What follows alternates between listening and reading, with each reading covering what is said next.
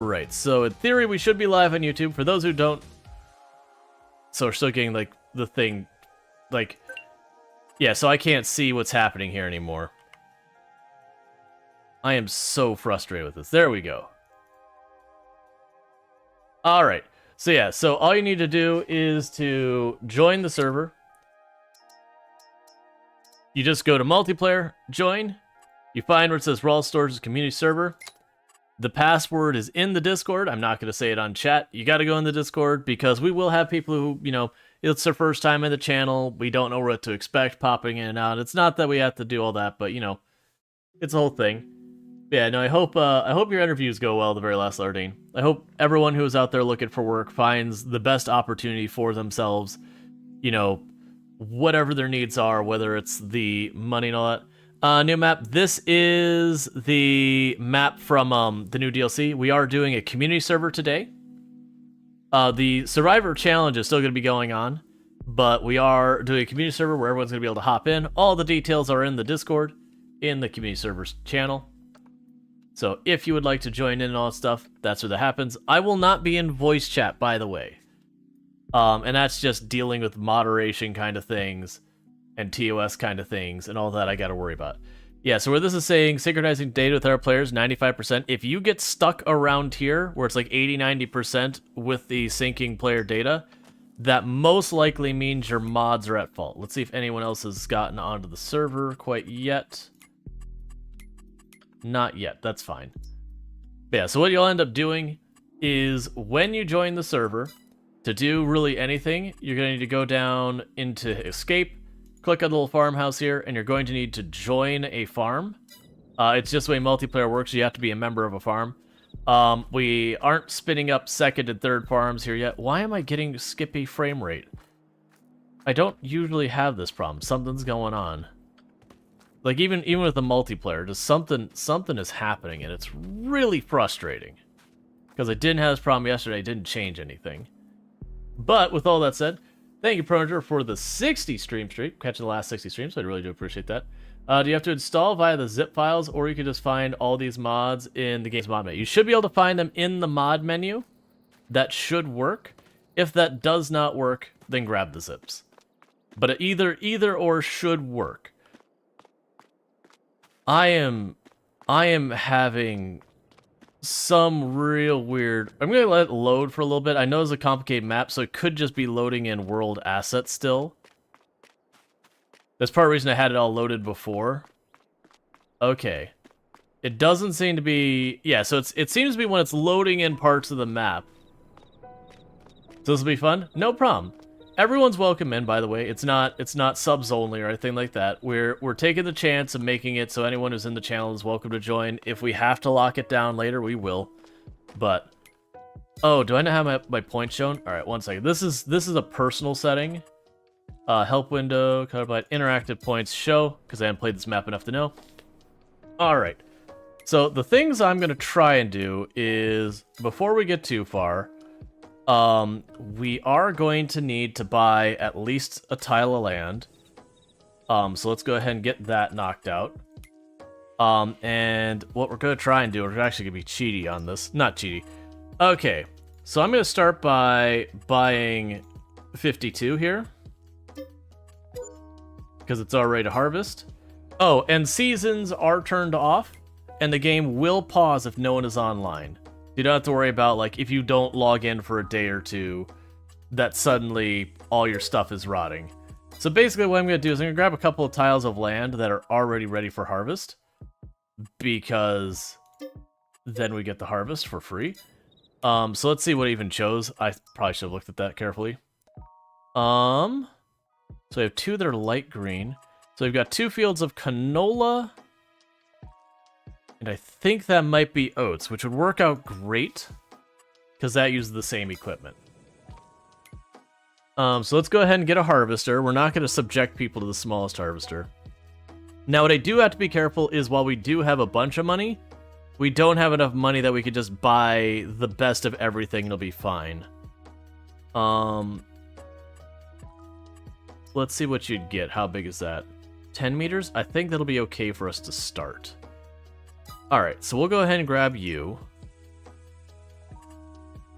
Now, we can do leases, we can take loans, we can do whatever we need. I don't think we need the engine upgrades. Alright, so buy you. And you're going to need the headers that could do both. So buy both these headers.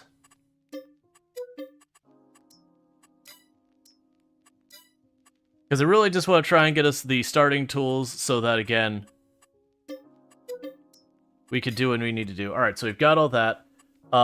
We are going to need cedars.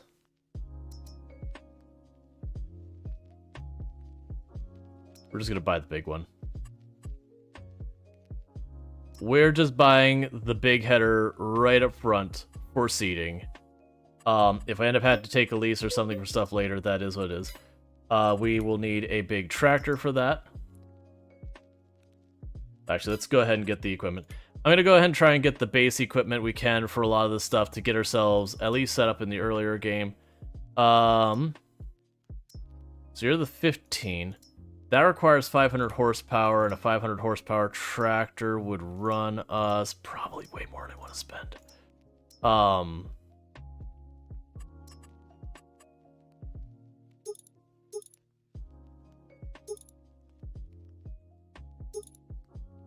Alright, so that would run us about 400,000. Did you ever play Farsi? Let's see, you had to take off work, grab your new glasses because your eye doctor doesn't do normal work hours? Gotcha. Alright, so you can go ahead and... Oh, that's... I don't want that one. I don't want the one with the weird middle pivot. I just want a normal tractor.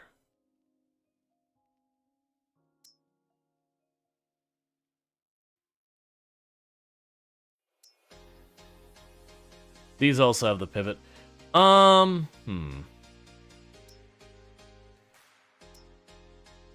Yeah, so we need to get a tractor that has 500 horsepower. There we go, just a straight up normal tractor, 500 horsepower. Boom.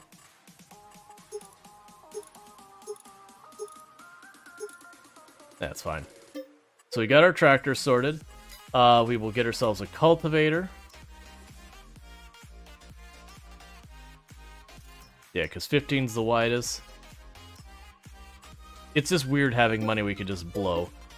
Alright, I have overspent a lot of these things, so we are going to be in trouble. That's fine. So we've got our cultivator, we've got our harvester, we're going to get some payout from our crops. We've got our tractor. I will need a seeder, a fertilizer, a thing for doing lime. We're probably going to end up having to take a loan for some of this. No, we bought the seeder. That's right, we got the giant seeder. So we just need the fertilizer and the thing for lime. So honestly, we can get away with right now just taking this one.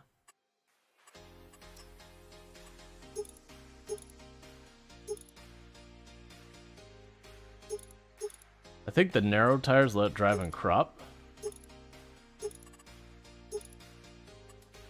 Okay. Alright, and we're done our spending spree for the time being. That should be almost the only thing we need is a thing for spraying weeds. We might have to rent or lease that or take a loan. But okay, so we've got our initial equipment. Where did the other end for our harvester go? What the heck are you?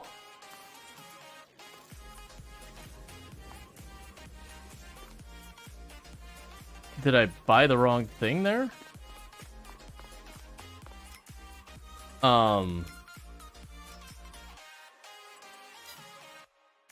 it's weird. Alright. So with all that said, let's see if anyone else has hopped in, because when people join, I will have to, like, bring you into the farm. You say it's have money we can blow, then next words out of your mouth is, we overspent, nice. Well, that's because we just bought. Yep, okay. They don't have people in yet, but that's fine.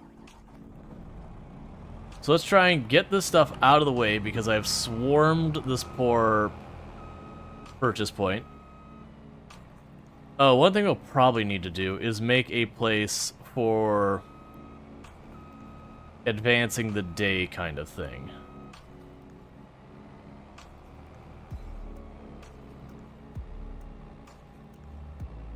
I still don't know what the thing next to us is.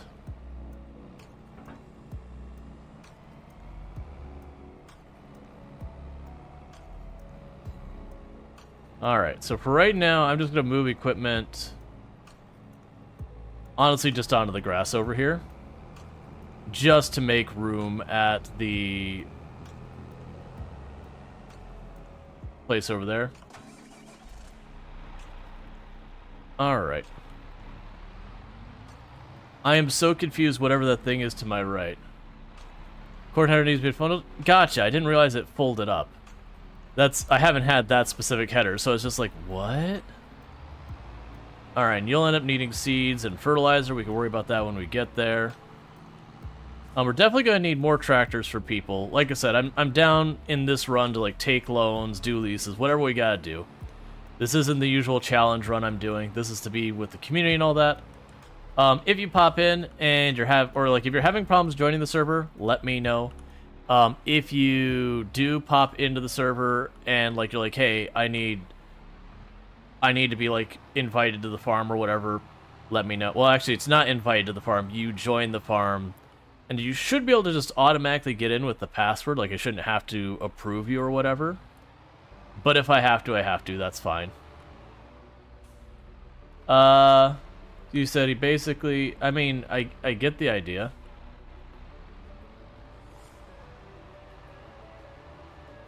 Gotcha. So it's just he has tough hours. I mean, that sucks.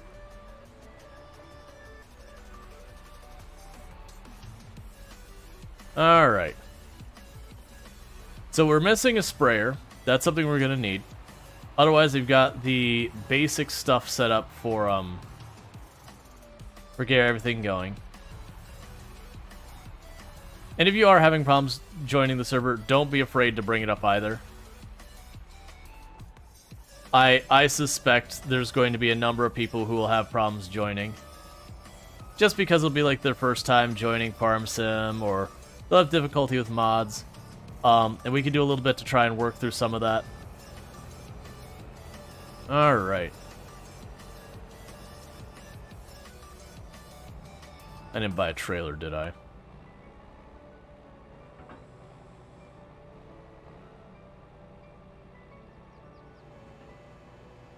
I see.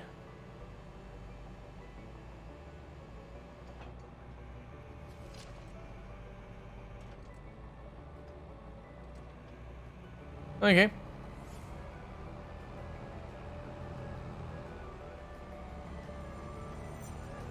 Alright, so you can drop this down here.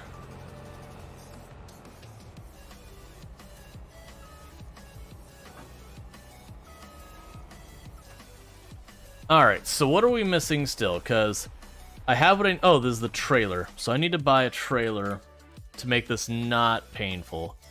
The good news is trailers aren't that expensive.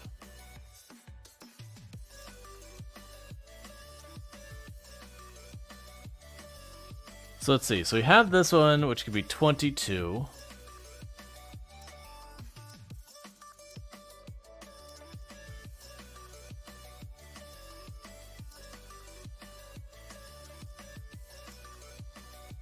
That's a semi has to pull that one.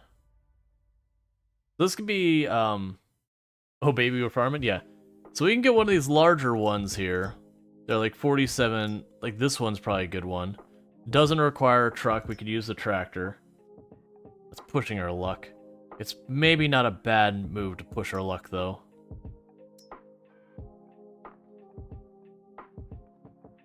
Yeah, 52.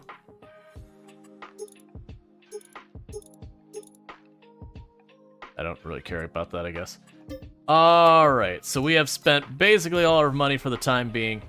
So get all that going.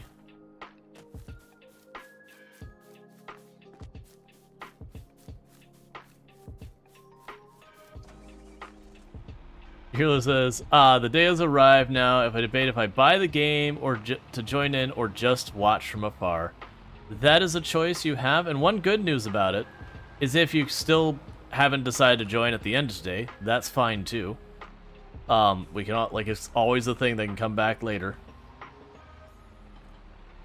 Alright, so I've grabbed all the equipment. We're just getting it out of the way of here, so if people go to buy, like, if we go to buy stuff later, we have it. We have spent the full $1.5 million pretty much in its entirety right at the get-go, because that is the proper way of approaching this. Like I said, we'll do loans and leases and whatever we got to make this. I keep instinctively wanting to shut off my engine because I'm used to playing on the harder difficulty. Alright. So I've got everyone else here. Let's see, do you have to deactivate the other mods, or will just load whatever you need? It'll just load whatever you need. As long as you have the mods the server wants, that's all you need. Like, you can have a billion other mods, you're good. The only thing that can really get you a headache is if you're running one version of a mod and the server's expecting a different version. That could be a headache. But we are using the latest versions of all the mods we've got there. And Kirla's on a 3-stream streak. Congratulations to the 350 extra points. Alright, so we bought a couple fields that already had crops ready to rock and roll. I don't remember which ones they were. That one, and that one. So I'm going to go to the one behind us and start harvesting that. Let's see, do you have someone filling the role of standing in the field and shouting, "Oi, kids, get off my land"? No, but, you know, if someone wants to do that, they can. I do not have voice turned on. Voice chat for me, because then I got to worry about what people say and all the issues that can come from that. Alright. So, this is our field here.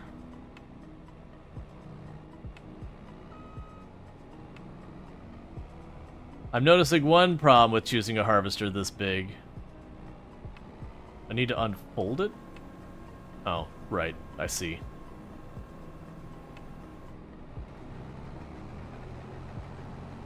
Could upset a lot of people, but it's the only way I can get in here. Alright. I was cutting off the end of this field so I can go up and down the length of the field without knocking into these trees again and again. Alright.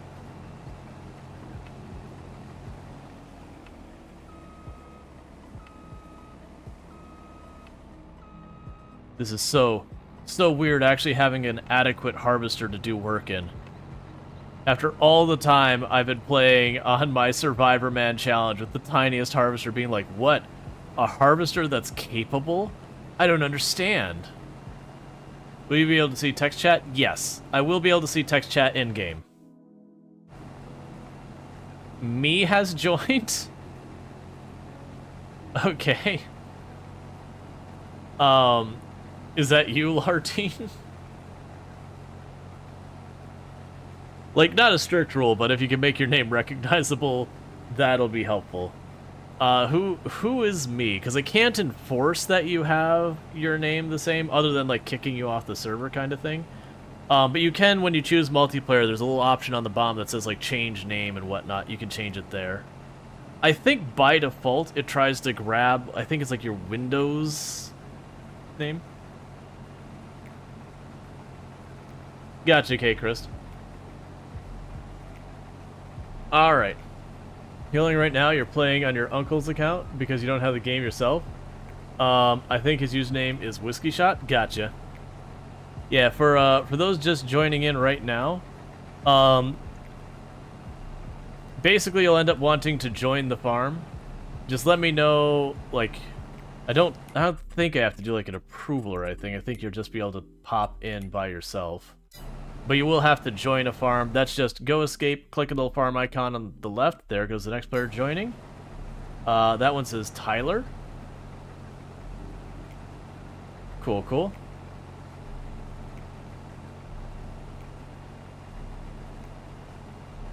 But yeah, so don't forget to change your names and all that if you don't want to accidentally dox yourself. I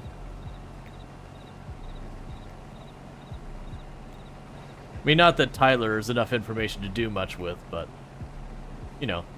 But yeah, so you should be able to join the farm. It's the same password to join the server. Is the same thing to join the farm. But I believe you will need to join a farm, I think, to do anything in multiplayer. I'm not sure you might be able to do contracts while not part of a farm. I don't really know that one way or the other. But the game is based around, multiplayer is based around each person being a member of a farm. Alright, this thing actually has enough go I have to worry about turning too sharp and driving over the crops. I mean, actually, no, I don't. We turned off crop destruction to avoid people trolling by just driving trucks to the fields. I did what precautions I could to limit what people who trolled, you know, decide to hop on and troll could do.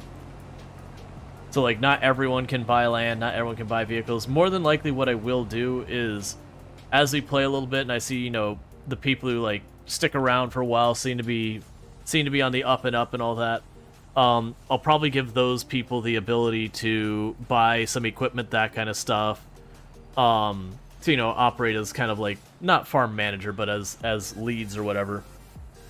And that's just because otherwise you can literally, like, where I just spent just about all of our money, someone could literally just lease a ton of vehicles and just troll and all that. There's lots of opportunity for malice there. So I've had to restrict it, and we'll ease up on the restrictions as, you know, things settle in and we figure it out. If there's something that ends up becoming a problem, we can make a rule around it. You know, we'll adapt. Alright. But if anyone has problems like joining the farm or anything like that, let me know. I don't, like, I'm checking because I am the farm manager. I don't think I have to do anything. Like, I think with the password, you just hop in. Sip. And if you're trying to talk to me, I do have voice turned off. So I see, like, the voice icon in the bottom right. It's okay if you want to talk in voice and all that. I'm going to have it off because we do have this open where people are going to be able to join in who we may not be able to vet in any really way. And I don't want someone to pop in and try and stream snipe by, you know, yelling racial slurs or whatever. But I am prepared to, you know, block ban, do whatever I gotta do if we run into any of those kind of problems.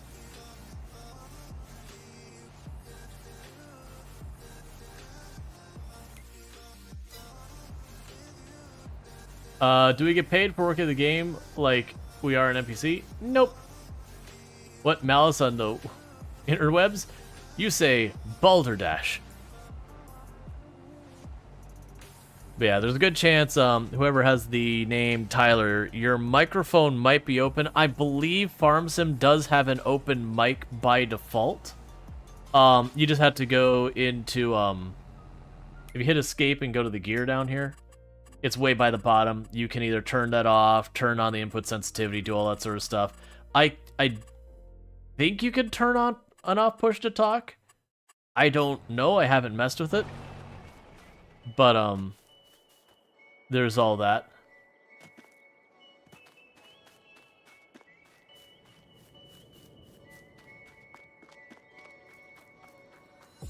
Yeah, so I will be able to see voice chat, though. Or not voice chat, text chat. You know what I'm talking about. Alright.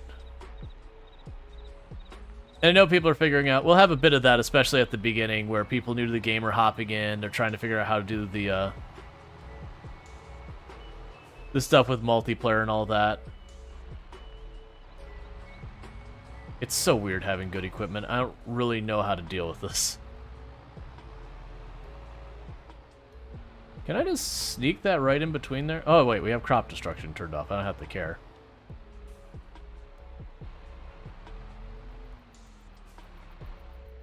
Alright.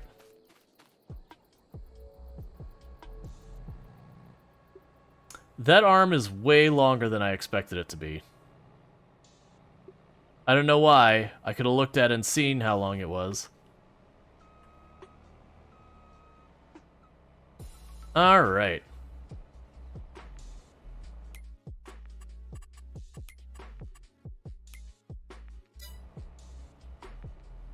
That's what she said? Of course. I'm not sure the implications of that. But, you know, if she said it, she said it. Alright, we got K. Christ in here. So welcome aboard. Can people start other farms? I might be open to that later. Right now, you won't be able to. Because honestly, there's really not a whole lot of meaningful interactions you can have between the different farms by default. There are mods that open up a lot of stuff, but we don't have those mods. Because I wanted to start with relatively straightforward stuff that there wouldn't be a whole lot of issues, like, you know, people figuring out mods and DLC and all that kind of stuff. I want to keep it nice and simple to start with. But I am open to making changes to the server. It's just start simple, see how it goes, adjust as necessary. Would be nice to have this Harvester Survivor Man challenge. Is it sub-only? It is not sub-only. What I have said is we currently have it, so anyone who... You know, anyone who wants to, yeah, so, Tyler, what you do is you jump back off the server, and then there'll be, like, change name, I believe in the bottom right when you choose multiplayer, I think is where that's located, and you can change it there and then rejoin the server. While you're on the server, I don't think you can change it during the server session. You gotta like, leave and come back. But yeah, it's not sub-only. If we don't, as long as we don't have any problems with people trolling too much, we'll be okay. Like, if I have to, like, knock down the occasional troll, that's fine. I've mitigated a lot of the common things that people could do to just wreck stuff. But if we do end up with people, like, it becomes this whole thing of just really whack-a-mole, then at that point, I might switch it to subs only. So it's kind of, as long as things seem to go smoothly, it'll be open to anyone who hops into Discord just because that's where the information is. It's in the community servers channel. And again, please do not go and, like, share that out. And the only reason I'm saying that is, if people start sharing it out, then someone ends up sharing it out to the wrong place, and then we get a bunch of trolls popping in here, and then I gotta lock up, you know, then I gotta, like, really lock down the server. And yeah, there's always a possibility some troll pops in, gets on the Discord, gets the server, and does that kind of thing itself. If we run into that, we run into that. Like I said, what I'd do is I'd probably pause the server at that point, you know, move all the information into the subs-only channel, or make a subs-only, like, I'd probably just make the dedicated servers a subs-only channel, and then flip that if we hit that point. I'm hoping that won't be necessary, though. And I know a lot of people suggest, like, well, why don't you make it so someone has to be, like, following the channel for 3 months or whatever. The only way I could do that is every time someone new goes to join the server to have, like, an application process where you say, like, you know, Lardine could say, hey, I'd like to join the server, and you go, okay, Lardine, sure, and then individually give people one by one permission to join the channel with the username and password, and I really don't want to deal with it. There we go. And welcome in, Lardine. I figured it's probably you. But welcome in. Okay, and so, okay, Chris, you're in here. So, anyone's welcome to do whatever they would like on the server so far. Is that the things we have going on right now that could be assisted is I could use someone running the tractor to pick up as I harvest, so I don't have to, like, drive around to do that. There are contracts going on. So we do own 3 fields. I don't have the money for another harvester, but, whatnot. The other thing we could potentially do is we could probably take a loan to get a second tractor capable of running the cultivator. That way, someone could go and start cultivating and processing this field. Probably early on, we just want to lean on just crops that make us straight money. So stuff like soybean or whatever. But we can go and set up production lines and all that kind of stuff. Okay, I do see someone has grabbed the tractor. Yeah, the crop destruction is turned off, so just drive over the crops as much as you like. Because that's something people can do to troll. The arm for my drop-off, here, I'll just stick it out. It is on my left. But all you have to do is drive the back half of the tractor underneath that. But I'll do this field, and then I've got 2 other fields to cultivate. And that'll help. I do think we are going to get a second tractor. I'm just going to second the same tractor real fast. Because we're just going to need that. I accept this. So, loans. This is going to hurt, because we're just going to quickly borrow like $500,000. Don't mind me. Those interest payments are going to be nice. Yeah. Bring on the spicy interest payments. Yeah, we are briefly rich. Let's see, don't worry about the implications. It's fine. Yeah, no, it's fine. Challenge mode in debt. So I actually was going to start a before I started the other Survivor Man challenge for the YouTube video, which the new YouTube video is up. I forgot to turn on the timer. That's on me.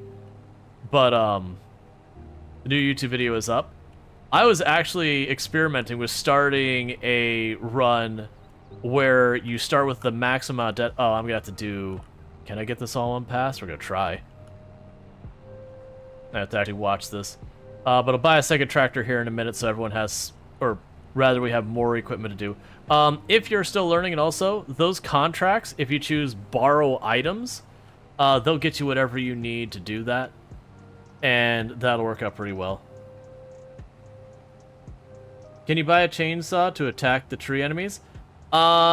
Sure. How does that work?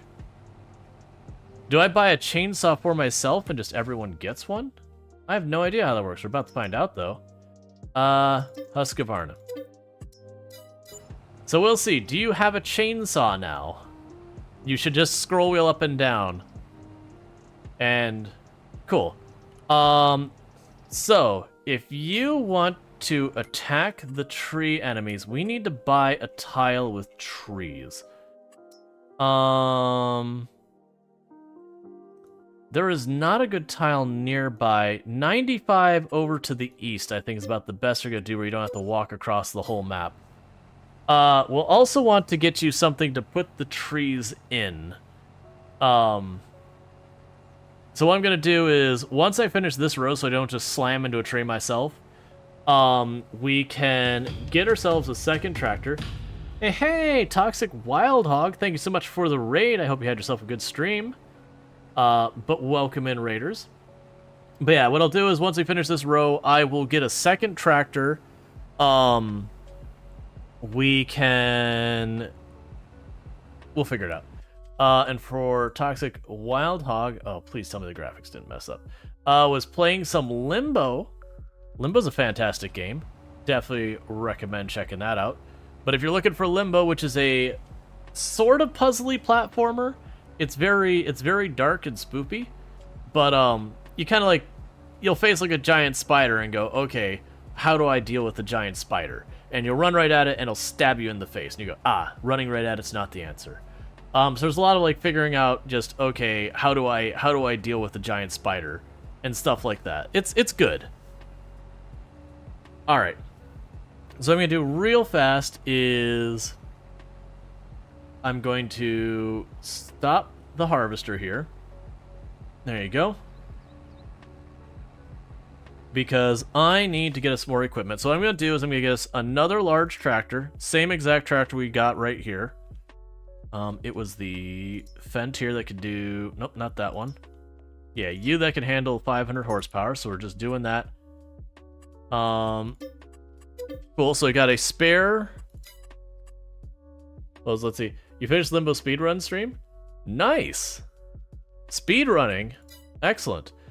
So we've got that. We still need the sprayer, but that should give us another of those, and we should be able to get ourselves a trailer for that can hold logs. I think that requires... I think that's what we'll do. We do have super strength turned on, so I think that trailer... That doesn't really matter. None of that really matters. Alright, so that should give you a trailer to put the logs in. And you can use super strength to load it up. So that should be the equipment you need for that. And then the other thing we were going to need... There's something else you're going to need. I know we need the sprayer, but I don't have the money for that right now. I think we're good until we have the next thing. Alright.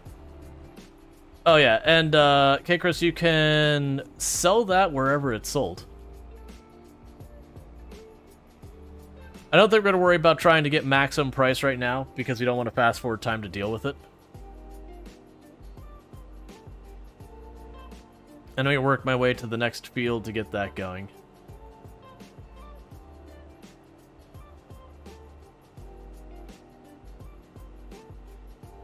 What plot of lands they buy again?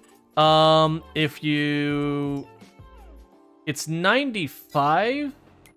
If you click on farmland, it'll show up. But it's basically the trees down by... If you look southeast of us, the road intersection makes kind of an X. It's the north side of that X. Because that's the nearest tile I saw that had a bunch of trees.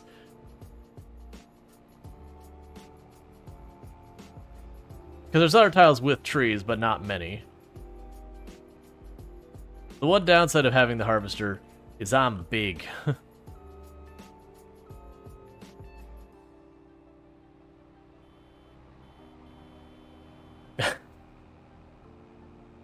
I hear the horn blasting as you go by. Alright, so I'm going to go over here to, I believe we have another canola field over here. We'll probably end up needing to buy another tractor, but my hope is between selling the harvest, because we're not on particularly hard economy settings. Oh, what did you let happen to this field, other farmer? The whole thing is weeds. That is... Eh, we could probably get across the ditch. In before Mud Runner. Just straight up stuck in it.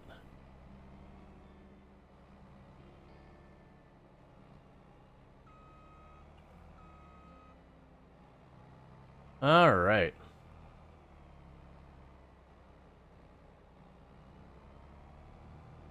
Yeah, we'll need lots more equipment. We'll get there. Oh, I want to get this harvested before the rain starts. Otherwise, there'll be a penalty.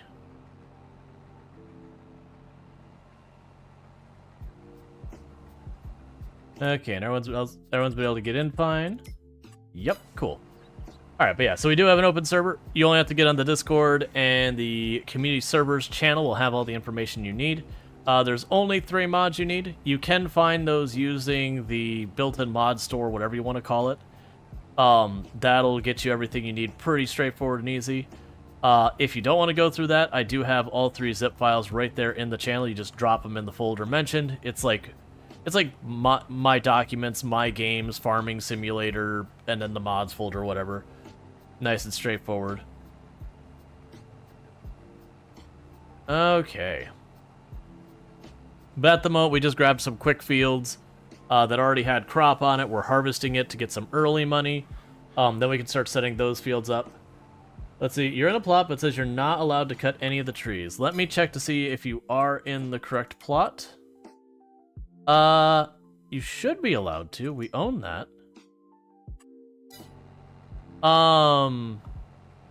Let me check. Is there, like, farm settings I need to do? Ah, I see. I see. Let's see. Production managers, hire workers. I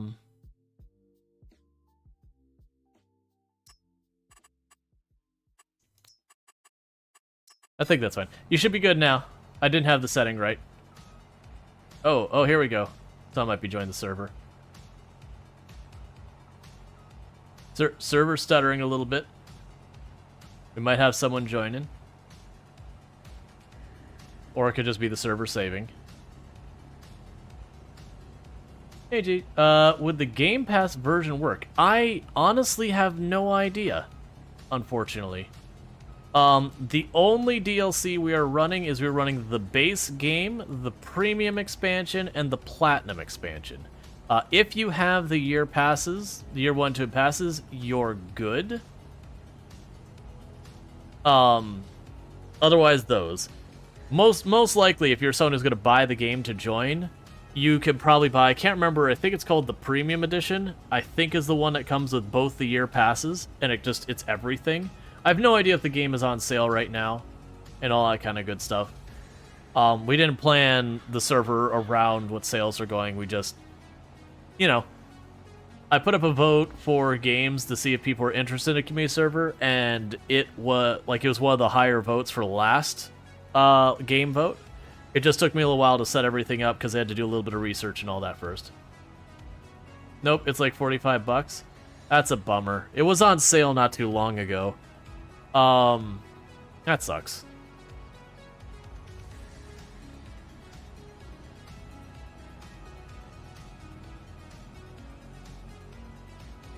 It's a good game. Hey, $20,000 from the first field. Nice.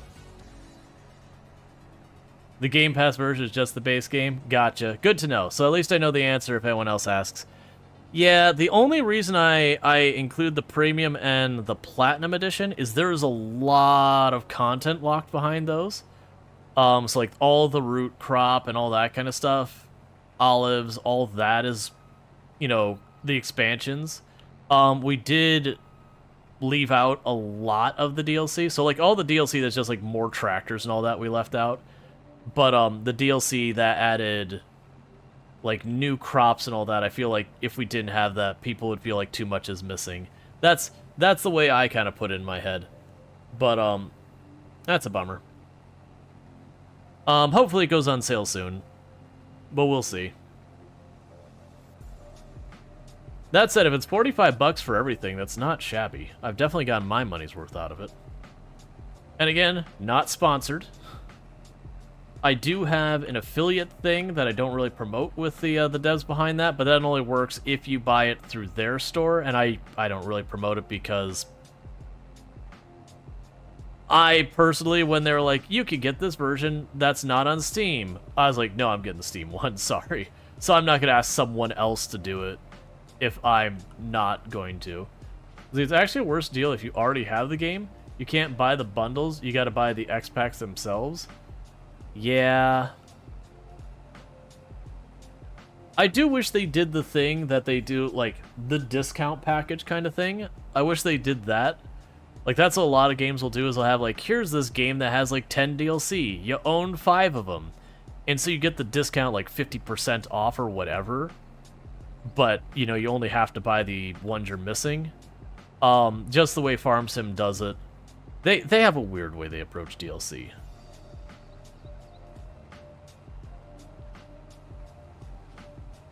Nah, I got you, Twilight Walker. Yeah, no, it'll probably go on sale some point. I understand that, though. If I had thought about this sooner, I could have lined it up when everything was on sale, but this was more we had the vote, and I was like, okay, we had the vote, like, we'll spin this up. But yeah, it's all good.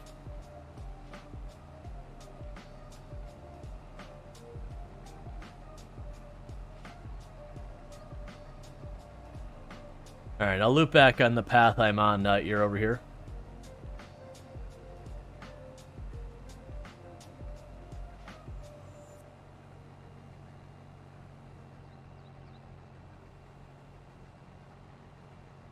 It's not a super big field, so there's not a whole lot of runway to work with.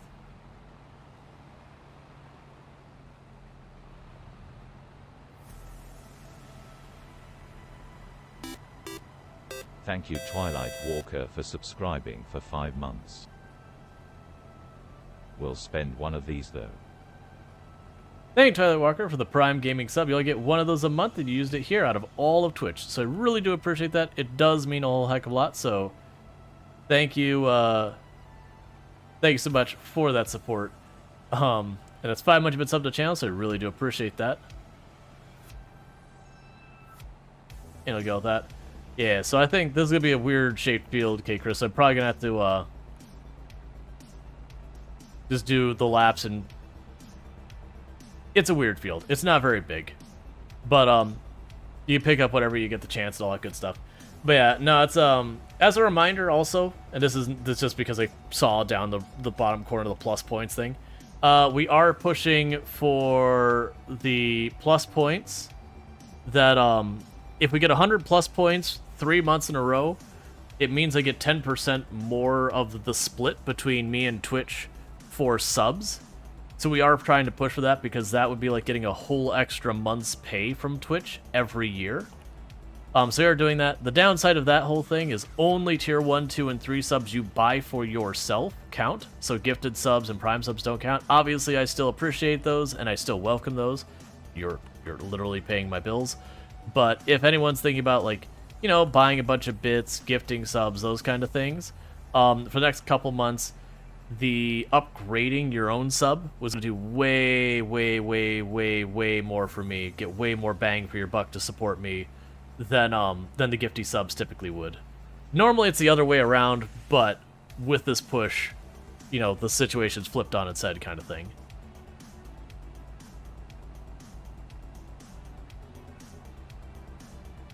Alright. Best Farm Sim premium price is a little bit over $25 the 1st of November on Steam. You may add it to Is There a Deal track if you really want it. Alright. Gonna try and do this in one pass. Last November? Yeah. No, I remember going into the holidays, it was on a really good sale. Which I had mentioned there's a good chance it's going to do a community server at some point, but it wasn't until the end of last month I was like, yes, we are doing a community server, and tried to get the time frame up. Alright, so this field's done.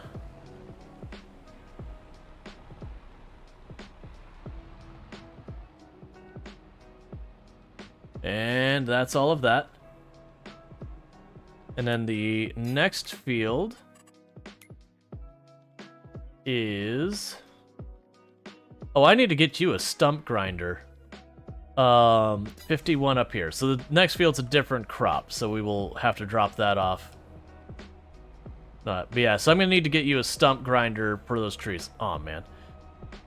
These roads are going to be real rough to go through with the harvester.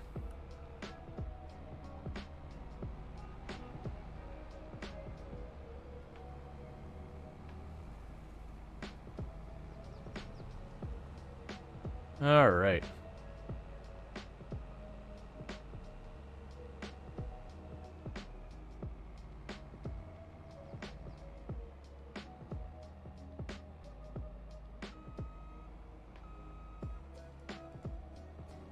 Want to go sell this then? Yeah, you'll need to. Because this is a different crop. So I can't, we can't put them in the same thing.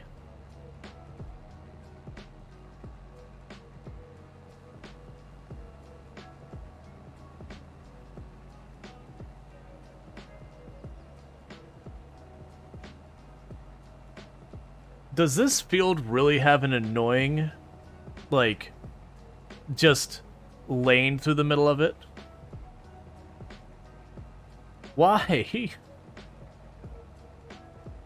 We're definitely getting rid of that. Oh, no, it doesn't. Okay, I see. It's just, that's a separate field. Okay, that makes sense. I was about to say, it's like, did I buy a field that's bisected?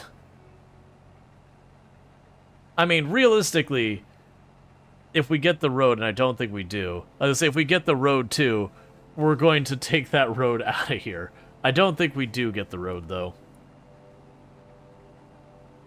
Meanwhile, it'll take 2 seconds, because you're going to need a stump grinder for those tree stumps to get rid of them. So, forestry, stump grinder.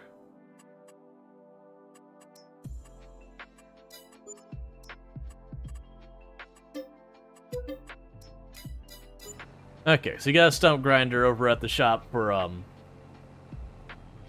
getting rid of those tree stumps whenever you like want to go and do that. All it is just a machine you attach a tractor and you just lower it on with it turned on, the stump disappears.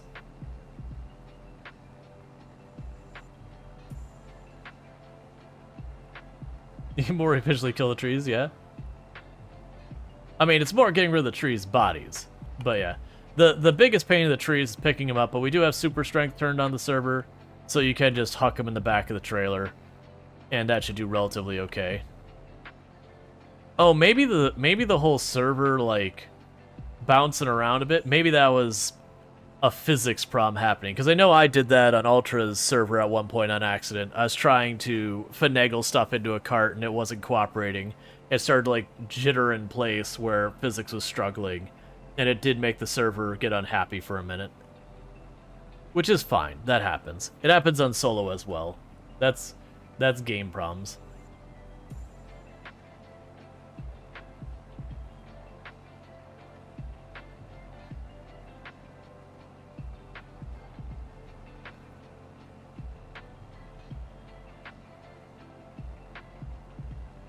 And I do not know where you sell the logs. If you ever want to know where you sell something, if you hit escape and you click on the little bar graph, find the thing you're looking for. Let's see. So it should be it should be timber. Not planks, just straight up timber. It's here somewhere.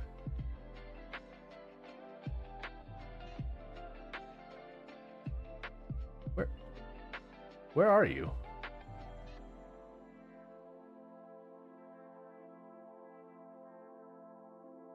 Oh, it's wood. Yeah, so you can click on any of these and go, the best price is right now at the carpentry. And you can tag it, and that should show on your mini-map where it is. And here, I'll go wide to the far end of the field so you can pick up on the way by. It's not the button I wanted. It is the button I pushed.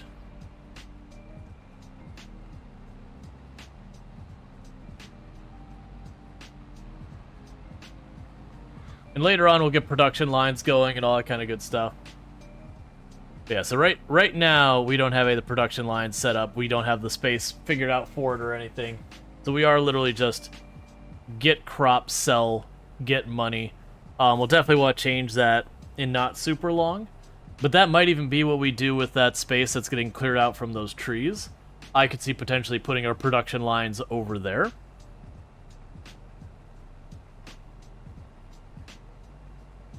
We're probably also going to need a plow to take tile 32 and make that field like actually cover more of that tile. Because like half that tile isn't used, which is just a waste.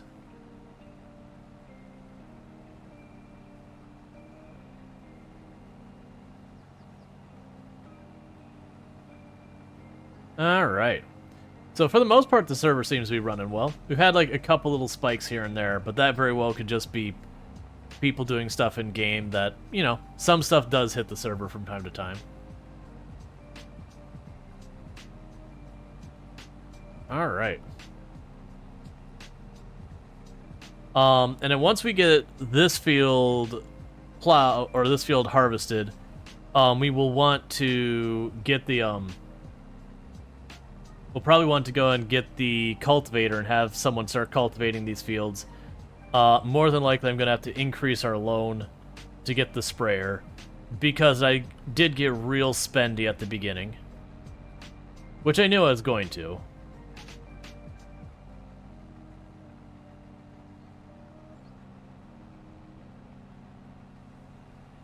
I don't know what the maximum loan is, but we might be figuring it out.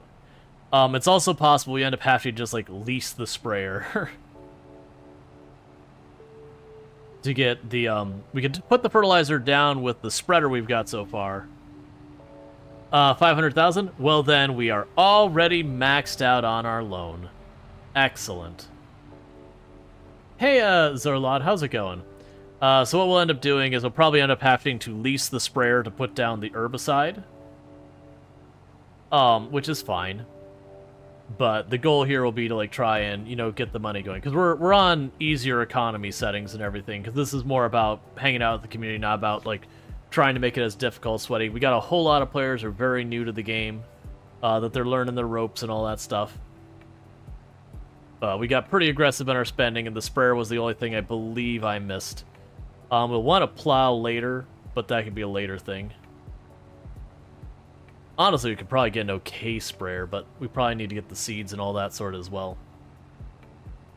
Seasons are turned off. Fieldstones are also turned off, just so people know. I've found with the servers, unless you're playing with just like 1 or 2 close buddies or whatever, that leaving seasons on is more just an annoyance because it kind of pressures you into doing a lot more skipping days and fast forwarding kind of stuff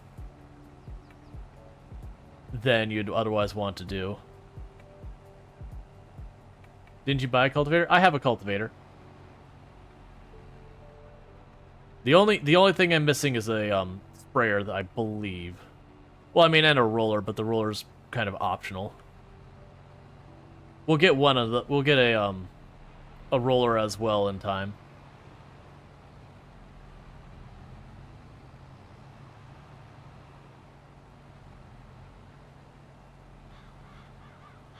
Yeah, so I think for the first harvest, we or sorry, for the first crops, we just do something that's a money crop kind of thing.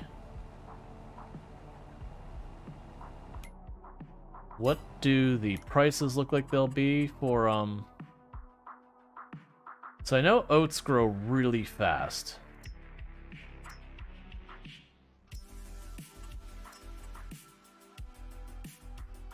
Alright, so theirs is January and all that. So it's August now.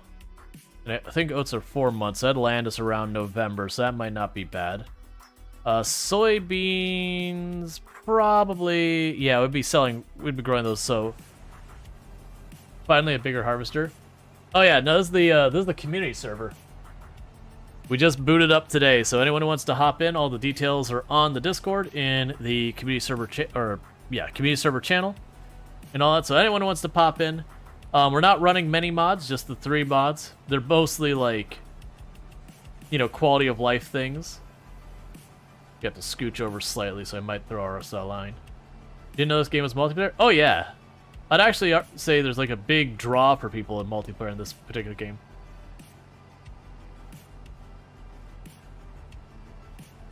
I think it still matters. Petition to let you cut down telephone poles. Sadly, I mean, there's probably a mod for it, but I don't believe we could just cut down the telephone poles, unfortunately. Alright, so all the fields we bought for the initial investment are harvested now. So we'll cash those out. And then we're going to need to cultivate, probably lime. Fertilize using what we've got. And then seed those fields. But you don't have quite enough equipment to do all of that in one go, which is fine.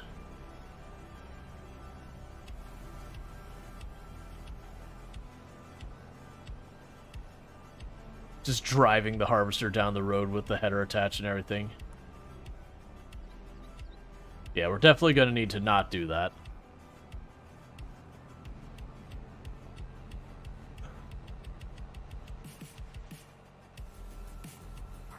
Okay.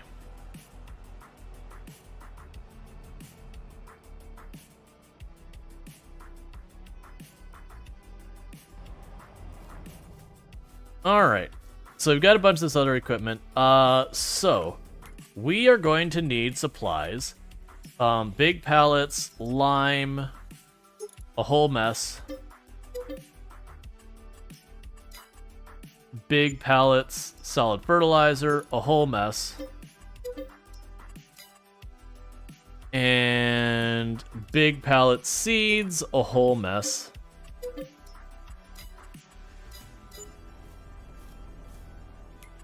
And for when we need it, liquid herbicide. 1, 2, 3, 4, 5, 6, 7, 8. Alright, so we've got a whole bunch of supplies for doing all that sort of stuff. Okay, so what I'm thinking we do in the immediate term is I wish I could see how long the time it takes to grow. I have no idea. I think the prices still fluctuates. It still implies they fluctuate. But yeah, so I think we do is we take one of these fields that we've got set up here. It doesn't matter which one. We start getting that plant. Let me look at this field over here real fast and see if it needs to be plowed to, like, expand the field. Because it would be worth doing that. Oh, is the ditch in the field? Gross. Okay, I understand. So this field's going to be this shape. I get it. So I'll probably put a production line thing up here. Because there's this weird, like, rock trough thing through the middle of the field. Okay. Let's see, you got a trailer to move that stuff? I'm guessing it's cheap. A trailer to move which... Oh! I do not have that yet. But, I'm just gonna leave that unfolded. Yeah, you can certainly get a trailer relatively inexpensive. Yeah. Because we will need a trailer to do that. We'll see if we have... It's not there. There's the flatbed trailer, does a good job of it. Just gotta remember where that thing is. Thought it was miscellaneous.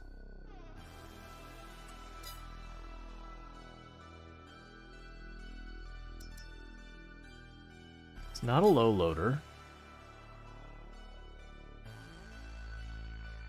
I always forget where this one is. There's just like a big flatbed trailer for pallets. Hay and forage? Yeah, that could be.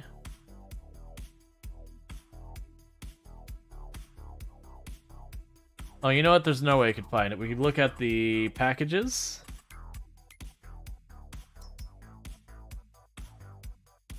There you are.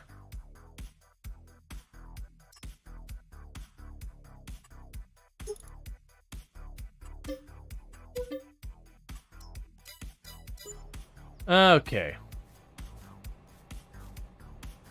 So we've got that going. Alright. Why are you not turning off? There you go. Alright, so what I'm thinking is we take these fields. We just need something that's a faster turn crop.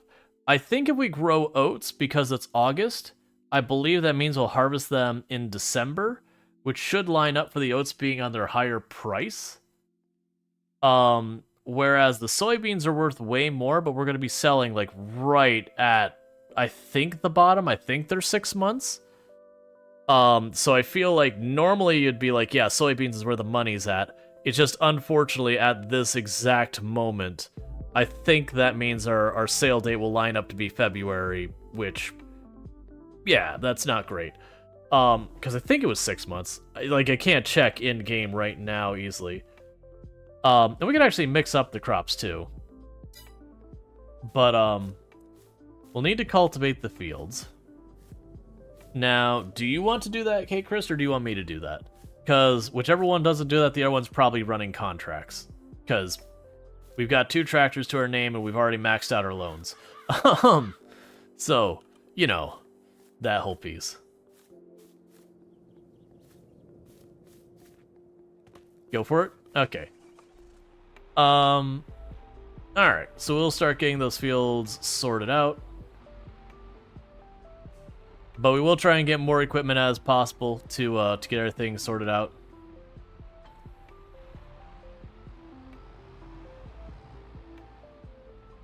Like, one of the other things that'll help is, as we make money, just buying more fields.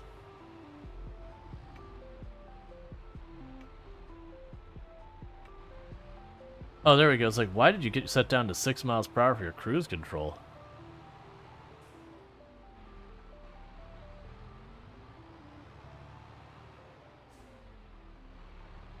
Okay, I know you're going to be huge. How huge are you going to be? Because I don't really have any frame of reference.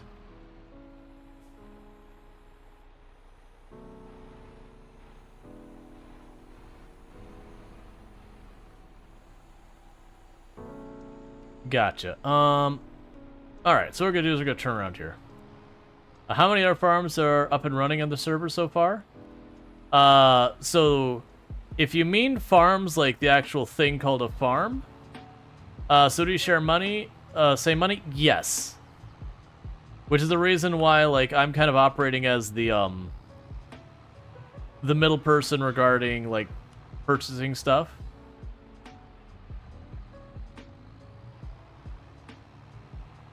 Yeah, oh, I got you, said. What do you mean by that? Yeah, so we're sharing. So that's the reasons why we are all sharing, but we're on the easier economy settings. So one of those things that could happen is like right now we're a little bit short on things we could work on for the moment.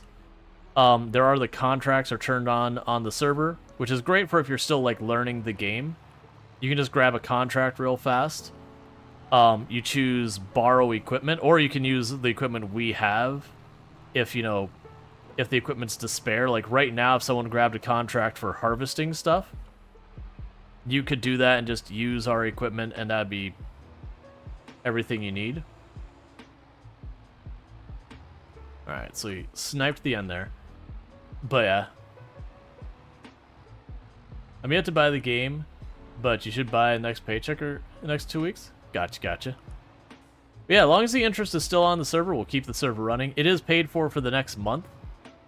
So it's only after the next month that we do have to like make the decision. It's like, are people interested in continuing it, or if not, you know, whatever needs to be done. If I join, could we play bumper cars? I'm sure people will collide plenty, especially right. Just gonna bother me if I don't get that spot. Especially right by the where people buy the equipment. I fully anticipate there will be many an accidental collision on this road behind me as people go in and out of fields and all that. Because it's a narrow road, there's trees and telephone poles and all that, which obstruct vision and make it so you try and like sneak around the cars. They do have traffic turned on, maybe I shouldn't, but it is. And then this place you buy your vehicles is there, and then one of the main sell points is that building over there. So there is absolutely going to be people tangling up vehicles from time to time, especially when you have like the harvester and the bigger components on the back of your tractor, that you might be able to think, oh, I could sneak around this real fast, and be wrong. Okay.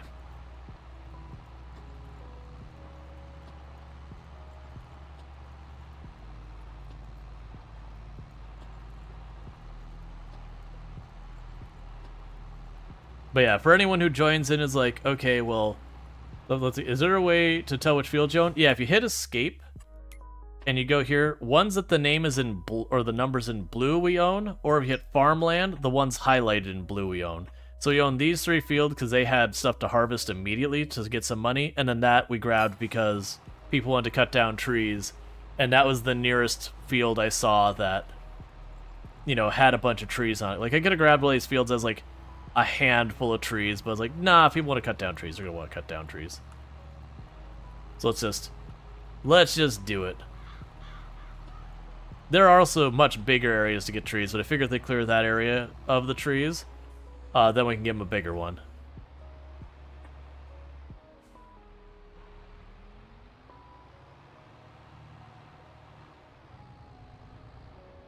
Okay.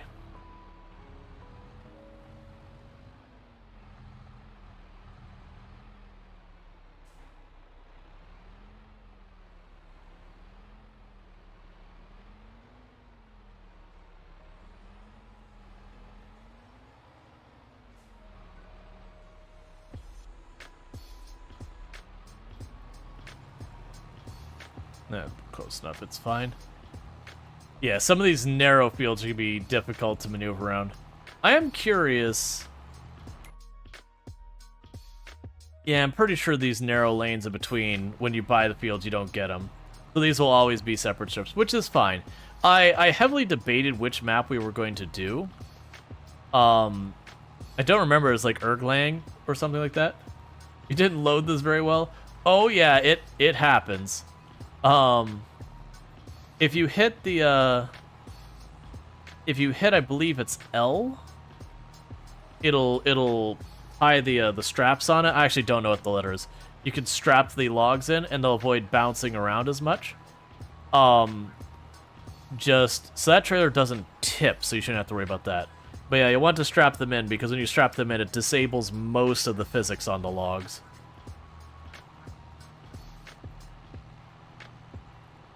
It's a way to finagle a lot of things.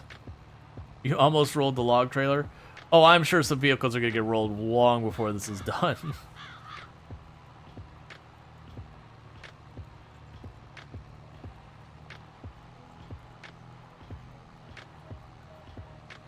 All right.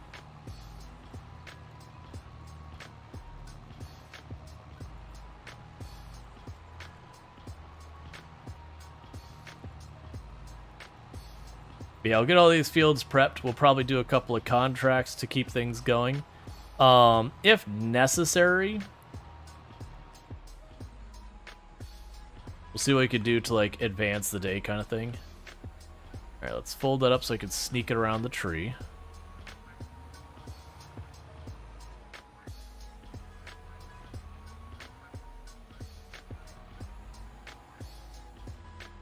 Slightly too wide. That's fine. I had to go this way for the art fields anyway, so it's not like it's even adding an extra pass.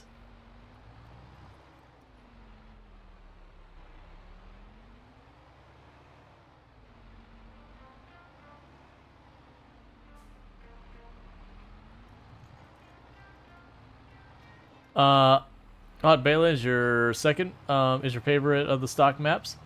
But there's one issue that makes it painful. There's a corner of the map where the AI cars get trapped in a loop, which makes it difficult to get across. Every car is doing continuous loop. Gotcha. Yeah, no, something like Erglang was the one I was looking at, because it had like a bunch of fields kind of in the middle, and then a whole bottom area that you could then plow to make your own fields. But I noticed they're like super windy, and I was like, I don't think I want to deal with that. And where it came to considering stuff like, you know, did we want to, like, do, like, a no man's land thing? It's like, I feel like that's definitely one. If we were to do a no man's land, we'd probably want to wait till people have played a bit. Because making your own fields and managing and all that, there's a lot of things that can go wrong with it.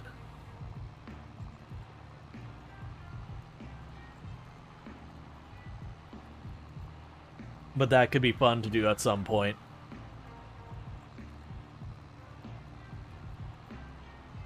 Alright.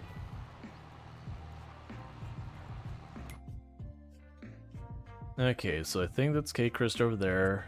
And that's Lardine down there dealing with the logs.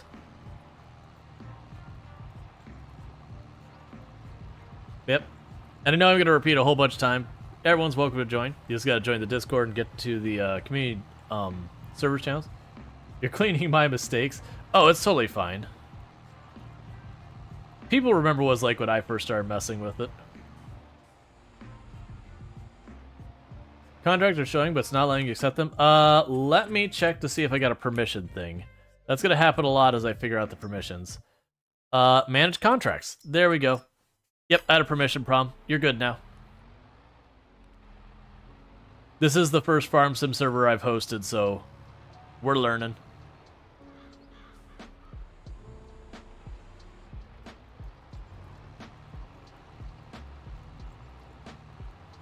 Never permission feels bad. These are any other permissions I'm missing. Manage production lines. I feel like that's one I should keep under control. Create, these definitely I want to keep under our control. Selling and buying placeables, that kind of stuff we probably want to keep under control. Yeah, I think the rest we just keep the way it is. I am trying to be very slow about adding a little bit of permissions at time to see what we need and that kind of thing, versus just handing them all out at the beginning. But we'll adjust as necessary. And like if we end up having people who play regularly and all that, more than likely we'll give some of them the ability to buy and do equipment and all that as well. But we can worry about that when we get there. Surely we can be trusted. Well, the problem is with the server being as open as it is, I could hop off, have someone join, and then, you know, do a bunch of stuff.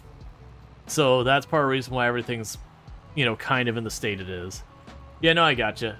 Let's see, there's a mad map, you don't recall the name, which you've taken a bit of liking to. It's a big map, huge number of fields. It appears to have multiple small villages in it. Feels like many farm sim stock mats have a European vibe, only dialed up to 11. What's in it? Never trust Twitch chat. I mean, never trust anything on the internet.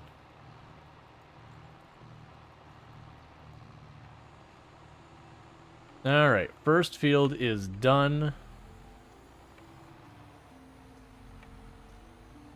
Let's cut across to the next field.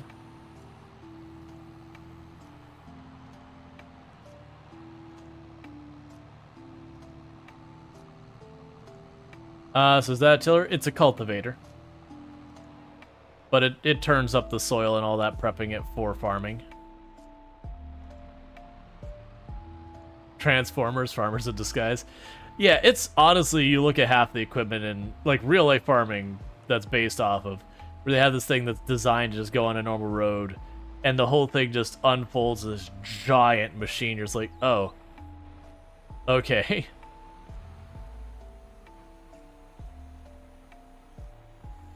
But you get it. Something this large would be very limiting of your ability to move around.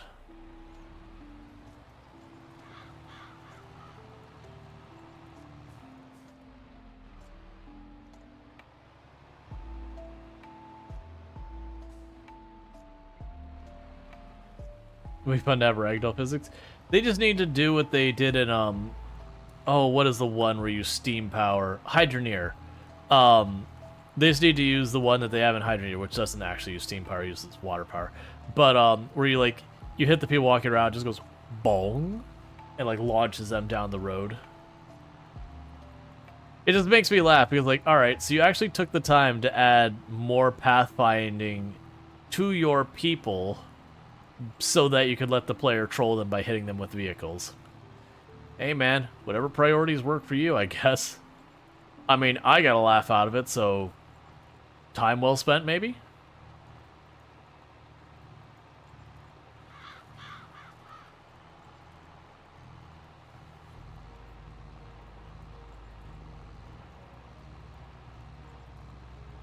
It's the little things. Mm-hmm.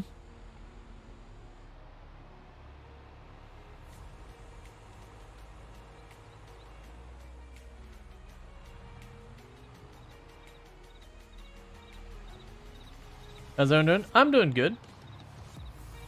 We're just starting on our community server and all that. Got a couple people popped in right now playing with me. Everyone's welcome. You just gotta hop onto the Discord and all that.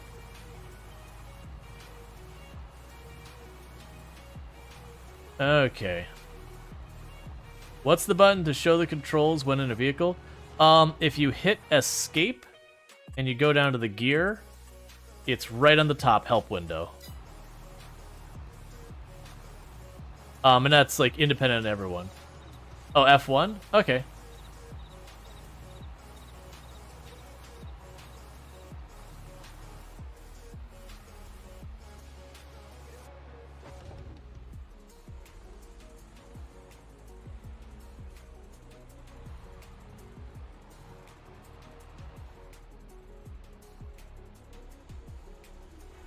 And they're just sniping the end of the field, so I don't have to worry about these telephone poles nearly as much.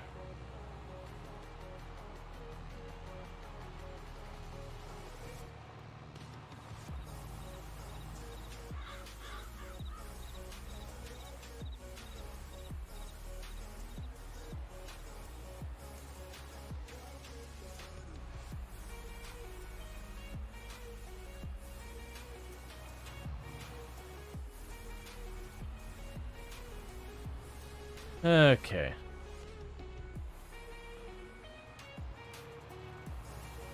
The pedestrian is durable? Oh yeah. This one field is a real wonky shape for doing this.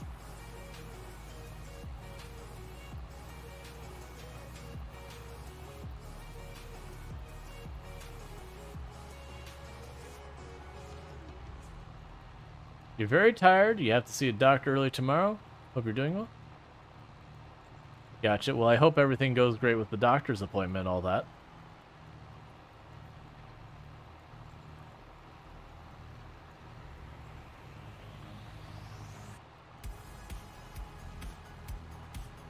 Remember, you've got a lot going on, so I hope it all gets sorted, so you know.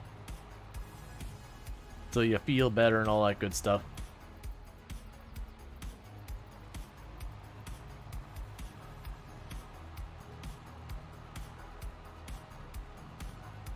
Alright, so not doing the greatest chance with all this.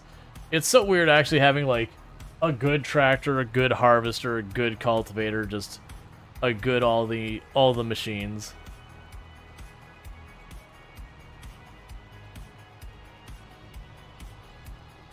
And Insane Spork on a 40 stream streak, so thanks so much for catching the last 40 streams without missing any. It is always, honestly, fairly humbling just to be like, not only that people tune in, but it's like, oh, they're like always here, which means a heck of a lot.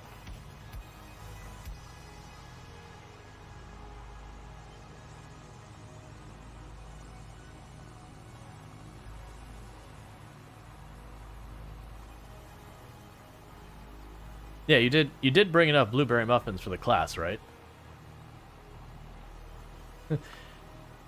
We're always here.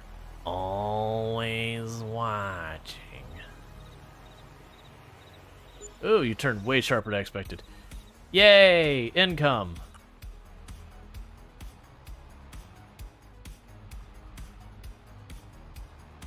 Alright, okay, Chris, you have a good one. Thank you for hanging out, popping in and helping out. Because what I'm going to try and do is get these 3 fields set up, and they'll probably work some contracts. If we do hit a point that there's like, the fields are done, the contracts are done, and the day is still going, I probably need to put some place we could sleep on the map with our money we have. That way, if there's like nothing left for us to do for the day, we can advance the day. That said, I've got plenty to do still. A nice bus, perhaps? The bus is the least expensive. I believe the bus is the least expensive. I know the trailer's not particularly pricey.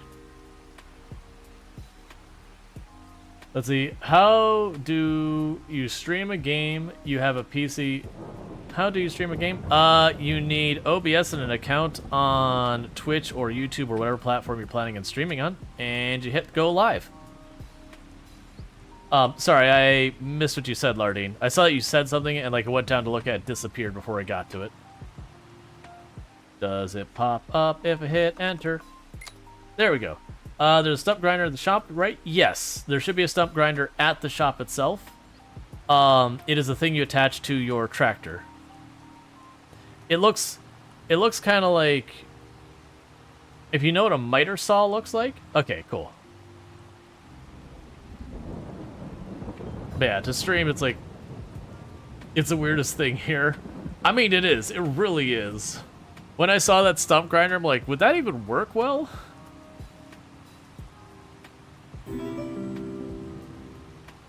And thank you for the follow. Welcome to the stream. Yeah, now Twitch has an entire guide on it. It's not something you'd be able to have someone talk you through on stream, though. Because it's going to involve, you know, your stream key, usernames, passwords, a whole lot of stuff you'd really don't want to share on stream. This is your first batch of 24. I got 2 more batches to go.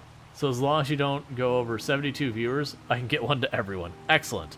More than likely, someone will have to sit out. It's okay. I will volunteer to sit out because I'm actually not a huge blueberry person. But muffins in general, I'm down with. You make like a chocolate chunk muffin go or something like that? Ho ho ho.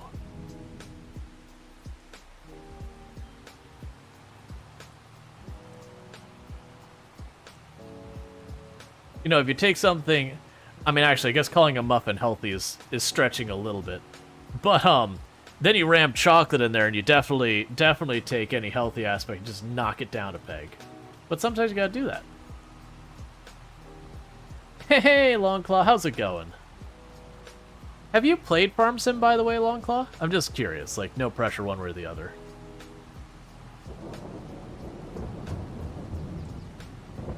I'm not sure if it's your kind of game or not. And for those who don't know Longclaw, fantastic creator on the platform, plays a whole mess of games. Mountain Blade 2, Bannerlord, Project Zomboid, Crusader Kings 3, and a whole bunch of other games. Does play an absolute big variety of games. You definitely drop a follow over there. You should also check out their YouTube channel as well, because they are based in South Korea, which does unfortunately mean at the end of the month, Twitch is shutting down in South Korea entirely.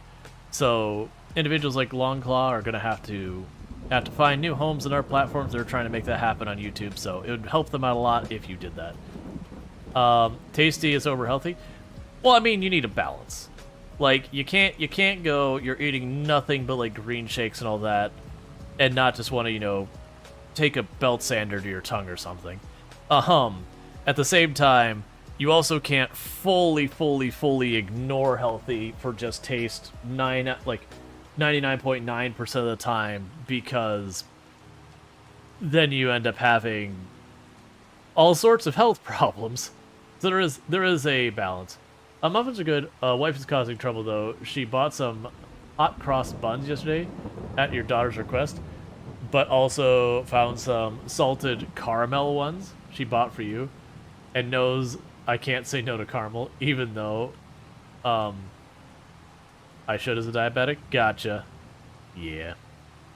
Longest thing. No, you haven't. None of them, actually. It's a game I keep wondering if you would enjoy. I was just mentioning during a stream the other day that I love games that include farming aspects, Stardew and Medieval Dynasty. Not sure about the industrial aspect. Yeah, no, that's fair. It's a very different thing than like farming in other games. So I can absolutely 100% understand that some might be like super duper into Stardew and super not into Farm Sim, and just the other way around as well.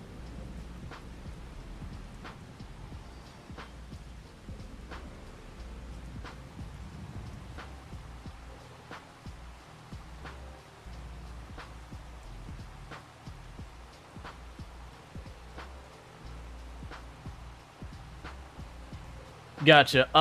Ben Guy, just be aware, hopping into other people's channels and saying, hey, I stream or post videos here or there, that kind of thing, unless the creator, you know, kind of brings it up kind of thing, that's considered self-promotion, and generally it's considered really bad etiquette on YouTube, Twitch, not.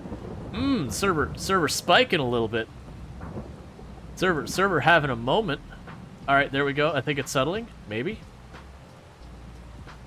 Sir was just having a moment. It's fine.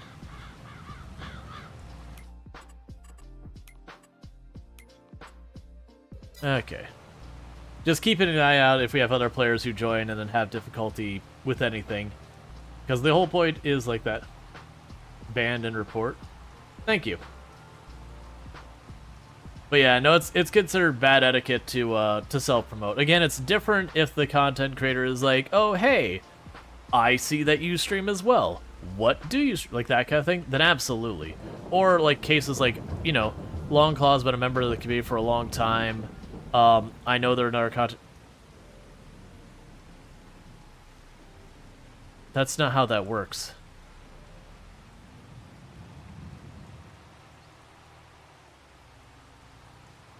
That's not how that works. It didn't fold up correctly.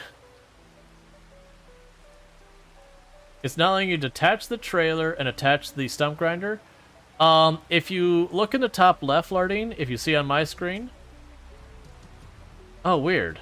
Actually. No, I might be having a problem as well. Okay. Let me try parking this up real fast.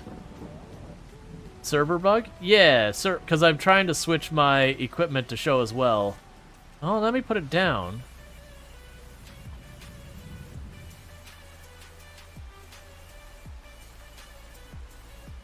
There it goes. Let's fix that up. Okay, that looks like it's fine now. Let me take a go look at your tractor and see what's going on with it. Wait, what? Did I? Did I not just see Lardine jumping around me over? They must have hit tab. Okay, I understand. I was like, I forgot you can teleport, you know, by switching vehicles really fast.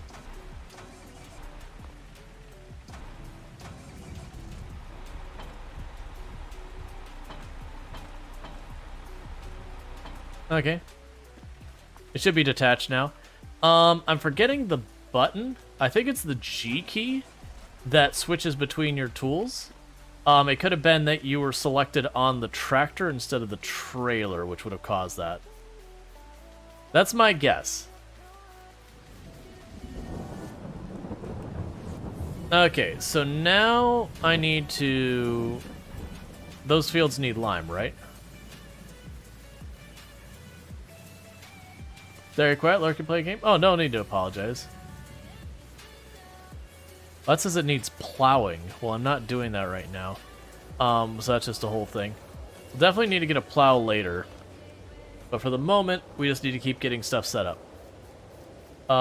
Does the grinder not go at the front? I have no idea. I know it could go on the back, but I've not tried to put on the front.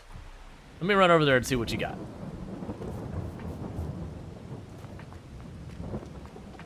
I'll see a chunk of a log laying here. Just plug that down there for a moment. Oh, you connect to this side. That's your problem. This is the side you connect to.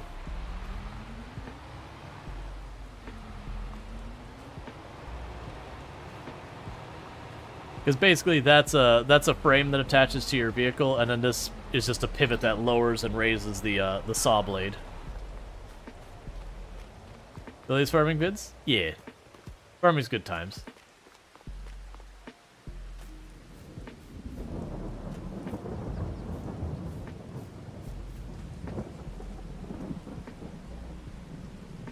Alright.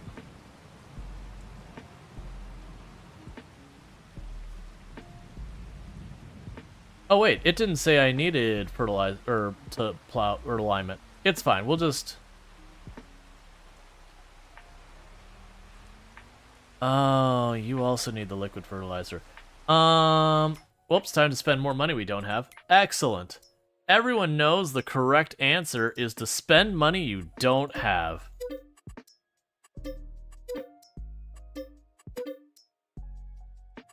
Nothing says financial responsibility like wiping yourself out financially.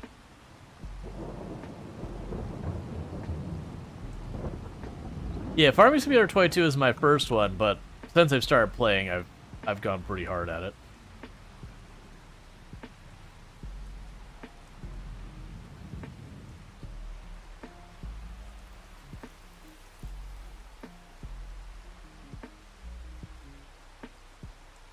Oh, right. Yeah, no, that's fine. That's right. I already have the solid fertilizer over here. I just forgot to actually put in there. Nope. I forgot.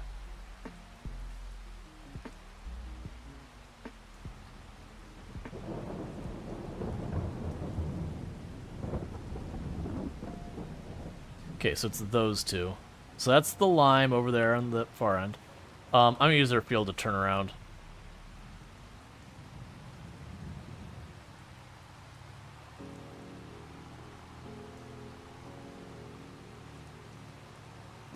They say it's easier to make it than chase it. Make it than chase it. I don't know what that means.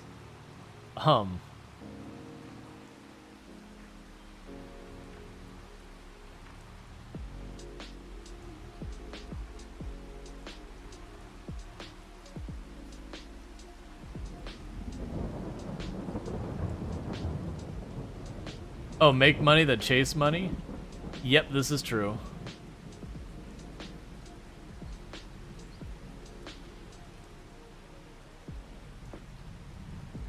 I'm actually surprised that's considered in range of that thing. Not complaining that's in range. I'm just surprised it's considered in range.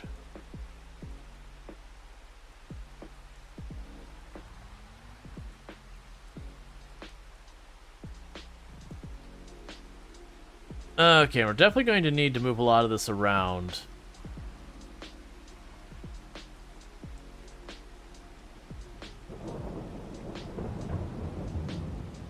Alright, so I feel like the first harvest, even though it's not going to be the most profitable, I'm just going to go for the oats because they grow fast, and it should line up with when they have a good sale price. I don't know if the sale prices still fluctuate the same way or not in seasons. I think they do. The game seems to imply they do. So, you know, the best way to get a small fortune from farming, start with a large fortune. Yup. The classic, the best way to make money is to already have it.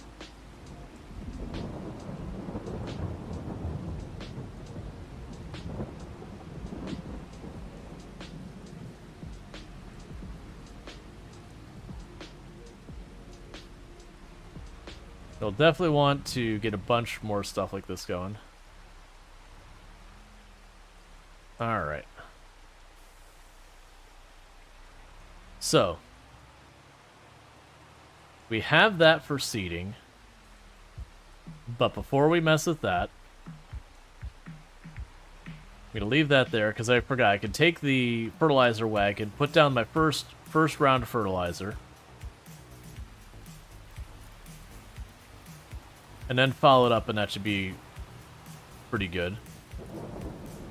We'll need to, well, I mean, we might not even be able to lease.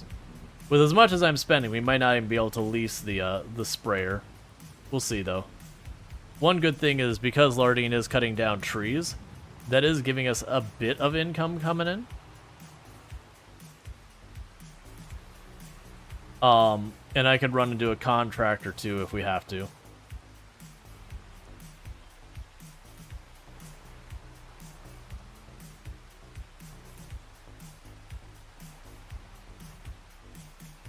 All right.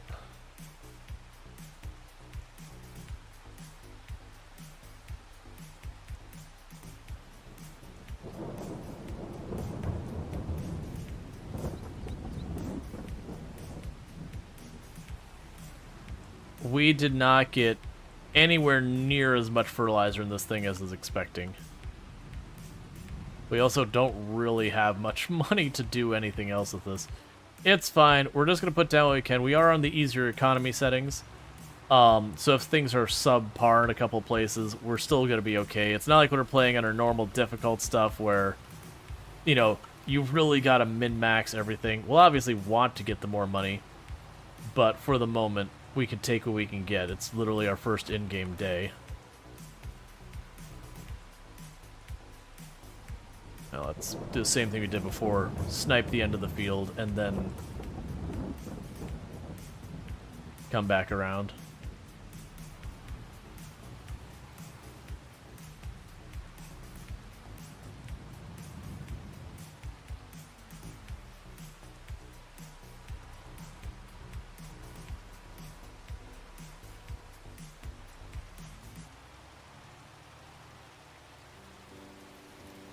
It has a much larger radius than I gave it credit for.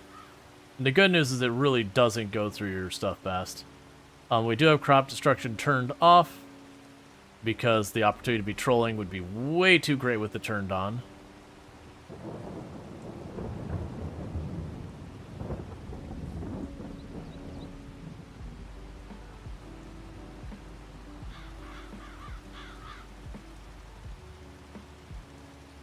Yeah, so fertilize the fields, then we could turn around and seed the fields, and then that should have that all sorted out. And if we're lucky, I already own the herbicide, we'd have to just see if we can lease the sprayer real fast to herbicide our fields real quick, and that should be these things set up.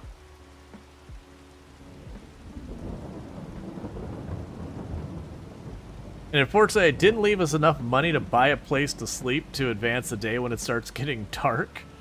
That's my bad.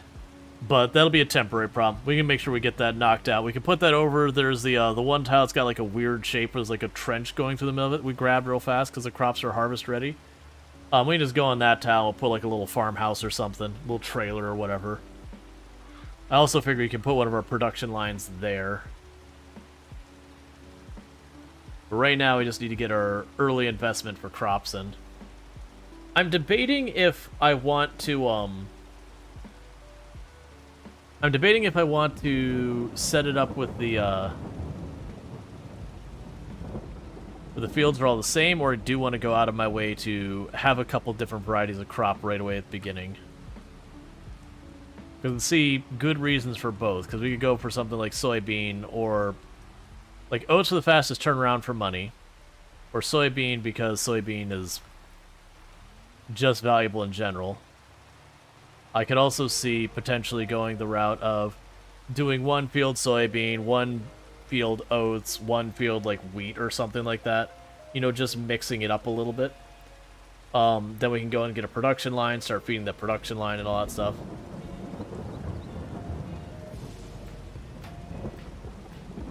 I might try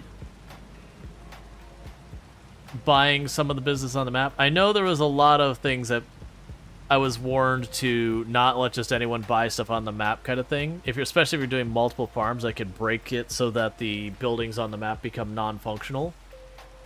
Like, just whichever ones have been purchased, I mean. But I could see stuff with, like, the grain mill that already exists on the map, just buying that and then using it as a grain mill of her own. If that works. But we can figure that all out.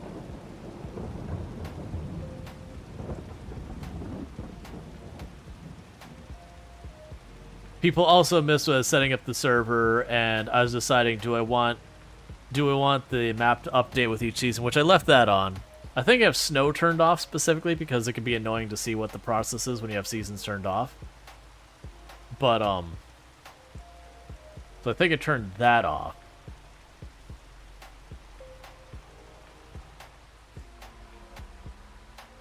Alright, first field is done.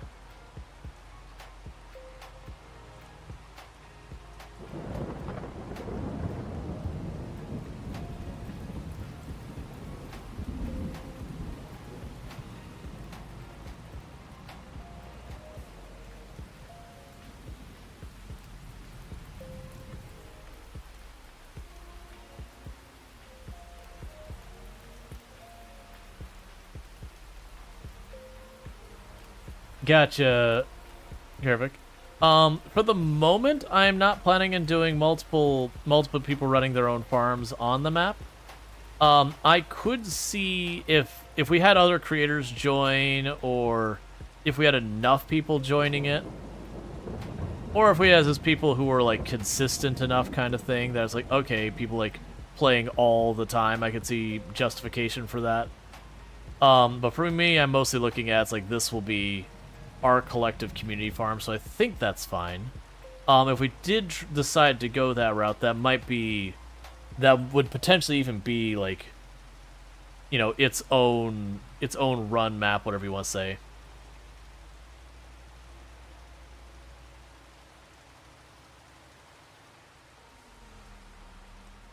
Which means most multiplayer server I played on with multiple farms, the rules have been that you place your own facilities if you're after produced goods. Yeah, that's what I figured. That's actually the rule we have on the server. We'll probably keep to that rule for now, because I mean we got a long ways to go before we have to worry about anything. Yeah, that's kind of what I was figuring, was just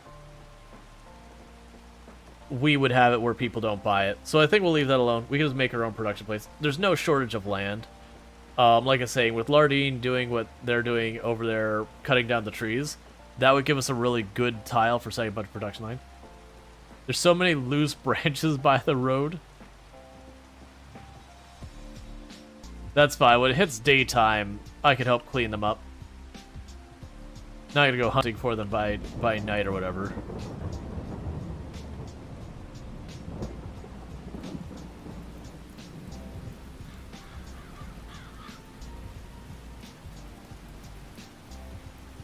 All right.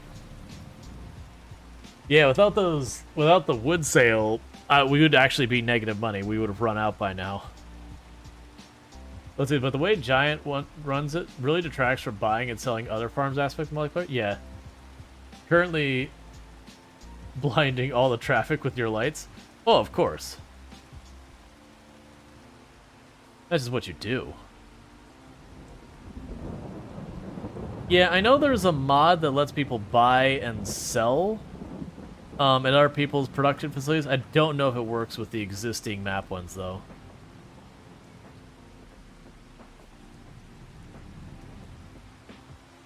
Doing this at night is never a good time.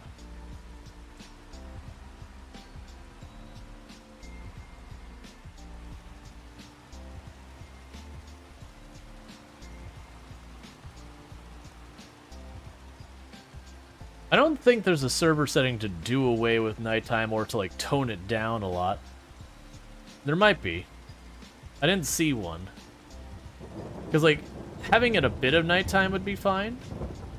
But, with as long as it's going to be dark, not sure. I feel like that's a time that people would play, and then you get to, like, nighttime, and people would, like, take a break or that. I mean, honestly, if we had things farther along, I'd be like, okay, let's just grab a building, you know, go to sleep real fast, everyone wake up in the morning, and, you know, deal with the thing the next day kind of deal.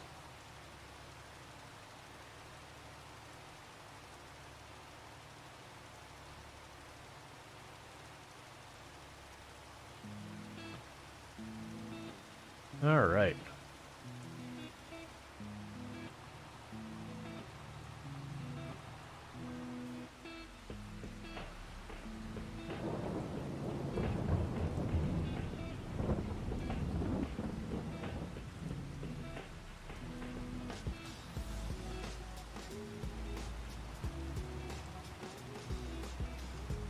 Okay, I think we've got the full field cover. If not, we've got most of it.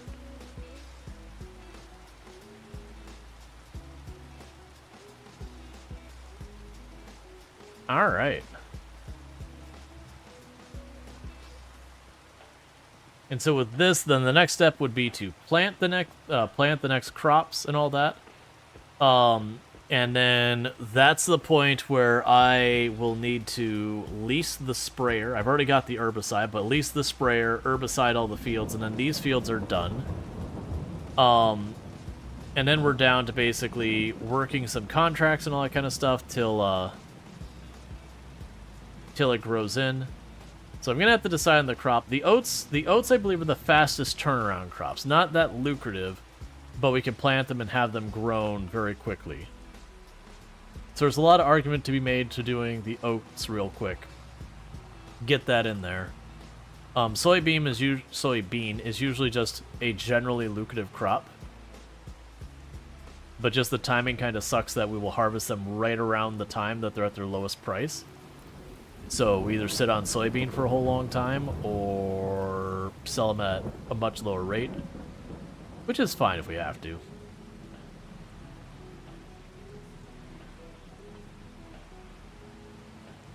Okay.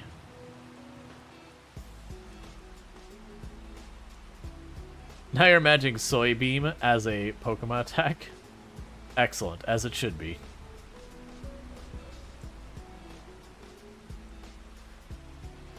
Alright, so what am I planting? That is the decision I've got to make.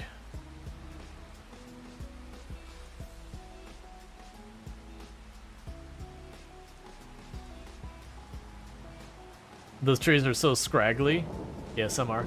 Let's see. The last multiplayer server you played on, it was a group of mates. Each of us was running our own farm with the intent of specializing in certain areas.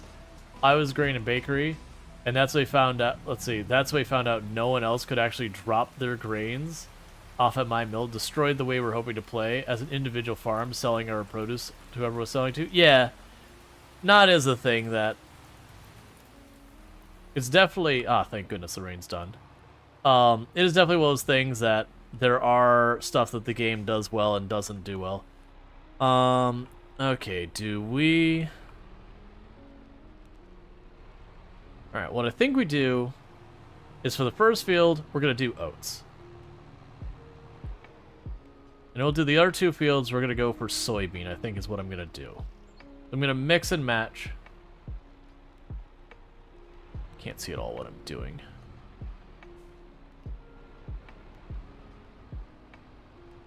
How am I doing in time, by the way? Oh, Tim should be home pretty close to any time now.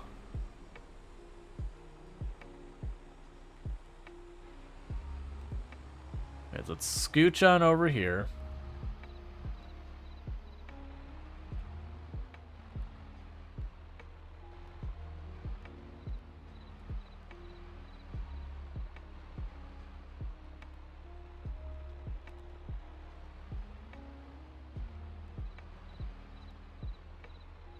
Not lined up well.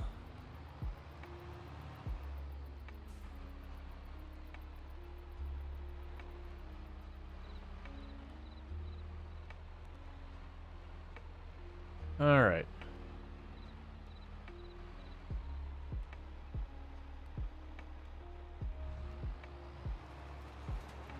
Cool.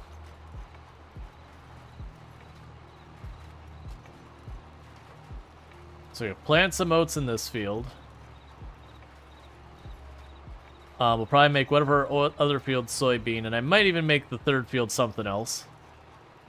And then just over time we can work on, you know, setting up a couple fields to be one thing, a couple fields to be another thing, get some production lines in. Right now we just need early money. Because we did dig real deep on the loan front. So that is going to be a whole thing.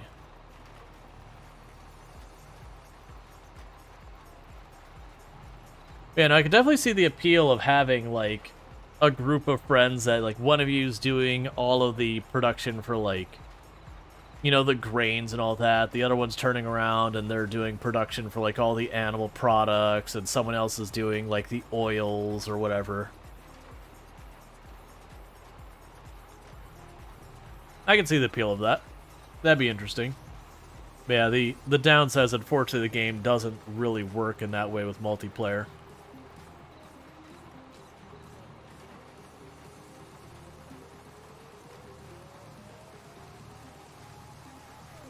Okay.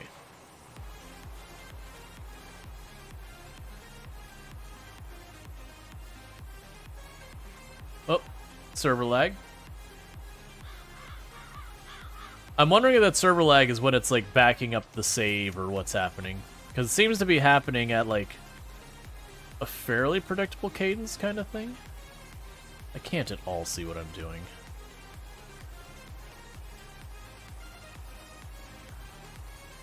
We're definitely going to buy some place we can sleep as soon as we have the money. That when we get to this phase, we can just go to sleep real fast, get back to daytime, get right back to work where we can see. But all-nighter in game is going to be our first night. That is what it is.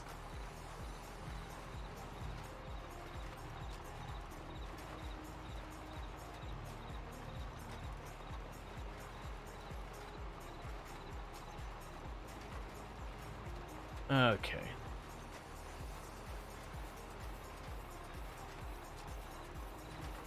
The good is it's not as dark now for some reason. Probably because it was raining and overcast earlier. So you make out the field lines a little bit better.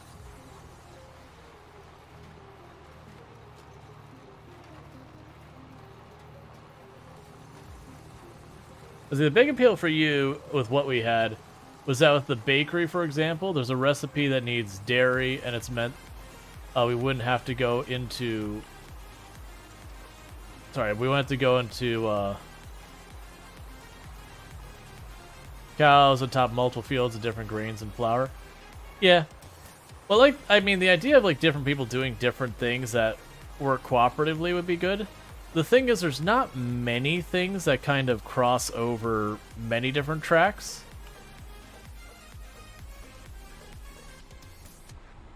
So, like, you know, your grains are used to make flour. What else? That's it. Just flour. I mean, you can argue that the chickens use some grains as well.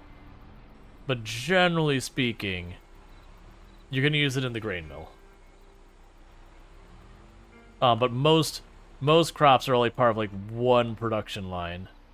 Oh, you fold back, not forward. Okay.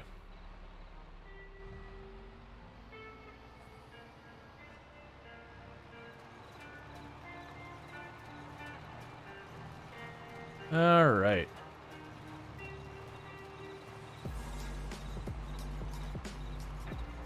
Getting some high ping for a moment for some... Well, not even high ping, but some ping.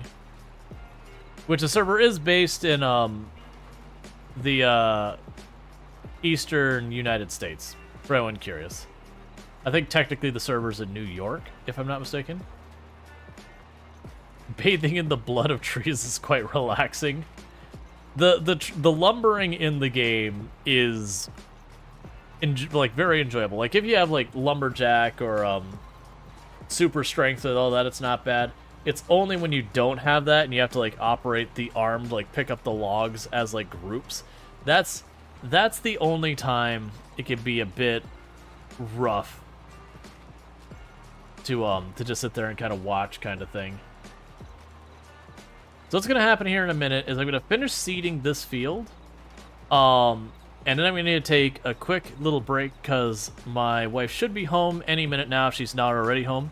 So I haven't taken a break yet this stream. I usually take about a 3-4-5 minute break at about 9 p.m. EST to welcome my wife home, get dinner happening kind of thing, which is usually just, you know, tossing whatever in the freezer or like putting some on a plate, that kind of thing. And she is definitely home because I hear her downstairs now.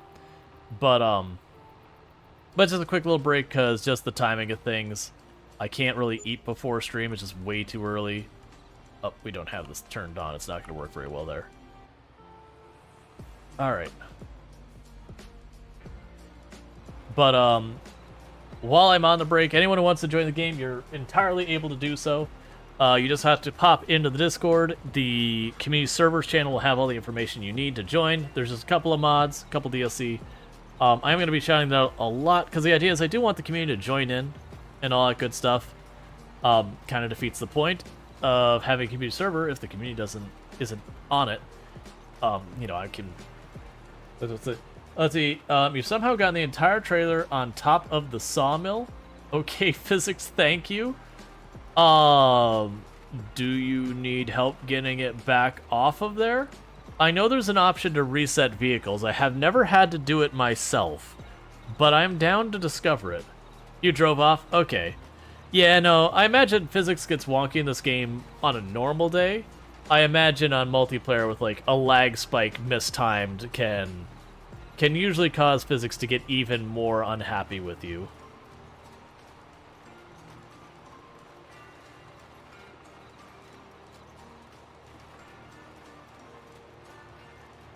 Yeah, you've already lost a log to space. Unlike your second tree. Yeah, no, I figured that's gonna happen. That's fine. More than likely, that log will show up someplace else that someone else is working on a field going, why is there a log in my field? Alright. Yeah, no, Greg says, reset vehicle is something that tends to get used a lot throughout multiplayer out of necessity. Yep, I figured as much. Because it is those things that when a game is doing physics calculation, and then suddenly a vehicle is seen as being from one spot to a completely different spot in 1/1000th of a second, it tries to figure out the math of the physics, and bad things happen. Alright, so what's going to end up happening here is I'm going to take a quick break, you know, welcome my wife home, help get some dinner started, that kind of thing. But, what I'm going to do is so that the worker doesn't waste all our money. Yep, trains. Is I'm going to hop out of the vehicle. And that's also if anyone ends up hopping in. You're welcome to seed whatever crop makes sense there in the meantime. But I'll be back here in just a couple minutes. So thank you again for tuning in. And I'll be back in a little bit. What's for dinner? Probably pulled pork. But I'll be back here in just a few. So thank you again for tuning in.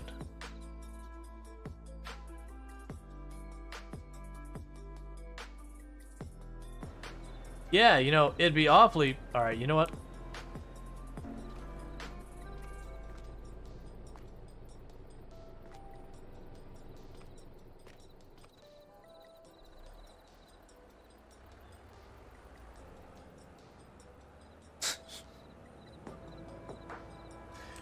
It's fine with me. This is not the way I should have done this.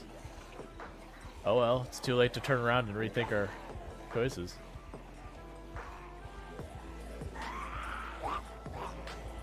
That is death right there. Bully, bully, bully, bully, bully.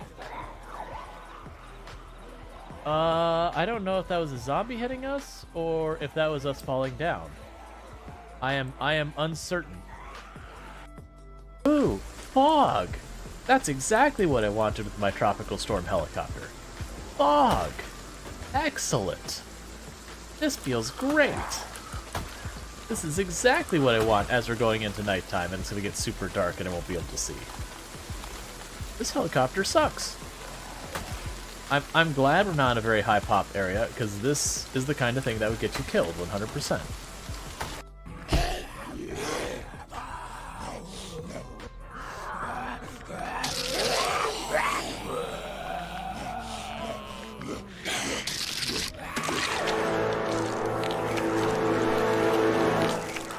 Well, that is the end of that character. We killed 86 zombies, survived 4 days, 10 hours in the game mode Apocalypse.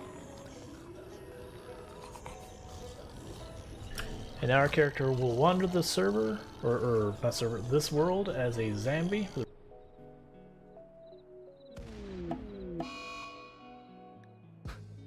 We had a marble meteorite just strike a duck and kill it. Okay. I get it. I get it, Cassandra. You didn't like that duck in particular. That duck in particular was a duck you decided did not deserve to live anymore. This duck, Duckling 11, Cassandra, not a fan. Just really didn't like the way the beak looked.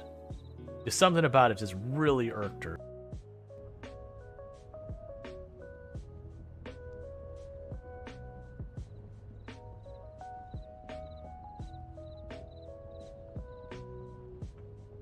Am I gonna weasel by at the last second? Ah, yes. Just the way it's supposed to be.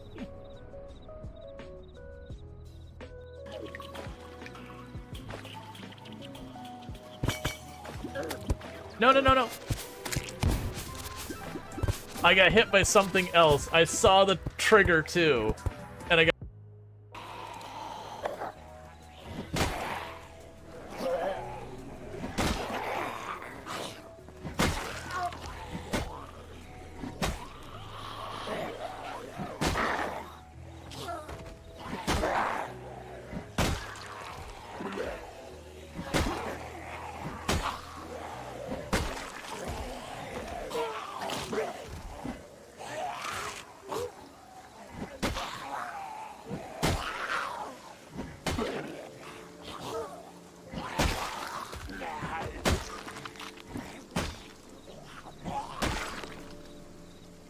Okay, we're bitten, we're dead. They got me in the forearm where I'd already had damage to my outfit. So, rip this character, they have perished.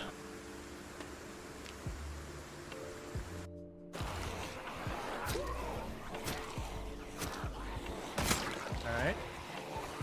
Come by for another pass. Plus, with their performance getting a little pokey, this is probably helping us keep the performance from getting too terrible.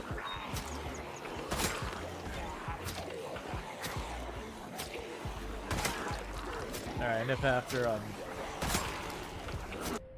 there you go. One more. Kidding me? Alright, new run. The chance of actually getting tapped out and killed like that were very low with a regular club. That's some BS there.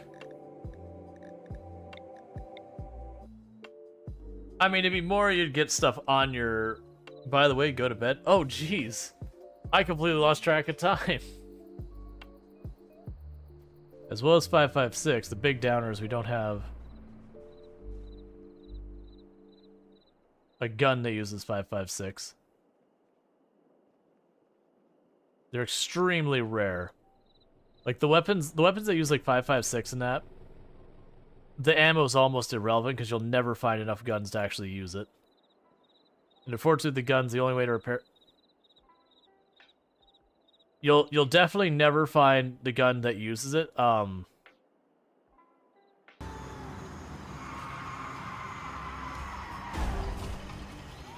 It's fine.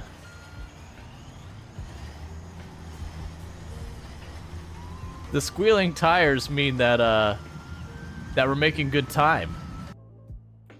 Okay, and the next thing we're gonna do is we're going to declare a variable. We're going to declare that variable of a type integer. And we're going to set its value to input 1. Don't forget your semicolon. I can't do it. I can't stop laughing. It's going to sound like some like horrible dog sound or something. That's awful. That's terrible. That's the one I am sending. For the record, I had to clip at least. She was in a fit of rage. She was really bored. She wanted something to do, and she had a knife. You know, we've all been there, right? Just you get a little bored, and you would just attempt to murder. And 3, 2, 1, it'll be fine.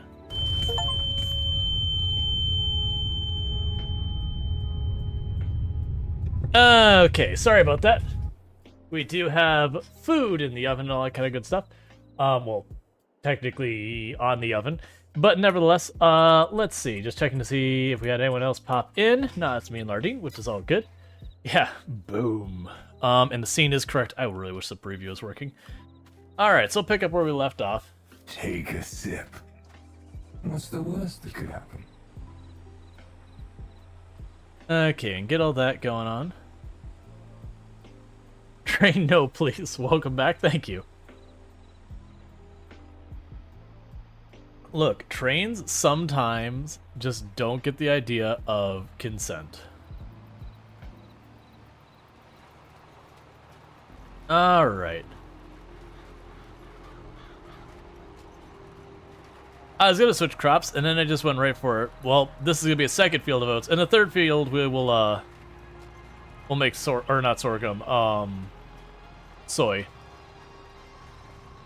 Just to get things started. In the future, on this second half of this tile we own that doesn't have a field, I think we put a place to sleep there. And then we can potentially get a production line of some kind going. The grain mill is definitely like one of the... Why do we drop down to 2 miles an hour? Oh, hi.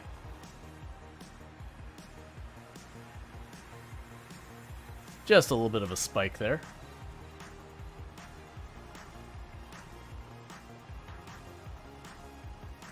Okay.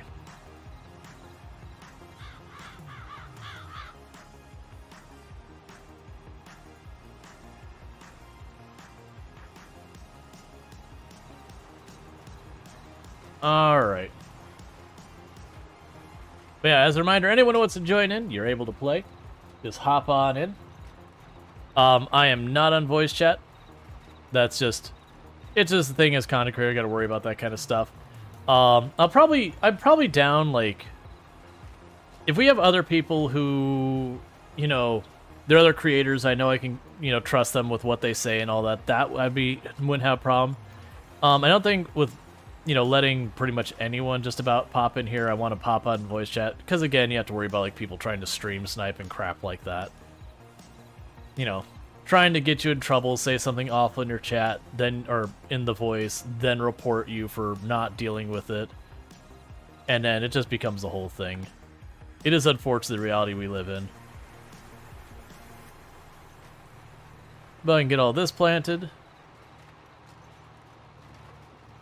And it'll be a little bit before those fields ready so we can work some contracts and get that all knocked out. Get ourselves some money. That way when it comes time we can buy the sprayer, and that would give us all of the basic equipment we need to run any of these farms. You know, at least a handful of things like canola and grains and that kind of stuff. We'd have everything we need. And I can start filling in whatever gaps they've got, like we don't have a plow, so there's certain crops that need a plow, so we need to get that. Get ourselves another tractor, so that way we have more equipment to handle everything. I've been pretty happy with the this model of tractor we got. It seems to be able to handle all the equipment in the game just fine. It's not one of the weird ones that have like the 2 pivot points or whatever. They make them weird to steer.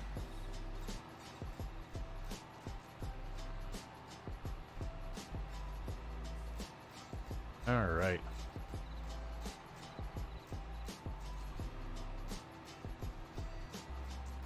That's not what I wanted to approach that. That's going to make it worse.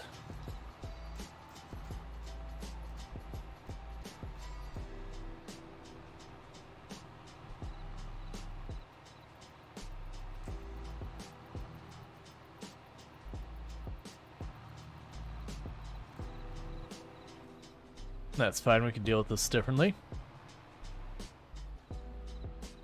Because of the weird angle, wasn't letting me back up. Because I had actually pulled it where the bounciness of it became a problem. Oh, are you merging there? Let's try folding it.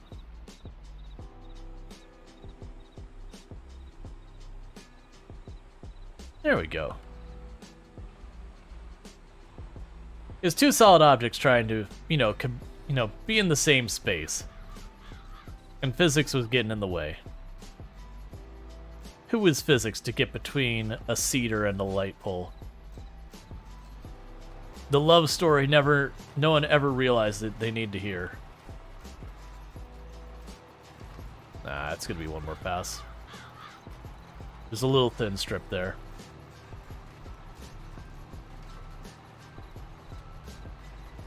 Did I miss that spot? I'm so upset by that. It's fine. It's too late now. I'm not going to go back and recultivate it to reseed and everything. But there's apparently a V in there I just completely missed with the cultivator. That is, like, low-key, I really like, when it comes to textures, I really like the plowed texture way more than the cultivated texture.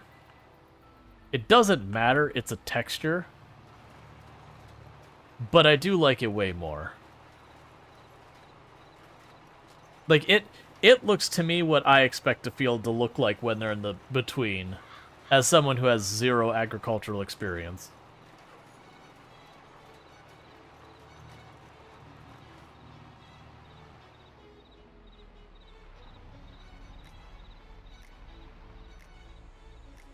Okay.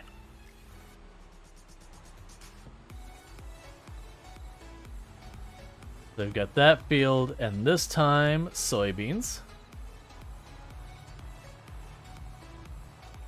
Who's the best husband? I don't know. Aw. You are the best wifey, though. You're welcome. Sorry to everyone else. It's just the truth. It just is what it is. Nothing personal. I have the best.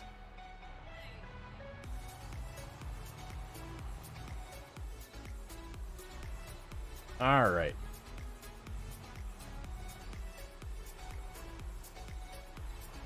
It's so hard to find the stumps. Yeah. I found the only way I could be really good about the stumps is like when I cut down the tree, immediately cut down the stump. That's the way I found it not being a pain. You let the AI take over that for a moment. But like that's one way. The other way is, I have taken, there's a different header you can use that is a mulcher and all that, but that's for, like, making fields. That'll grind up bushes and everything. But, I mean, I could be a pain. I miss a whole bunch of stumps and have to go back in and clean them up later kind of thing. Which is absolutely not a problem.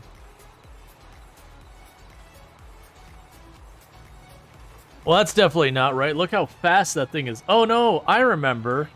That's right, with the way the server settings are, it's paying for the gas and the seeds as it's doing this. That's why the money's going down so fast. Like, holy crap, look at that money just shoot on down. It's like, oh, right. But my fertilizer seeds and all that aren't going down.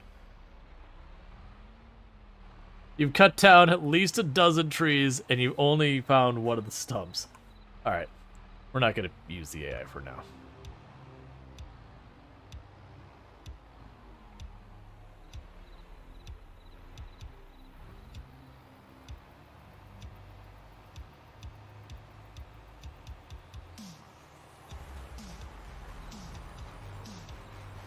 Alright, and we'll just zip along here. And then we need to lease the sprayer with the herbicide and do the pass with all that. And then these fields will be prepped. Then, like I said, I'll probably chip in on doing some contracts to give ourselves some extra money. And it becomes a juggle of, do we use the extra money to pay off our loan? Do we use the extra money to buy the sprayer? Or do we use the extra money to buy more fields to put down more plants to keep things rolling? Honestly, the fields feel like they might be the right decision.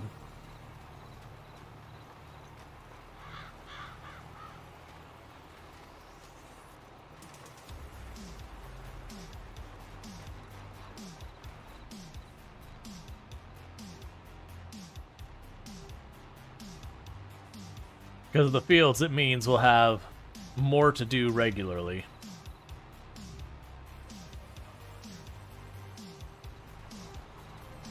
And with the seasons turned off and the fact that the game pauses when people aren't on, what that does mean is we don't have to worry about like crops rotting or anything like that, or withering or whatever.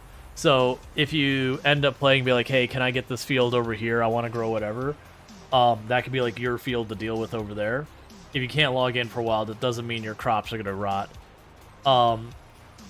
And I think that'll be fine. If it ends up we have people who, they get fields that they get for themselves, and then they don't log in for a long time, we'll probably just, you know, put it back into, like, everyone can maintain it until that person comes back kind of thing.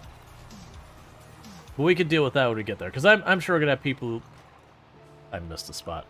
I'm sure we'll have people who end up, you know, joining and then don't come back kind of thing. We'll also have people who... I'm doing a terrible job of all this. We'll definitely have people who will be here, like, regularly would be my guess. That's the hope, at least.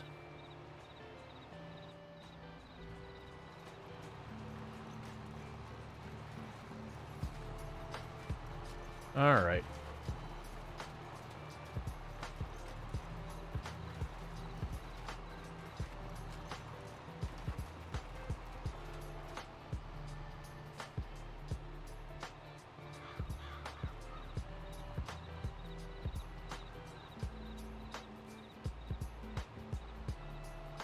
Man, the only reason we bought the fields we did to start with is they already had crops ready to harvest.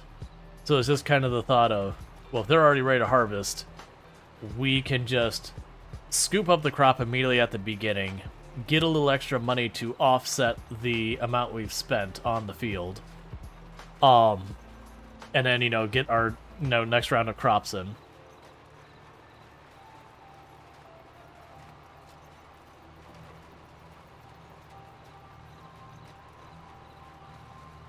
Okay. And then with this, we'll have all these fields planted and fertilized and everything. So now we'll just need to get the sprayer and spray them.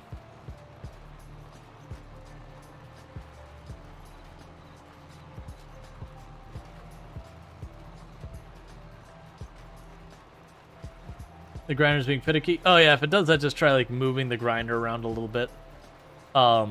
Sometimes it won't like actually grind the whole stump, so it takes like an attempt or two to get it to pop in. If it does just like not work, like don't sweat it. We can try again later, that kind of thing.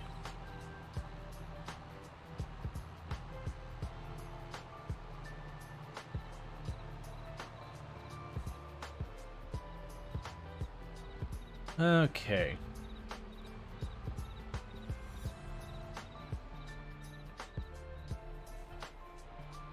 I can drop that off.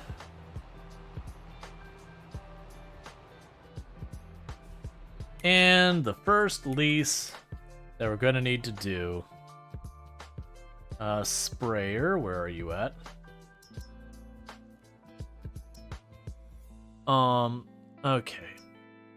Honestly, I don't want to get the giant ones. And the only reason for that is I'm a little worried if I get like the really big ones, I'm going to have problems maneuvering the fields in the first place. They're just going to lease the cheapest one. The cheapest one that actually is a sprayer.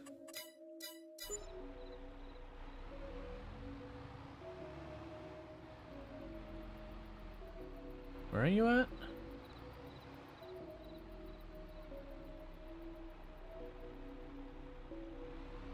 At least you, right?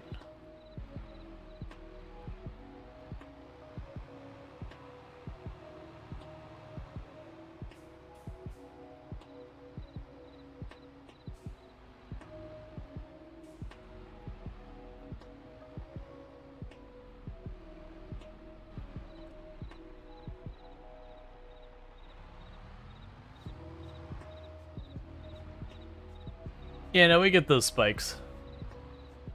I think it's literally like the game saving, that kind of thing. I'm not super sure about that, but it does seem to be happening almost like at a timely manner, and that's usually what that means.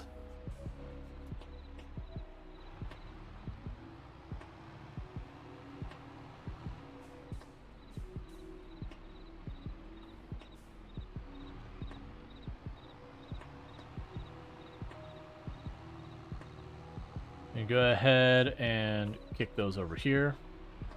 Interestingly enough, on the server, instead of like when I use the autoloader on the game, it kind of like teleports them over top and drops them in place. On the server, it seems to be doing this more gradually. I'm not seeing the thing about, which I was wondering if maybe these were in the way kind of thing, which is why I'm moving everything.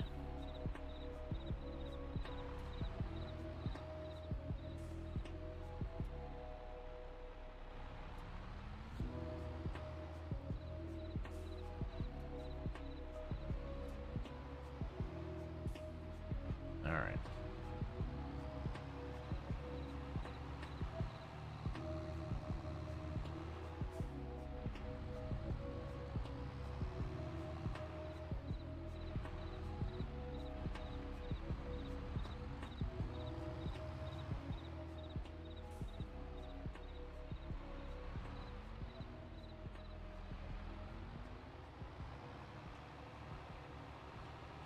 And just kicking us all out of here to give ourselves space to the store. That's one of the things we're going to have to make sure is that we clean up around the store regularly and we don't just leave equipment piled up here. Because that'll be a problem, like boxing people's stuff in and everything.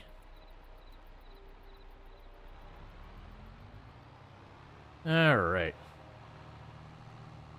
Well, if I have to return and release it, that's one of the nice things I did buy, or least the cheapest of the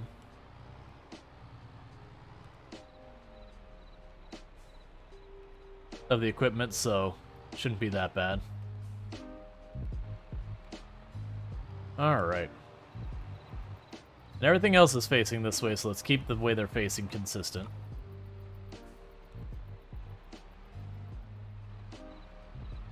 Alright.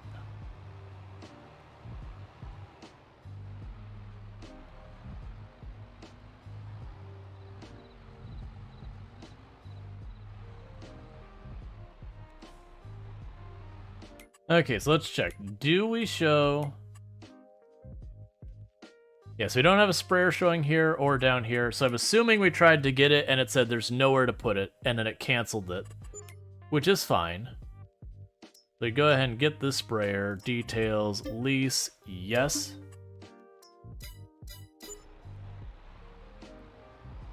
Alright. Hit 3 close calls, the train been hit once.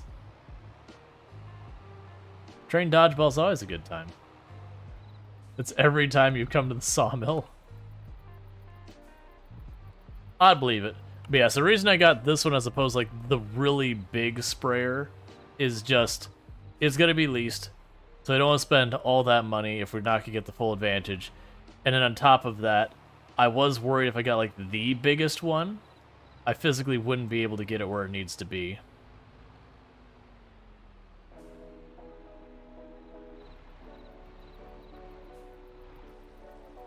Cool, we got herbicide in the first go.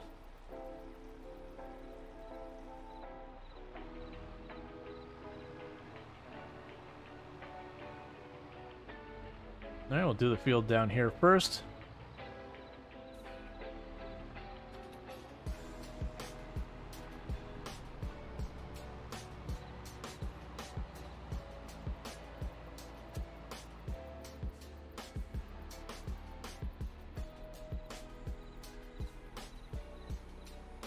First-person view is very laggy. Do not recommend it. Yeah, no, I've heard that's an issue from multiple people on other servers, is that for whatever reason, first-person is scuff.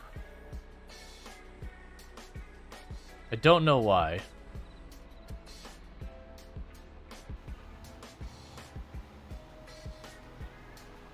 Okay. I couldn't tell if it was actually spraying or not. I was like, are we spraying? Okay. So we're getting all the fields prepped. We just gotta do the round of herbicide, and these fields are basically just ready until it's time to harvest. And like I said, we'll end up working a bunch of contracts till we can get ourselves, you know, another field, more areas. Try and get some rotation of crops so that there's, you know, always something going on, always something worth doing.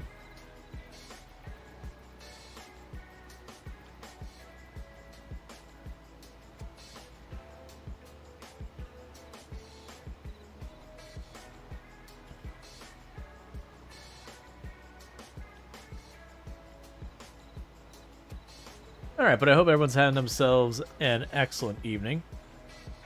As a reminder, tomorrow we will be doing a sponsored stream for Revive and Prosper, which is sort of a Timberborn-esque settlement builder slash Factorio style game slash, I don't know if it's scripted or random events, but like a very Rimworld-esque thing that'll probably be the second half of stream tomorrow.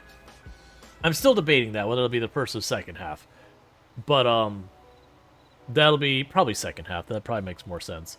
But that'll be sponsored things, so if people can show up for that, it does mean a lot. The thing that the sponsors care about more than anything else, and this isn't that sponsor, but sponsors in general, is the number of viewers that are there, the concurrent viewers and all that. So the more viewers we have there, the more likely people are going to want to sponsor the channel again in the future, because, you know, then they feel like they get more bang for their buck and all that good stuff. But yeah, so it'd help out a lot if you're all there for that. But that should be a lot of fun. Looks like an interesting game. Most reviews have also been very good for it. The reviews have generally been, it's good, with some of them stating, but early access. Keisters in the seats? Yeah.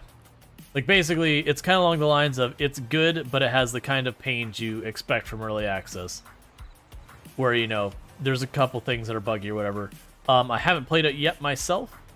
But like I said, the reviews have been good even with that, which is always a good indicator, because a lot of early access stuff is honestly not good, which is a real bummer.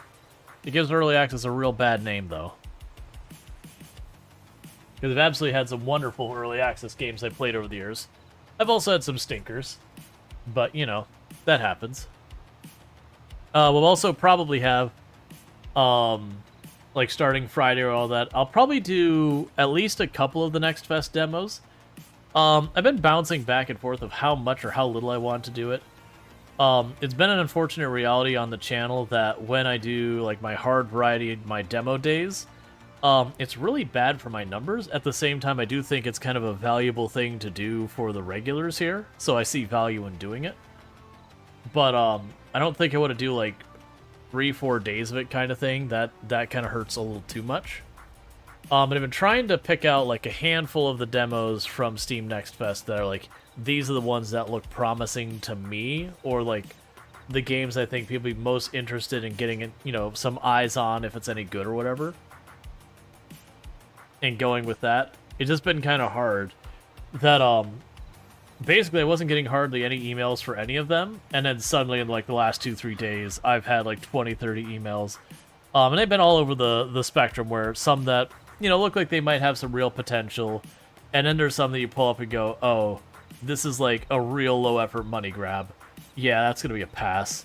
So I'm gonna go with that. It's actually been a thing I've been discussing with a lot of other content creators in circles I'm in, that there's a lot of them who do like the demo days and kind of a mutual mixed feelings about how to address it, because it is kind of one of those things that in a lot of ways doesn't work out well for a channel, but in some ways you feel it's good for your audience, and trying to figure out, okay, but how much or how little should I do this?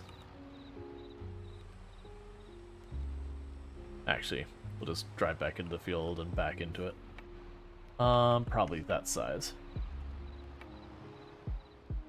I've also noticed there are a lot of city builder and settlement builders, both like in the last year or two, as well as coming out, which to me is a good thing. I very much like the genre. I am curious what happens in the mid to long term, though, with as many that are all dropping at the same time. And then again, like I said, there's been, especially in that genre, they've been kind of all over the spectrum, that there have been so very many who are doing like the post-apocalyptic thing that, you know, whether it's zombies or disease outbreak or global climate change or whatever the reason that society felt that you're rebuilding it. And they've all been introducing that kind of I'm blank Frostpunk esque, like where you go out in the world and you retrieve, like, you know, send explorers and all that and event bases. And I like that. I like that genre. But they're definitely all over the board, between some that you very clearly can see they put a lot of effort into it. They're really trying to make it differentiated from the rest of the genre. And a whole bunch that were like, okay, the exact same thing, but that. And then the, you know, the one change isn't that substantial. Like, there's been a ton that have done, like, the whole, like, the climate's changed, zombie, whatever. You know, the world kind of fell to disease. Everything is a dried out wasteland, struggle to get water, struggle to get that. But they feel very the same. Like, really very, very the same.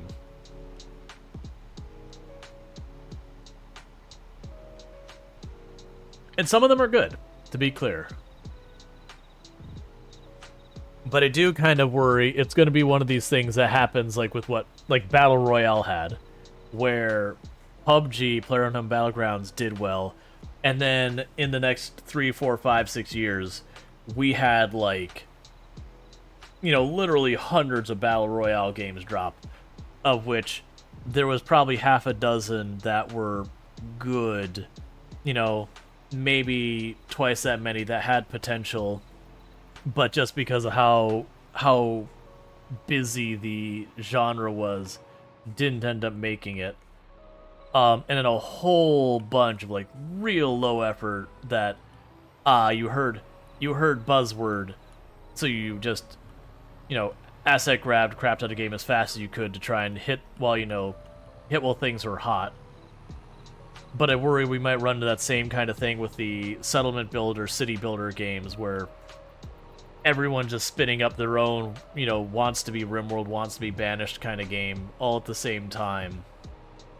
And that it ends up being a thing that, you know, the good games still make it, but the games that had potential, quote-unquote, because of how diluted the sales get, end up not being able to get that far, and it ends up hurting the genre. I kind of worry about that. I also worry about that with the slice of life style games, like the Stardew Valleys and all that. That we've had a ton of those lately.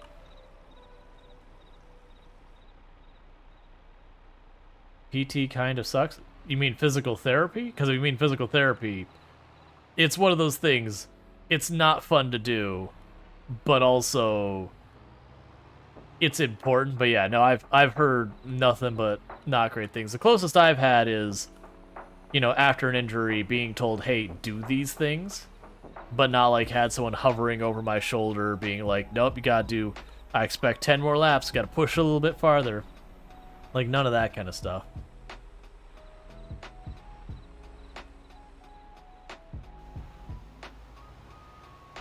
Let's see, you have an issue with your rotator cuff on your right shoulder. You're in physical therapy for 3 weeks.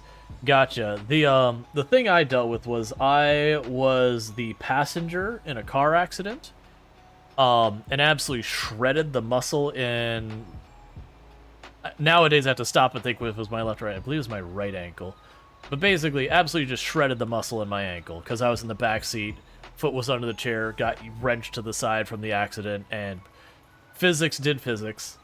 So I was on crutches for almost 3 months because it was a real bad muscle injury.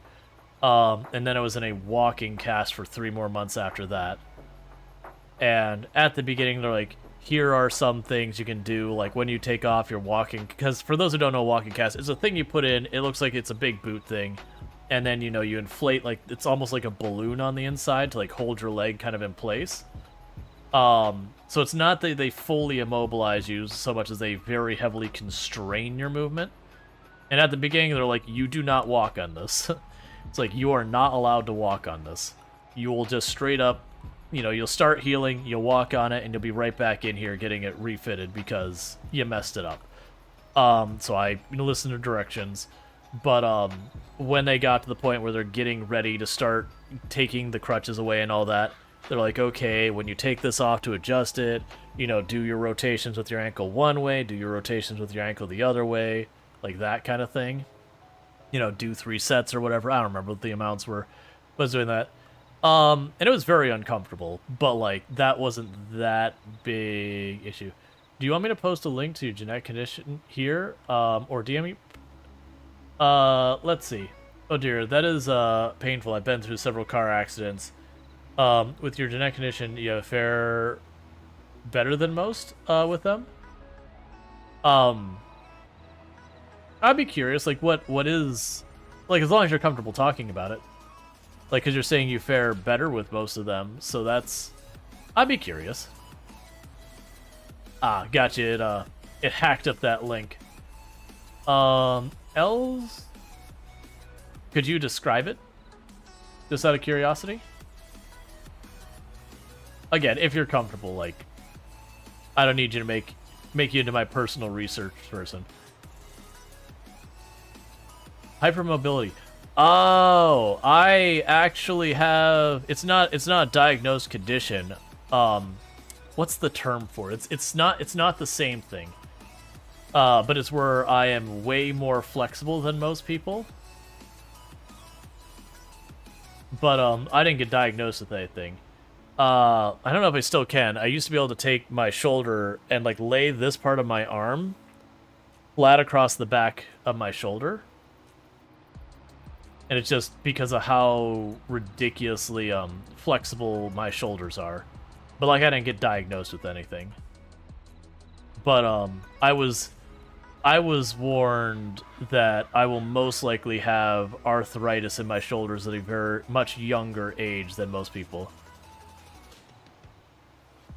Physical therapy is the medical term for legalized torture. Oh, I've heard it is a very not fun experience.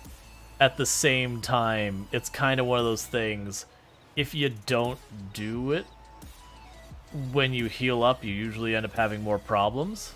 So it's kind of one of those things that it's not fun, but also necessary. You just like your coat? Yeah. No, it's the same thing. When I, like, literally, if I just lift my arm up, the shoulder pops out of socket. So it might even be that I have then not been diagnosed. It's not caused me any problems, but it's something I've been made aware of that's like, yeah. You know, it's like I'm going to, at a much younger age, most likely have arthritis in my shoulders because of it. It's like the pro and the con. You're way more flexible, and that's cool. But because of the difference, there's a lot less stuff there to get damaged kind of thing. So the wear and tear is faster, as it were. I've not had any problems so far, thankfully, but most likely.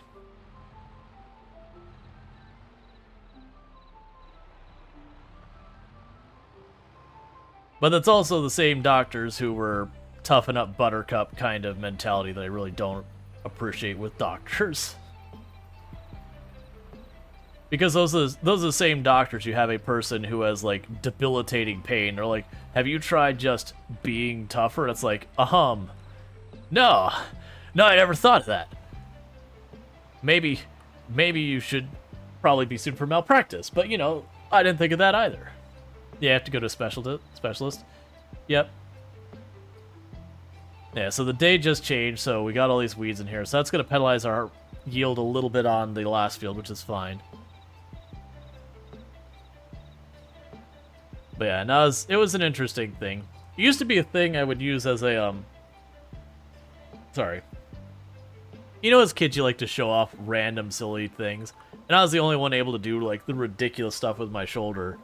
So it was always a thing to get a rise out of people. I almost got myself in a lot of trouble with it in elementary school. Because one of those things that, you know, some days you're just not in the mood to go out in the Florida heat and do PE. You know, when it's 90 plus degrees outside, the idea of running a mile is not exactly your cup of tea. And as, you know, as a dumb kid, you don't really think through the consequences of your actions. So, you know, we went out in the field, and I was not feeling it going out there. And then finally I was like, Thank you Spencer1564 for subscribing for 4 months. Rualst wave Rualst run. thanks, Spencer, for the tier 1 sub. I really do appreciate that. Sorry, I was being distracted. Thank you for the tier 1 sub. I really hope you are enjoying the advertisement previewing as well as access to emotes. So thanks so much for that support. It does mean a whole heck of a lot. I do hope you enjoy your advertisement previewing as well as access to emotes. You've been subbed to the channel for 4 heckin' months, so thank you so much for continuing that sub. And don't forget humidity of 90%. Oh yeah. So it's like, and we're talking, this is 4th grade maybe. So, you know, probably old enough to know better, but also dumb enough to make these type of decisions. So I went out in the field, you know, I don't remember what we were doing that day. I don't remember if we were running a mile or whatever, but we ran out there and I'm like, it's too hot.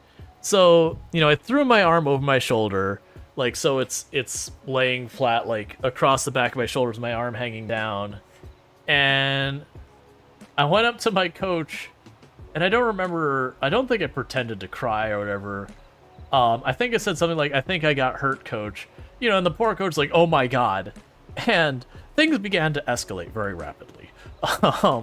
As anyone who is older might imagine, you got this kid whose arm looks like it's clearly dislocated, probably has shredded muscles in their shoulder and all that, you know, very seriously got injured.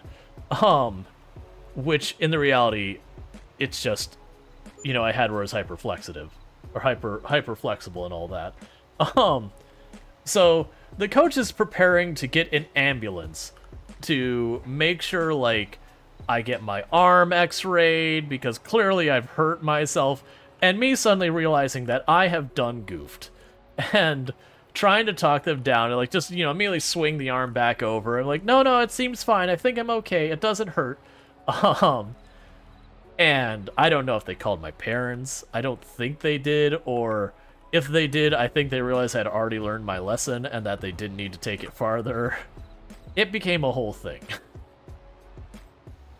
I feel really bad as an adult thinking about that poor coach, because you can imagine it's going through a perfectly normal day, and that most of the time what they deal with is some kid, you know, scraping a knee or an elbow or whatever and getting sent to, like, the first aid at the school or whatever. And you've got what looks like some kid has, like, completely destroyed their shoulder. Like, you know, what is likely a lifelong injury, or if not mid or whatever. Again, dumb kids do dumb kid things. I think I've lowered this too much, and I'm dragging it because I'm having problems steering, but I also don't see the control for correcting that, so I'm just kind of going with it and pretending everything's fine, as you do.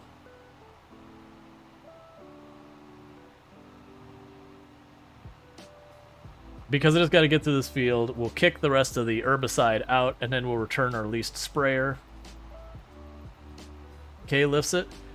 So K for you would be this button. I don't know if it did or didn't, but I did hit K. It's fine. I've got like 2 inches left to do, and then we're returning this thing. Because that's, I don't use a QWERTY keyboard. Now, the keyboard, like the letter layout on my keyboard shows as QWERTY. But yeah. I use a Dvorak layout. Yeah, no, I got lowered or something. It's fine. I'm not too worried about it. We finished the field. it's all said done. We just want to make sure we kick the herbicide out. That way we keep the herbicide for ourselves and we're not giving them free herbicide. It's my herbicide.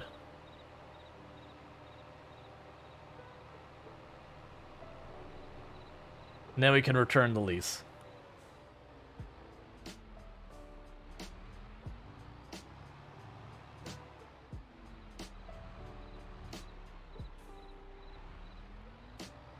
Not enough space to unload. I mean, you did, though. So... Sure.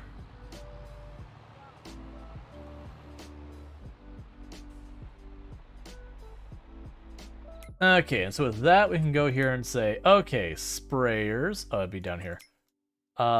We will select that and return. All right. So now if we look at our fields. All right, so Lardine's the only other one on at the moment. So now if we look at our fields right now, we should be able to look at these and say, these 3 fields are currently all at the same phase of growing. These 2 are a little bit darker than that one because they grow faster. But we should be able to go... We could buy these fields up here and harvest them all. Like that is certainly a way I could expand the fields we own, is just literally buy fields that need harvesting and harvest them to get the payout. And just absolute chaos spread this. Actually, I can't buy fields. What I'm talking about. We don't have the money for that. I have nowhere near the money for buying a field. Alright, so I believe the repair point is over here, so let's repair ourselves. Oh yeah, no, I'm down to do the chaos spread, but we're broke. So, we can't afford chaos yet.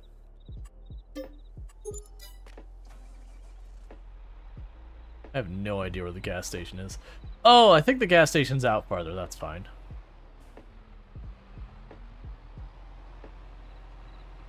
Alright, so we repaired the tractor. So what we need to do now is I'm going to need to get us more money as well. So one of the nice things about this is we can probably just set up our fertilizer and just do that. Alright. So, okay, we can go ahead and accept these 2 contracts to get ourselves $5,000 harvesting. Park up the tractor. Because that way, if anyone else does join...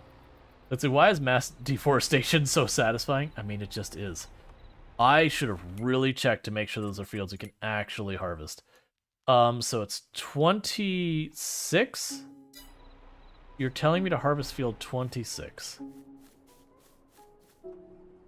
What is field 26 got growing in it?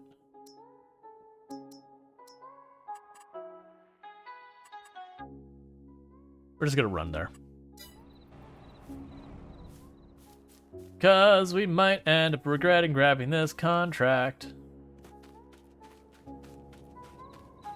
Yeah, so we got 26 and 59.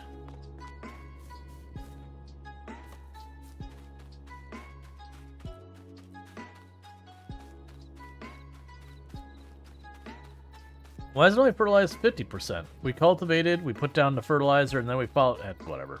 I'll deal with it later.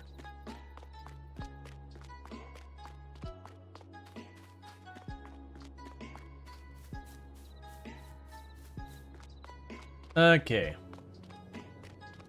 So field 26 over here is growing wheat. We can make that happen. And this is going to not be efficient because I am driving the harvester the whole way over. I do not have a trailer to bring that header behind me in a way that is elegant at all. So we're just driving down the street with, you know, a 32-meter wide harvester header on.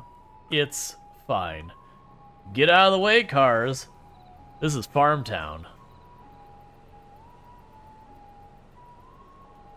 Because I really don't have another way of transporting this header. We'll have to get a trailer for it later. I never checked to see if you can actually attach the trailer to the harvester. So you can like bring it over on the trailer, hook it up, and then ditch the trailer till you're done.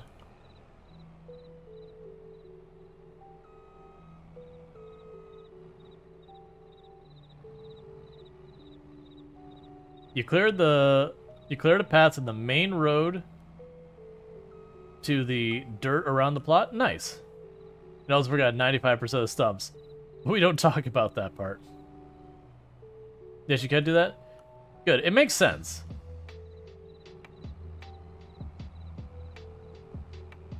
Will this go over the car? I don't think it will. Alright, well it did. Okay. Oh no, but that's got us stuck in the fence.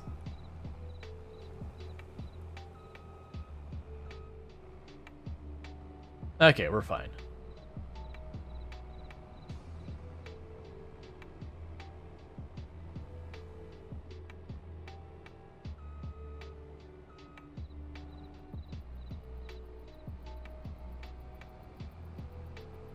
Yeah, so we'll need to buy a trailer for this. For just practicality purposes. But for right now,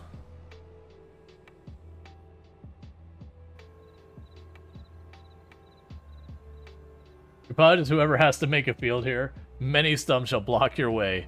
Mm-hmm. Oh, it happens. That is totally understandable. Alright.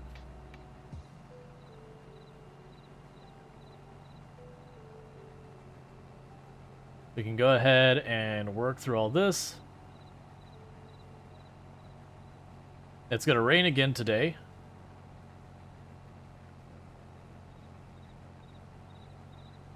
Alright, but we're doing some contracts to supplement our income while we wait for other fields to grow. But the plan will be to basically just continue to expand the farm so that we end up doing less and less contracts and more just having our own stuff to deal with. Because we own 3 fields right now, and we can just buy up more fields that are like ready to harvest as able. One of the things we definitely will want to do is to spend money on getting that sprayer, because that's the only thing I'm missing to being able to just do, you know, at least a type of crop and have every single process covered.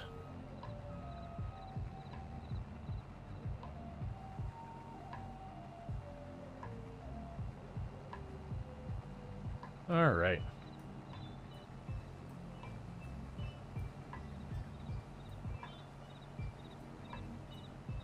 And I'm hoping I'll be able to get all of this in one load.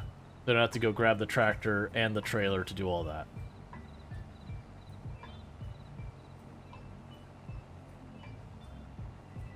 But this isn't going to pay us that much money. But let's see. Did you get the collectibles? Can get some money that way? Or they turned off multiplayer? I have no idea. I've never tried to pursue the collectibles.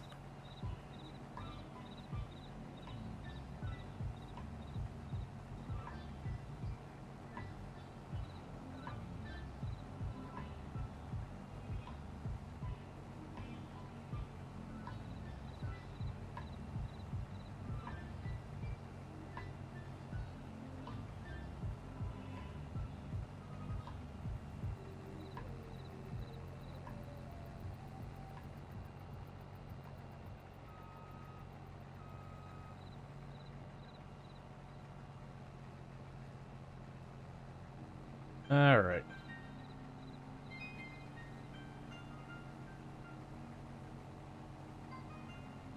Yeah, so be able to fully harvest this. And then the other added bonus is when you harvest these fields, I don't know the exact percent, but let's say it's like 75-80%. That is what you're supposed to harvest of it. Like, that amount is what the thing is. And that's just that way you don't actually, like, trash, like, 5%. Now it's an impossible contract. But you do get to keep the surplus. Like, that money goes to you. So if you harvest, like, the giant field that's 80%, it means you get to keep a lot more money on the other side. Whereas, like, a little field like this will make, like, an extra $500 or something. Like a hair in my mouth. I don't want that. It's terrible.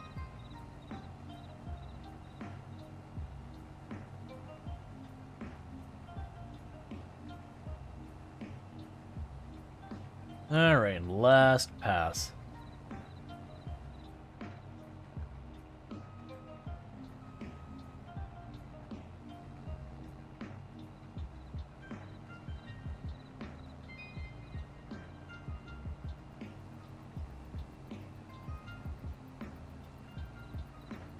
Then get all that set up, and I can move on. Yeah, I think we'll be able to fit this all in one go. Imagine doing that on our super sweaty run we've got going. Because with that, we would be able to sit there and turn around and, you know, just knock this all out in no time kind of deal. I'm curious about that percent completed, because I'm really getting ready to finish the entire field off.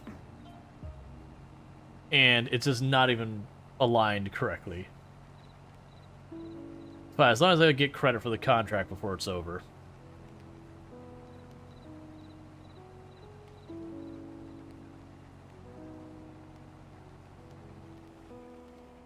Alright, we'll see what happens here, because we harvested that whole field. It's done.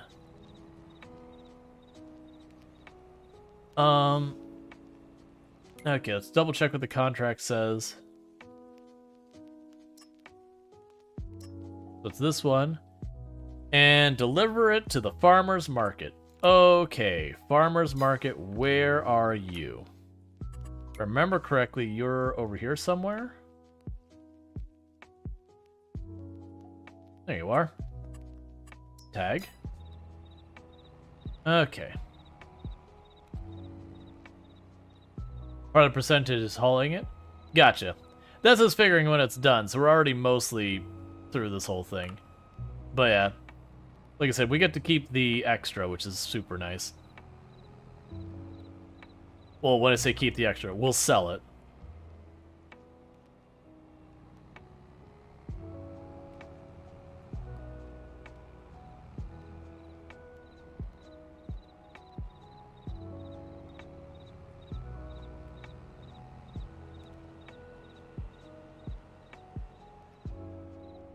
Go the other way. Look. Car. You're making this more difficult than it needs to be. Yeah, we need to buy the trailer.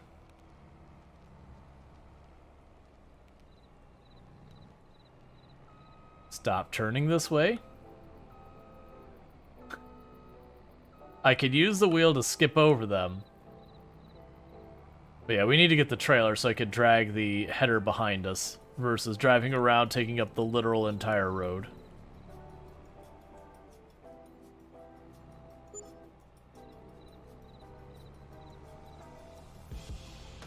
Alright.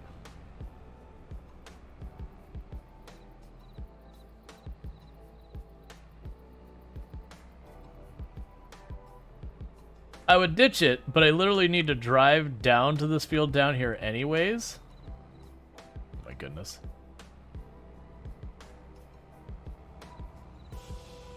Yeah, no, I was literally just saying that I would ditch the header right now and just drive this down by itself.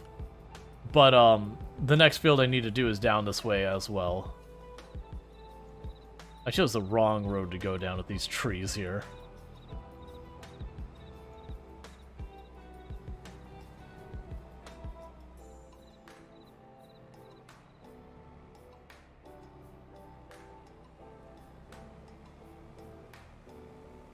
Oh yeah, no, you're all good.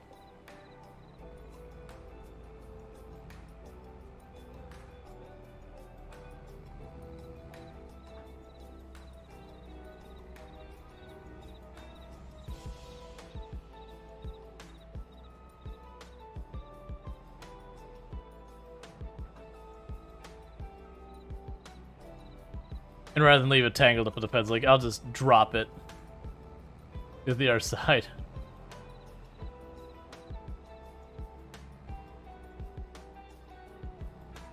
Alright, field 59 is down this way somewhere. Yeah, I mean, the answer is I need to buy the trailer. That's the answer, is I need to buy the trailer. When we get back up to where we own property, we'll deal with it there.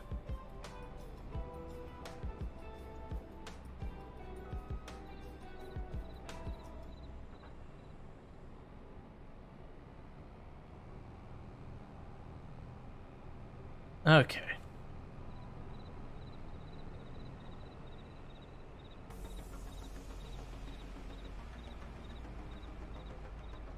It's almost like harvesters were not meant to drive downtown. Couldn't imagine why.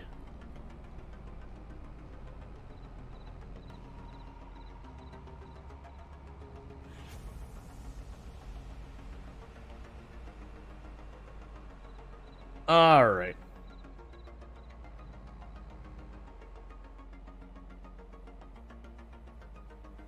Yeah, so what'll end up happening is this will go until we get credit for filling up. And then we should have leftovers that we get to keep.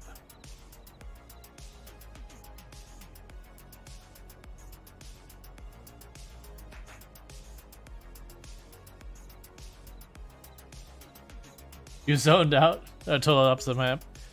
So yeah, so we got to keep about 261 bucks. So not a whole lot.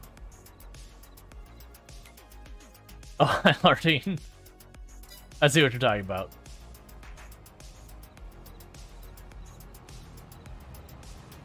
Having seen combines drive down the road in real life, this is quite comical. How's it going?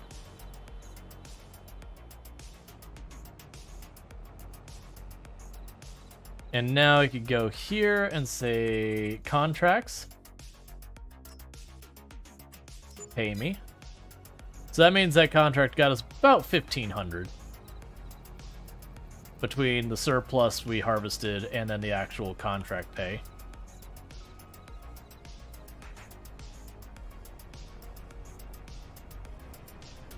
Okay.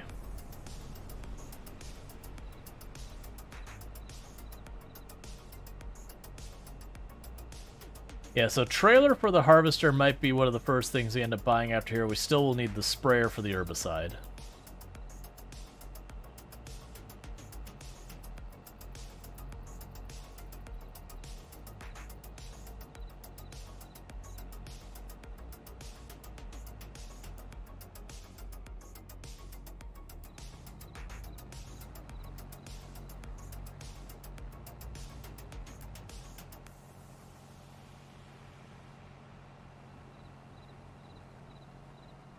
Okay.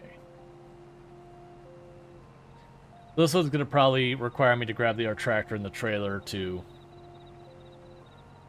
you know, empty this out on that kind of thing.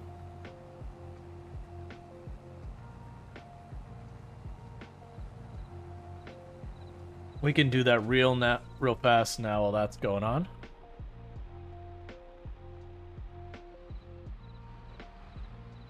Okay.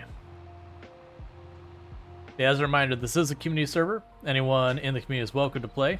You'll just need to hop on Discord to get the information as to how to log in, what mods are on the server, all that kind of good stuff, what DLC you'll need, yada yada. But we are looking to basically have as many people as we can get interested in playing and all that.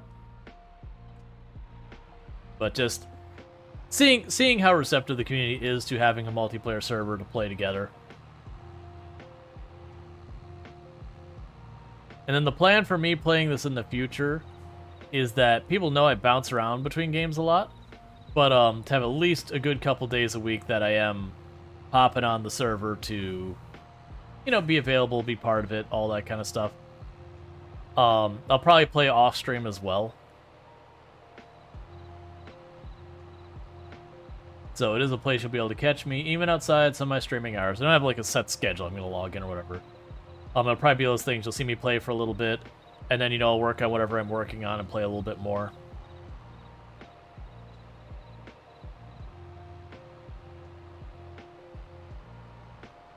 All right.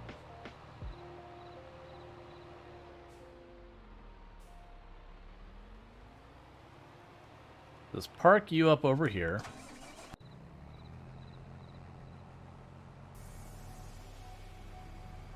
Take over from the AI, so we're not paying them. Okay.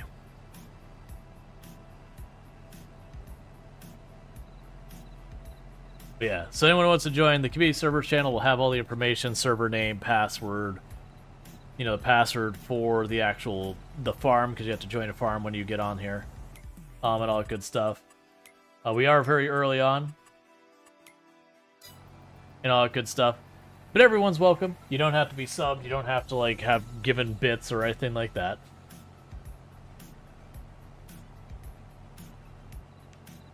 I'm going to try and make it accessible to as many people as I can get away with. But at the moment, it's myself and Very Last Lardine hanging out here. We had K-Chris down here earlier. But anyone's welcome to join. We do have a decent number of rules for the server to start off with. Most of them are enforced just by, like, where I give you permissions in the game. Like, you can't just, like, unilaterally buy equipment or land or facilities or all that, or terraform and all that. That can be because it can cause lots of problems. But as the server goes on, we'll probably relax some of those rules, or find, instead of just me dealing with, like, that kind of thing, give more people the authority to deal with it as they, you know, demonstrate I can trust them to not misbehave. But that's kind of the way we're working with it. We'll lax the rules up as we find we can, you know, be less strict.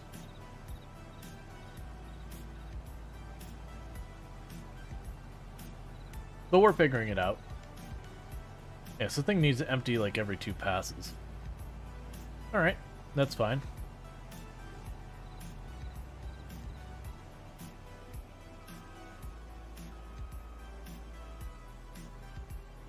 Okay. But the idea is to get as many people involved as we can. And just make a big old farm. Buy more and more land. Take over more stuff, make more money. Just have fun with it. You'll be able to sit there if you want when you join, like, as we have the money to do so, of course. Like, say you're like, hey, I'd like to, you know, I'd like to handle field whatever. Cool, that'll be your field. That'll be for you to do what you like with. Like, most likely we'll be like, hey, what crop do you need? Oh, we could use more of whatever.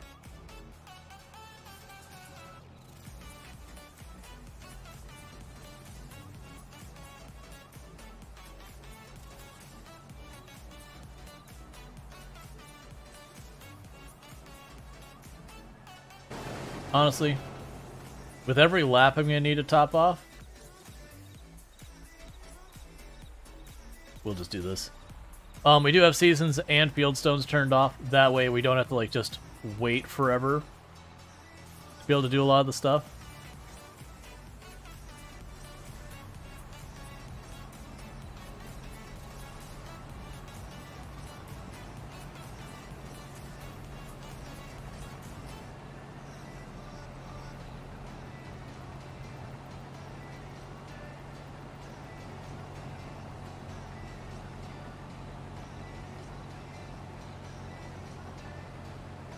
Okay.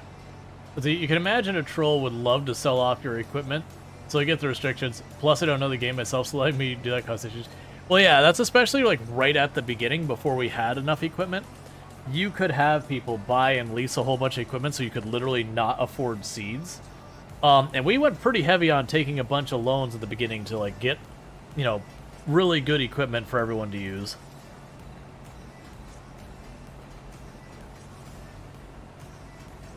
But yeah. Like, we also turned off the thing where you could drive over to destroy crops. Same reason. Because you could have a troll hop on when no one else is and just do laps in people's fields to destroy everything. Which, you know, of course we would ban them and all that. But you get the idea. It's just stuff we don't want to deal with.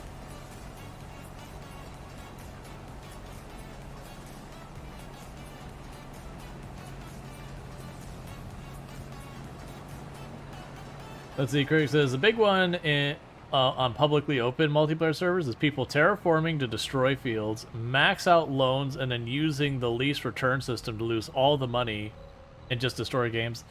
And it really is sad that that's a thing you have to worry about.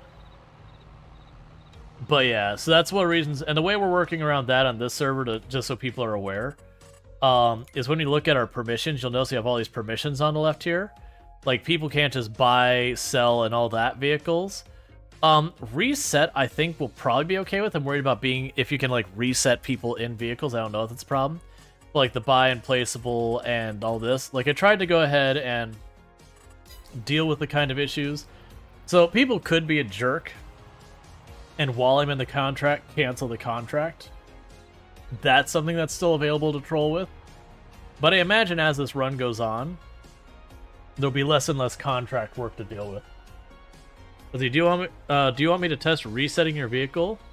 Like, swap to an empty one and try? If you can figure out how to do it, I'm willing to figure out. I've detached the trailer, so you can try resetting the tractor I'm in, see if it'll let you. I don't know if it will or won't. I've never actually reset a vehicle in the game, so I don't even know where you do it.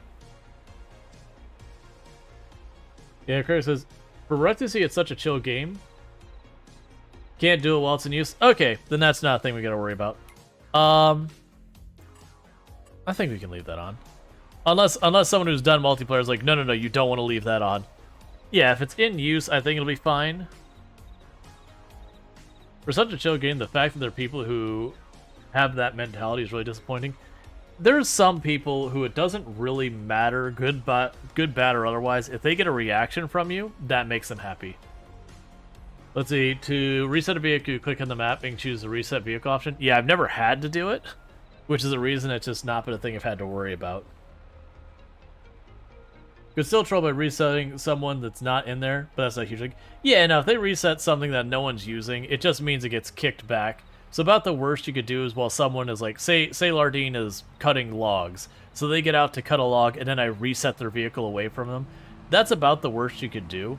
If anyone does run into someone trolling, like that kind of thing, that would be one that, you know, like, let me know. They will be dealt with. Because the only thing you'd want to do trolling is bumper cars, but you don't have the game, so...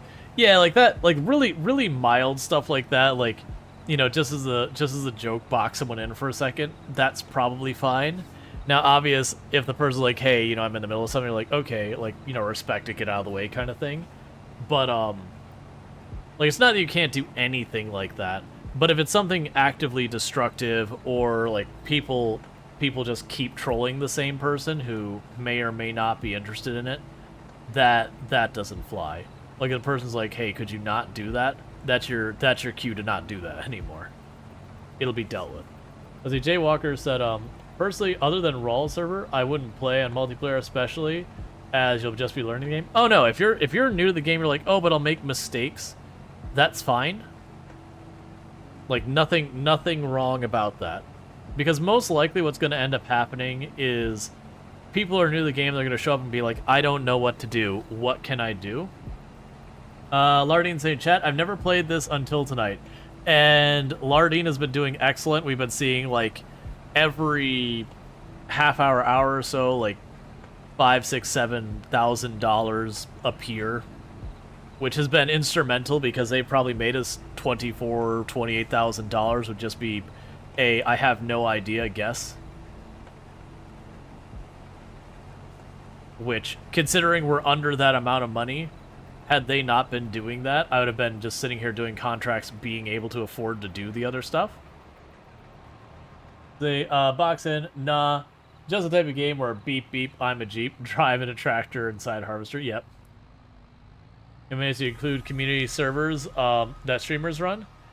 Let's see, but even then, it's streamers I've known for a long time will become mates. With I feel comfortable doing that with. Yeah. Generally, I'm the same way. It's very rare you'll see me join a multiplayer server where I don't at least know a handful of the people there. Or, like, we'll say 1% of the people there. Not like there's a strict percent, but some percent of the people there. You discovered the glory of autoloader? Oh, does it just work with that where you can just drive up and hit the button? Yeah, no, absolutely for the logs. that is the one thing I would like to see. Is by all means use the equipment we've got, like in the game already. But I would like to see them come up with a better way for like loading logs, that you could have the AI do it, even if it, you know, wink wink nudge nudge kinds of cheats to do it. Because that is the only reason I'm not way bigger and just doing the like lumberjacking thing. It's just loading the logs is very slow.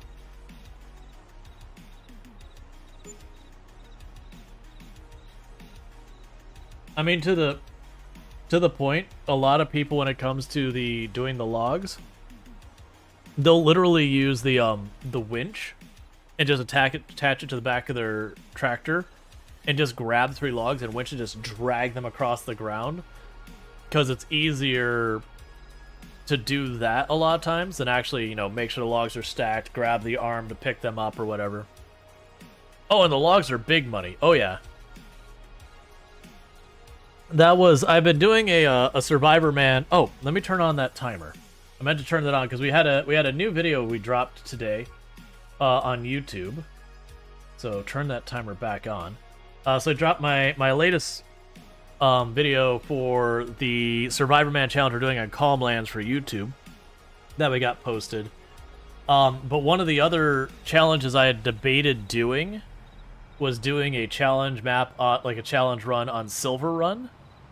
But Silver Run, money basically doesn't matter because there are so many trees. It is money isn't your limiter. It is labor. Labor is your limiter on Silver Run. Let's see, the last game you joined multiplayer server for Wasn't Your Mates with the streamer was Atlas back in the early days. The community called Darkside RP had set up an RP servers for different games, and they were running an RP server for Atlas. You join a crew member for a streamer you follow, and met another streamer in that chat you're now good mates with. You mod for. You've done countless games with them. That happens so much. That's kind of one of the things that would be nice to have happen. Is I've known a number of creators who do a lot of solo stuff like I tend to do, but every once in a while they'll do like community game stuff, like maybe once a week or twice a month or whatever. And it's just one of those things that over time they kind of build up in their community, like a handful of people that are like, these are people I know I can, you know, pop into voice chat, hang out with. I don't have to worry about being like, hey, could you not say those things that are terrible, that now I have to get uncomfortable with the moderation of the people I'm in voice with. You know, that they have like the right vibe or energy or whatever you want to call it, that, you know, they just mesh well with you.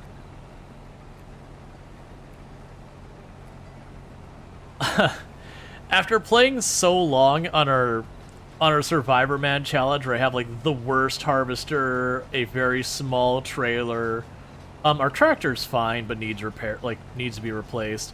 But after playing with like such extreme limitations so long, just knocking out a field in what's like an in-game hour, like a very, like, this field we're doing right now is probably not quite the size of our third largest field. Now I'm thinking, like, it was what was our large field way back. It's probably around that size. Maybe a little shorter. It's similar. And that field takes us like 2-3 in-game hours to deal with. Just for the initial harvesting. And so this is plowing through this in like no time at all. It's like, oh man, I cannot wait to get the bigger harvester. And this isn't the biggest harvester. We couldn't afford the biggest one. But it's like, it's a pretty big harvester. It's much bigger than the one we have in our Survivor Man run.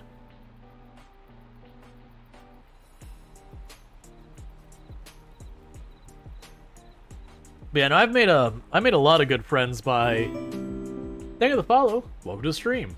I made a lot of good friends by just, you know, you'd have a game, you'd have that one buddy who had a bunch of other people they're playing with. Like, it didn't even have to be like friends there. Like, they were playing in, you know, if the guild is whatever the unit or the corporation or whatever's the appropriate thing for that, you know, whatever game you're playing. And you'll end up becoming buddies with some random one that neither person's like particularly super into one way or the other. And all that kind of stuff. and you end up becoming buddies with them, and they'll have like their circle of friends, and now you're one of their circle of friends. Like you're in that circle of friend, you just build as that group. Like I'm trying to remember how one of the groups of people, like gaming wise, that sadly isn't really around much anymore. You love grabbing a 20-meter tree twice as thick as your body and tossing it where you need it. Yep. But it was like Warframe. I know I started messing with it. I don't remember if I just was playing with random people and I ended up running into a group of people that I was like, oh, this people's, you know, seems pretty decent. That may actually be literally what happened. Usually that's not how it goes, because a lot of games I don't like playing with randoms. I'd rather play solo. But I think that may have been one of the last games I was doing that. I found a good group of people. We ended up playing, like, there's a group of us who went through all the Dark Souls games together, like every single one of them. Like I had played them before, but we went through all of them. I did that again with my older brother and did it on my own time as well, because I very much have been huge into the Souls games. Alright. So let's get this out of the way. There's nothing left for me to harvest. But yeah, I played Warframe for a long time and had a good time with it. And I've talked about before that ultimately they made a play or else style mechanic with the radio.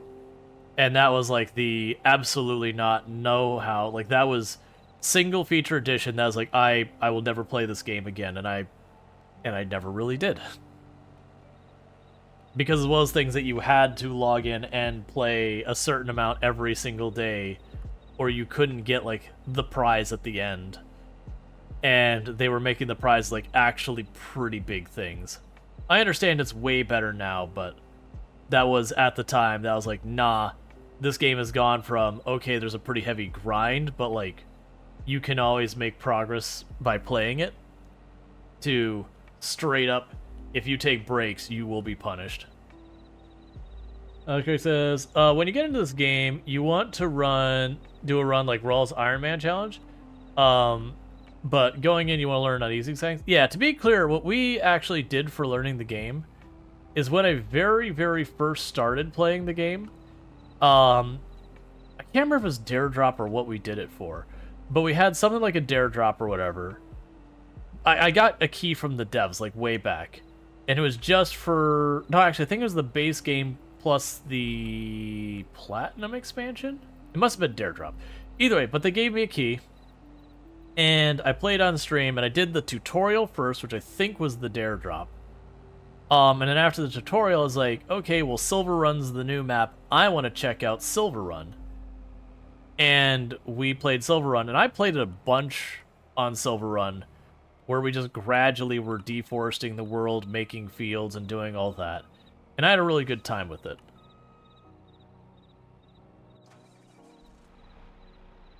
Okay.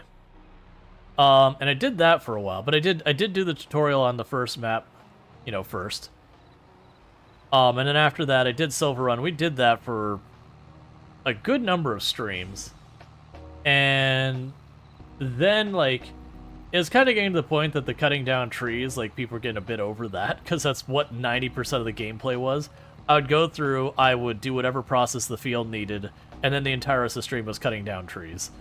And that's just the way it played out, because Silver Run is just a forest. And it was fun. Like, I was enjoying it, but it was just kind of, you know... It was a bit repetitive on the content side.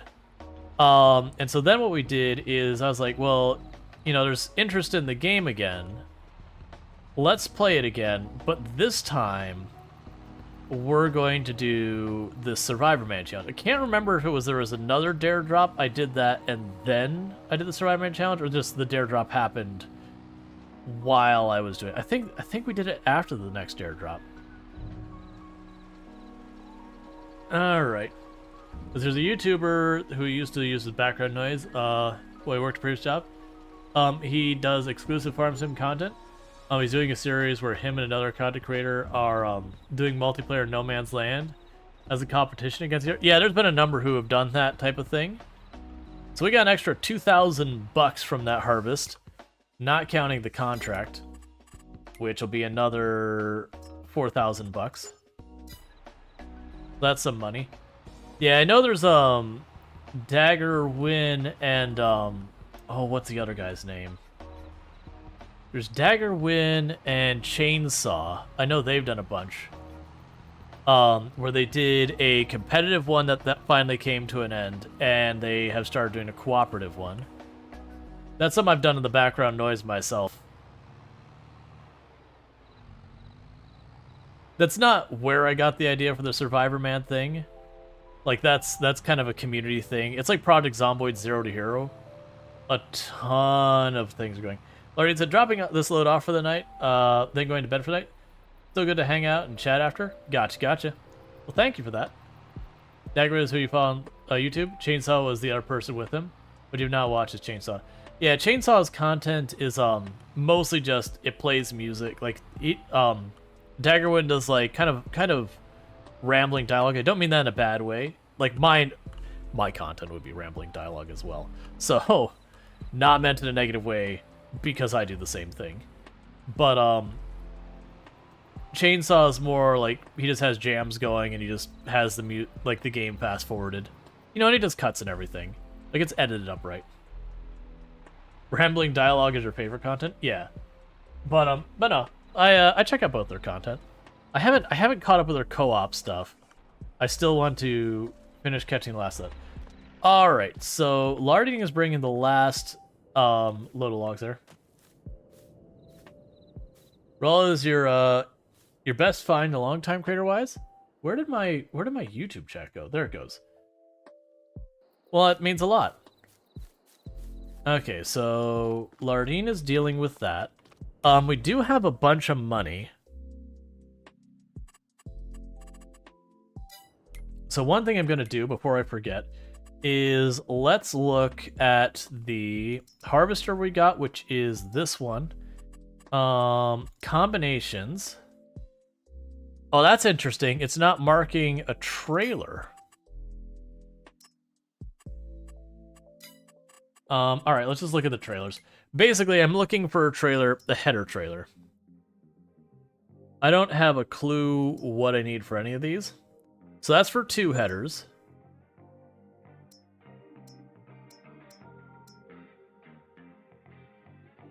And they don't give me any information about any of it. So I'm a little scared that, oh, you know what I bet you we have to do? So we have this. We go here, combinations, U. All right, so let's remember it's the Convio Flex 1080. So remember that for a second.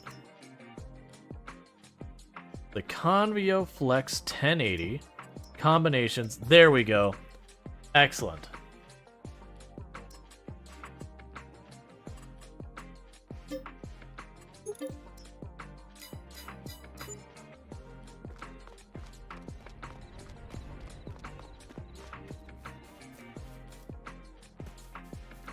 Yeah, the combo shows the header.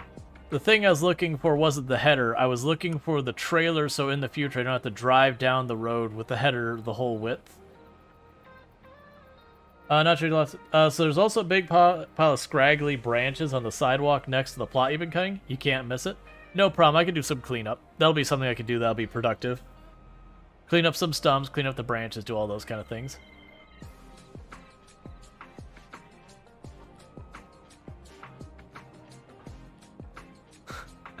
just larding and chat on the server. Train, no.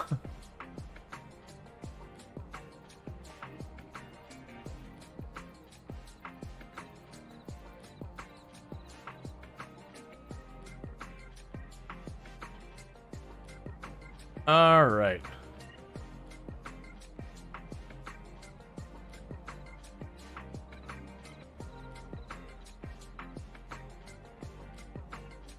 I don't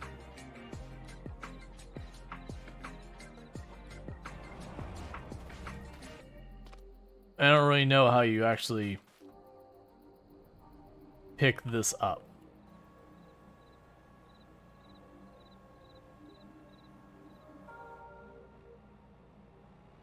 Maybe I'm on the wrong side. I've not actually used the header trailer before, so we're sciencing. But this is the one I recommended for this specific header, so we know we got the right trailer for the header unless the game lies. You set it to it? Oh, I have to get, like, a forklift or whatever? You either load it on with the harvester itself, or use super strength. Ah. Well.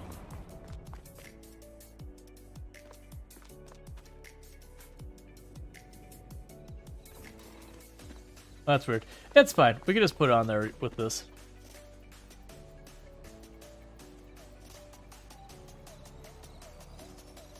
As I suddenly realize I blocked where I need to connect with the trailer.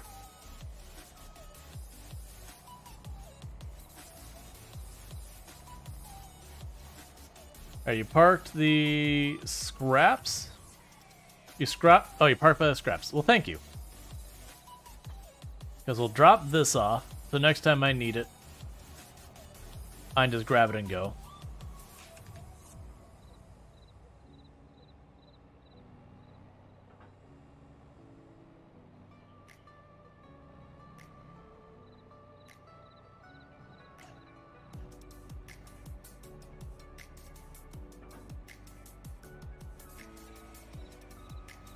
That was very relaxing? Gotcha.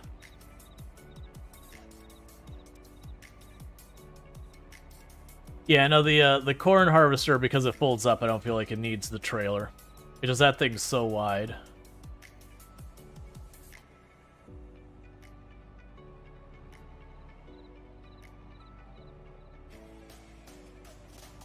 Okay, so we'll just drive this across the street and put this away.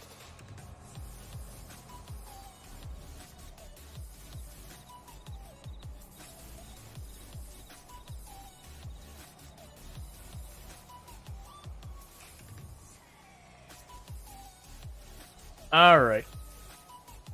But yeah, no, it's a thing that ends up happening is I've talked about before that generally when it comes to the types of content you have on your channel, like consistency ends up being really important. That's a big part of it. This is the tractor I've been using.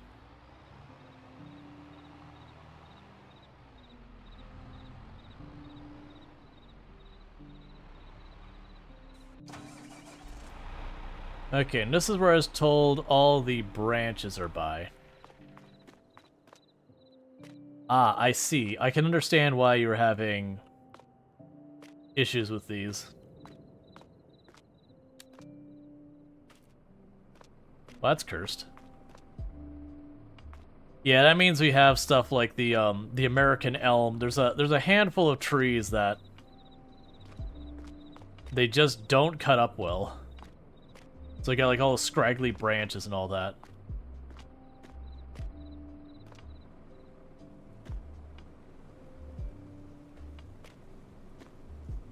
None of which I like, because they're the ones that you get like the really fancy $500,000 tree cutting machine or whatever. And then the tree cutting machine's like, nah, man, I don't do that.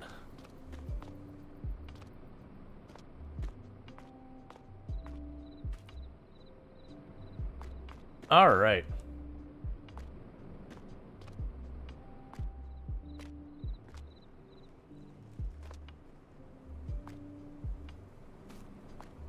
They're good wood chipping purely to get rid of them. Yep.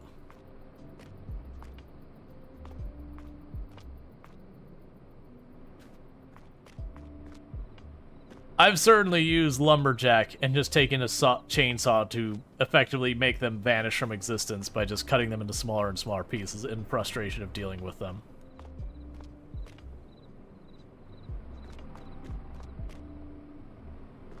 Yep, so we're just loading all of this up on here.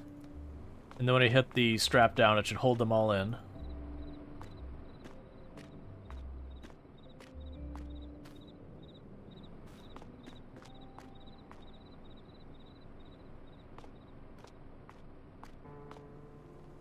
You remember joining a server where someone joined purely with the intent of getting rid of all the demon trees? Hey, I mean, they're doing a community service.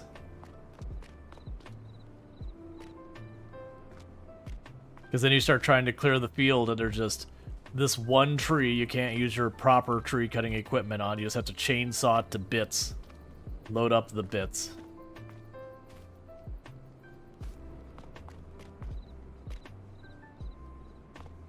Server performance is so much better with them gone. Oh, just because that many fewer objects in the map and all that?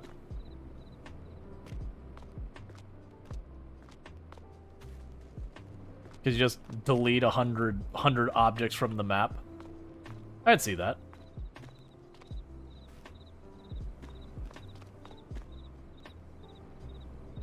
But yeah, no, where I was going back to earlier. It's the whole thing you run into with a lot of this kind of stuff that... Alright, looks good there.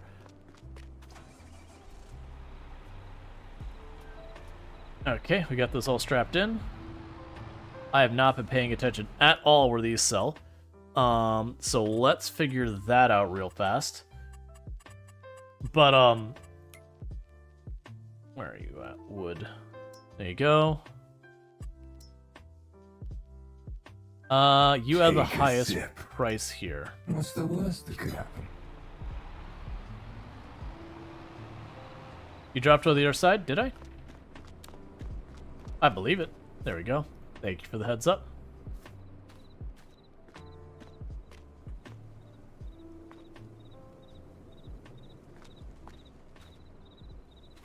The physics are being real weird.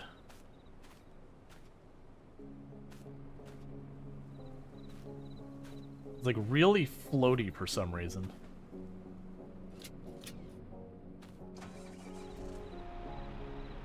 Okay. And we gotta hydrate.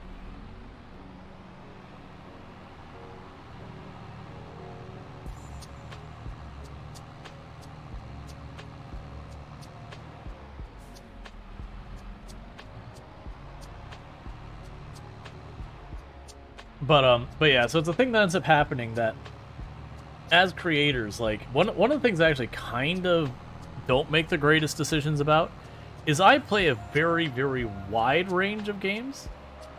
And there's that whole thing there. But there's definitely a whole thing where sometimes like you have a creator who's like really into simulation games, but you know, they're feeling a little burnout, so they start playing settlement stuff, so just not really what you're looking for. But it's one of the risks with the way I do this channel, where I play such a wide range of games, that's got a big draw to it. But there means more and more likely I'm going to find people that they'll be into one of the games I'm playing, but not the others, and you know, when they don't see me playing the game they want for a couple of streams, they'll assume I've just moved on to other styles of games. And so it has been one of those things that I've gone back and forth, like, should I be more mindful about, like, yeah, I'm going to be more focused on, like, simulation, or a little bit more focused on this, which simulation is such a broad category. Can I just go through this fence? Some are solid, some are not. It's a solid one. Okay.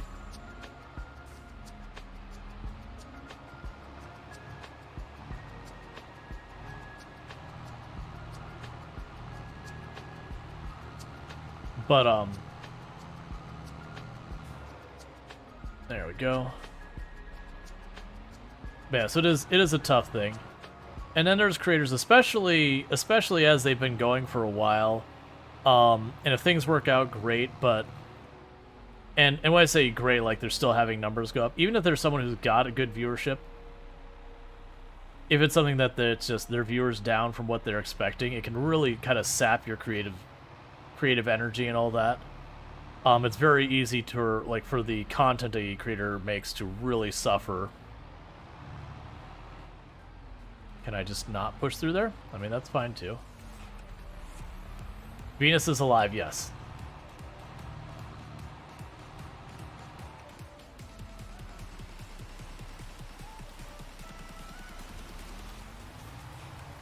But I mean, I don't really play hardly any Project Zomboid anymore these days. I still think it's a fun game and a game I'd highly recommend to a lot of people. It's just kind of the thing of I've played it so much. But I'll be back at Build Play 2 to mess with it more.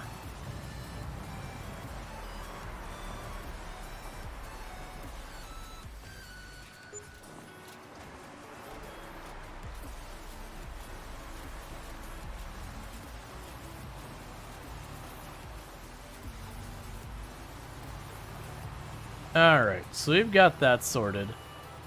And I know Lardine said they're pretty sure they missed a bunch of stumps, so we'll take a quick glance and see if we can't find any of them and knock them out real fast. Which I believe it's just down to this intersection here. But yeah. No, there's a good chance I'll play a little bit more Venus before build 42 drops. I haven't really felt the need to play, and then the times I put Product Zomboid on boats and all that, it hasn't done that well. Like, it doesn't seem like there's that much interest, which aligns with kind of my expectations right now, is everyone's just waiting for build 42 with Product Zomboid. But that's a perfect example, is I was playing tons of Product Zomboid on the channel, and eventually it's like, okay, like, right now Product Zomboid's numbers are starting to decline, the variety's starting to do better, and all that kind of stuff. So I do need to make decisions that make sense for me in the longer term, of which going hard on Product Zomboid still was not such a decision. Like, not that it'd do away with her, I think, but to, like, tone it down a bit.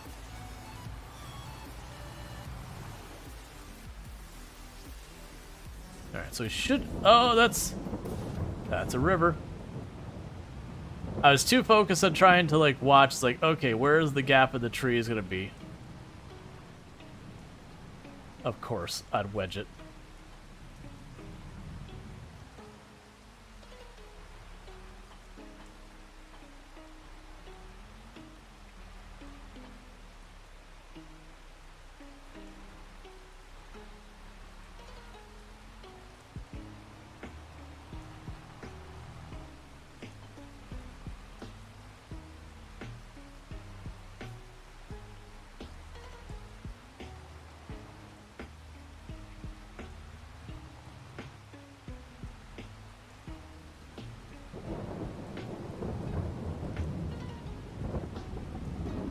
Yeah, I know we're fixing it slowly.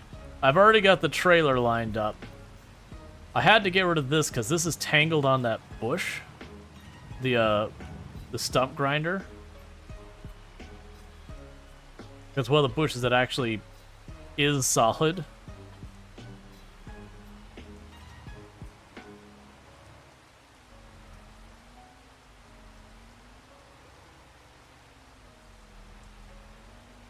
Okay. As a obviously variety streamer, you're aware of the rise and fall of viewership based on the game, but you can say that your commentary and discussion rambling, as you put it earlier, is something that's good, especially while you work. The game you're playing is less likely to matter while you're variety work. Well, that's kind of one of the big things about a variety streamer you have to have, is a variety streamer has to be able to stand on their own content. Like, the game is certainly how you get new eyeballs into your channel, but ultimately it's going to be the game that just draws people in. You got to keep them here, because most viewers and all that, when you're playing games, they're there for the game you're playing. That's what brings them in the very first time. Past there, that's the whole thing. All right.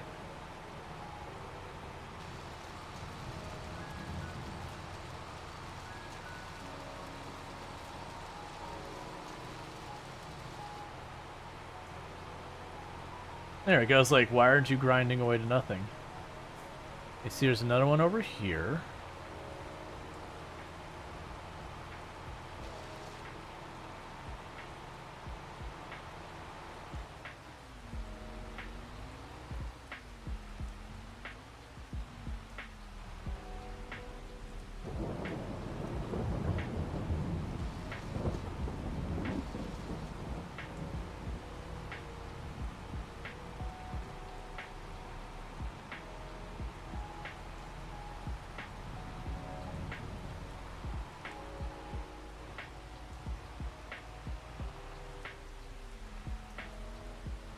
Yeah, so trees are pretty close to the edge of the road. We're definitely going to miss a bunch because we're trying to do this at night.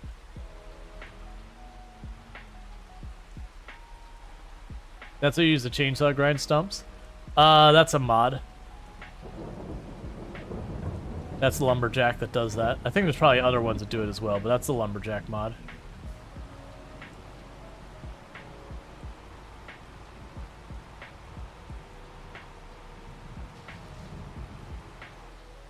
Yep. No, we use lumberjack when we were doing the silver run one. Not so much with the focus on the stumps. We did use it for that purpose as well. There's a log over there, or stump. We used it primarily because there was trees that you'd buy the property all around a lake, and you owned all the property on all sides of the lake, but there'd be like one tree at the corner of the lake, and it's like, oh yeah, but you don't own that. That is not part of your property. And it was really frustrating to deal with that, because it'd be in just the right place that even though you can build your plot of land around and everything, it'd be in the way that you get your tools caught up on it, and you weren't allowed to remove it. So we got forester, or like lumberjack mod, just so we could cut down those trees that are like, you know, technically not on your property, but totally in the way. I saw there's another one over here.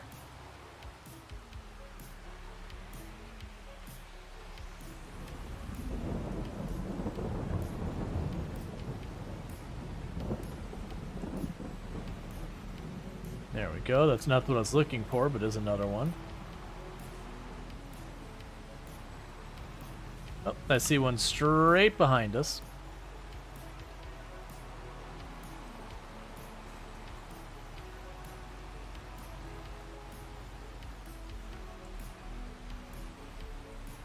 Got a pretty good amount of this area cleared out from the looks of it.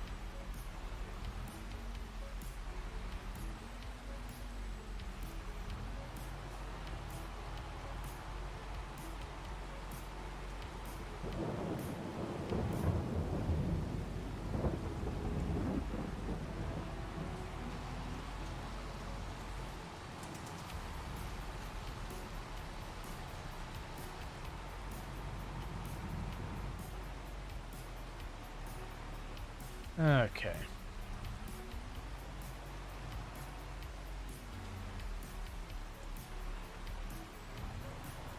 And I see another one behind us.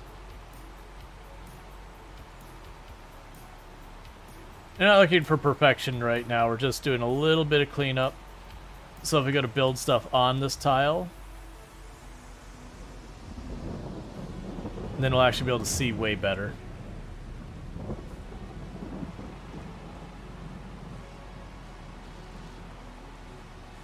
Less likely to run to random logs.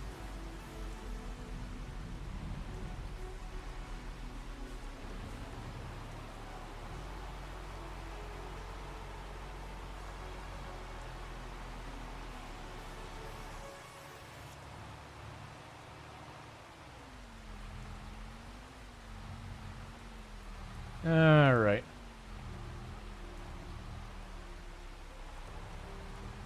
So if I happen to spot any on the way over the trail, we'll grab them, but I'm just gonna assume that got most of them for the time being, and we'll come back when we can actually see. Alright. So what we'll do here is we will grab the trailer, drop these off. And we got a bit of money, so we can go ahead and build ourselves a place that we're gonna be able to like sleep at. That way when there's no one else on the server, or not even that, when we basically wrapped up the things to do for the day and it's getting dark and all that, we can advance the day so we're not sitting here driving around in the dark.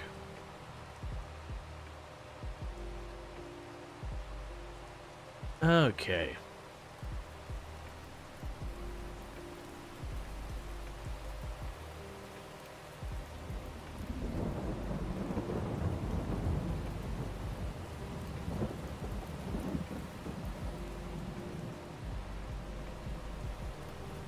What I might do for the long term on the server is I might have it where I do like my half stream kind of thing, where I do like my game switch. Like not today. Today we're just going on the server. But like do the half day. Or maybe like I start, you know, let's say we start with RimWorld and then we do like the server for the second half. Like that kind of stuff. Or first half. Like I might bounce around on how I do it. That's just thinking longer term. Alright, we've got you there.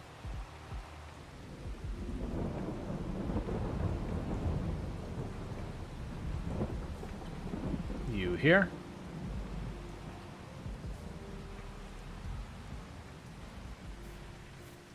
Okay, so let's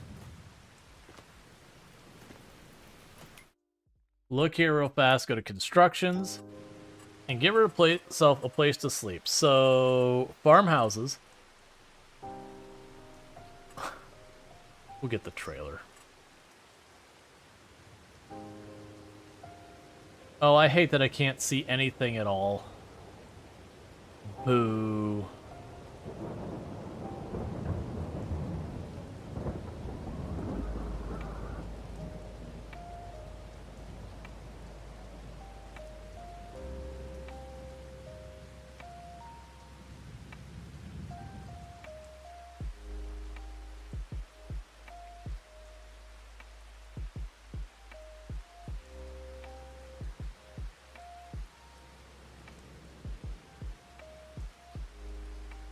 There's the dirt road that goes up. Oh, can I really tuck this that close?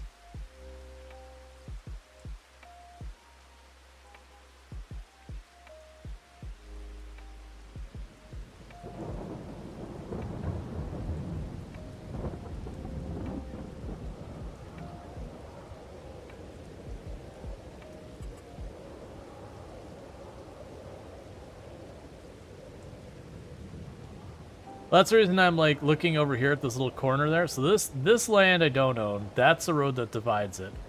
So we own this area. We can just put it like this.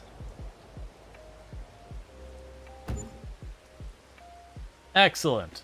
Let's make it daytime.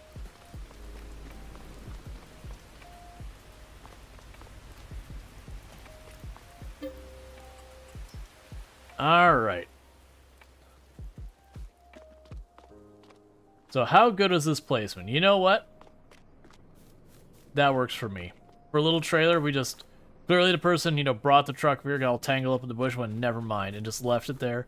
You know, we got our nice home right above the ditch. Perfect. Yeah, I figured I could align it with the sidewalk, and it would at least look lined up, if nothing else. Alright. So let's check our map on the property we own. So none of these should be even remotely ready for anything. So yeah, so we own these 3 properties. They're all still growing. Not a surprise. We planted them yesterday. Or technically 2 days ago. If only you could place it across the train road tracks. Just train stop. Or just put it across the road and the cars back up forever. I'm sure there's a mod that lets you break the rules when it comes to placement. Okay, so for the moment, we don't have a whole lot of money to do a bunch of stuff. So let's go get cash. What is that? Red beets. So for red beets, did you clean the branches? I did. So for the red beets, I probably will need to use their equipment.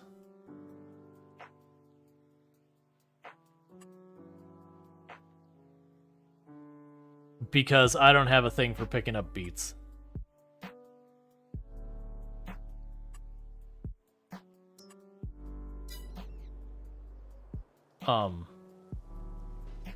There we go. I was like, you gonna give this to me?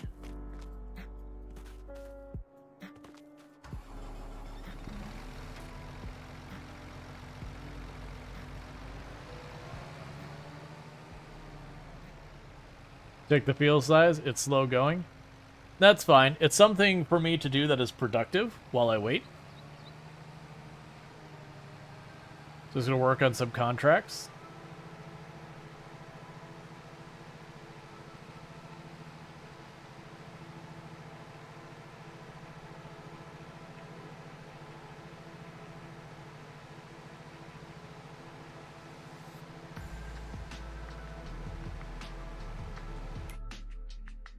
Yeah, because it's 0.74 hectares.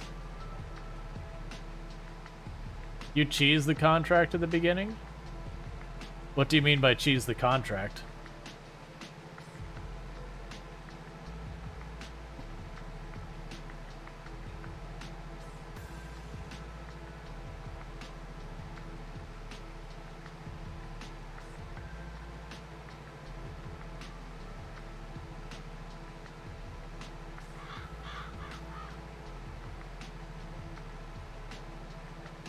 Now, the catch with this one is because I'm here on my own for the moment, this doesn't have any internal storage of its own. So I will need to get this into position, get the tractor with the 2 trailers into position, then hand the driver AI control of this vehicle, and then I'll have to handle driving alongside myself.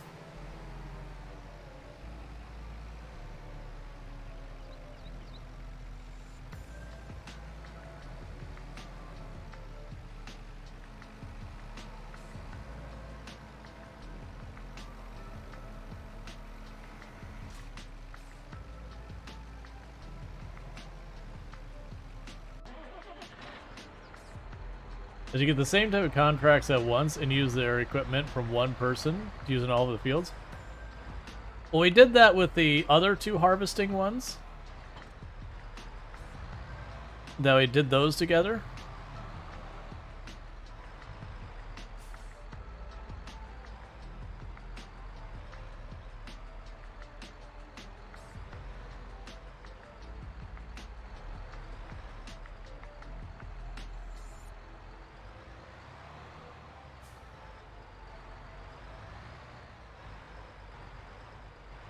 Always gonna have like 2 different pivot points. That has always been the bane for me being able to control that.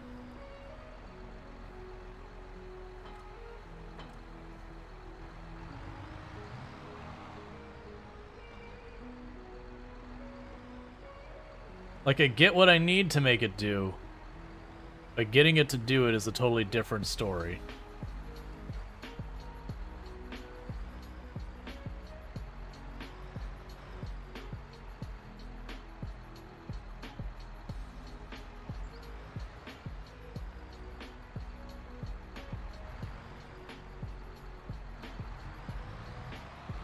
We're gonna try seeing if we can do this a different way. We're gonna go back behind it and just try and drive past it.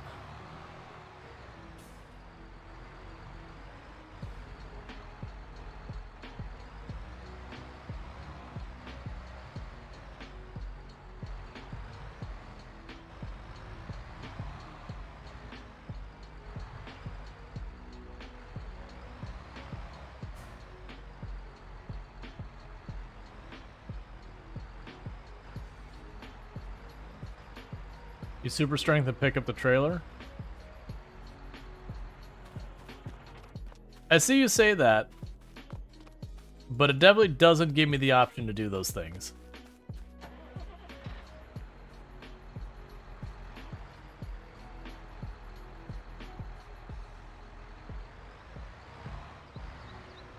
You just use your trailer? I'm not sure it has enough capacity.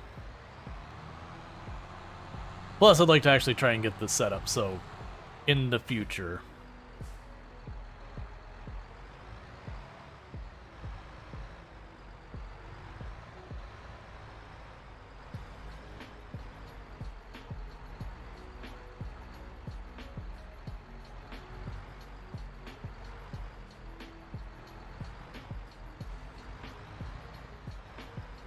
Okay, you're having fun? I am.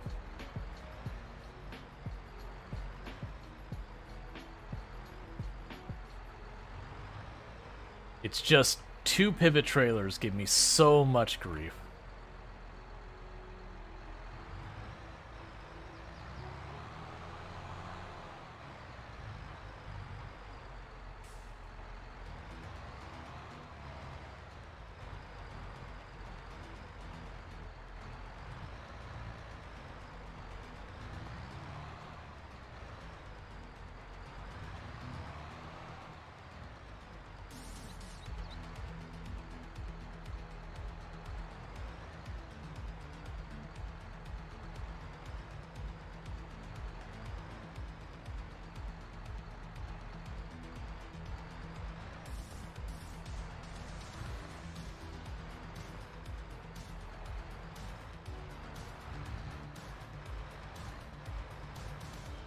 Oh, come on, you're right there. Here, we can make this work.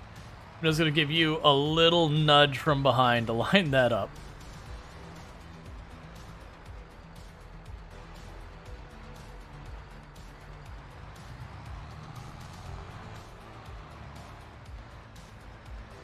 Bonk. That looks like it's a pretty good position.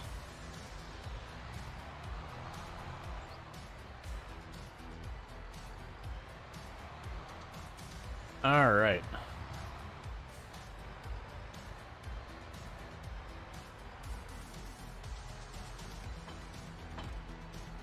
There we go. Staying in this for the night? Most likely, yeah. Because, you know, I am trying to promote the multiplayer server with people regardless of what time they stream and all that. Hey, off topic, on hot topic. How's it going? Yeah, so it's the idea is I want to do, you know, promote people playing on the community server and all that. It is open for anyone who wants to play. You just got to hop on the Discord, and, you know, details are in the community server's channel. All that good stuff. You should be able to pick it up if you use the right sideways trailer. Oh, probably. I mean, there's probably other ways I can make this work and all that. Normally I have like just one big trailer I'm using. But in this particular case, we don't. Okay, so the plan's pretty straightforward. I drive you right under here. And line that up. Open that cover. Weird. Alright, so you.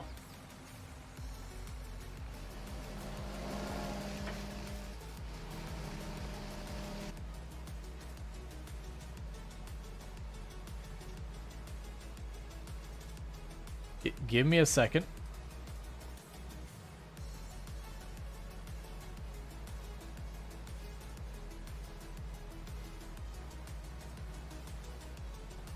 Trying to figure out... Oh my god, you're so frustrating with the two trailers. What? Stop it.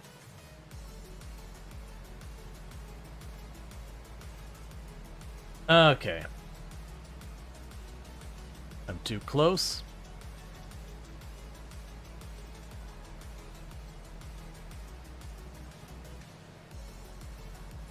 Alright.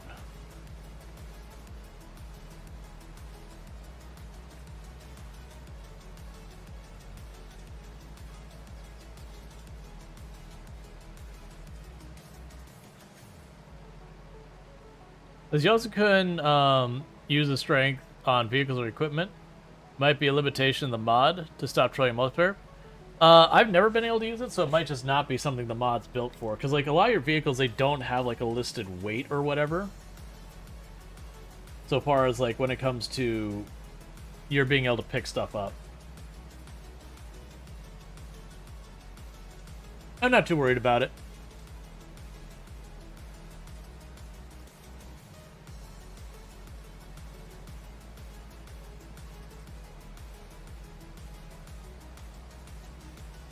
I just imagine your work it built up picked you up in YouTube. Yep.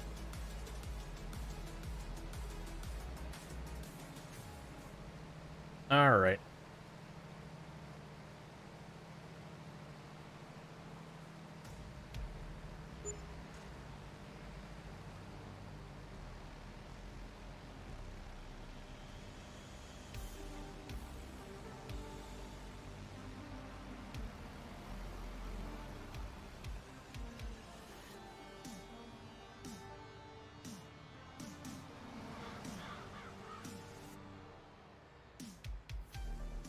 Yeah, this would definitely be one that having an actual intelligent person behind these vehicles versus the AI would make life way easier.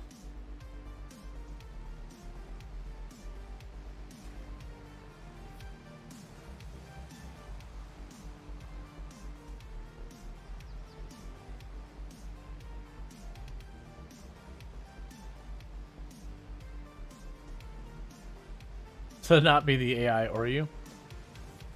I mean, at least you can be aware of what I'm trying to do here. Okay. The downside is I am paying the AI to do this right now.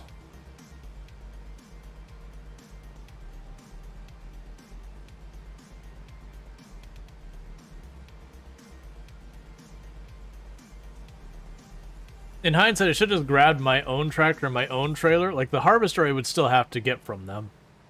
But instead of using the equipment they gave me, be like, nah, I'm just going to use my own one. It'll be way easier to deal with than these double little ones. But that's okay. It's still working. Yeah, so as you can see, the root crop, like the carrots and the beets and all those, they tend to be very laborious. Like, the really, really little harvester for these is absolutely obnoxious, because you have to get, like, a new box for it very regularly. And so you have to pay, like, $130 for a pallet every, like, 1,000 liters or whatever it is. So you can just do the math here. We're sitting at, like, or maybe it's 2,000 liters. But anyway, you can do the math that we're about to hit, like, 1,400 liters, which means I'm talking, like, 7 or 8 boxes I'm going to be just dropping behind me. It's a whole big thing.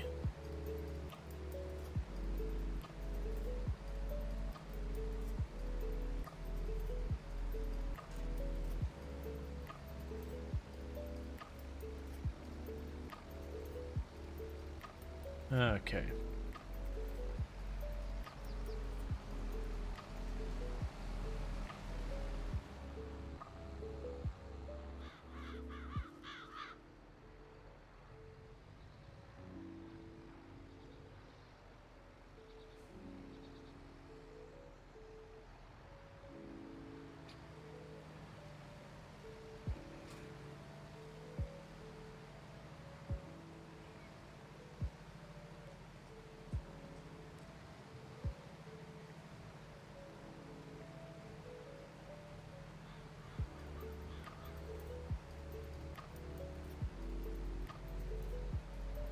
So it's a little hard to tell the individual storage capacities of these things.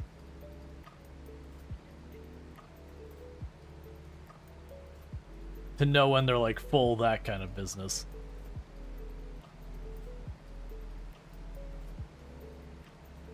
That said, the root crop does make you pretty good money. Like, money-wise, they're actually pretty decent. It's just, compared to other crop, the amount of labor, like, you saw how fast we harvested those other fields versus how long this is going to take us is very different. I don't think I can have the AI take this over. No, that's fine. Great money, but dang, that harvesting time, pretty much. How's it going, OG Mono? For those who don't know OG Mono, fantastic content creator. They were playing some Hard Space Shipbreaker earlier. Didn't get to... No, actually, that's not true. I saw you raid out at the end. But yeah. Hard Space Shipbreaker is definitely one we played multiple times on the channel, but you should definitely check out the OG Mono. If you're into Farm Sim, Snow Runner, Hard Space Shipbreaker, those kind of games, you definitely find that all over there. Definitely a good time. One of those creators who really should be getting, like, more people need to find them. They deserve to have more people finding them. That's what I'm gonna say. But yeah, now I made the comment that, like, I really like the story of Hard Space Shipbreaker, and it's definitely one of those things, because they're still pretty early on it. It's like, oh, you don't know yet. You don't know. You're at the beginning before the story has really started. Just wait. At least the AI isn't used to some equipment. Oh yeah, no, I've noticed the sprayer, the AI will go like halfway up the field and be like, nah, and then turn the other way. You're literally too kind? Nope, it's fine. You really want to see a full Shipbreaker run? The story seemed interesting. Yeah, no, I've done a full story Shipbreaker run. We were trying to do that in Permadeath. Yeah, and then I goofed right by the end of the story, which is really kind of a bummer. Because we were real close to done. They were probably two or three ships from finished with the game. And then I thought I had hit the atmosphere to decompress the ship. I had cycled the airlock. And so I was in a fully still compressed ship when I cut open the panel from the inside. So it got immediately launched face first into a wall and died. Because explosive decompression is not your friend. Yeah, no, it was, I think it was Burning Sun pointed it out, that I had turned and I had meant to hit the the atmosphere control, and I had hit the airlock cycle. The concept seems easy, but in practice, it's terrifying. So are you full now? Is that what's happening here? So you're full.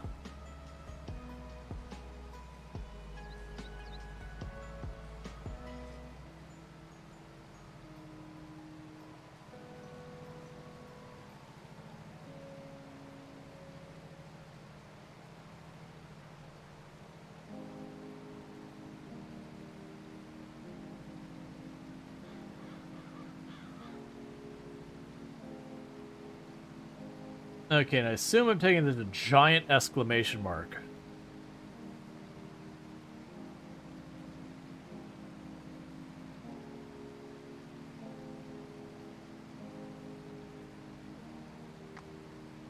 But yeah, now if you're someone who likes like methodical games where you kind of approach a thing, you just kind of go through things and all that. Are you selling as is or processing the bad boys? Right now we're doing a contract because we're still very early.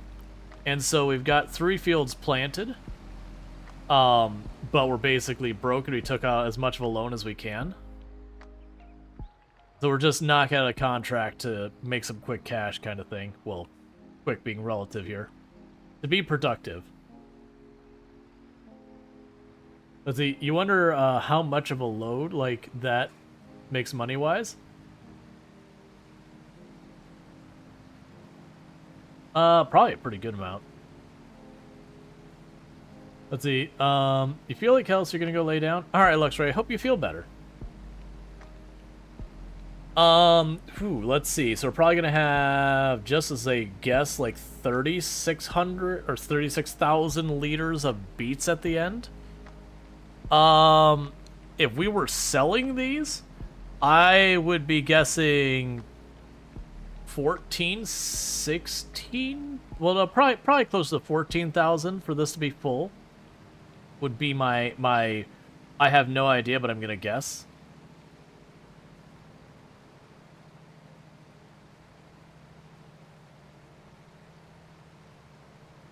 Now, we might actually figure it out, because what does happen is when you do these harvesting contracts, they only cover like 80-ish% of the field. I don't know the exact amount, but a certain amount of the field you actually have to get the harvest for. But if you, like, all the extra you get to keep the profit. So doing a decent-sized field like this, there's a good chance where it's promised us like 6,000 or 8,000. I didn't remember what it was at. We'll probably get a couple thousand more on top of it if we take the time to fully harvest. Now, granted, our worker's going to eat up some of that, unfortunately. But it is what it is. Let's see. All right.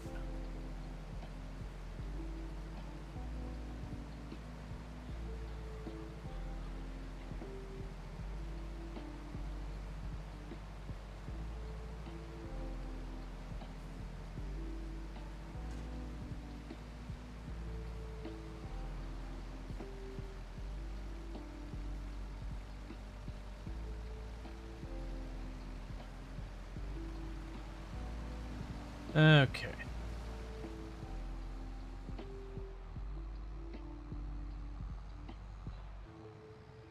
And it's blocked by an obstacle. I'm the obstacle.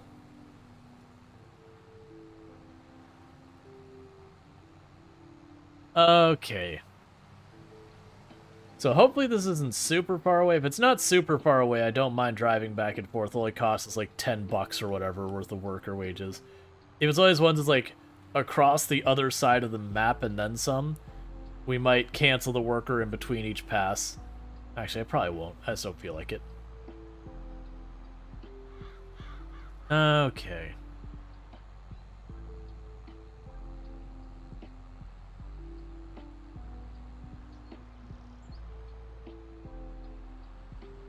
Let's see, can we pick up contracts like this ourselves?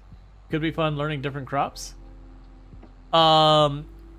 So you join the farm, but yeah, you can pick up contracts like this and just do the contract. I'm making that available for anyone who joins. Like, you'll do it as the farm, but there's no consequence if you mess up. Like, you would just let's see, what's your favorite vanilla map and your favorite modded map? So I'm a big fan for the modded map of No Man's Land because you can kind of just make your own farm. Vanilla map. So I really do like Silver Run. Just the whole processing trees, like making not farmland into farmland kind of thing of it.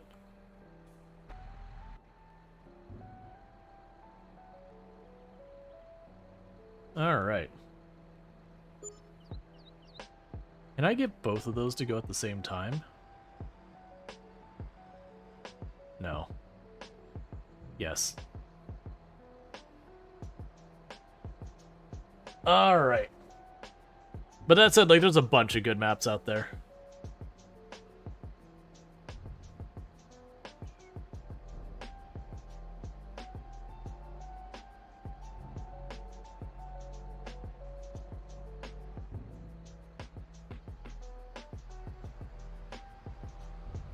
Okay, so we've already got that.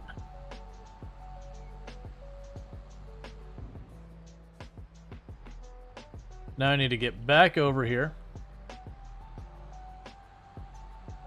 And back into position to keep getting the beats.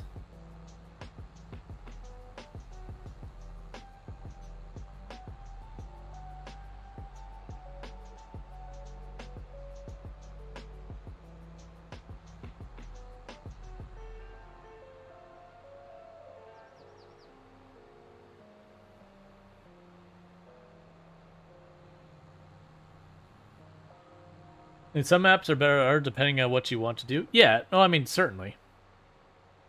Like, if you're looking at doing a bunch of tree stuff, you're certainly going to want to find a map that's got a lot of tree stuff. But, like, for example, Silver Run is fun if you want to have, like, the gradually watching the map turn from forest into farm. But if you're looking to, like, just have, you know, just have, like, some smooth sailing farming, it's a really bad map. Because the very, very, very bumpy map and then just all trees. That map was so intimidating. Honestly, that was, so outside, like, doing the tutorial, that was the first map I did. I really enjoyed just kind of, you know, slowly whittling away the forest and then building farms and all that. Had a really good time with that. It's a map that money means nothing, because just the sheer number of trees, you're good.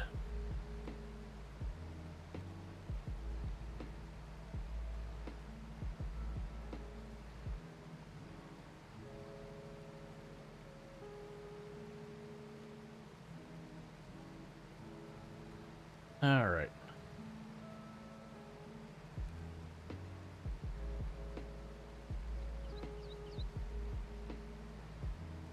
Did you finish the roller coaster and some run? I did not. I was doing that run on the stream, and just like we had expanded to our third or fourth, I think it's our fourth tile, and it was just kind of one of those things that you know, the cutting down trees, while I was enjoying it for just having a relaxing thing to do in the evening, I think a lot of people were getting tired of seeing me just cut down trees all the time. But yeah, Realize what it says. I think when you found you, you had 1 or 2 fields mostly finished on that map. The first time I saw you play Farms anyway. Yeah. Yep. Man, as the bot is saying, we do have a brand new episode of the Survivor Man Challenge on YouTube. It is not the one I'm playing on stream. It is a totally different one, where I'm playing in a map called Calm Lands, which is very similar to No Man's Land in the sense that most of it is just make what you want of it kind of terrain. And I have horribly misplayed it, and that's going to probably be fun and or tedious depending on who you are. Where I didn't leave myself enough money to buy a bunch of stuff, and I had already plowed a field with the intent of doing some crop. So I'm growing, I think it was carrots, which is terrible. And I had to do the thing with the $130 crates, 1 by 1 by 1, and forklifting them all to take them to sell 1 by 1 by 1, because I'm not technically running any mods on that outside the map. So it is, you know, quote unquote vanilla. Just, you know, modded map. So I am subjecting myself to possibly the least not least entertaining, the most tedious crop to deal with in Farm Sim. Come on, just go. Just go with it. There you go. So a masochist, you're saying? Pretty much.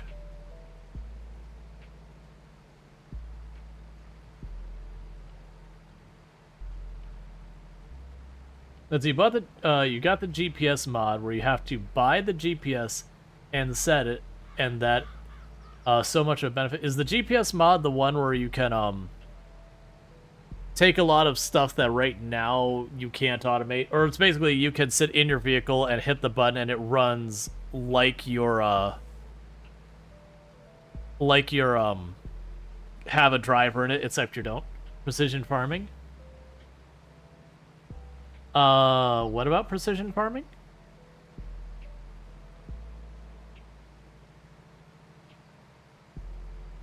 And meanwhile, I'm actually okay with that. Boop. You may have had a graphical glitch. That is the GPS mod? Oh, is precision farming? Somewhat. It does require you to draw point A to B first, and then it will stay on course with how it's mapped. Oh, yeah, that'd be fantastic. Because, sure, there's more setup time to it, because you have to, like, draw all the lines and all that. But assuming you can, like, save that or store that and say, like, this field, here's your path, that would be a whole thing. I know people have talked about that there are mods to make the AI a lot smarter.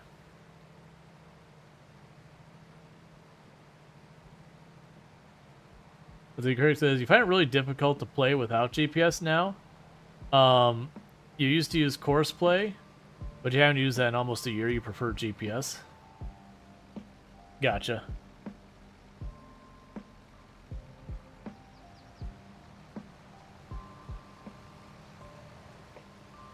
Janky as part of the entertainment value. To be fair, that's not wrong. The number of clips we have were like the AI doing donuts on two wheels in the tractor, dragging the plow behind it, and stuff like that. Apparently, it's Farm Simulator 22 guidance steering. Interesting.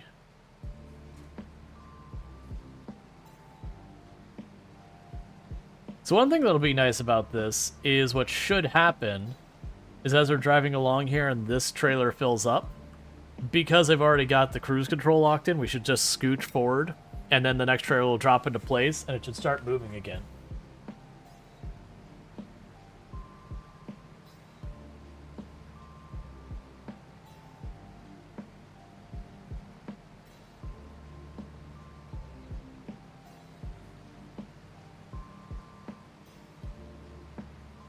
Or I'll accidentally, you know,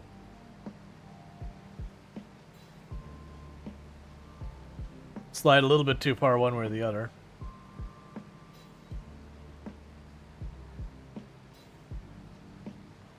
Oh, I see what's happening.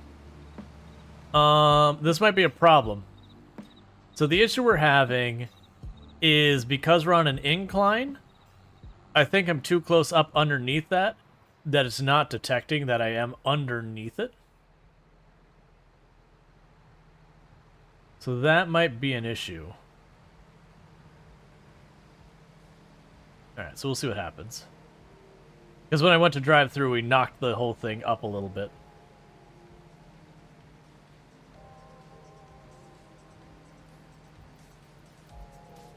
Okay. So you weren't on headset, so you don't know what was said regarding GPS, but you prefer GPS because it doesn't allow me to map the entire field, or auto drive it. It allows you to map the width with the width tool and lock me into a straight line, but I still have to manually drive it myself. He can change the height, I'm pretty sure, if that helps. But yeah, so right now that isn't another player, that's the AI. We did have people on here playing with me as well earlier. We had K. Christ and the very last Lardine were hanging out. But at the moment I am the only one on the server. I'm pretty sure. Yep, I'm the only one on the server. But it is open to anyone. You just have to pop into the Discord. It's under the community server channel. We don't have very many mods and not a whole lot of DLC going on right now. We'll potentially add more, but I kind of wanted to keep it as as accessible as possible. You need to change it with the worker and reset it. Yeah, no, it seems to be going okay. We'll see. It doesn't like it's just that one hill. Like we might have problems on that hill later, but I think we're okay for right now.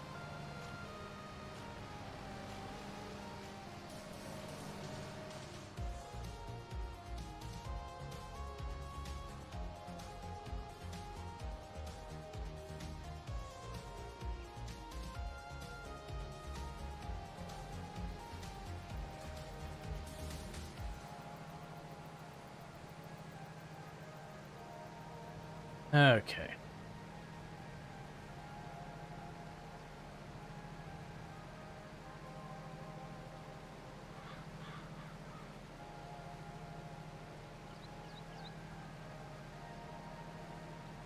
I know there's another one of these machines that had an internal storage that, for me, that was the one that I would use if, you know,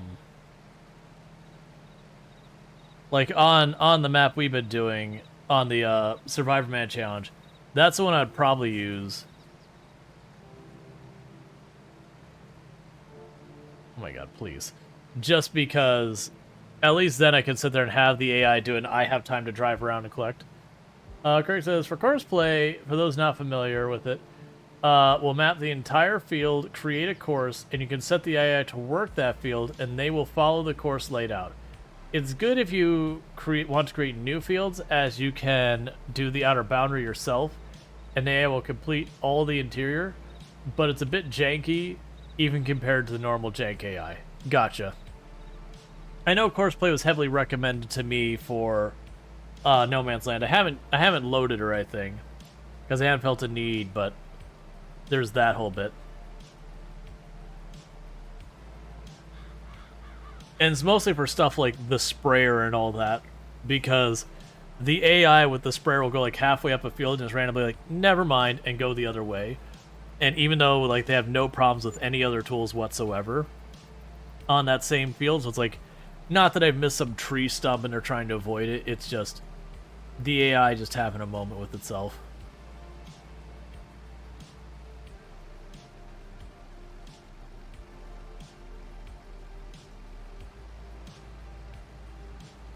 That'd be good for big grassland plots that don't technically have a field on them. Yeah, my understanding is one of the things that's recommended is that you actually make your grass plots into a grass field. They can get higher yield and all that. I've not messed with it myself to know for sure, but I've had a bunch of people mention that that's actually worth taking the time, is to set up a field, plant the grass in it, do the, you know, grass rollers and all those other things for the higher yields. I'm gonna need to scooch over more.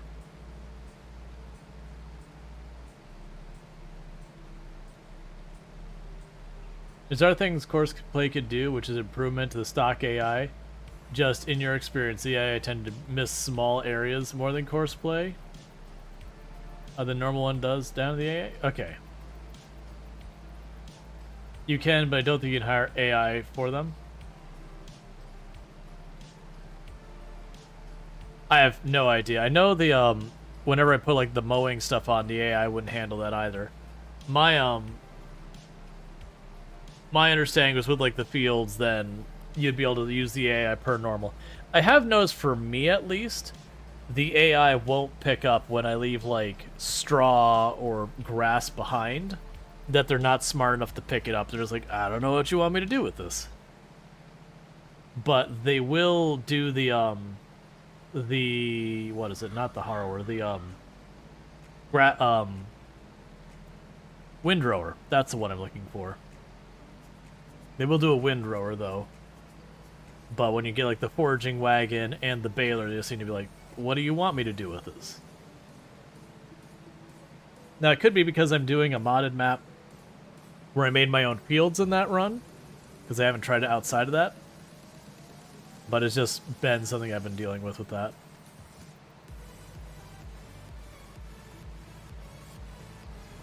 Alright, time to drop off.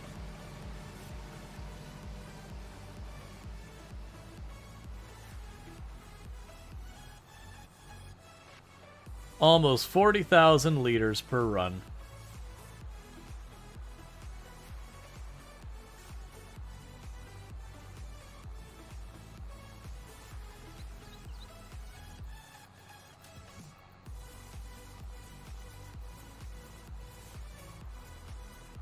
Yeah, I could definitely see using stuff like for playing on my own, not for content kind of thing, using course play. Unfortunately, it has been my experience from what I've seen with a lot of the content for Farm Sim on like YouTube and that, the recorded stuff, that the times I've seen people use those mods, like, they're almost met with hostility. They're like, oh, you're not really playing the... It's like, come on, man. Nobody cares. Find something better to do with your life.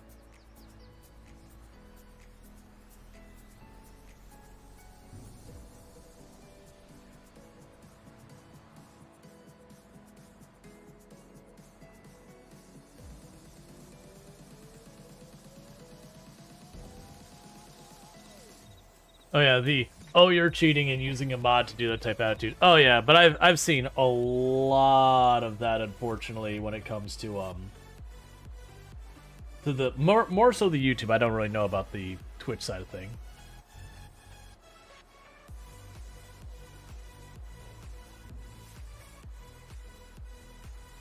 No, I agree. The way we've said here is, aren't you having fun? Congratulations. You're playing correctly.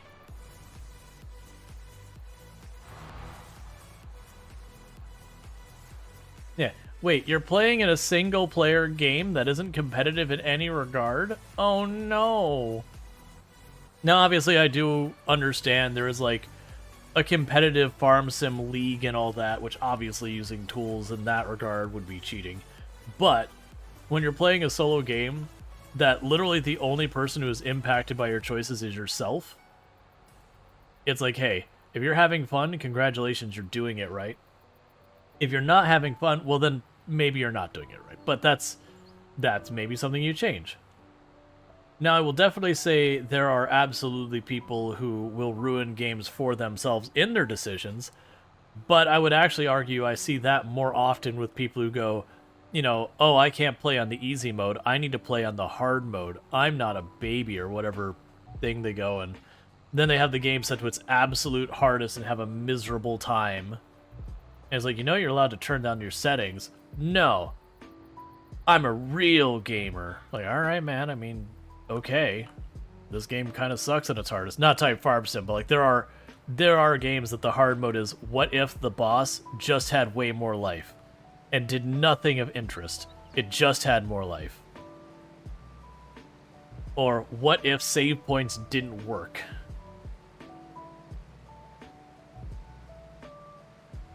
And you're just kind of like, all right, I mean, that's really what you want to do. You play everything in easy now. You don't have time to try and power through hard mode anymore.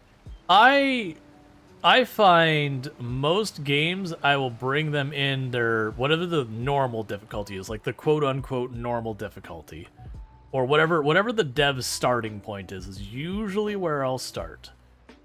For games I end up playing a lot of, like I start getting into, you know, the hundreds and thousands of hours, those I end up usually having to increase the difficulty because I've played it enough that you start learning, like, all the mechanics and how you can abuse them. But most other games, that's not the case. That said, there are games that when you look at the different difficulties, the difference is how much materials you need to grind. So, like, the Valheim-style games, except they go, okay, everything costs twice as much resources on the harder difficulties. Like, all right, no. No, give me the easiest setting whatsoever.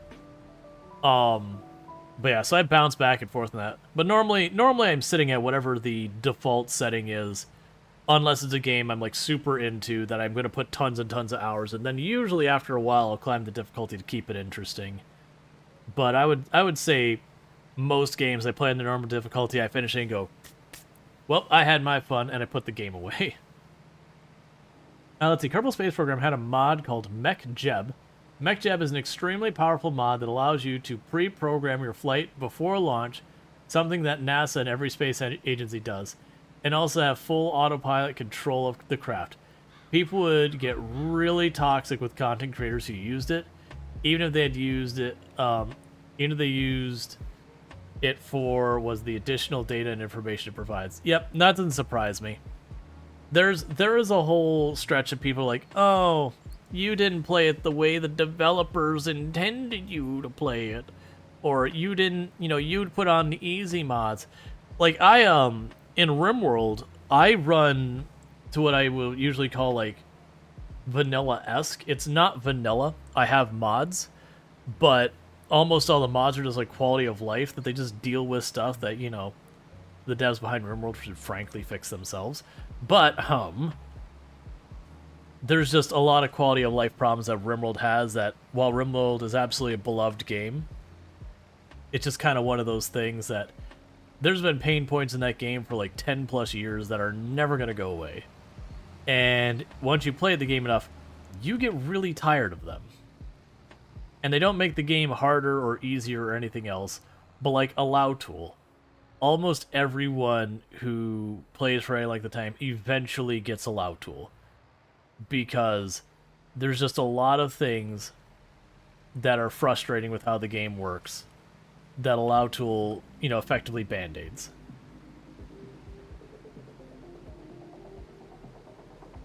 And there's tons of games in that situation.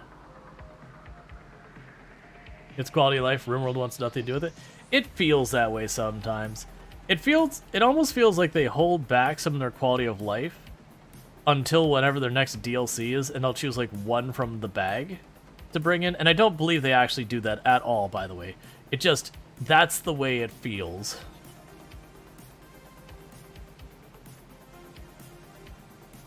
It also one of those things that does make me curious if, because so many quality of life mods exist and how many people give accusations when a game takes in a mod idea into themselves, that a whole bunch of people would, raise hell if they made the equivalent of the Allow Tool in the game. And to me, that's always been, like, as a developer myself who has added, mods to games and all that way in the past and all that, it is one of the things that you always accept. When you make a mod that very realistically should just be part of the game, you are running that risk of it just becoming part of the game. So we're not talking content mods, to be clear. If you build out this massive content mod and then suddenly assets go missing, or it's just like very clearly similar, that gets sketchy. But like, if you go, okay, well here's a mod, it's called Don't Block the Door. So those who don't know, in RimWorld they have doors that can close and open, and you want them closed when you have raids showing up so that, it doesn't bypass your defense and just give them a side door into your base. Well, one of the things that happens is occasionally your pawns will end up leaving stuff on the ground for a whole mess of different reasons, like they got hurt, whatever, and they'll leave stuff in the doorway, which keeps it stuck open. And it's a really easy thing to overlook. They could literally lose a run for you. It's that big of a deal. So people made a mod. They're like, okay, as long as there's a place for you to drop this, you don't drop it in the doorway, so the door always functions. Now, if your pawn gets downed into the door, it still blocks it open or whatever. So it's not like it completely takes away that mechanic. But it's stuff that, like, if you pick up a spear and it was sitting next to the doorway, they don't drop their bow in the door. Where suddenly, now you don't realize that the door is blocked open. And again, you see a raid come in, you're like, why are they walking that way instead to my kill box? And you go, oh god, they're just going to walk right into base. It's too little too late. Your run's over because the AI was dumb. So people made a mod to prevent that. Now, if RimWorld was like, next update, okay, yeah, it's just part of the game, there would be people who'd whine and cry that how dare they steal that idea. It's like, right, but that's just an idea we expect. Like, don't get me wrong, I still think the correct idea is, throw some money at the people who made the mod that you're making part of your game, or like give them special credit. Whatever is something that you and the devs behind the mod feel is reasonable. But I also understand they can't, pay them, a huge salary or whatever, a huge payout to bring it in-house.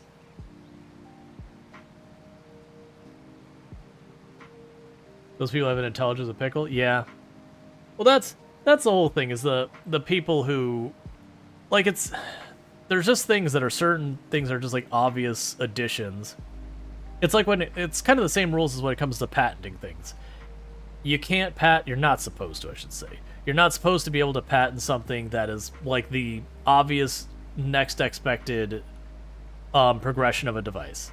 So if I have a device that has a screen that's 400 by 400 pixels, and I can't patent that the next screen is 600 by 600 pixels, because it's a very obvious progression.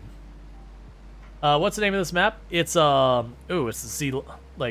Zlonk or whatever. It's one of the maps that comes with the premium, either premium edition or premium expansion. It comes with, actually, I think it's part of the premium expansion, which is part of the premium edition. But it's like Zlonka or something like that. Or Zlonk. Yeah, it's something like that.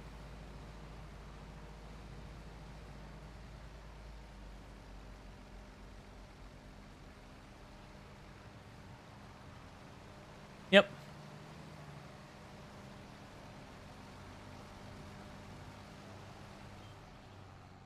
Man, we are doing a community server today, so anyone is welcome to join in. Just got to hop on the Discord and go to the community server Discord channel. It'll have all your information, the name of the server, like the name of the server on the website, its password, what mods you need, all that kind of stuff.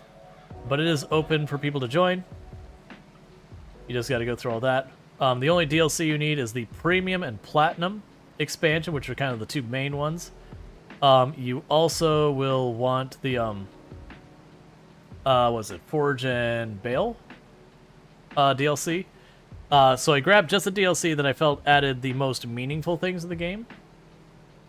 There's no queue.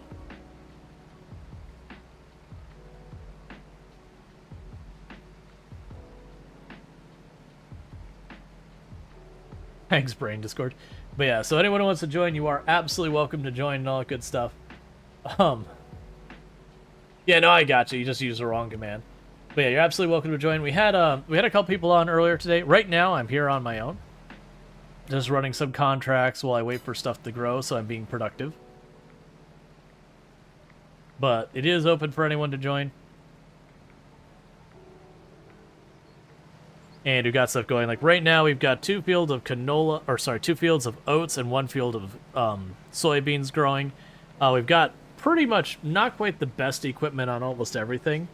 Like we could technically have a larger harvester, but we've got a pretty big one. And we're still missing a sprayer. But we are working on making money by running the contracts. I do think I want to try and get the sprayer.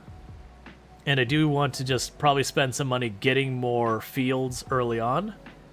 We'll definitely want to get a production line going. So, like, usually for me when it looks at the production line, the 2 that stand out as, like, the easy first ones is usually the grain mill or the oil. Because in either scenario, you're just good, because it's just, you know, it's one crop in, get your product out. Relatively inexpensive to set up.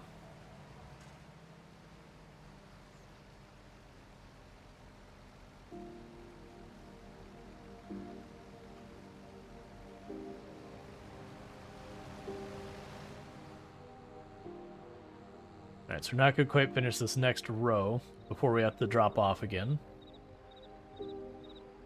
We also have 2 tractors currently, so that way, like, we can have multiple things going at once. We'll get more. But for the moment, you know, money is an object. We did, like I said, we did take as much of loans as we could just to get things set up at the beginning. But we'll get going. But then part of the plan is to branch out into pretty much almost all the crops if possible. Even some of the crops that are not particularly well liked. Like, I could definitely see setting up some olives and grapes for anyone who wants to experience that. We could have a field there and just leave it for people who want to deal with it to deal with it. Otherwise, they could just remain abandoned and forgotten.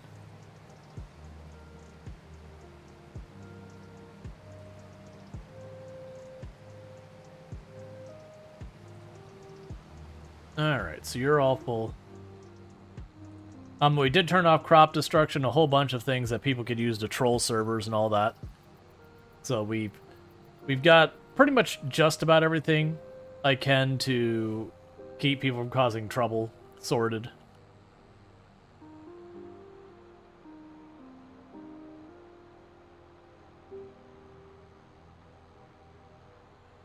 But yeah, so we had Lardine earlier, was way over that way. There was a bunch of forests cutting down trees and processing them.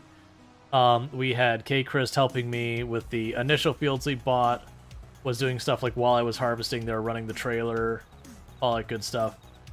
You can do pretty much anything. Many trees were slain, as they should be. Oh, right, we bought the trailers. Like, man, I thought we had way more mites.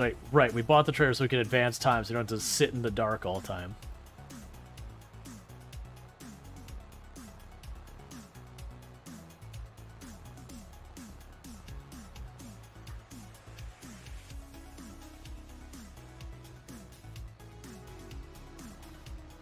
All right.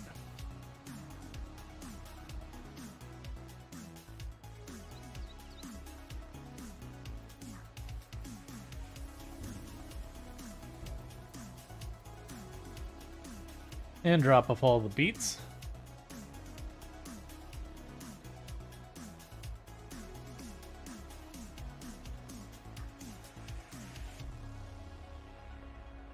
I like to think we're just pulling up to what looks like a fried chicken place and just dropping a giant mound of beets in front of it and then just driving off. Like there's no packaging, there's nothing like that. We're just leaving a giant heap like in front of the front door and be like, there's your beets. Go away.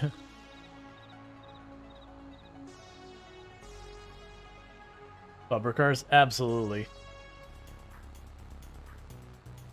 You don't know why you're hung up on this? That's not the route I want to take. It just happens. Just something becomes kind of an earworm for you, and you're just like, well, brain says this is what we're stuck on. Thanks, brain.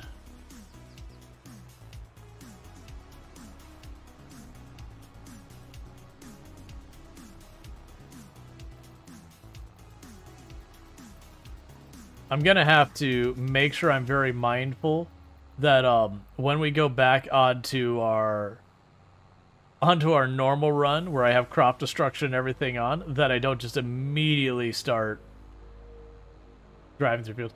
Hey, Tig Cobra, how's it going? You'll smack Rual with a tractor then? Electric meat jello? I don't know what that is.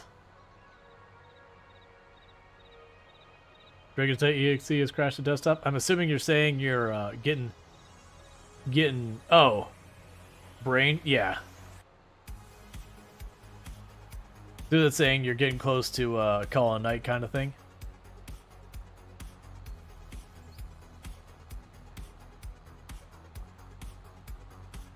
All right.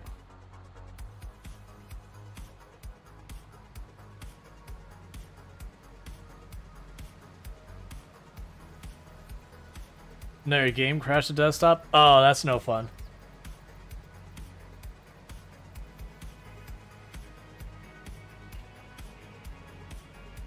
We're really good at holding the beats.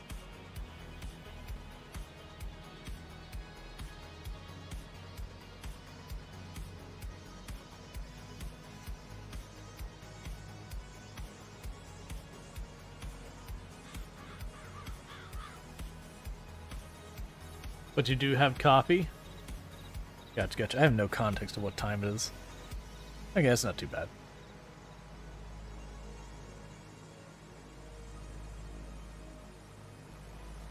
So yeah, this is definitely one of the one of the much slower contracts. That's okay. Ultimately, we're doing what we gotta do to make some money in our run and keep things moving along.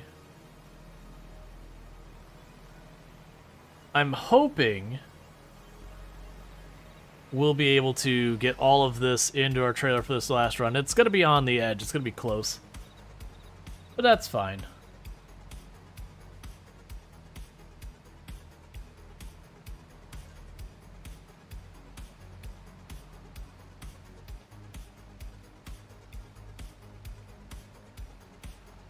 All right.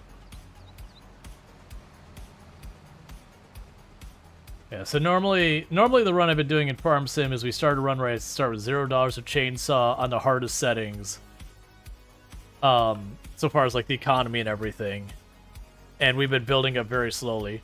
But a community server just on like a fairly standard, like just the normal difficulty. We did start with a bunch of money. So like already with where this run started, it has more equipment and everything than the Survivor Man Challenge run has. Like, literally, we've already got better equipment. The only thing I really have in the Survivor Man Challenge so far as equipment that's better is the sprayer. Everywhere else, just straight up, we have better stuff here. Now, I do have a couple extra well, no, that's not even true as well, because we have 2 good tractors in this run, versus the other one I have just the 1.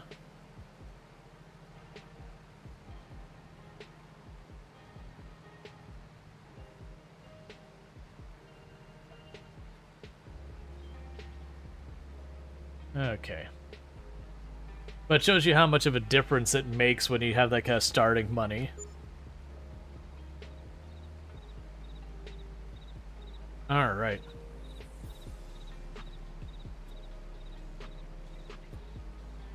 Yeah, I forgot how rough the carrots and all that are. They are, in fact, a bad time. That's kind of what's going to end up probably happening in the run I've been doing of the YouTube Survivor Man Challenge I've been doing, where I've got the carrots to go with. I might end up doing the thing in that run where I get like just the 1 or 2 harvests of carrots I have to make things like make ends meet, and then from there turn around and just can all the stuff for the carrots and be like, nope, we're not doing it, and just go to like grinding up grass. It's those things. I already started the run, so I'm kind of committed to it for the YouTube series. So I think it'll be interesting for people where it's like, oh, clearly the person made a mistake. And I'm sure I'll get like YouTube comments be like, you're so dumb that why would you do this? The really toxic stuff, which they don't realize that still counts towards the algorithm and makes it easier for me to get more views. So when they're jerks about it, they're actually helping me. Because YouTube doesn't discern good or bad reaction, just reaction.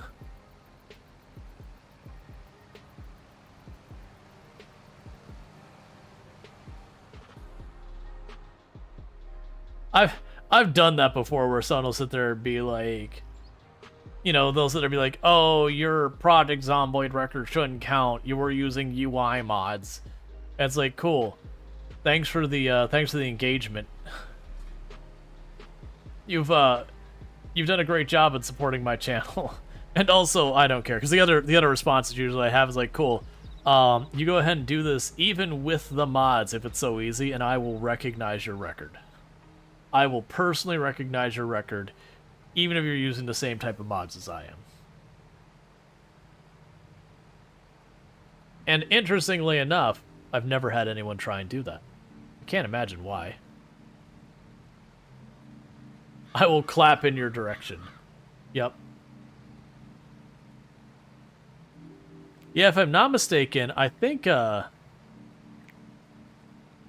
Lamprey broke 900,000 yesterday, or I think it was yesterday. I think Lamprey broke 900,000 kills on that record run. Lamprey's going for the full 1,000,000. I don't know how. Like, very genuinely, I was super burnt out when I set the record.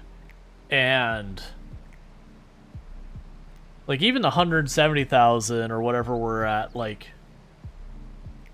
it's those things. I play it for like a day or two. I'm like, all right, I've had my fill for Project Zomboid right now. It's an amazing game. I really do enjoy it. I've been meaning to play an Ultra server as well, just like to pop on and hang out.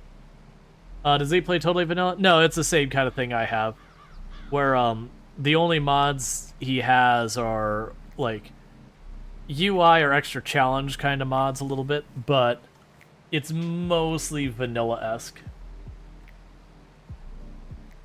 You don't think that server has been used since December 6th? The Project Zomboid one? Or do you mean the Farm Sim one? Because the Farm Sim one seemed like it was pretty dead. That's part of the reason I was like, oh, I'll just spin up a new server. Like, I'll spin up my own server. Because I know we were welcomed to be on there, and we hopped on. I really just couldn't seem to get anyone interested in wanting to hop on the other server. But it seemed really quiet. So I was like, you know what, I'll spin up one. Yeah. No, it's I didn't see any evidence that anyone was like really doing much on there.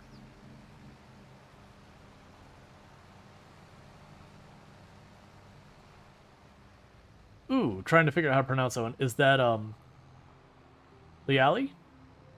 But how's it going? I'm thinking I'm overthinking your screen name. If you let me know how to pronounce it, I'd like to get it right. Yeah, it was mainly only when the streamer was live, or if I was on solo. That's pretty typical. That's nothing surprising. Anytime you have a server or a guild or whatever on a game that is based around a content creator, it's almost always only when the people are live and active that really ends up having. You love to lurk on community servers, but you don't got this game? Yeah, and unfortunately it's not on sale right now. That was one of the things that came up earlier in the stream, is like, I didn't know if it was on sale or whatever. But it does go on a pretty good sale from time to time. Like pretty close to half off, I think, is what ends up going on.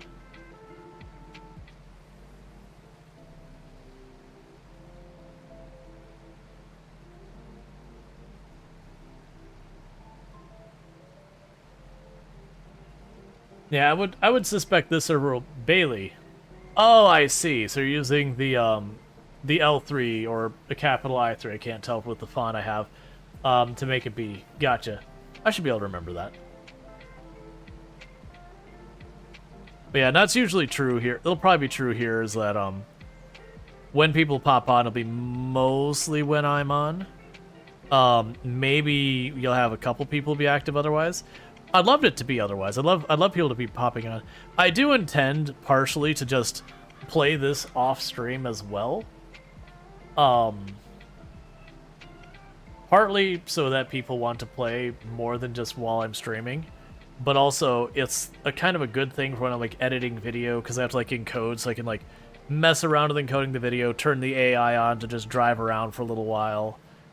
Because all the other stuff I'm doing in Farm Sim on my own time is for content like recorded videos, so I can't do that without, you know, messing up the quality of my content. Is it a difficult of a game to pick up? Not super difficult. It doesn't have like a huge learning curve. There's definitely some learning you have to do. So the good news is most of the processes are very simple and straightforward. Like, you know, when you go to plow a field, you just like once you know you need to plow the field, it's easy to be like, oh, I just need to plow the field, and that's straightforward.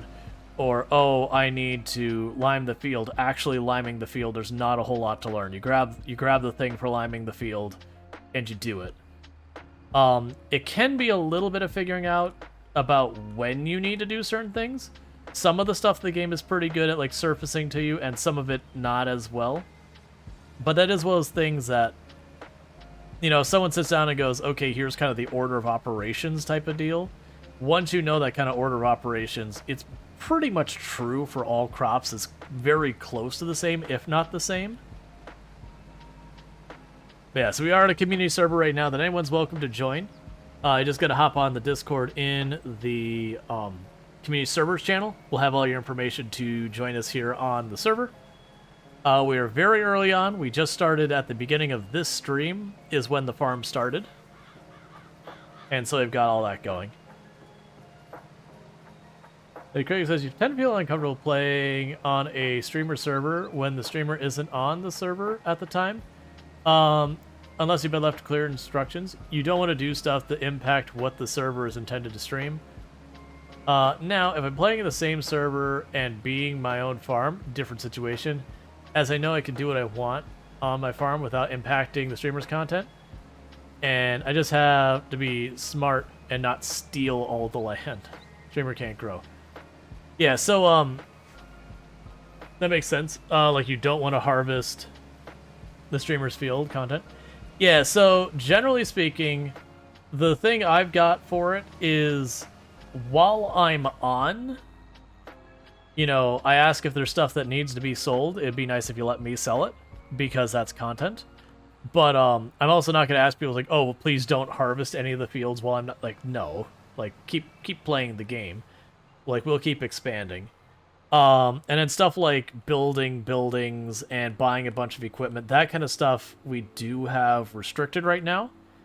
But one of those things I'll likely do is as people play on the server and I get comfortable that they seem to be, you know, kind of, you know, chill, like I could trust them, we'll have more people able to facilitate buying equipment and that kind of stuff.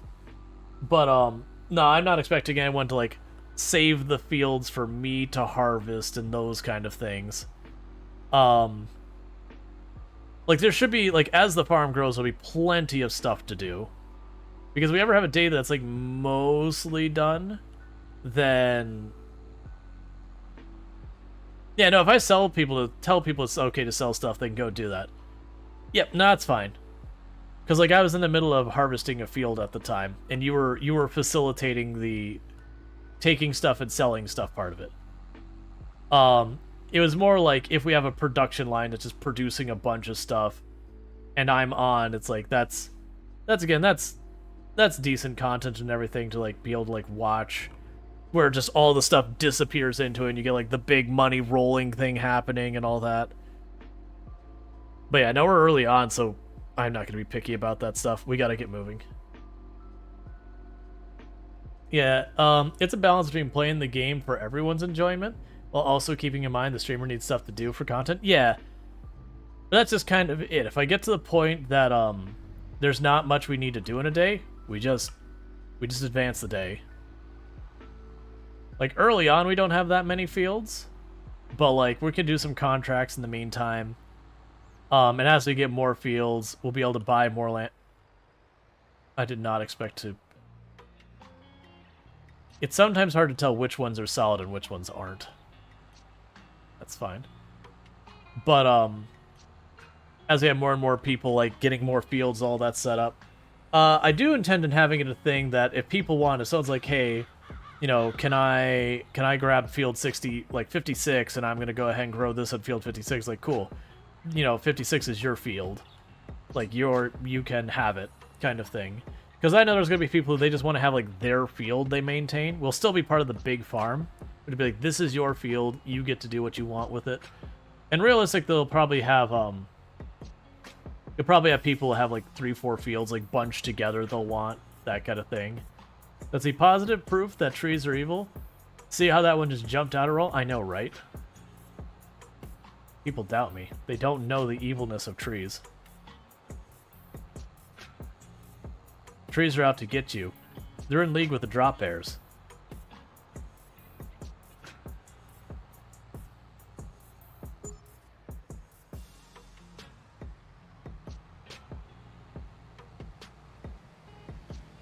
I challenge you. Since when was a drop bear a threat without a tree? Exactly. They're working together. Hands of the equipment you have there, did you power level over the weekend?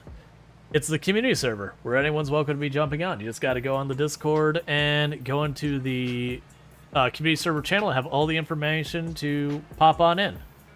You don't have to be subbed or anything like that. We learned that for the Vietnam War. Everybody knew that by now. Trees are the enemy. Alright, so we're almost done with this contract. This took way longer than I expected. But that's okay. We're still getting paid, so whatever. The alternative is we just fast forward to processing the next field.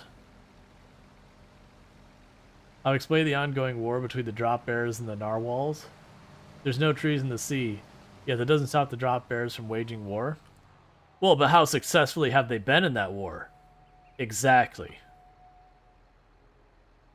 They may be still waging war, but they're not winning it. They just don't have the trees to support them.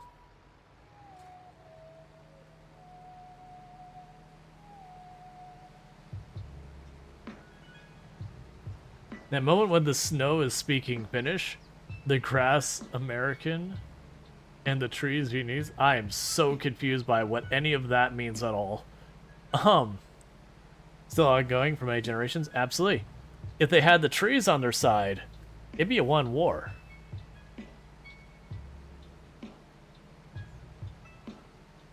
Because the trees would absolutely say, what are your restrictions in this conflict? What is considered uncouth? That's where we start.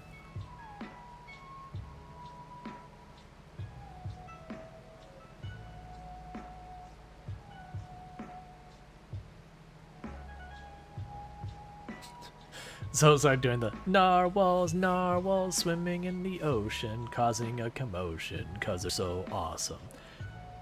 Pretty big and pretty white. Beat a polar bear in a fight. I don't remember that part. I don't remember like the tempo for that wall. Then I would remember that was just like an era for the internet, where we had like the bedders, and the narwhals, and just like the silly little memey things that were like a 30-second loop of music, and then it would like go back over itself. Yeah, and we had the conversation about a week ago about that there was like certain content on the internet really kind of could only exist in the little vacuum that it showed up. That it was like, if it showed up later, it wouldn't have resonated and people would have ignored it. If it showed up earlier, it wouldn't have worked. Like, people would have probably found it obnoxious. But it like hit right at the right time frame that people were just like really into it, and it succeeded. And that goes in a lot of ways. Like those little looping videos, like Strong Bad Email, I feel like is one of those ones that was like very specific time frame. Happy Tree Friends was another one that I figure if you did it any earlier, people have been really upset about it. If you did it any later, people would have been really upset about it. Like, it hit like just right in that window when everyone is in like the very shock and, you know, just shock and ridiculous type comedy. For instance, I think I understand what Solo was saying. Or else I need some sleep. Yeah, I have no idea. If it's frightening, you understood. Let's see. There was a whole raid event in EverQuest that was very likely literally the Badger song. You had to defeat Badger's snake, and the final portion was mushrooms. Oh yeah, that was probably definitely a nod to it. That happens a lot. You'll have a lot of games that'll give nods to whatever cultural phenomena are going on at the time. But like there's so many, like, even games. Like, if you look at, for example, like, if GTA 3 had dropped years earlier, likely it would have been given a, like, not mature, probably going to give them the next higher rating. Hey! Blind RL, thank you so much for the raid. I do hope you had yourself a good stream. I believe I saw you playing some Dwarf Fortress earlier today. But, welcome in, Raiders. For those who don't know Blind IRL, an absolutely fantastic content creator I can highly, highly, highly recommend. Plays a bunch of Dwarf Fortress and similar games over there. Definitely someone to check out. And I very briefly saw Blind go, Dwarf Fortress? Me? Never. And then immediately got shot right off the top of the page by the number of people responding. Just straight up gone because of all the people popping in with the raid messages. Yeah, definitely. Blind is another member of the Halcyon Frequency team. Definitely someone I recommend. Definitely worth hanging out and checking them out. Even if you're not like super into Dwarf Fortress, the conversations there are also a lot of fun as well.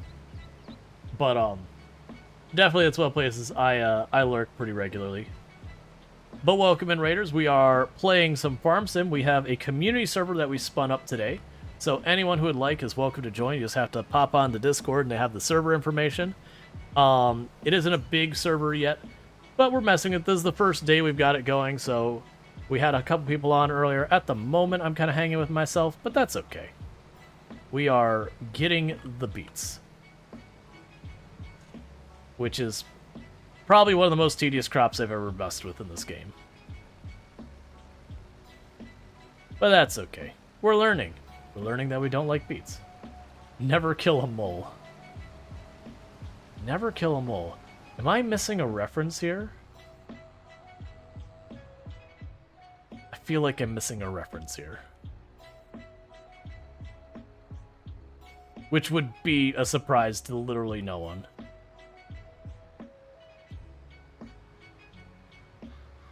I miss many references.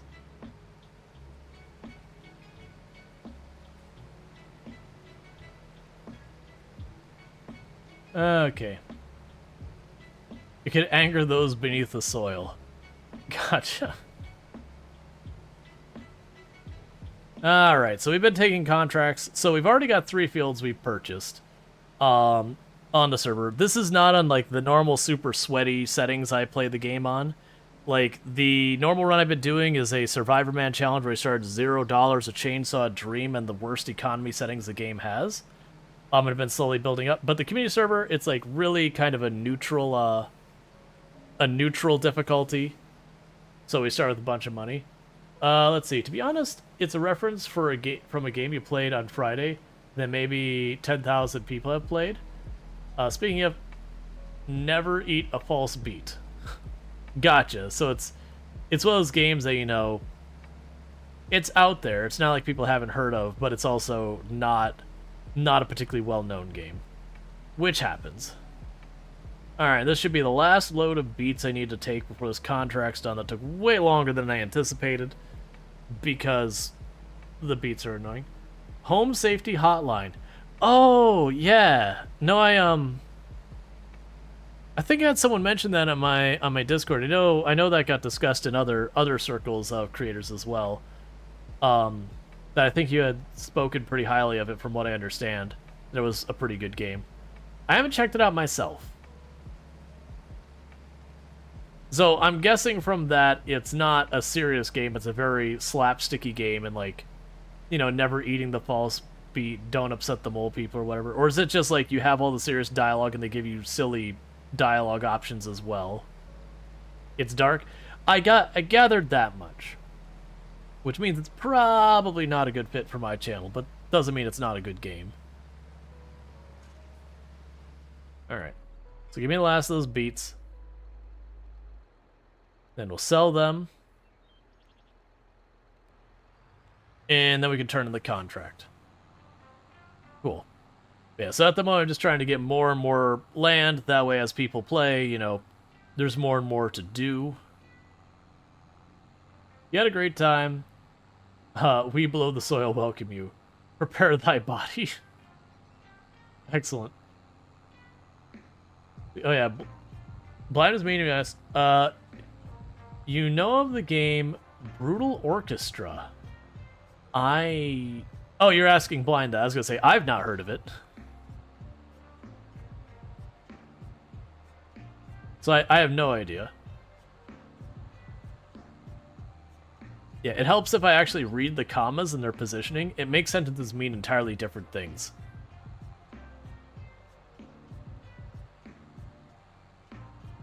Alright.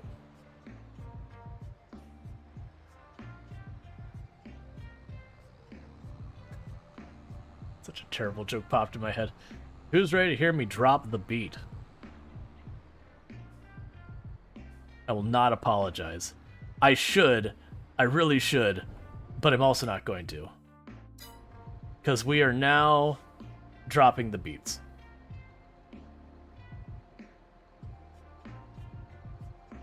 Heck, So you're towing a beatbox behind your tractor? Yeah, 2 of them. We can't settle for just 1 beatbox.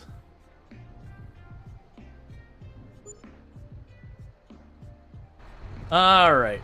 So with that, it is time to turn in that contract. So give me my money. Alright, so We don't... You have a field to harvest.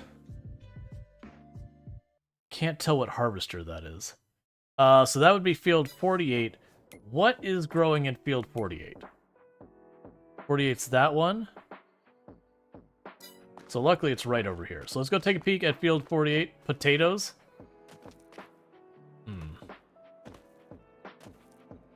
It's potatoes. Gotcha. I've never actually done the potatoes in the game.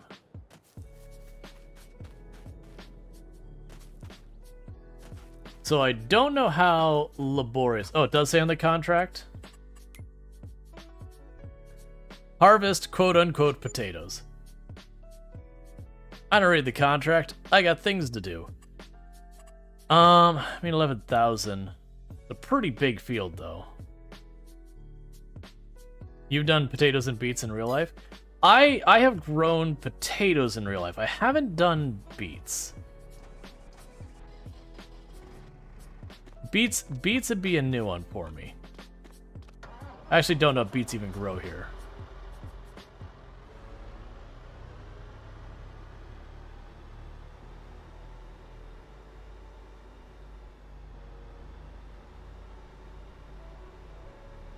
Okay.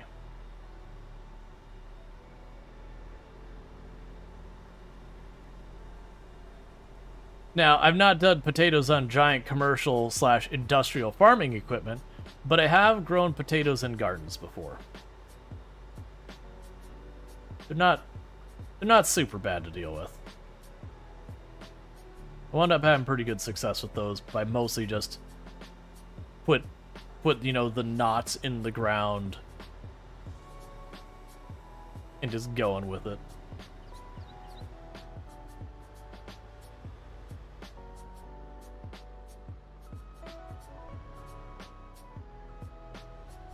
Okay, so this one does have an internal storage.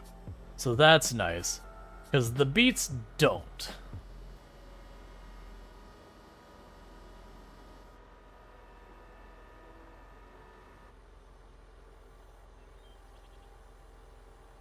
Wow, everything unfolds on this thing.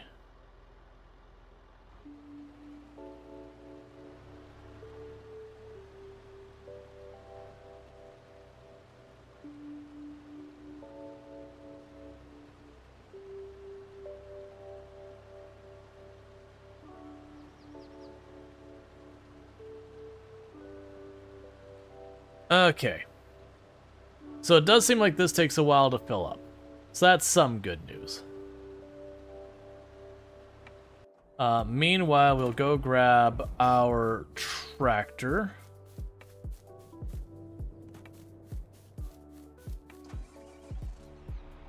And our trailer and go grab that.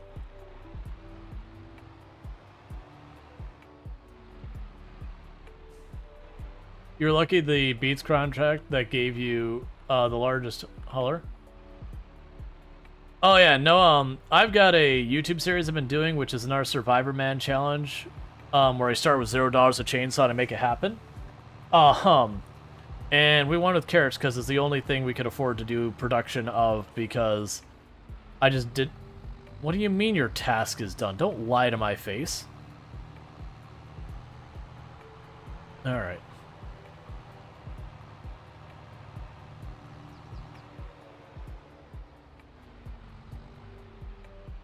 Yep, job's done.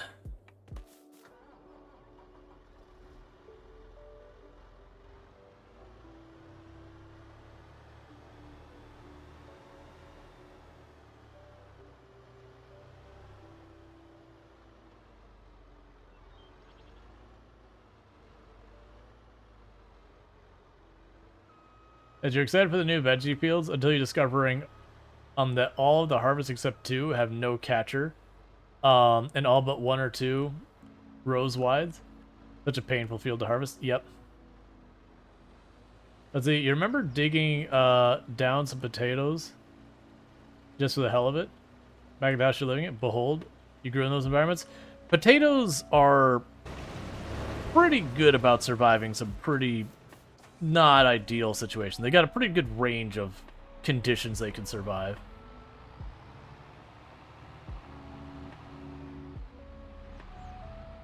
Alright.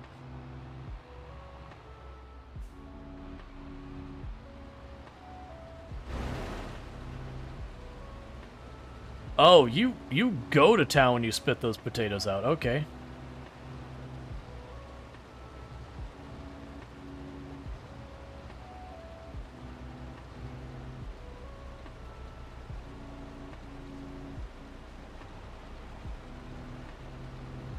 There we go. We got about the right speed.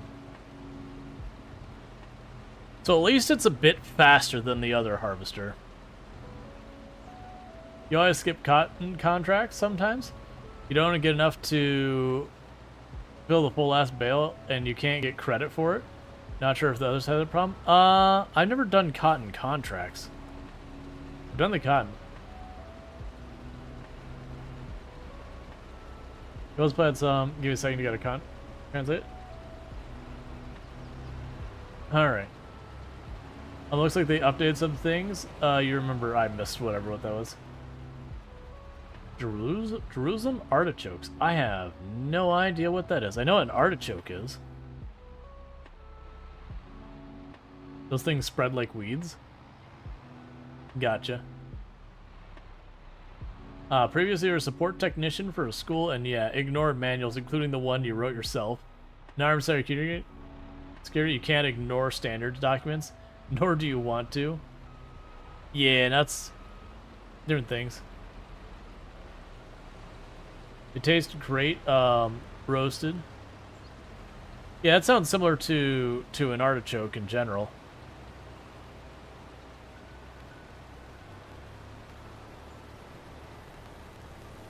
Yeah, and this time, instead of using the tractor and trailer they gave me, I'm just taking the really big trailer. It's artichoke, it's a plant.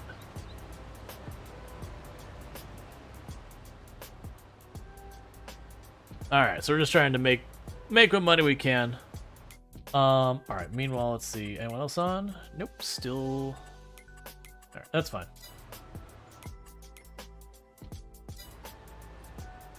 But yeah, we had a decent number of people on earlier, but it's the first day the server's up. Sometimes you expect to have like a big drop in, sometimes you don't. We'll see. It's easy to chase harvester for those contracts. It's worth it, as it'll spit out the unfinished bale. Avoid John Deere harvester, as while the round bales are nicer, it won't spit out an incomplete one.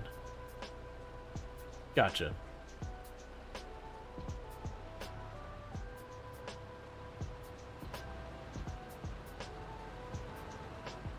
Looks like a very complicated harvester.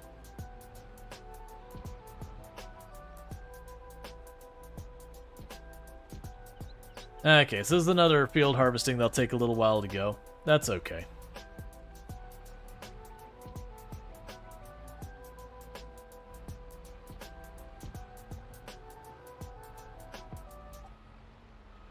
Potassium in artichokes is pretty high.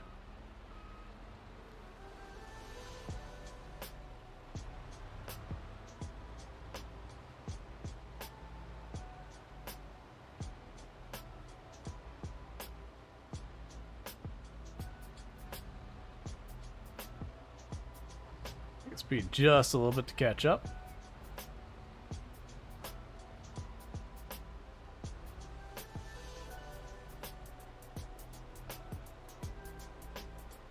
Honestly, the amount it's filling up per time, I don't need to be going back and forth with it every time.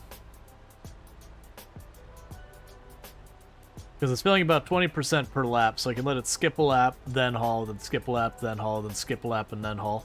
And we should get about the same effort on our part. So far as, like... They're denser in potassium content per 100 grams than bananas? Huh. That's good to know.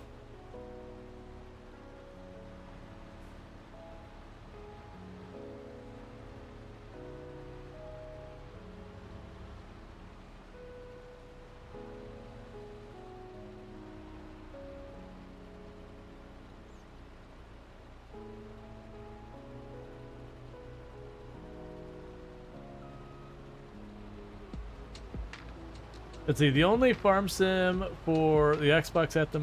Let's see. You only have farm sim on the Xbox anymore? Or join to help? You're considering buying it for the PC to help out in the future? Gotcha, gotcha. Let's see, bananas on average have 358 milligrams per 100 grams, whereas Jerusalem artichokes have 429. What are you doing? Just gonna let it figure itself out. If there's anything to do on the farm at the moment, or just contracts for the time being. So I'm doing contracts at the moment, but the idea would be we get to get enough money to get the next field set up, kind of thing. Because we are early game and I've already taken all the loan money we can. But, so we need to do a little bit of contract stuff. You can also cut trees. Hi. Hi. Going to bed, I assume? Yeah. I love you. I love you more. That's not, you're not allowed to lie on the internet. What do you call it when a rooster sees a bunch of lettuce? I do not know what you call it when a rooster sees a bunch of lettuce. A chicken sees a salad. A chicken sees a salad.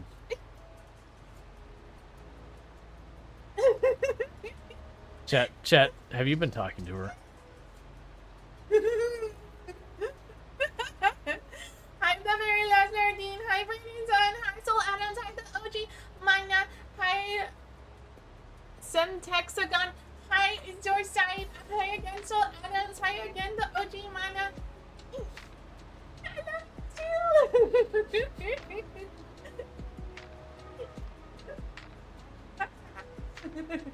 It was a good joke. You liked it. They're saying Raw made terrible jokes as well. Hey, I dropped the beat out of the trailer with all the other beats. Hi, Lanix. Hi, Dark Dragos. Yeah, we were dropping all the beats. Everyone liked my joke. They're all laughing. It's pretty much in line with the type of humor you expect out of chat. I love you. I love you too. You sleep well. Thank you.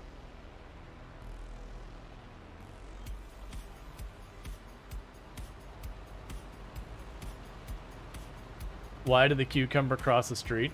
Because it was green.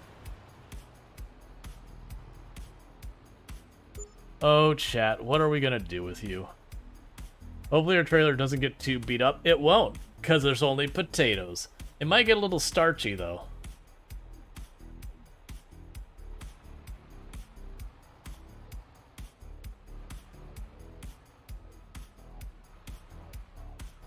Two peanuts walk into a bar. One of them was assaulted.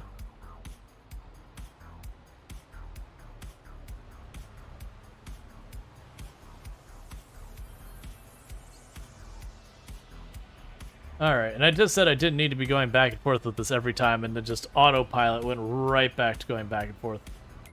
But yeah, so like right now what we have is on the map, I've got two fields south of me, like really nearby, and I got another one farther south. Those we planted, those will be due to harvest in 2 in-game days, I believe. And as we get money, I am down to just keep buying more and more land. To like just have more and more fields to operate. That way there's always something to be done. Because we do have like seasons turned off and all that, so the crops won't wither and whatnot. And that's just a practicality thing for being on the server. We also have it when no one's on, the game will pause. Is this a prison farm? That's a very orange shirt. No. Hey, Hippo, how's it going? Hope you had yourself a good stream. And what were we streaming tonight? And if I can get a shout out for Hippo, I'd really appreciate that. For those who don't know Hippo, another fantastic creator on the platform. And then Dragos dropping 500 biddies. So thank you for those 500 biddies, Dragos. I really do appreciate it. That makes me remember, I did not get the Legos I from the sub earlier. Was it just the one? Let me quickly check. I think it was just the one. So that would be 6 Legos I owe. Because I have a thing that every time we have a Every time we have a sub or 100 bits, I add a Lego piece to a kit we've got going on. So I'll have to do that at some point. But yeah, so thank you so much for that raid. For those who don't know, Hippo, an absolutely fantastic content creator on the platform. Definitely someone to recommend. Did we get a shout out? Or thank you, Darth Dragos, for the next 500 biddies. I really do appreciate all that support. It does mean a lot. As a reminder for people, if you're looking at like getting bits or gifting subs at it, I am on my push for trying to get the 60-40 split on Twitch, which requires plus points. Then unfortunately only tier 1, 2, and 3 subs you buy for yourself count. Gifty subs, prime subs, and bits don't help that cause. So if you are looking to throw money towards the channel, throw support, I super duper appreciate it, and I will accept it in all forms because it all does support me. But very genuinely, upgrading your subs is the biggest thing you can do for me right now, because if we hit 100 sub points or 100 plus points and all that kind of stuff, and we can do that for 3 consecutive months, it's like literally getting a full additional month's pay a year. That's how big it is. Got motion sick playing Dreamcore during Next Fest. That's no fun. Well, I hope you feel better. But yeah, for those who don't know Hippo, I'm going to make sure you get a shout out. I'm not sure if someone got that for you. So shout out Hippo. For those who don't know Hippo, absolutely fantastic content creator on the platform. Been playing... I don't know what's going on with my computer's graphics. Oh, it's this again. Alright, it's going to take me a moment to... I've been having a graphic issue that went away and then got fixed. And now it's happening again. So on my screen, my game is frozen. So I got to deal with that real fast. But absolutely check out Hippo. Been playing a lot of Enshrouded lately. Does play a decent number of survival and horror style games and all that stuff. Definitely worth checking out. But yeah, no, it's no fun when you get motion sick. Thank you, Darth Dragosh 1998, for gifting a sub to Elfie Bean. So thank you, Darth Dragos, for gifting subs to Elfie Bean and Zorlod XXL. You both have yourselves some nice advertisement free viewing as well as access to Thank you, emotes. Darth Dragosh 1998, for gifting a sub to Zorlod XXL. So unfortunately, oh, it's showing as frozen for all of you as well. Okay, well at least that makes me feel better. So I'm gonna have to kill the game. Thank you, Beavers0708, for subscribing for 1 month. All right, and thank you. Hype train is go. Choo choo. Thank you, Beavers, for triggering that hype train with your Prime Gaming sub. So thank you so much for that support. So let's see, that's 10, 11, 12, 13, 14 Lego pieces I owe to put on the kit here. Because I'll probably get that going here in just a minute. 15 Lego pieces I owe. So thank you, Semtexagon, for the 100 biddies. But I'll need to get that going here in just a minute. Before we get back into it, I'll go ahead and get that knocked out. And I don't think like the server went down or anything. I think literally just... I'm dealing with a graphics problem on my end that I updated everything and it went away for like 3 days. But it seems like games are opening themselves in full screen exclusive mode, even though I tell them not to, and causing other problems. Okay, we got Beavers dropping another 500 biddies, which I really do appreciate. So that puts us up to 20 Lego pieces that I gotta do here in a minute. Remember, the game doesn't behave. Take behind the barn. Tartrago's dropping another 500 biddies, so we're up to 25 Lego pieces. What is happening right now where everyone's being so ridiculously generous with the biddies? I really do appreciate it. It means a whole heck of a lot. I wouldn't be able to do this if it wasn't for, you know, how incredibly supportive people can be. Yeah, come on. Oh yeah, and if you go to join the server and it stops at like 80 to 95%, says synchronizing data with other players, and it gets stuck there, that usually means you have a problem where your mods aren't the same version as the server, and it'll get stuck and you'll have to fix it. I am taking your money. Oh, that was actually the machine I needed.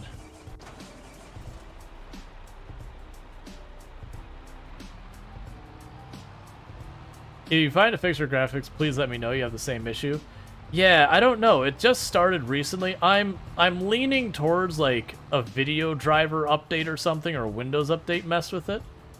More annoying when your full screen window mode option doesn't enable full screen windowed, but full screen excluded. Yeah. Yeah, no, even figuring all that out. So what's gonna... How many bits is that? 1,500 bit. All right, 1 second.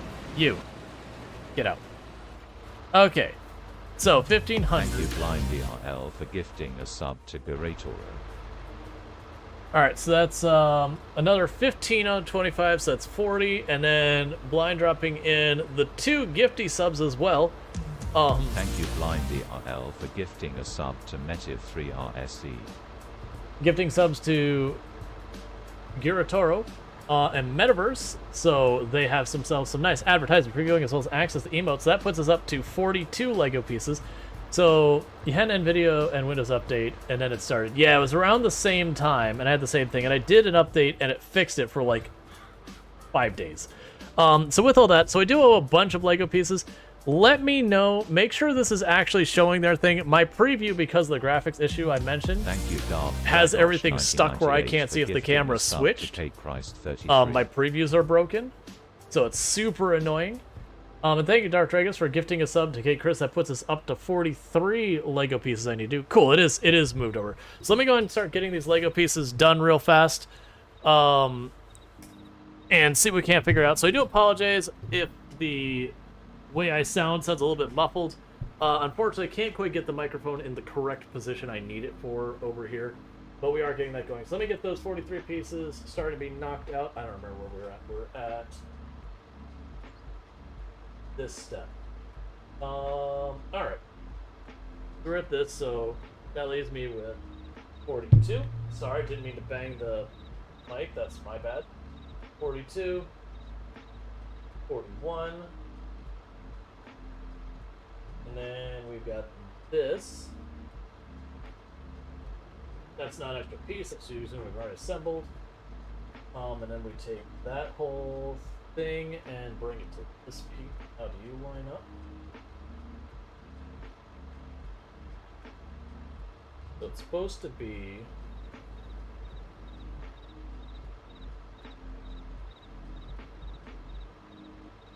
this, I think. Yeah, so it should be. Thank you, Darth Dragosh 1998 for gifting a sub to Semtexagon. Thank you, Dark Dragon, for gifting a tier 1 sub to Semtex again. So that puts us back up to 42 pieces, I believe. And I will probably lose track at someone, keep me honest. I'm not going to be trying to jip you out of your Lego, but I'm trying to juggle multiple things. The 42, and I need... I had the wrong color ones there. Oh no, it was the light gray ones, that's right. 42 again. So we'll get back to the farm sim as soon as we get this sorted. It'll take a couple minutes for people being ridiculously generous again. Should be 4 if I'm not seeing the 4 behind me.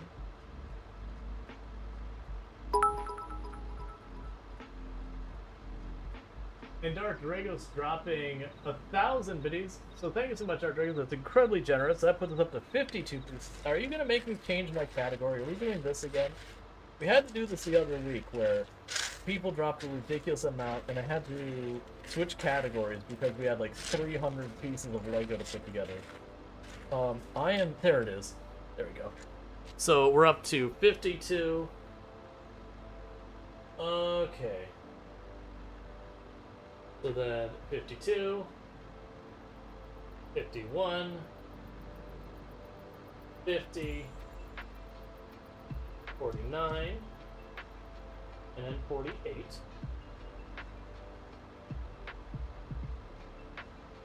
We get too generous, we might finish the kit. 48, and then we will need you two.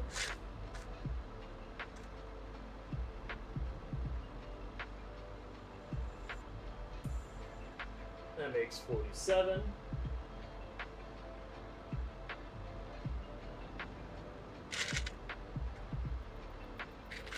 I'm probably opening the last bag of pieces today. 47. I do apologize if I fall behind chat. I can't really look at chat while this is going on. So I try and peek over as able. 46. This wasn't really well thought out for these times. 45 and 44. Alright, yes it is. Let's see, how many pieces remain? I haven't got a count. What time you made a Lego tank with that? So it's 47. Keep me honest on this, because I will lose track. It is ADHD things. People have joked about like me needing to get like a clicker or something, so I can snap the pieces, like do like a clicker for like going through the pieces.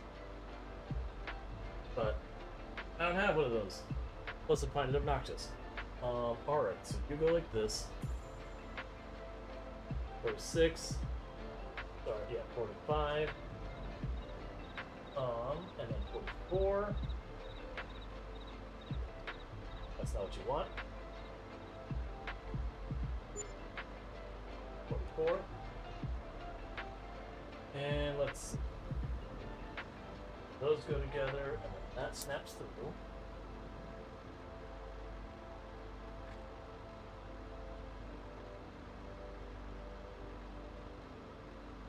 Okay, and then 43.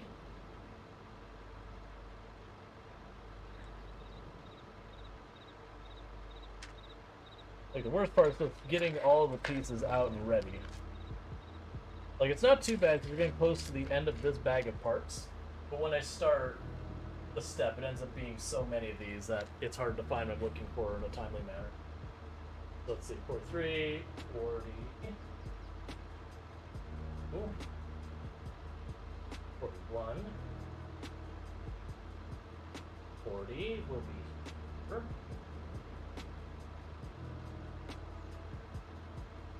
That's right.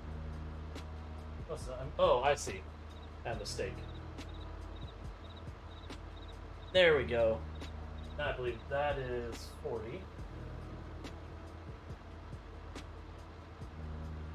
And then I need to grab you. And then there's the peg here I need to find. Where do we stop? Finish the Lego kit? It's not free. The 40.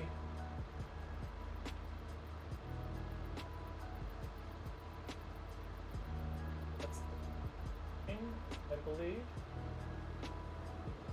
38.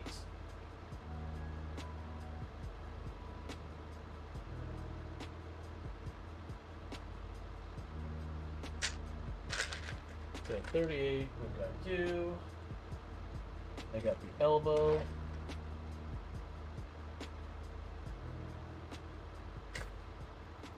And if anyone is trying to join the Farm Sim server, you can work on a contract of cutting trees in the meantime while I'm doing this, and I'll catch up with what's going on there to help find, you know, whatever, like, other things for you to work on other than this side if that's what you want. Just gotta catch this up. Content creator things. It is what it is. I got like one waft of hair that's just freaking all up in my face because I need a haircut real bad. Alright. So then we'd have 8, 37, 36, 35. I gotta figure out where all this goes. 5, and then go with this.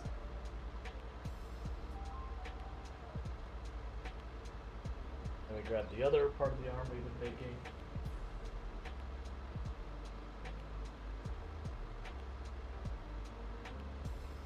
You want to be twisted that way. Those go together.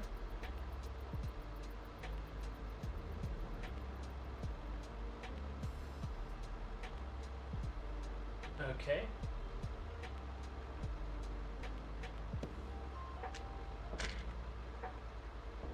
Then we go here. Go across that spot. That'd be 35, I believe. Oh, sorry, I didn't mean to bang the mic. I do apologize. Like I said, I do understand I probably sound muffled. I am talking behind my mic, unfortunately. It is just one of those things that I need to figure out a better setup for this desk, but the problem is I can't swivel the mic and it still work well. So it's kind of in the way. And unless people want me to sit here in silence the whole time as I do this, that also doesn't work. So I gotta figure that out. That's on me. Got on you. I'll need you. Trying to get a bunch of these parts out early so I don't have to do as much stopping and back and forth. You. Second of you somewhere. Alright. So then 34, 33, 2,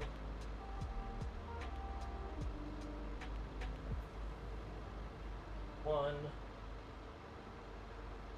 30,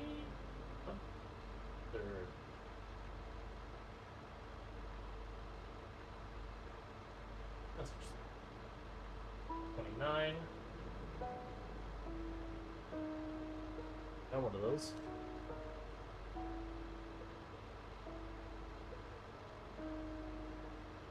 And 28. Give an imager link to. Oh, just a giant like remote control tank. So we are 38 now. We've got those. We're set up here. So now we grab this again. And so we have 38. This is not another one there, but that's not part of this. Cool. Just tell me like which the little white pegs through there to reinforce it. Alright, so we got you, and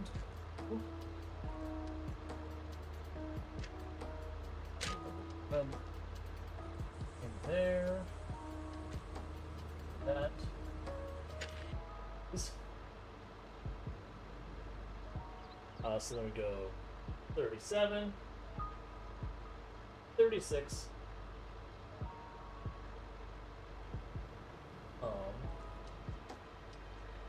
35,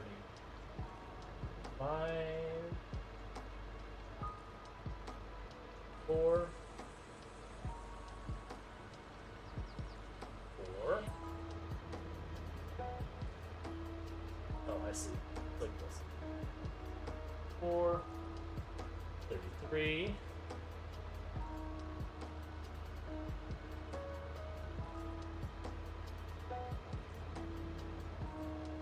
It's like one piece per page at the moment. It's really kind of annoying.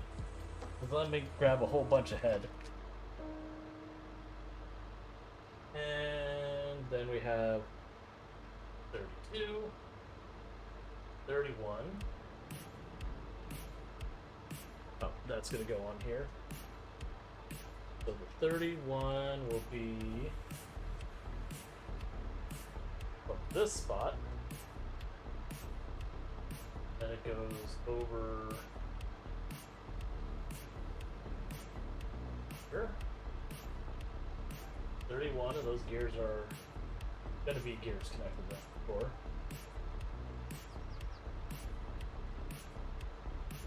Alright.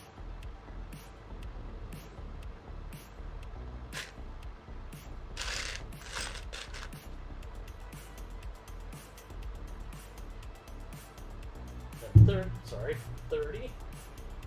So 30. Oh, come on. Catching my electrical wire from my light. I need to rearrange this desk. I haven't found a solution.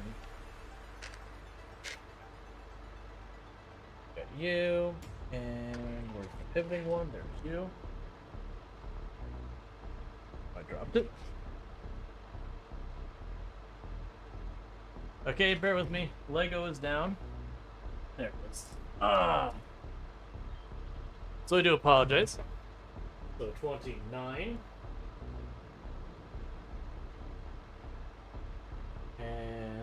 just attach here.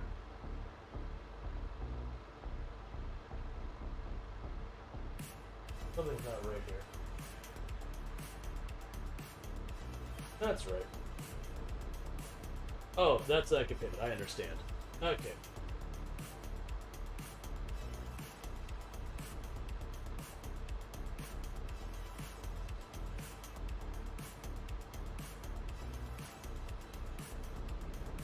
Once we bend that up,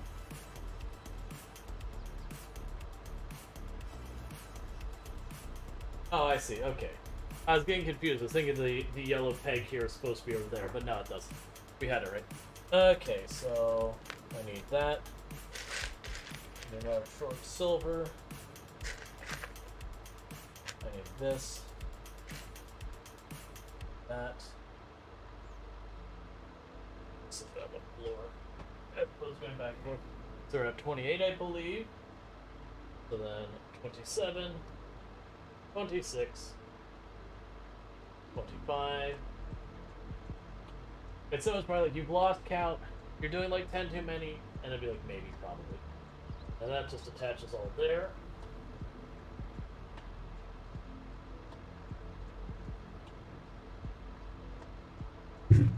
Because I always lose count. So you can't go there.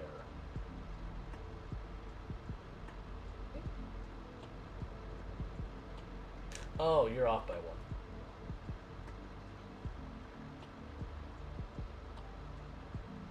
Let me just adjust these back. That was 25, I believe. Okay, one. Sorry, I have to get that frame. I know it's that frame. I do apologize. 25. It's just that piece right there. You can't see it, but I meant to like reach way past the model and all that. Let's see. You mind if you post an imager link here? So the problem is the links are disabled on the channel. There's not even like a permit thing. So it will not go through. It'll just show a bunch of asterisks. All right. So 24. But you could post it on the Discord. It'd work there. 24. 23. I need to stop banging my head on that. Give me a moment. I'm gonna try and twist this and make it a little bit better. I don't know if it's gonna help. I have to figure out a way to better situate this mic. So 24.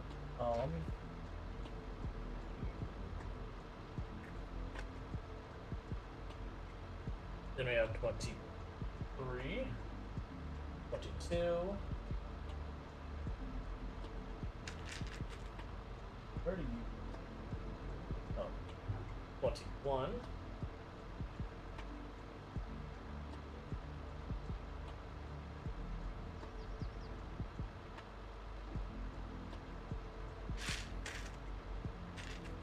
Yeah, we just have the links disabled because bot problems. I have completely lost track. I'm going to say 20. If I'm wrong, someone correct me. 20. 19. It's also very late for me here, so my ability to keep track is even worse than normal. 19.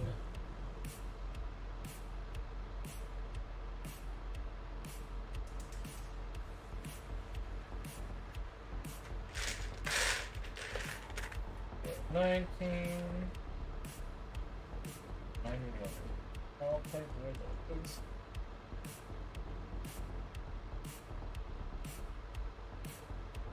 19, 18. And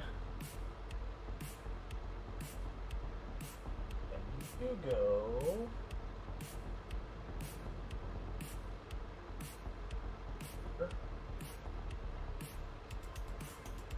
That's not right.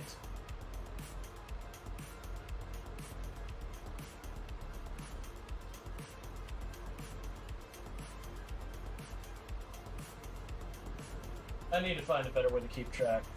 I'm noticing this late, my ability to keep track of any of this is terrible. Alright, so you need to pop in here. So I believe that's 17 or 16, I'm gonna say 17, and then this would be 16.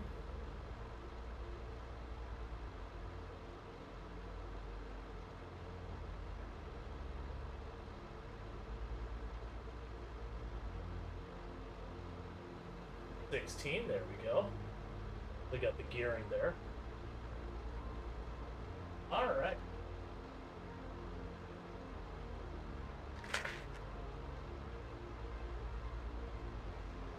And then we can go here.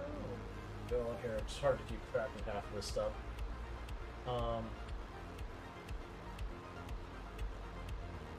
So then 15.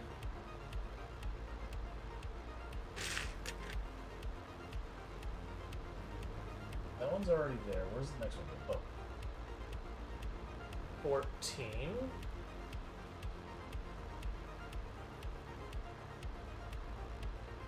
Okay, so I gotta take this whole thing. 14, and how do you line up?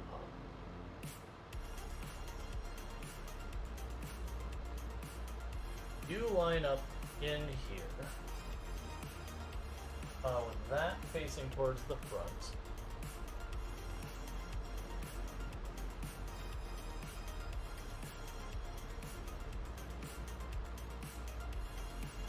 Those snap into both sides, locking them in place.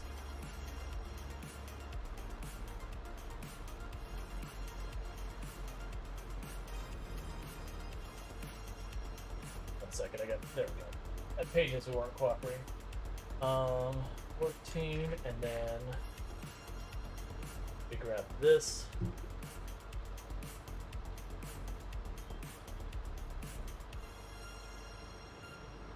That's 13.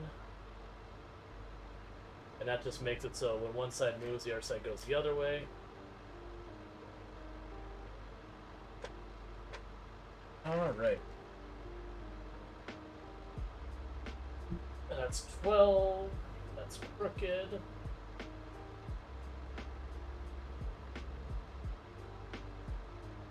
Two.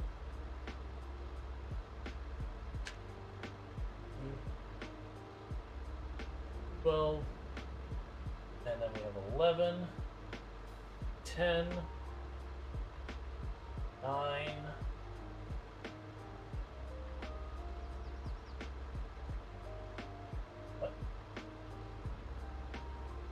Oh, it goes on the other way. There we go.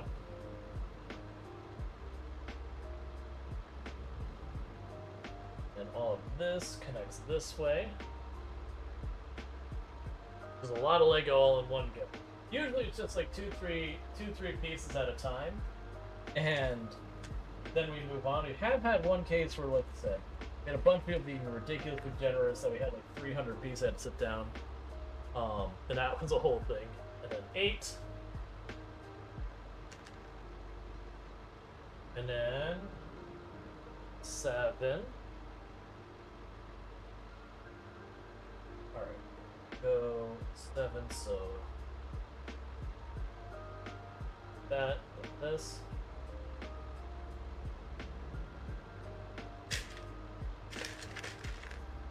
Alright, so we're almost done.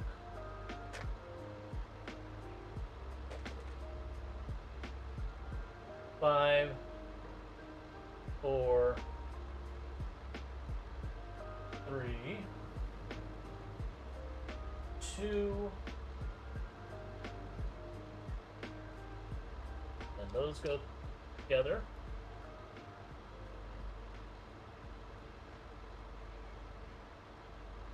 And then we have you. So 1 then goes here.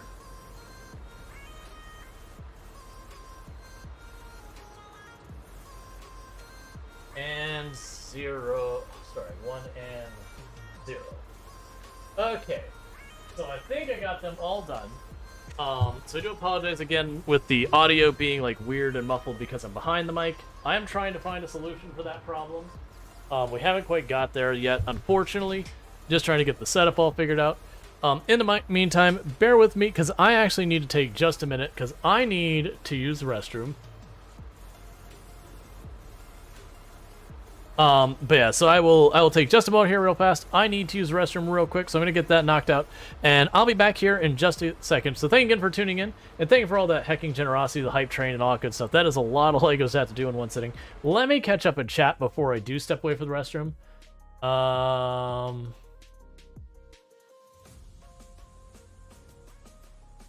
Yeah, so there's just people talking about, like, the Lego tank and all that stuff. But yeah, I may have to adjust the way that works. Jade the Force Queen others. See, this would be the perfect time to troll, redeem, end the stream immediately. I have the points. You have it just waiting. I'm not sure if you noticed, Krask, that redeem actually doesn't exist anymore because the only time people have ever talked about using it is for troll purposes. So it's like, all right, well, I'm just going to get rid of it. All right, so bear with me a moment. I need to use the restroom. I'll be back here in just a minute. And thank you again for tuning in. Ooh, fog. That's exactly what I wanted with my tropical storm helicopter.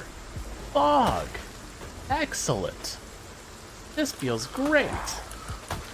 This is exactly what I want as we're going into nighttime and it's going to get super dark and I won't be able to see. This helicopter sucks. I'm glad we're not in a very high pop area because this is the kind of thing that would get you killed 100%. Just kind of the mental image of this person, they're in the zombie apocalypse, they're walking around with a machete, they got this giant backpack they're holding on their side, and just every couple minutes they're just reaching in there, grabbing like a fish fillet just right out of there, just shoving it in their mouth, going right back to fighting. Just, it's a weird view in my mind.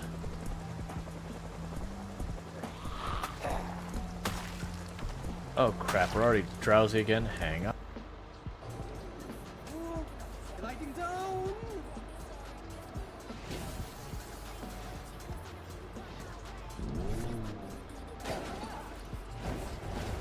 I need to not be holding the button if I do that. But yeah, so it is. Why did I go to the moon? I don't understand. Why?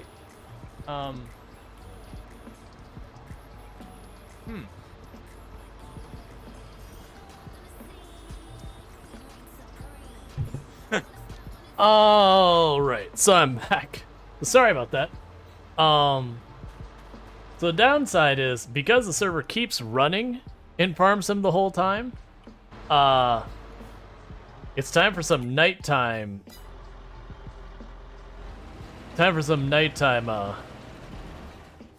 Growing and stuff. What are you doing?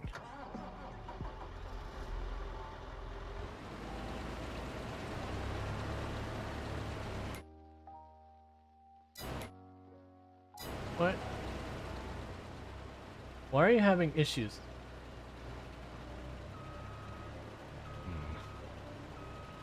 I'm doing all the things wrong. Can you sleep? You can? I don't know what happens with the contract, though.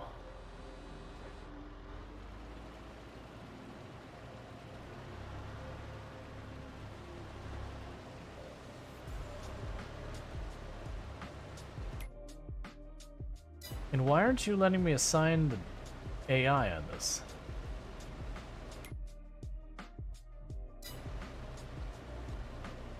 I can't see it. There we go.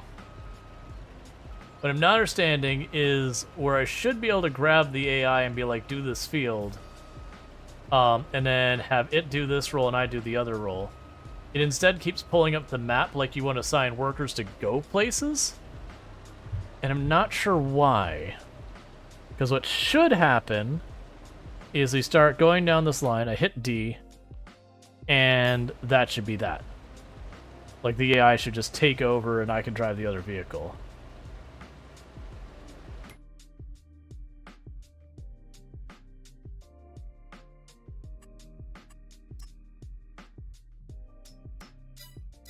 I don't know why you're being this way.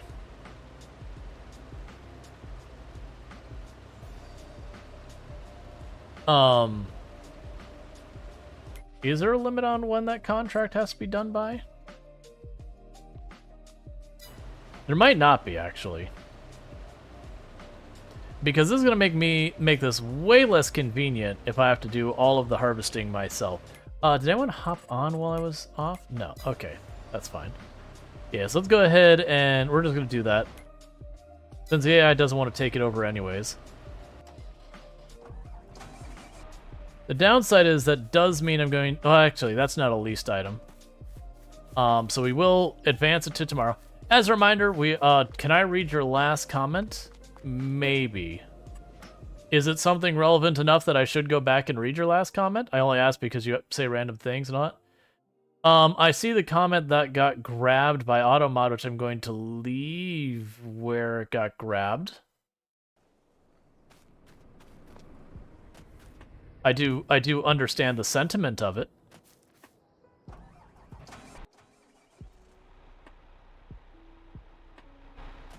Alright, so let's see if this will behave for us now. Well, let's also check to see if our fields are... Yeah, so our fields,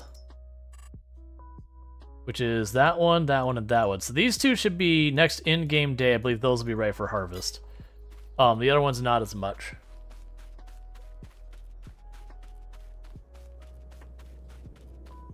Alright, so let's get back at this thing, and I'm really hoping the AI... Alright, you sleep well. Thank you for tuning in.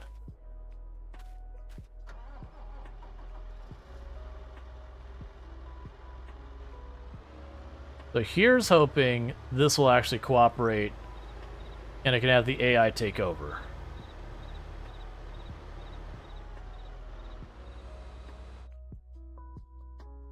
Hey, okay, Chris, welcome back.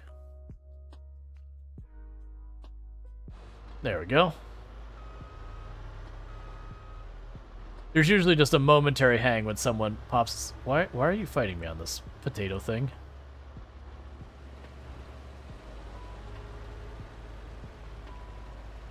What is happening that you're fighting me just basic steering?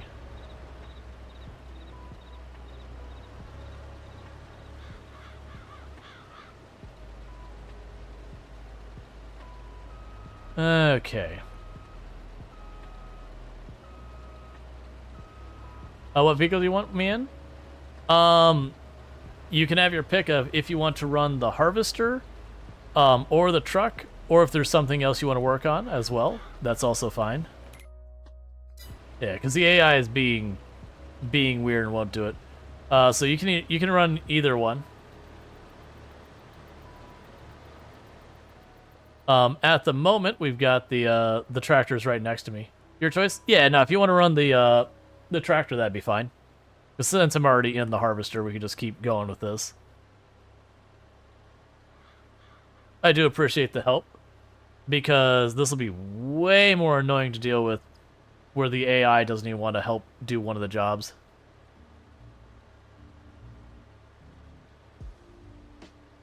It's interesting that it's not letting the AI do our job.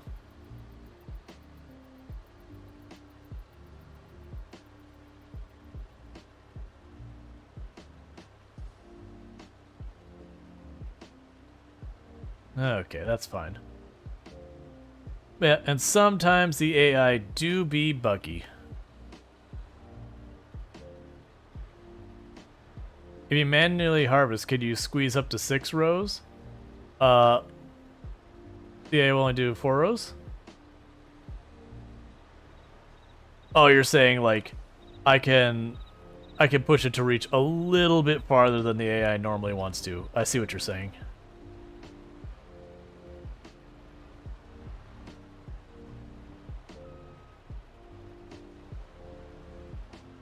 There we go. I think it's only 5 rows, but that's still fine.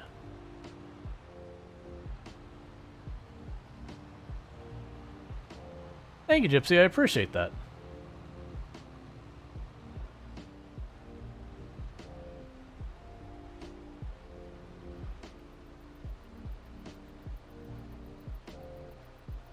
How's the buggy?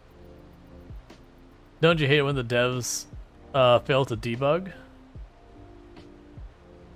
Yeah. The real life devs need to work on getting the real life sorted out. There's balance problems. Currently over in Black River. Is that a map? What map are we on? We are on, it's like, Zelunk. It's the map that came out with the premium expansion. The Slavic map. Mostly doing it because it's like the new map and everything like that, and it also has a lot of good stuff going on with it. Alright, so it should run out a moment. There you go. I've had the weird thing where it doesn't want to turn. I'm wondering if, like, it's acting like part of the vehicle is rubbing on the ground, but I've got the tool lifted. But like when I go to turn here, it's kind of sliding a little. Gotcha. No idea about the console in any capacity, unfortunately. Yeah, like you see where it's like rubbing like it's running into something solid? Like what is happening right now? It's like something about that berm has like weird physics happening. All right, so I'm going to drive up on the field, line up, and then back up. We'll do it the way the AI does it because right now this is not cooperating.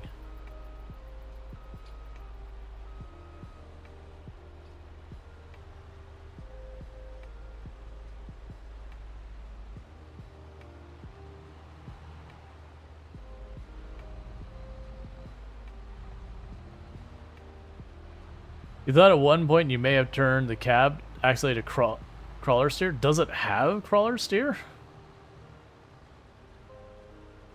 I don't know why this would... I mean, it can't. Those back wheels can't be crawler steer, right?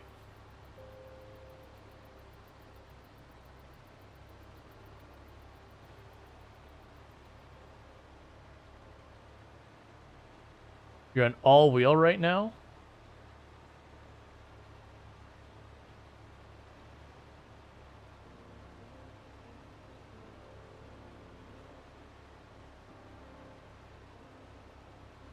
I don't know how to accidentally switch it to different steering with Control F being the controls, but we'll see.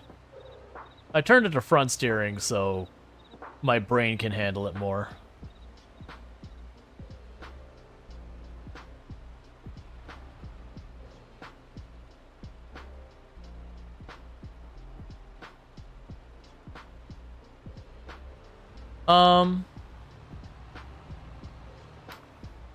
I don't know, because we have the Universal Autoloader mod as one of the mods we have.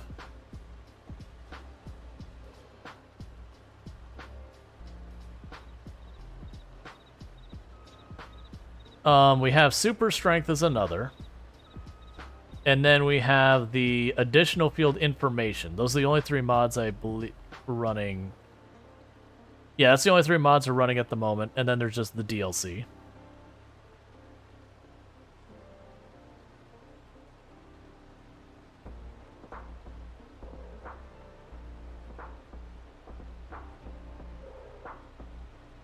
Oh, do you want... When it's full or when the field's done, you can dump it. You don't need to wait for me on that one. I'm doing a terrible job. I'm still annoyed that the AI is suddenly... Like, the AI was doing the field, and they're like, no. You can't make me. And sadly, we made a mess of this field, so it's fine.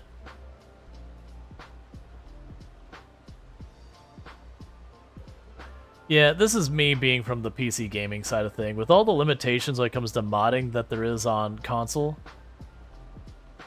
it's really, like, for games that are heavily moddable, it's real hard to recommend it when it comes to console. Like, nothing wrong with console as a platform, it's just that specific, like, type / slice / whatever you want of game, it's a big limiter.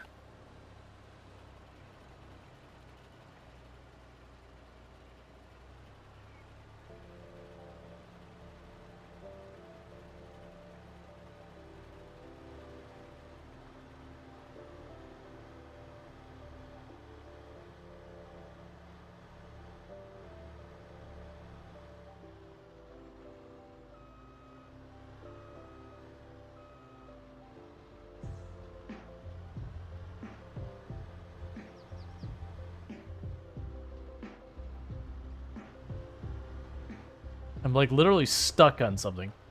Yeah, there's something. It might be something with these telephone poles or something.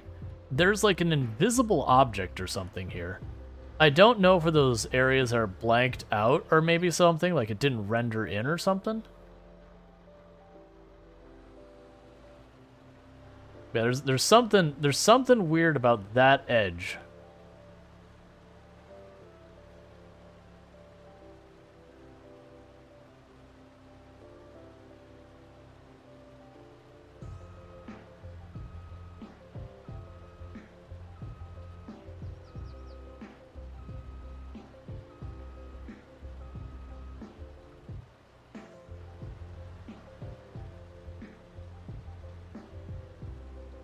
Hey, Clash, how's it going?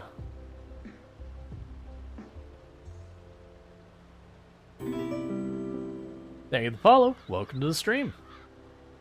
Yeah, so we've got the public community server going. People are welcome to join in all that stuff. You just have to hop into the Discord. All server information is there. It has all the rules and all that stuff there. May I tell you a riddle? First time chatter, may I tell you a riddle? Is it a riddle that is likely to make you no longer welcome in the channel? Because that immediately puts me on high alert. So I'm not going to say no, but... Alright, what is your riddle? You snoozing the job? Okay.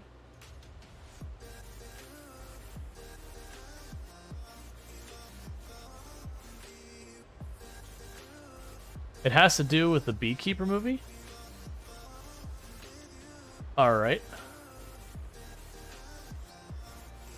I'll give you 7 words. Okay.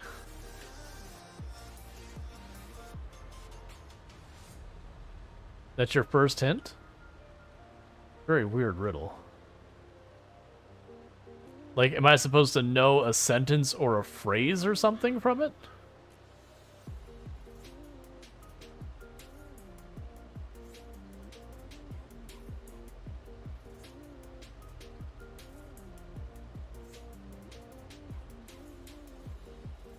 It's a phrase? I'm gonna be honest. I haven't seen the Beekeeper movie. So if you're asking me to guess a phrase from a movie I haven't seen, you're asking the riddle of the wrong person.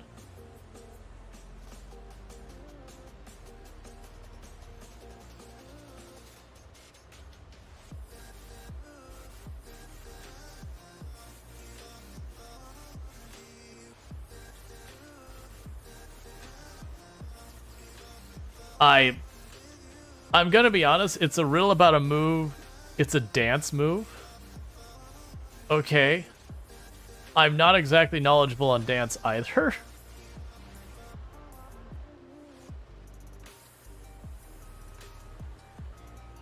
Yeah, no, I'm immediately suspicious, so yeah, now I'm out on the riddle. What am I getting stuck on now? This something about the edge of this field is absolutely cursed.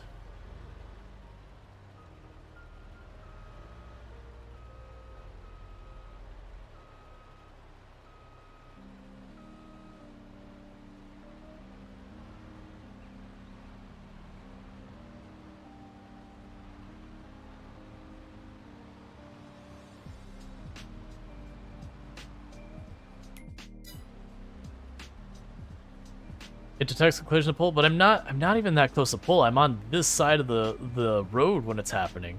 There's just something with the terrain and all that. Yeah, no, I got you. That's the reason I was like, So yeah, so unfortunately, will I say, let me put it this way. All right.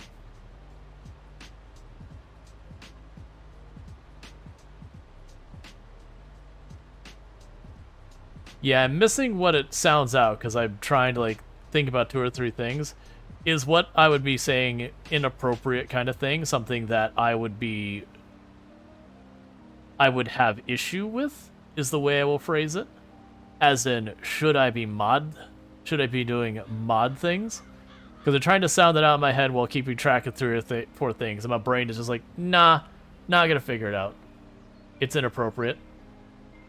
Yep. In that case...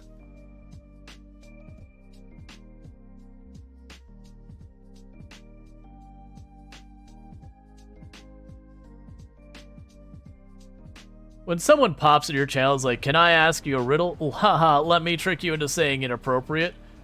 They're not someone who ever intends to be a positive part of your community or whatever. That is a person who's there just trying to get you to say something so that they get their sound blipped for like putting in a YouTube video or TikTok or whatever, or maybe report you depending on how bad it really is. That was the reason, as you notice, when they were like, can I ask you a riddle? It's like, I am immediately suspicious of you. It's like, yeah, exactly. It's like the person who joined your channel says, are there any mods here? And immediately every mod puts their finger over the ban button. It's like, yes? Why?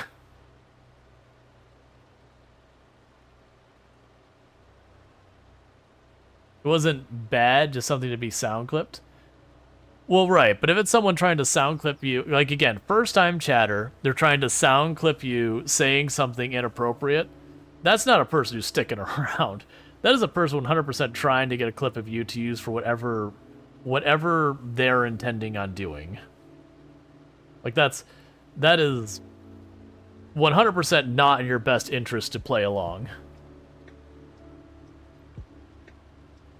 It's also a person who's not going to stick around. Like, if they get their clip from you, they're just going to turn around and, you know, go on to the next channel to get the clip from them and do whatever their plan are.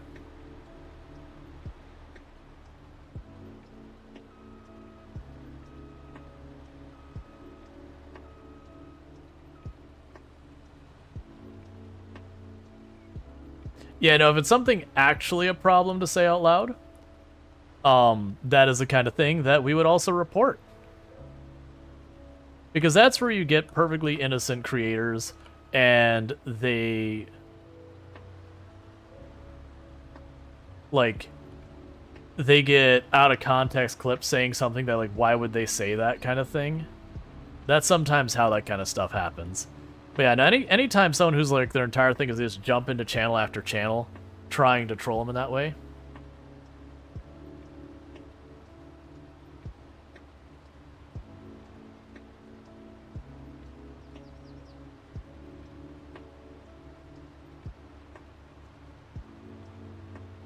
Yeah.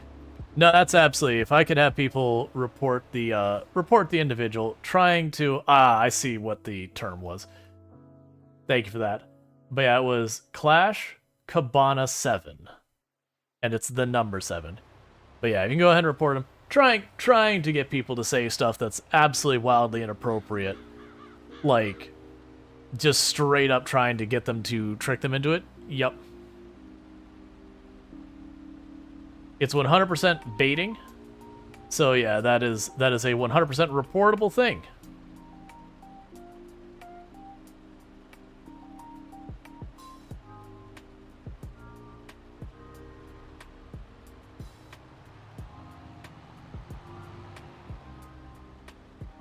Because that's the kind of stuff that can get your channel is suspended. And you're not even unsure, like, and you're sitting there going, but I don't understand. Or, you know, you'll say something, and be like, you don't understand what you just said. Like, I don't think it's, like, that bad that, like, I have to worry about, had I said it out loud, you know, I'd get suspended. But, like, that's the kind of stuff that we don't need that here.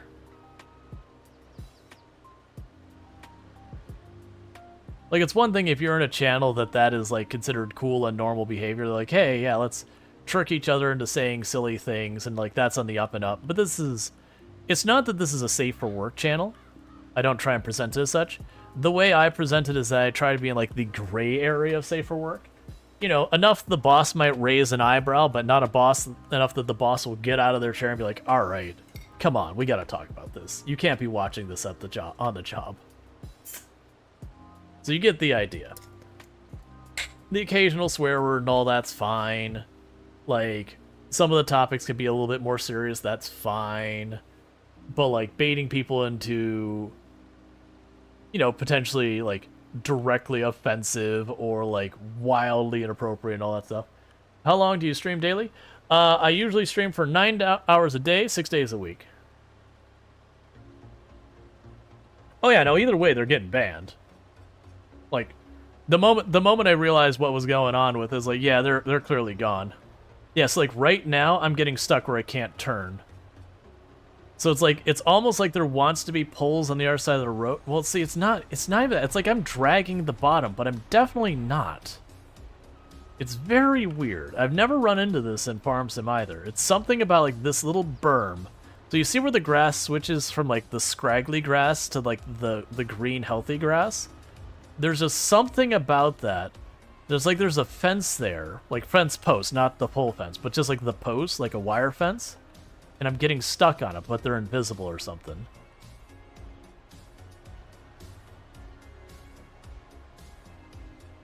Let's see. Can you change settings and... no, that's fine. You can change all that. That should only affect you individually, those settings. All the settings that affect everyone, you shouldn't have access to.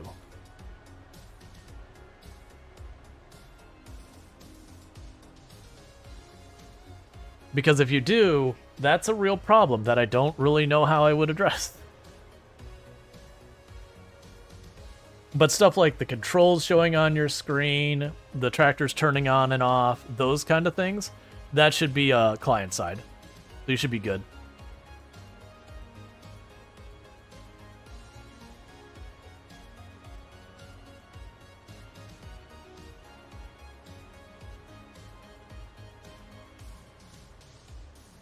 And thank you again for all that support earlier. If I didn't say thank you, because like as I was doing the whole thing, like right now my brain is struggling to keep up. What server are you running? 4net or G Portal? I could pull it up. I know I looked up there was like the 3 main ones it recommended, and then there was one that everyone was like, absolutely don't use that one. And I'm not using that one. I'll have to look up what it is. It's not G Portal. I know that for a fact. I think 4net was the one that everyone was like, absolutely don't use that. We really recommend you not use that. But I'll double check which one it was, because that information might be behind. Because I took notes on what people were recommending and all that. So let me line this up.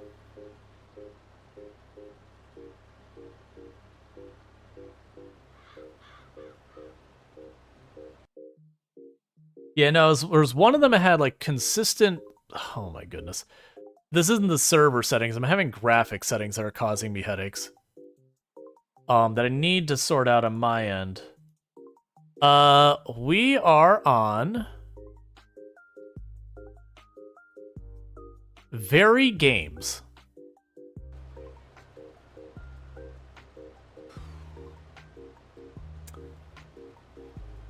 Like, you can't see it on my side, but, like, my screen is, like, blacking out and coming back up. So I'm gonna have to actually reboot the game, unfortunately. This is on my end, like, my system side. Something happened with, like, an NVIDIA driver update or Windows update that it acts like it's flicking the screen black, like it's switching into full screen exclusive, even when it's not. But the issue is, it freezes up the graphics and stuff when it happens.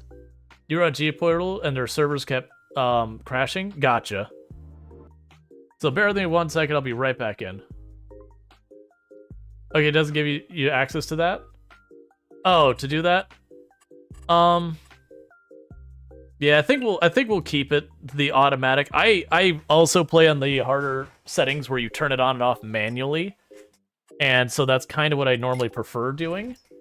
But at the same time, for new players, I think it's more accessible. Because otherwise, new players, they hop in the vehicle and they go, I don't understand what's happening. And it takes a moment to realize that the engine's on. Or they just, you know, they jump out of the vehicle and they leave the engine running. And that kind of stuff. Yeah, sorry about that. When I alt-tabbed out of the game, it angered my system. I had it fixed the other day that it was causing me problems. And I updated everything, checked everything out, and then I went almost a week without any issues, and it's just right back. So I'm wondering I'm wondering if there is a issue going on right now.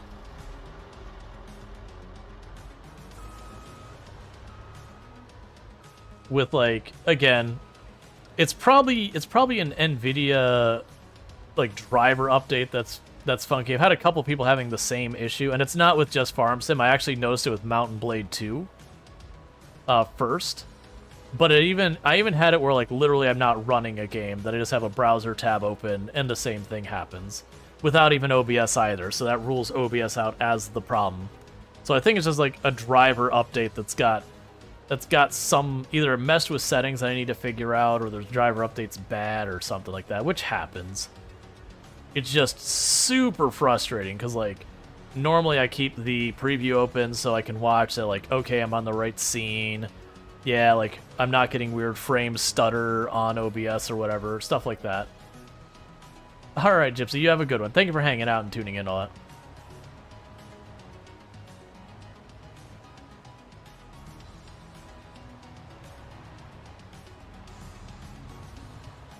But yeah, I gotta figure that out.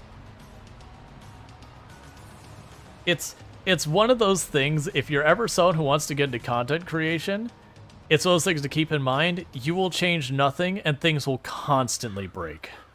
You'll have like one day all your audio devices will get unset because reasons, and then the next day like OBS will have an update and it'll break stuff. Oh, but you won't see that it has like an update and all that. And then, you know, the next day like the game you're playing just suddenly won't work, and it's just infuriating. It's one of the very not fun parts of the job. Any plans to check out any Next Fest demos? Yes. It won't be tomorrow, and then Thursday is my day off. So there's a chance it could be Friday. I don't really know when. I'm going to try and get down to a short list of a couple of demos I want to check out, and we're going to check those out. It's just kind of one thing that we've been kind of like just a bit of a pain situation is, as a content creator, it's very difficult to do the demos in any real amount anymore. That just so much has changed with the way Twitch does stuff and all that, that generally speaking, even as a variety channel, when I do a demos day or like just a big variety day where I switch with a bunch of games, it absolutely just obliterates the viewership of the channel. It's the reason we stopped doing them, is like you could actually go on the schedule and map out what days I was doing it. I still think there's value in doing it, but I think I'm just going to do 1 or 2 demo days. That, and I've also been sitting there. I haven't been able to keep up with a lot of the demos coming out. I know there's a bunch of games. A lot of the ones I've sent me email have been pretty lackluster, but that could just be I'm not getting the emails about the better ones. So absolutely, there's games I should be looking out for. If you can make suggestions in the game suggestion channel, I'd really appreciate that. Because I'm sure there's usually every time there's a Next Fest, there'll be like a handful of like standout. These were like the big games of Next Fest that people should be keeping their eyes out. Then there'll be a bunch that are like, okay, this has potential. It's good-ish now, but like needs more time baking kind of thing. And then you'll also have some that are like, oh, these games are bad.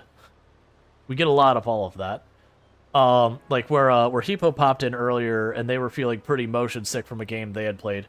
We played in one of the Next Fests a game called Snowplow Simulator, which to date stands out as what I would say is the worst game I have ever played on stream for as far as like the game itself. Not like the worst viewership or anything like that. Just straight up, oh, this is a bad game. And I don't think the devs really meant to do it. Like, I don't even think the game's premise or idea or anything else like that is bad.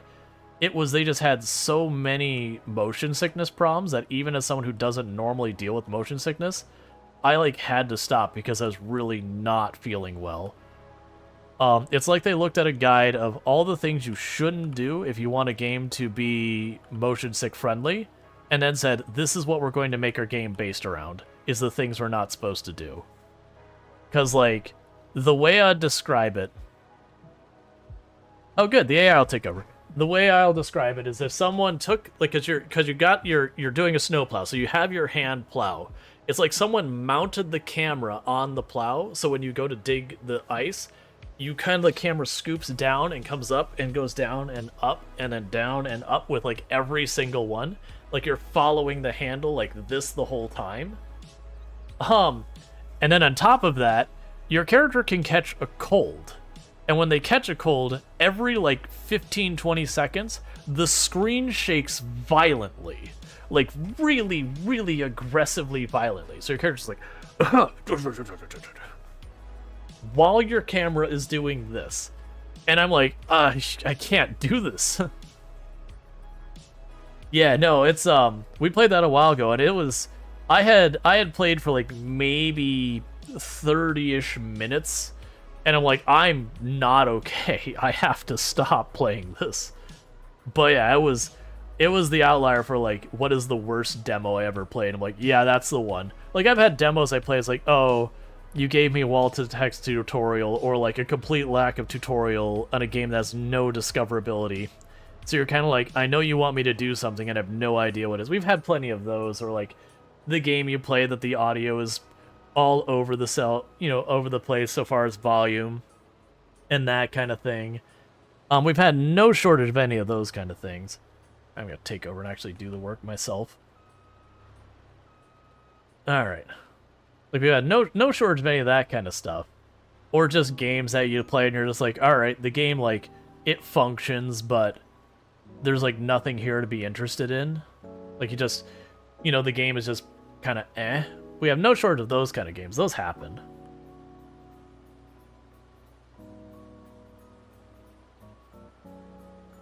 Let's see. Sure, props for trying to add some realness to your game, but yeah, so for those of you considering game dev stuff or game devs yourselves, one thing you need to be very, very, very, very careful about is anything where you take control of the player's camera.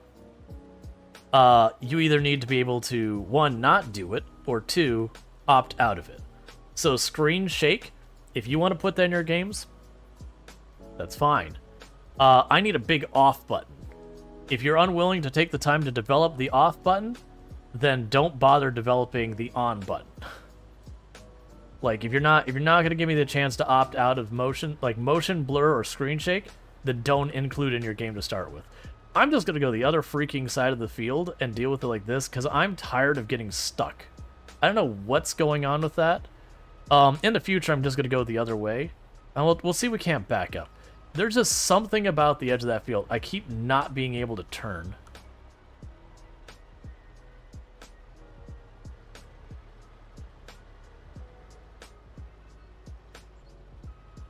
Like there's some weird thing about that berm that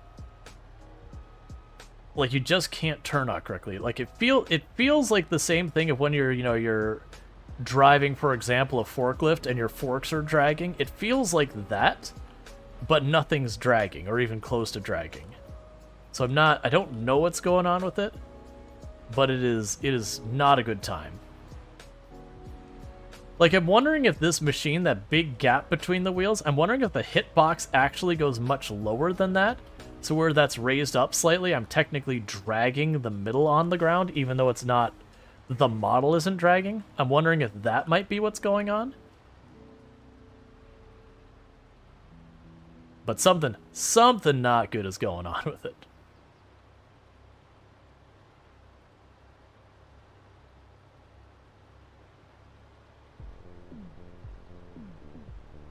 Let's see, Left 4 Dead famously puts you in third person whenever your character bends down and moves her head a lot. But yeah, no, it's just a thing. You gotta be really careful when you take control of the player's camera. Like, I understand for cinematics you sometimes do. Use it sparingly, because that is almost always a danger zone for the motion sickness. Other things to be careful of is stuff like motion blur and screen shake, and where you put the mouse at your edge of your screen and it starts dragging it that way. Make those so there's things that you can turn them off if you do want to include them. Because again, it can be a motion sickness thing. And most of those are things you have to put extra hours into developing to add that feature. So the excuse is like, well, why should they put the time in to, make an off button? I'm like, the hard part is adding the feature. Making it so you can turn off the feature is the easy part. Most of the time. You know, sometimes when a game comes out and they've done a poor design choice on it to begin with, then maybe it's not as easy. But, like, all of those are additional functionality you have to add to your game. It doesn't just come that way. Like, in motion blur especially, I'm like, why have you put in the extra human hours of developing this thing to have something that everyone will universally want to turn off as step one?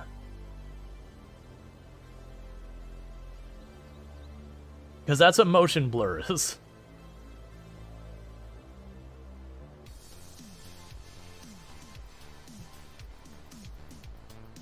You hate games with post-processing you can't disable? Yeah, generally speaking, I agree.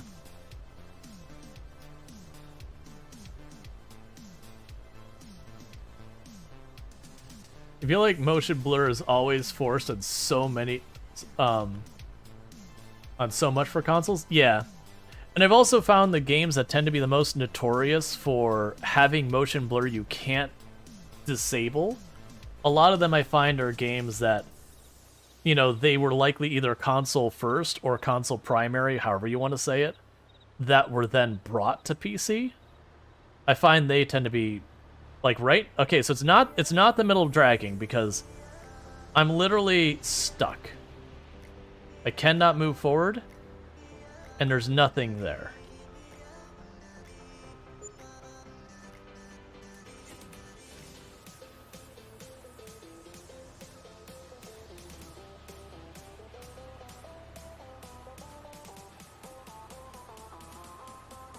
So I think the lesson we have for next time is if we buy this field for ourselves, what we're going to do is harvest the other direction. Don't go left or right, like the field kind of clearly wants to imply you should. Go the other way. Oh my god, please. Just cooperate. I don't want much. I just want you to not... Why are you sliding like you're on ice? I know I'm in all steering, it's just there's something here that I'm fighting with the whole way just to line up my equipment.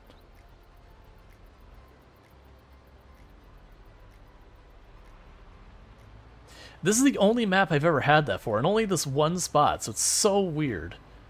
So yeah, so maybe this field, if we buy it, stops being a field and goes to being like a big, you know, this is where we keep the tractors, put some production lines here, maybe some animals. Something that you're not going to zigzag back and forth constantly on. Which might work around that issue. That's not something we're doing in the short term, but I think that would make sense.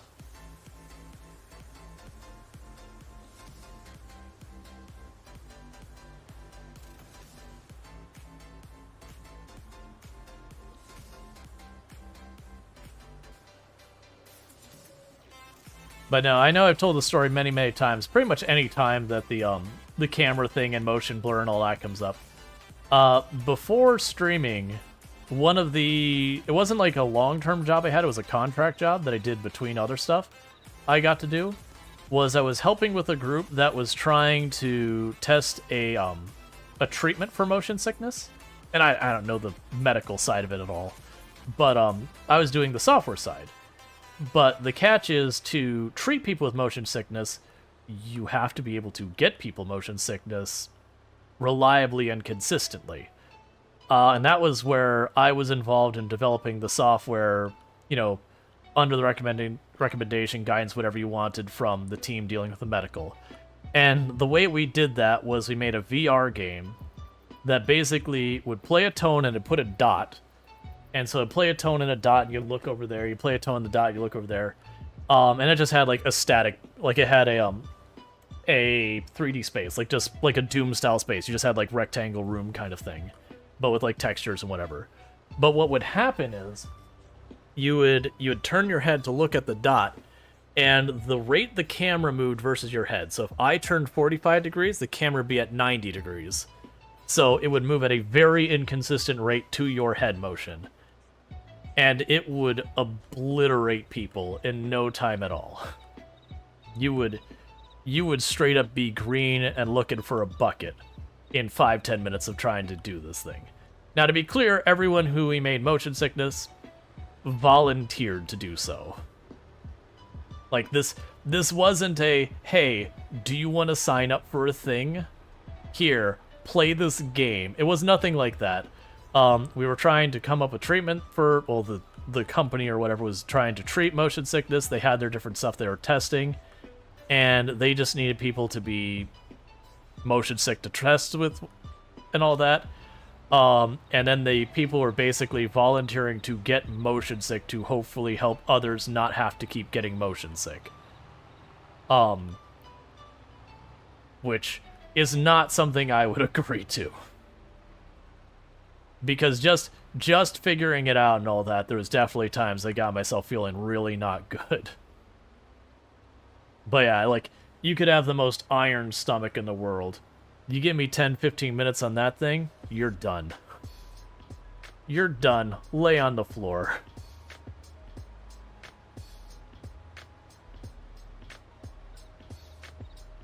And did their treatment work? I have no idea, because after we got it and it was working, you know, that was my part of the contract. I did my job, I got paid, and that was that. But it was awful.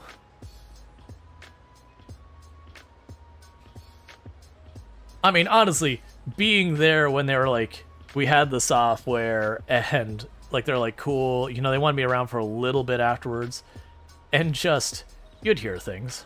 I don't need to describe them. In a building where people are being consistently and reliably motion sick, you don't feel well being in that building hearing people not feeling well. It's definitely not something I could have done as a long-term anything. But yeah, and all that was, like, literally when you think about it, the only thing we did is we took control of the camera away from the person using it. All we did is we just took their camera and just gave it a little extra nudge. And that's all it took to wipe people out. So, if you're ever going to develop anything people are going to look at, don't mess with the player's camera. That's the moral. Like, that is, if you don't take any single lesson about motion sickness at all whatsoever in your software development, it is, you do not mess with the player's camera. Leave it alone. If they're looking the wrong direction, that is a problem on you as the developer to make them really want to look the direction you want to look. If you have an important plotline thing, make it make a sound in the direction of the important plotline thing. Make every bit of your atmospheric storytelling really want the player to look in that direction. Like, really put every single tell you can to be like, that's the spot to look. You know, have a plain and boring and uninteresting room with the mysterious door on the other side with the light over that mysterious door that's like, yo, man, that door is the only thing interesting in this room. I want you to look at that door. Play a sound of someone, like, jiggling the handle before the door comes open. Like, everything you can to be like, player, that door is where you need to be looking. Let's see, VR is kind of bad about motion sickness. Yeah, no, VR, there's definitely people who, there's certainly you can make better and worse experiences, but like, grabbing the camera in VR, that is like, lessons 1, 2, 3, 4, and 5 of things not to do in VR. Like, you have to convince the player to look where you want them to look. Don't bring the camera to it. Let's see, you've never been physically sick, but might with that. It just hurts my eyes to look at it too long. Yeah. Yeah, study level, design, and flow. Well, that's I go back and forth where we talk about the whole thing about, you know, if your game has complexity, you do need to be able to teach your player the basic mechanics of the game. Now, a lot of people mistake that for me, expecting the wall of text or anything. And usually when they do run to a wall of text, you'll hear me actually call it out and be like, that's bad tutorial. Like that kind of thing. But, one of the things you run into with a lot of that is you go back to like some of the super old games, like the old Mega Mans and Castlevanias and those. A lot of those are very tutorialized in a way you do not realize you're playing a tutorial. That when you play Mega Man, they will sit there and have a perfectly flat platform, and they will put a hole. And it won't be a hole that kills you the first one, it'll be just like a dip down. And you walk into that hole, and you, like, back in those days, you had, like, depending on what system, you had, like, anywhere from 4 to, like, 6 buttons to push. And so you're going to be like, all right, well, I'm in a hole. Let me just push my 2 buttons. Oh, look, that one made me jump. They just taught you how to jump. You didn't realize that's tutorial step 1. They just taught you to jump. And then they'll have a gap that's too narrow. And then you'll be like, huh. And then, you know, you'll put your 2 or 3 buttons. You'll slide underneath it. And then they'll give you a thing you got to shoot.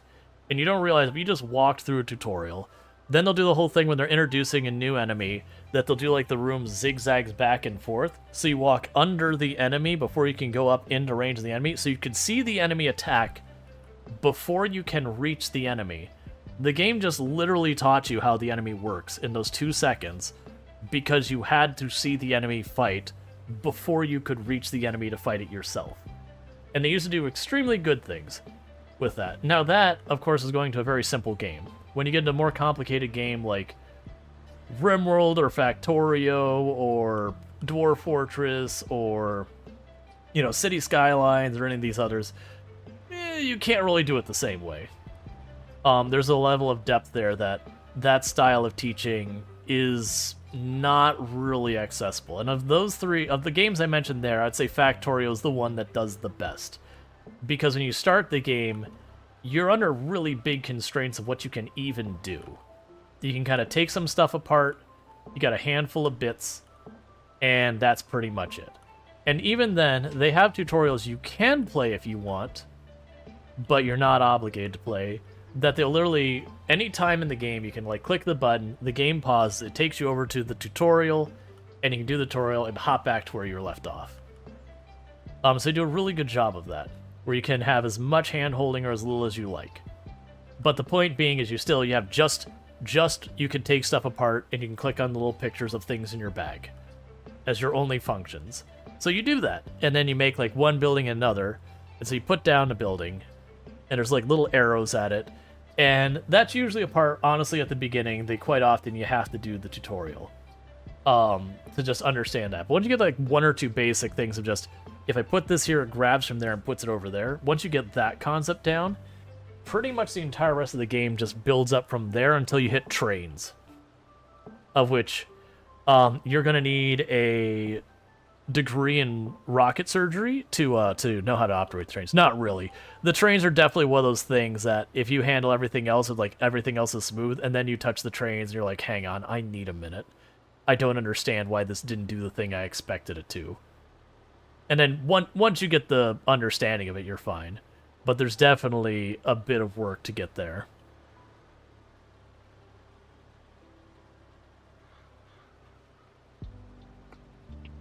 Factorio 2.0 is getting an overhaul with trains. Nice. Is that the, I thought that was like DLC where they're adding the space exploration thing as opposed to just an update. Is that the same thing as happening at the same time, or am I misremembering? Because I could very well be misremembering. There's so many games out there I have to keep track of that they do tend to blur together. DLC expansion, whatever you want to call it. Yeah, that's right. It's an additional purchase, which I think is totally fair with all the amount you got at Factorio and how long they've been updating it without charging a single penny more.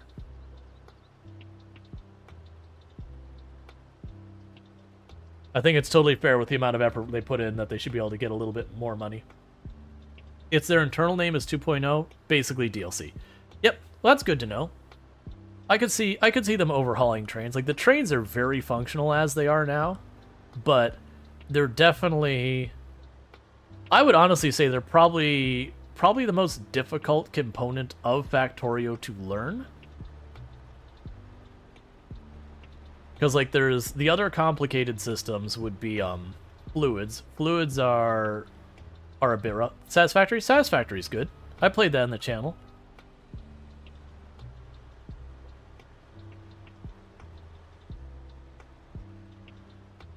Alright, 1 second. I missed a bunch.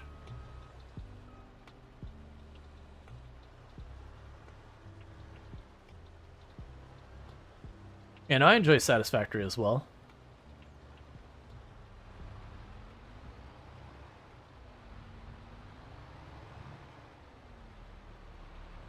Like, I feel like Satisfactory and Factorio in some ways scratch the same itch, and in some ways are very, very different games. Like, Factorio, exploration means basically nothing. The only thing you care about is where's the next nearest chunk of whatever resource you're missing. So really, like, there's nothing much to explore. And that's one of the negatives with procedurally generated maps a lot of the time. Versus Satisfactory, like, it does feel like there is a lot of value in just wandering around and exploring the map and seeing what you can find, and you actually feel like you get rewarded with, like, the slugs and all that. Let's see, Bring says the train stations are a lot more send me an empty train, and if train has X, send it when you have less. Yeah, and that was always the way I set up my trains, is I had, like, just a generic name for this is train parking. And then I would have the names of the train stations that were like iron input, iron output, that kind of naming convention. And with that, you could just sit there and set all your queues and all that. And you just have the stations themselves would have logic circuits on there, like, if these storage containers have less than Y of this material, you know, activate station, otherwise deactivate station. And just with that, you could have the trains pretty automated.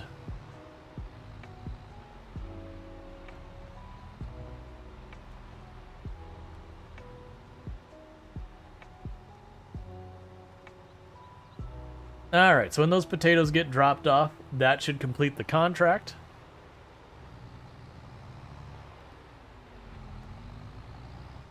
And then we'll get all the extra potatoes for the money. That was definitely... That honestly wouldn't have been as slow. Thankfully, K. Chris helped out a lot, because that definitely sped things up. Had the AI not borked real bad, we would have been, you know, pretty okay. But K. Chris popping in here and taking care of it is very helpful.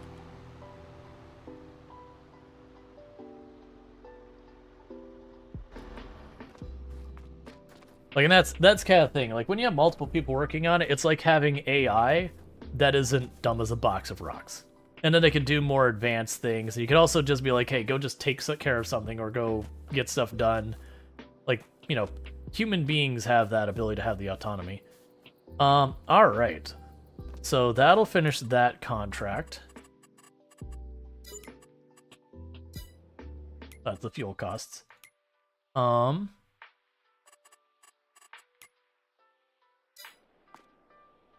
Now you'll be able to say, this is a hauler train, and stations can say, send me an empty hauler train, or send a full of iron. Oh, that'll be good. So you take, like, the entire train logic out of the middle. You just have the stations that just say, okay, like, I want iron. Give me iron. And you don't even care about any of the rest of the network. It's just, this is the give me iron train, like, iron station. And you can set, like, the logic to be, like, underserved and over, and, like, do all the logic you want. But ultimately, this is the iron place. Give me the iron.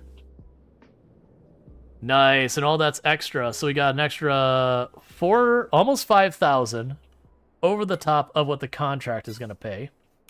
And the vehicle you are in, so that's another 11,000. We got basically 15,000 from doing that. Nice. Alright, oh my god, there are so many fields with work to do contracts-wise. And many, many, many more harvest jobs that are not that... Oh! Hey! Who wants to have a real bad time? Take field 61 if you want a real bad time. Oh boy. Oh boy, that's a bad time. And if you don't know why that's a bad time, the reason that's a bad time is that's going to spit out one crate at a time that you then got to forklift onto the trailer and drive off with. How many hectares? Oh, and it's 1.1 hectares? An actually decent size field like that, too. Nope. Absolutely not. And that's literally the same kind of job we just did. All right. With 30,000, is that enough to buy another chunk of land?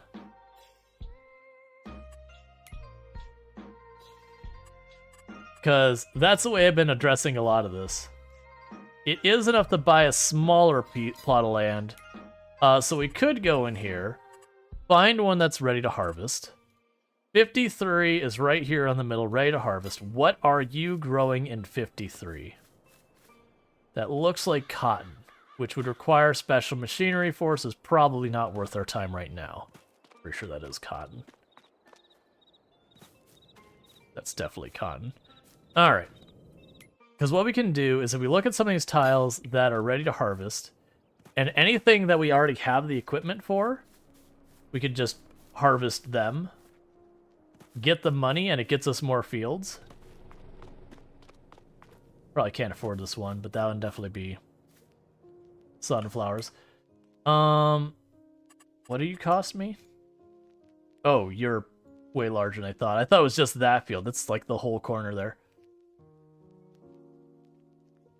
Yeah, it'd have to be... I mean, we have all the little fields on the left, too.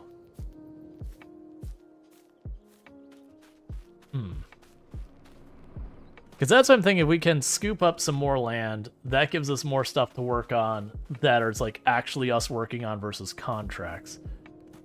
So we do have a bunch of fields we can harvest over here, like the whole left side.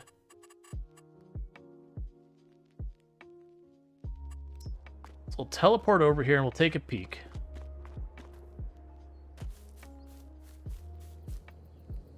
You are sorghum. And you are ready to harvest, so congratulations to our newest field, Field 22.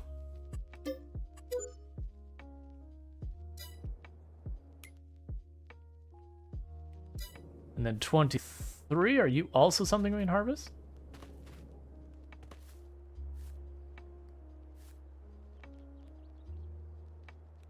That's canola, we can also do that one.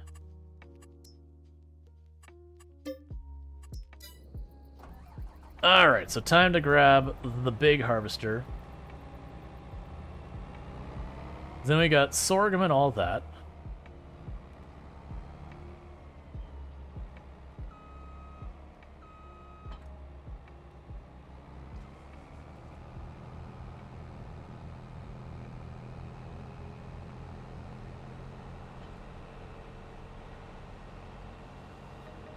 Yeah, so we're gonna have scattered fields everywhere as we're just scooping up the cheap fields. Hey, car. Maybe not die today. Okay, and I see K-Christ has got the trailer, so thank you so much for that.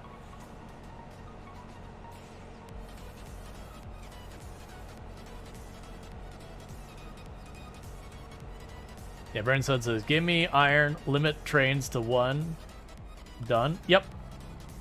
That sounds great, because that's ultimately half of the stuff I was trying to accomplish with all the logic I set up, was basically that outcome. Just said, bring resource here if I don't have it, and if I do have it, then don't.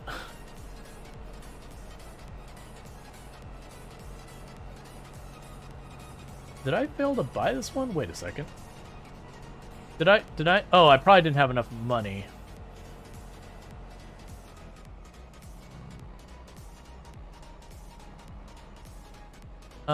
Alright, how do I want to do this? Get out of the way, little car.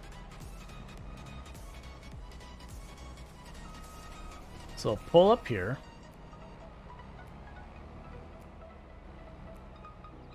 I'm gonna have to turn around in this area with this trailer so I can get on this road I'm got the back facing.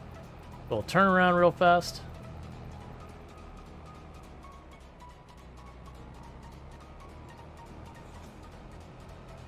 I must not have had the money. Oh, yeah, that's right. I didn't have the money. We need to save up more. All right.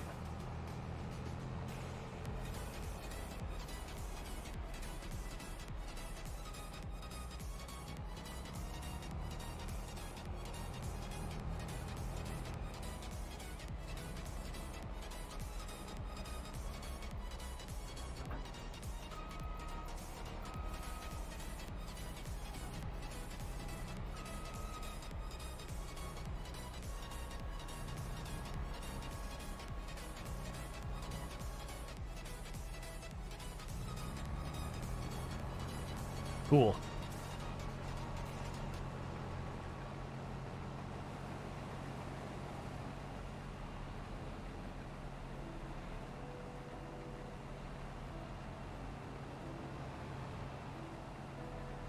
Yeah, so these are going to be some small fields that will probably just produce the stuff out of really fast.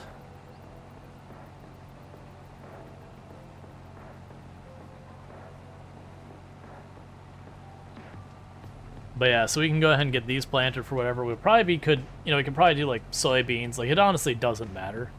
Any crop you want to put in the ground here, as long as we got the tools to do it, that's fine. We'll mix it up, and later on we can start specializing all that sort of stuff.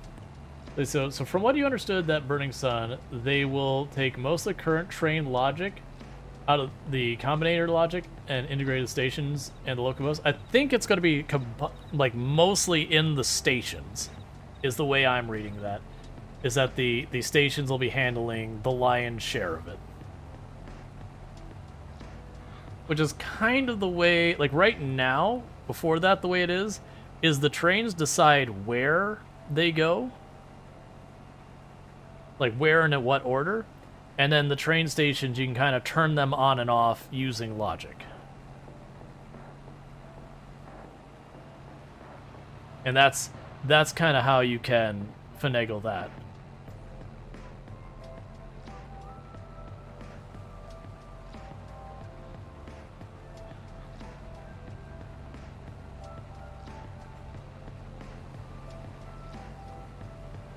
Which I think will be good. It'll be good to be able to make like the trains that are, you know, effectively they just respond to whatever they need, whatever you need.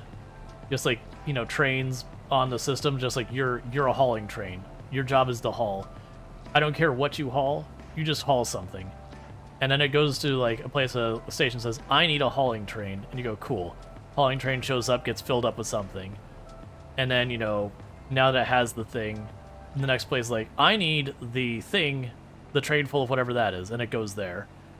And then the idea is, you know, trains would either have like a holding spot, or they'd stay at the station where they pick up until they're needed, or whatever the default logic is.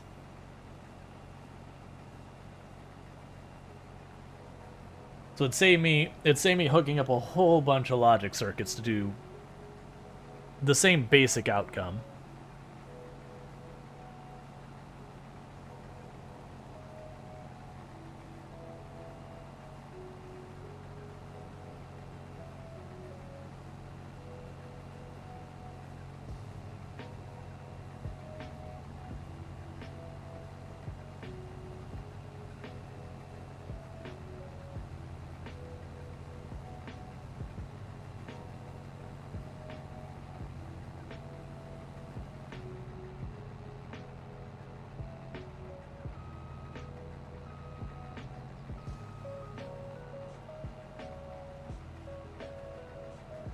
And so you could also build depots and put locomotive and carts in, which would dispatch automatically and return them. Yeah.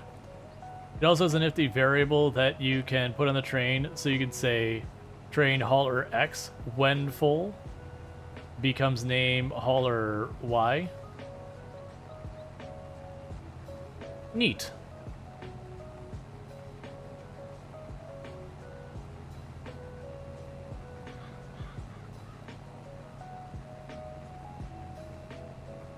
And as a reminder, the server is open for anyone to join. You just gotta join the Discord for the information like the server name, password, all that stuff. As well as it has a list of rules and whatnot. But it is open to anyone in the community who wants to play. We had a lot of people requesting that I do some community stuff, community servers, and this has kind of been our first dabble in that area. But we do have the server for the full month and all that, so we'll, you know, we'll see who's interested. You know, people seem to tune in, seem to enjoy it, we'll keep doing it. If, you know, it ends up being a thing that we do it for a little bit, but, like, really people don't seem to be engaging it, then it'll just it'll just let me know that it's like, alright, this is a miss, try something else.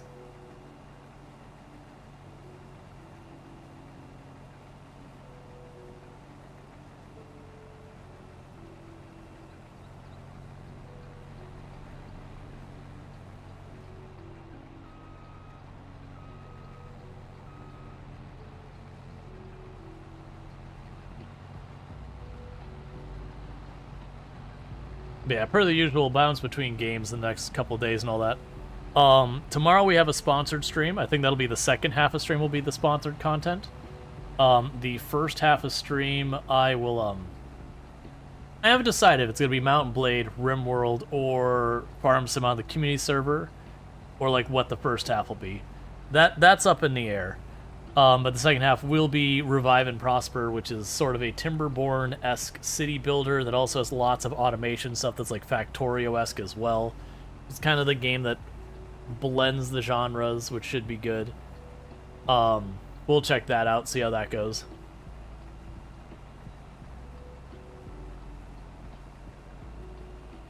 Yeah, so I'm just trying to get as many of these fields scooped up by us as possible. People can work them, make money on them. Because the more fields we have, the more should be popping up as ready to harvest at any given time.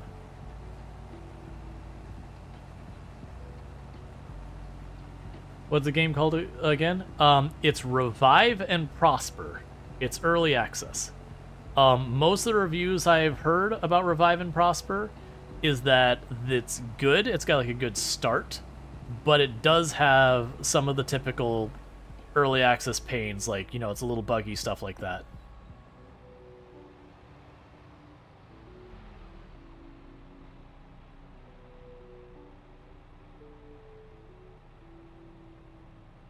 Okay.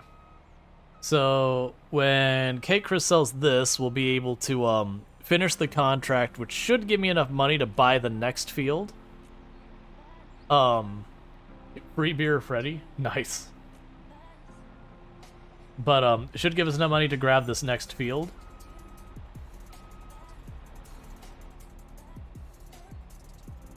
And then that'll be all good.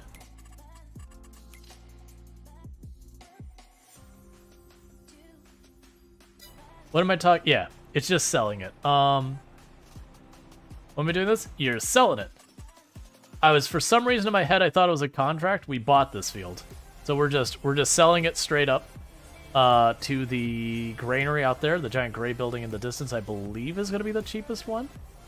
And that should give me enough to buy the next field. And that's the reason I'm not driving the harvester around, is the next field's going to be this field right here.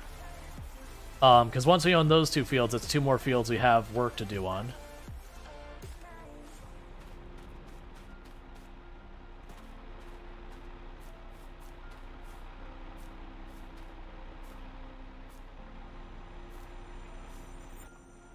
And while you're doing that, I'm going to grab this one, and I'm going to bring the cultivator over. Because then I'll have more fields to prep. Well, there will be more field prep, not necessarily that I specifically need to do it.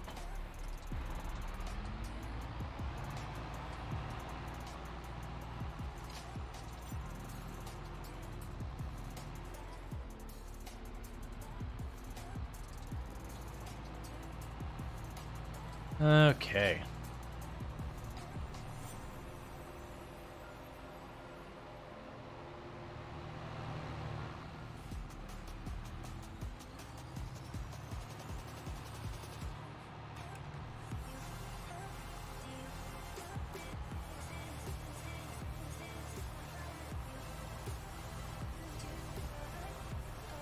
Because I feel like these little fields over here are like perfect for people who are new. They can just like experiment with like a little field, you know, make a little bit of a mess out of it as they figure it out.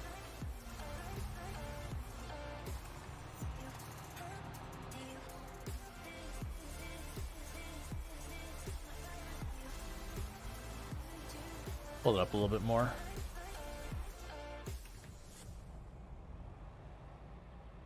The one cheesy thing you saw was buy a field, harvest it, and then sell the field. Apparently it's profitable.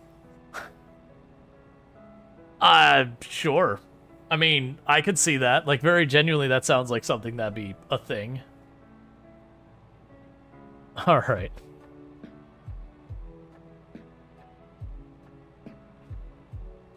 The houses in front of the fields are so annoying. I can see that. I mean, ultimately, usually what I'll end up doing is I'll find whatever road is the least annoying, so maybe that back road back there, I take that instead. But yeah, like cutting through in these little alleys and all that between the houses is certainly annoying. Well, that's more than I was expecting to make from it. All right. And so both these fields are harvestable, I assume. Yeah, canola and canola, I believe. So I can go here and farmland. Boom.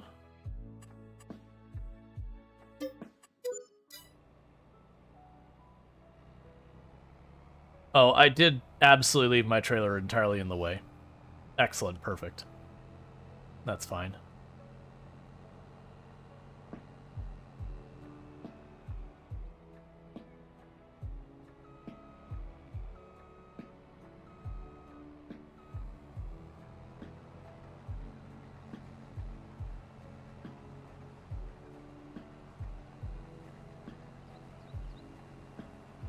Yeah, so plan is to get these fields, as many of them as we can, set up.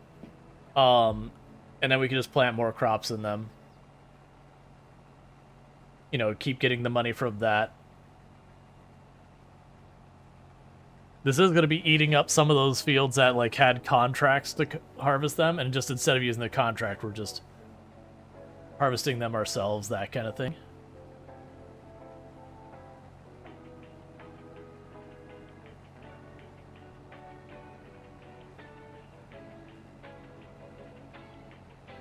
But no straw.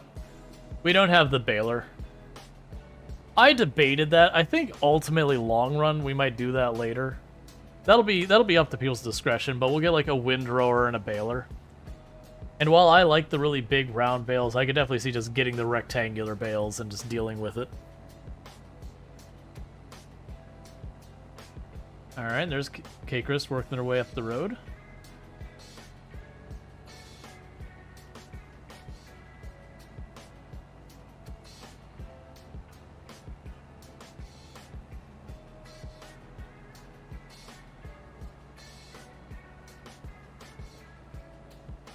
I feel like a lot of these little fields up here should probably be the same crop. Like do like 3 fields of canola, 3 fields of the next thing, not just 1 then 1 then 1. Because they're small enough, it almost like it really feels like 1 field isn't enough to be worthwhile. Like it feels like this is almost meant to be 1 long field that just has different, you know, little lanes you can pass through.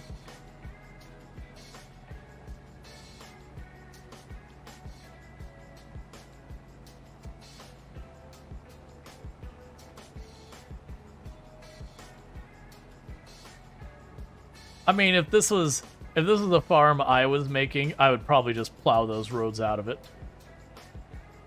And just make it, you know, 1 or 2 big fields or 3 big fields or something like that. Like have enough wheat to just run the bakery all in 1 field.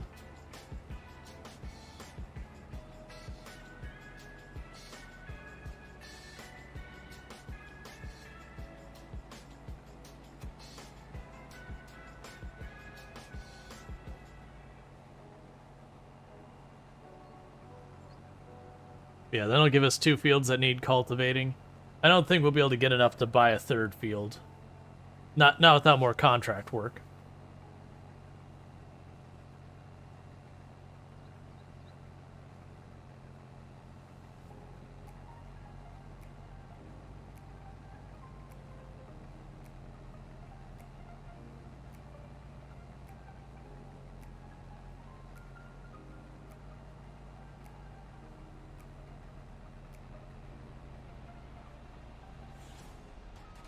All right.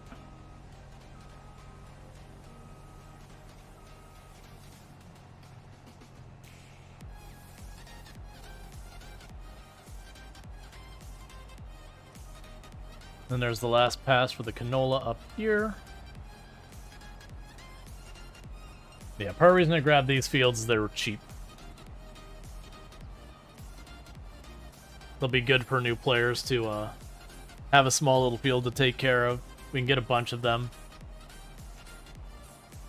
have people have the fields that they take care of if they want them. And every additional field we have making us money just means we make money faster.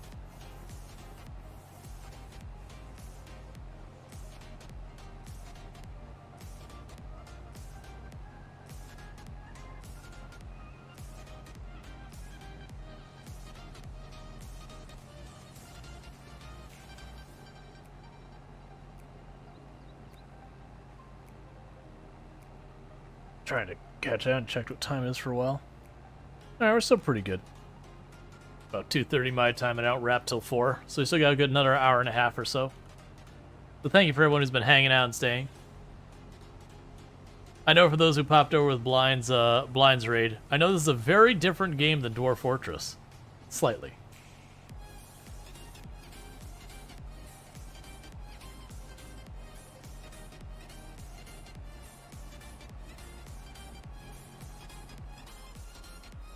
Alright, so we've got those two fields prepped. We've got these three fields belong to us as well. I don't imagine that makes us enough money to buy another one of the fields right here. It's so good to see you stream. You don't think you said anything when you raid over? Well, it's appreciated, Lanix. It's good seeing you as well. So I think we end up putting this away for right now. Maybe we do just leave this over here since it'll probably be harvesting another one of these fields once we have the capacity soon.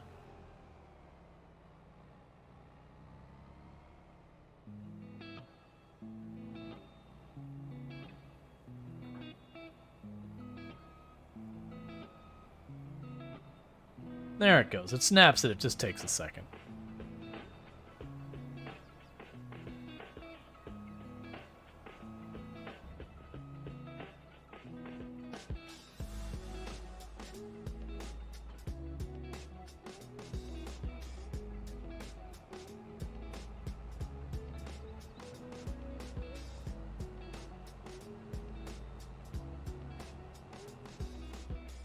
I think for right now, we'll pull into this house and leave this over here.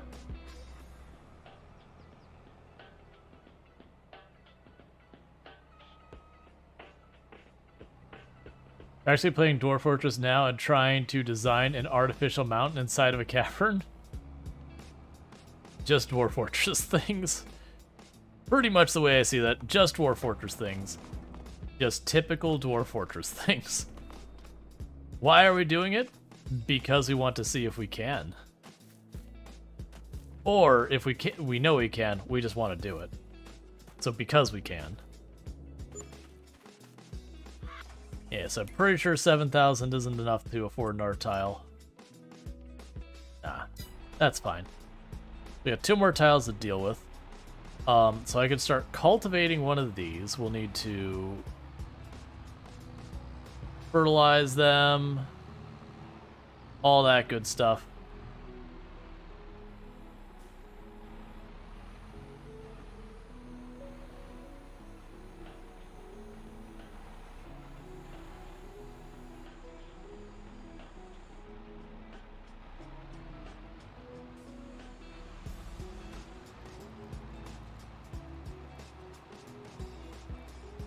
Okay. You got the idea from the whole time Aragon thing? I'm not familiar.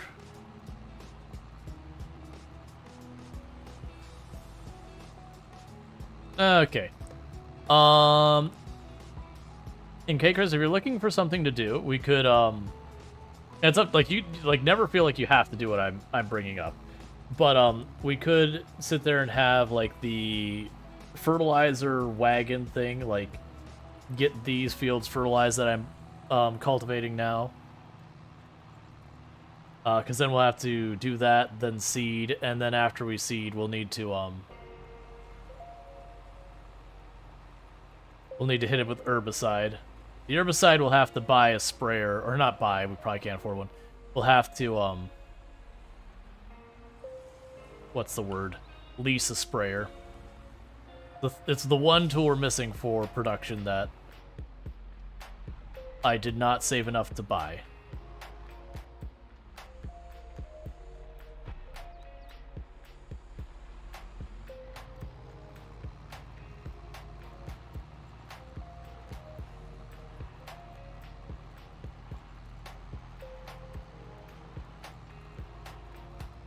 Like, also, there's a field that you just want, like, for yourself to grow stuff. Let me know as well. We can set one aside. Is precision farming on the server? No. The idea with this server is I was expecting, or I am expecting, rather, a lot of people, this will be their first time playing, and starting them on the precision farming wouldn't be the good move. As there's a sprayer with a sensor on it? Okay. Yeah, no, we're starting out with this plan for a lot of new or fairly new players joining and all that. Who probably won't know their way around a lot of that stuff.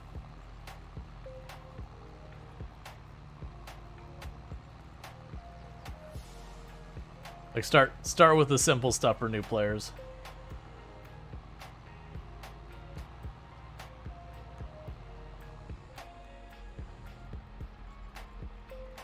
Because he uses less herbicide per field as it's targeting the weeds. Yeah, no, I gotcha.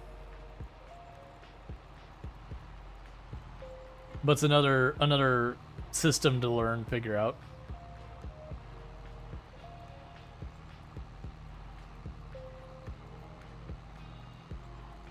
You're waiting for the salary to get the missing stuff to hop on? Gotcha. Yeah, no, I've had 2 or 3 people said they were going to join on once they got paid. That'd be a week or 2 or whatever. That then they're gonna probably pop on, which is good. That should that'll be nice. Like, I wonder if we should have like a dedicated community day of the week kind of thing. If that makes sense.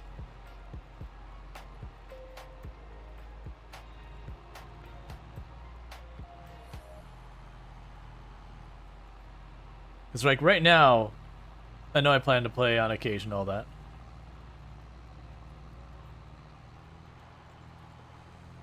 Let's see, you started on No Man's Land Precision Farming. Love that map. Just wish it was bigger. And maybe a touch flatter. Gotcha. I mean, like, it feels like it's a pretty decent size. Like, if you're playing with a group of friends, I could see it being a whole thing. Let's see. There you go. Only 10% full. Should that be enough for these two? Yeah, that should be enough for this. Like, when I did the fields we had in the other area, I think I used maybe 4% or 5% for all of them.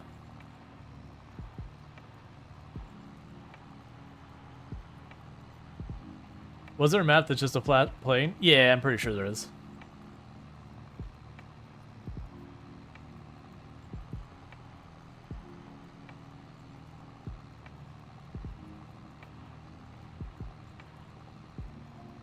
Yeah, it's like, I don't know if he uses the maximum size like that. That I don't know one way or the other. But I was sitting there thinking, like, No Man's Land is like a pretty big map. Unless you mean the tile size like you buy.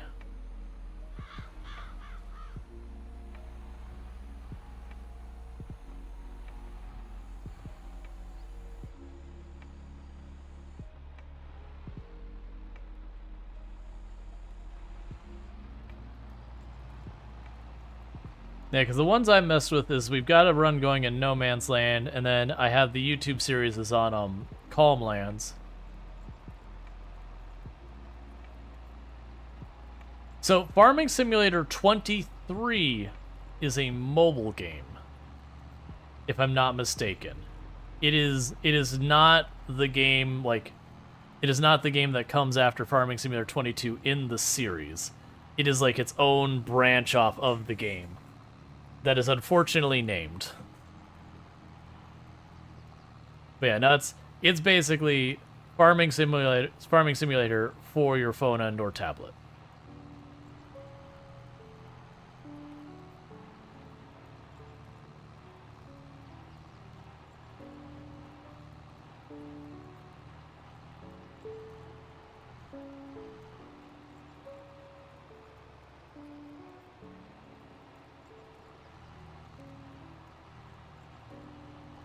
Farming Sim adds Galore Edition. I honestly have no idea what the revenue model is over there. I don't know if it's ads or... Wait, why am I allowed to destroy their farm? I mean, it makes sense that we destroyed their farm there, but why am I allowed to do that? It should have been like, this land isn't yours. I get it. The area I was physically on was our land, even though the tool was on what was not my land. Are you sure you don't own it? Yeah, no, I'm sure I don't own that one. It's just, I believe it's based on your tractor's position on which field you're considered to be on. I wonder if we can do this all in one pass, or if this is wide enough or not.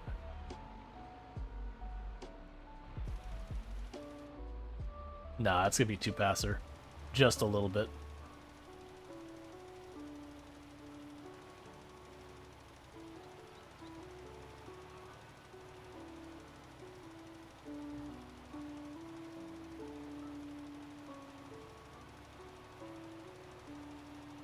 Alright.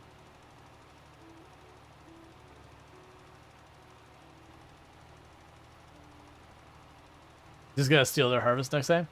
So, well, the problem is most of the harvesters, like, you're right around the thing, so it'd be hard to get that to, like, clip over far enough to get anything meanwhile. If you had something that you could drag behind you that had, like, a nice width to it, I could see you actually making a move to, not steal, like, their whole harvest, but, you know, you could nab a little bit of the neighbor's stuff or whatever. An entirely unnecessary theft. That's stealing for the sake of stealing, not because you have any need for the money.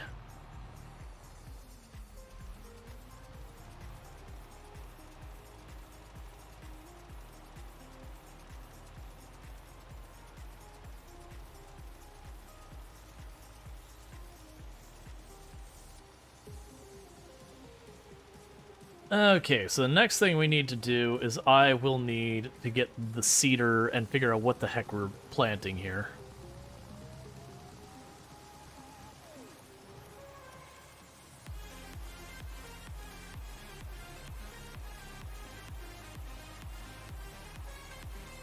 But that'll be 2 more fields we'll have set up.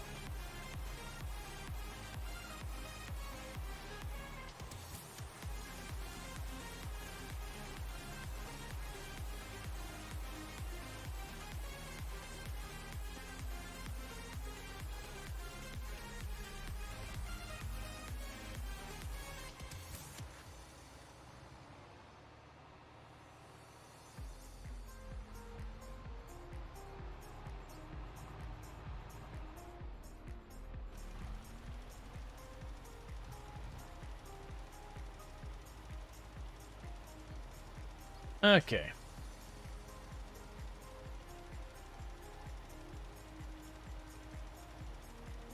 Yeah, these will all be covered.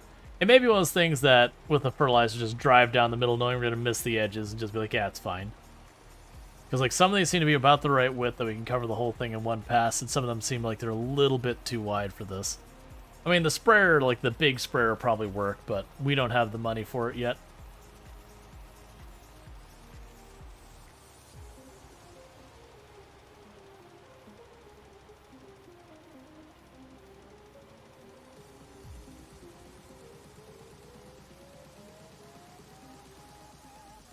Okay, so I've got this all taken care of. So thank you for bringing this over. I'm gonna drive this back and drop it off.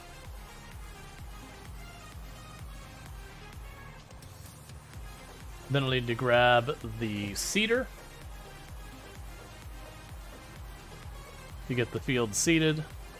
Then we'll have to rent the sprayer.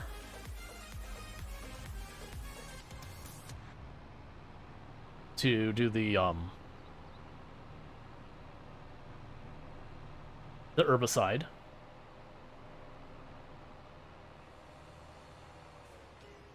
You want the other one back? Yeah, we probably want to bring the other one back. Drop off the tools it has, that kind of thing.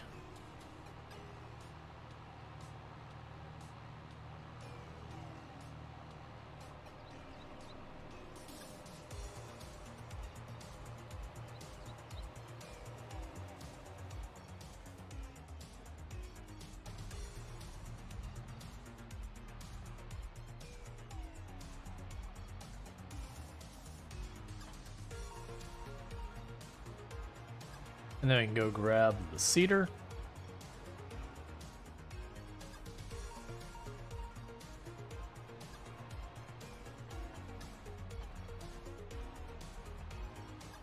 And what do I want to plant in these fields?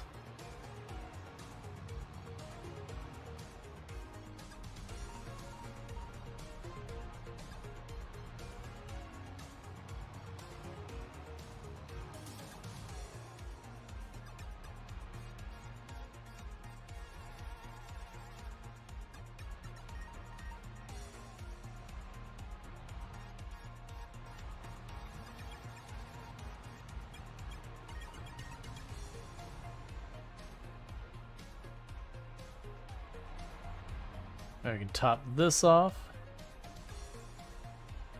The rest of the seeds are too far away. Alright, we'll definitely need a different place to put all the seeds and that kind of stuff. We just dump these because they're in the middle of the place where we buy everything, so they're kind of in the way.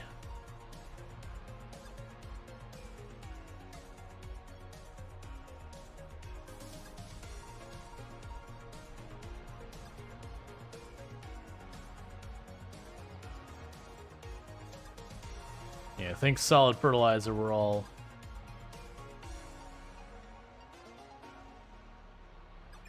set up now and all that. That's fine, I'll shove them. Okay. So I gotta drive this over.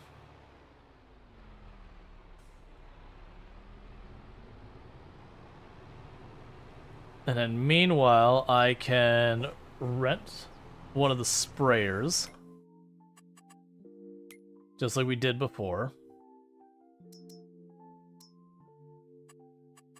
Because that one will more than cover our needs right now. So we can lease that. And we'll need herbicide in that. Going back to your farm? Just yell if you need anything else? No problem. Thank you for helping out.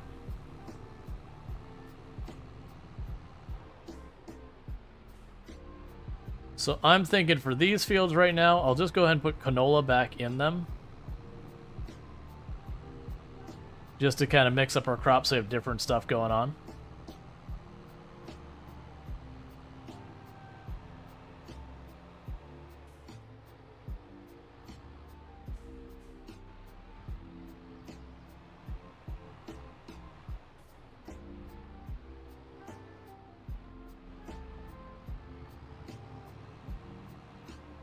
You can manage. I believe in you, Cedar. You're not gonna let some silly fence stop you.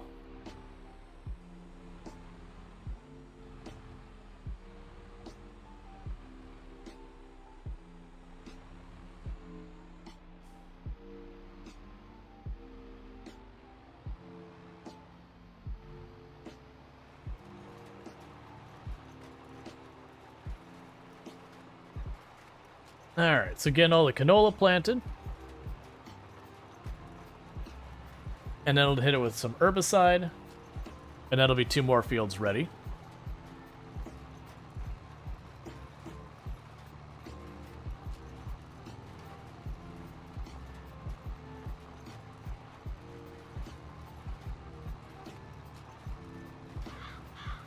But yeah, so that's going to be a pretty good start. We've got, what, 5 fields when these are set up going.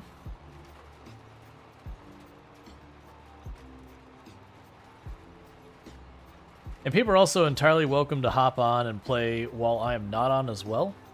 It is the community server. Play when you're able.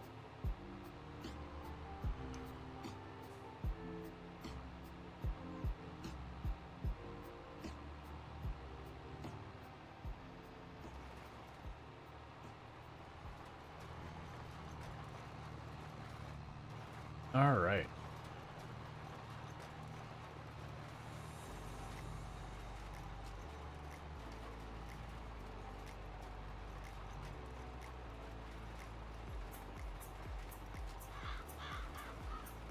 But yeah, and another things we got going on in the channel is in not too long we're gonna have a game night. I haven't got on the calendar yet, but we're gonna go ahead and get some posts going on the Discord to like try and get people to weigh in on what games they'd like to do for the game night. And then later on, we will likely spin up another community server on something else, because I had announced that I was going to do this community server at the end towards the end of last month. And we had a channel reward where if we got enough subs and everything, then I was going to do a community server. It just so happens I like announced this one, and then people unlocked the other one, so it's like, all right, we'll do another community server. That'll probably be something other than this, but we'll worry about that when we get there. So it could be something like Factorio or Minecraft or Valheim or whatever people want. We'll figure it out. But I figured I'll put the vote up for that after this has been running for like a week or two. Let this kind of, if it ends up picking up in a big way, or people kind of, you know, wind down on it, whichever way it goes, that kind of has a chance to play its course before we get the next one spun up. Mess around with some of that.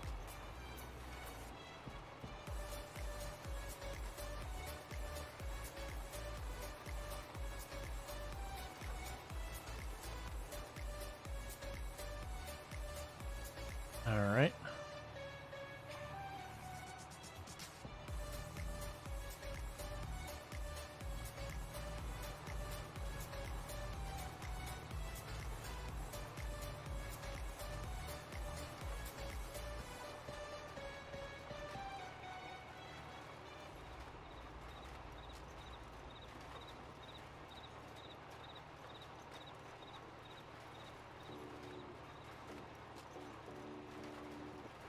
Probably by the time I finish spraying these fields with the herbicide, we'll be most likely at the point where we'll be ready to advance the next day, which I think might be the point that our oat that we planted should be about ready to harvest, and then redo those fields.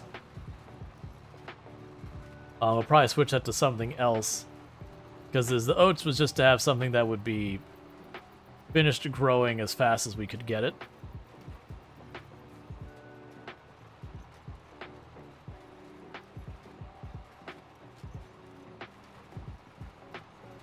Sloppy. It's real sloppy. We're all over the place. Don't look straight at it. Okay.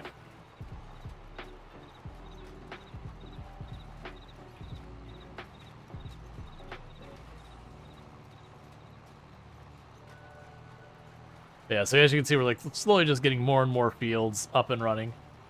This is what, like, Farm Sim is like most of the time when you're playing it, versus the settings I'm usually playing on. Where in the course of one stream, we've ended up picking up 4 or 5 streams tonight. What you had to drink tonight? Oh, just like the swerving all over the place? Nothing of that nature, I'm afraid.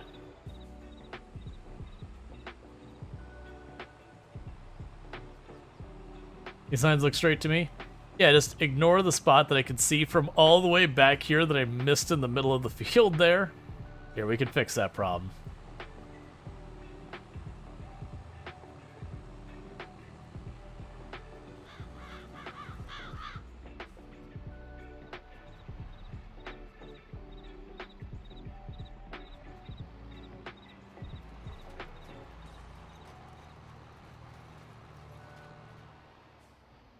It's mostly these houses on the end here. They really do limit the area you can turn around it up here.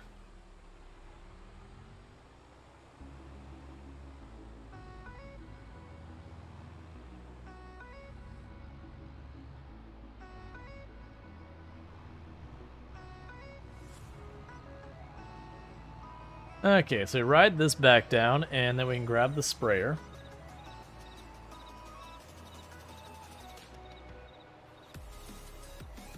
You're off to huggle your bed.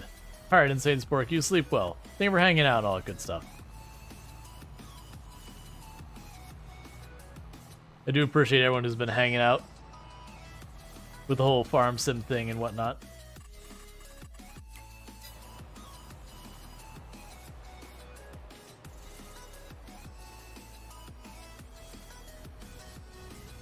Okay, so we can drop this off.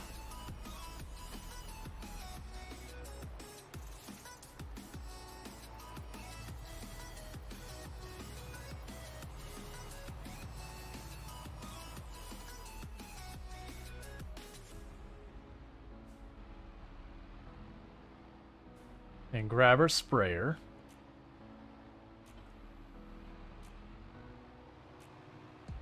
And fill it up with herbicide.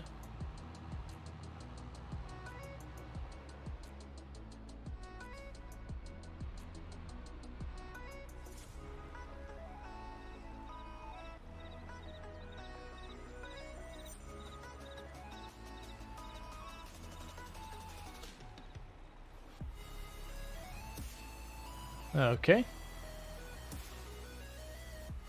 You just randomly push your stuff around more, don't worry about it. We'll definitely need to get like a proper staging area for all of our stuff. I just want to get a bunch of fields up and running right away. So that way as people want to join in and play and all that sort of stuff, we at least have what we need. It would be good if I could buy a sprayer by the end of stream. So at least that way we have all of the equipment to be able to set up your own field. If you don't have the sprayer, it just means we'll have to deal with weeds. Some we will have to figure out.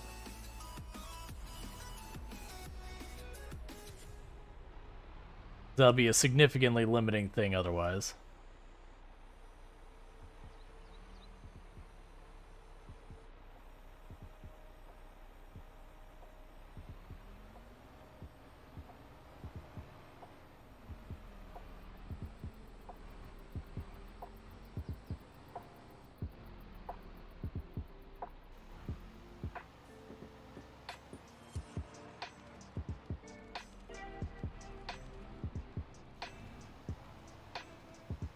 Okay. And there goes the herbicide.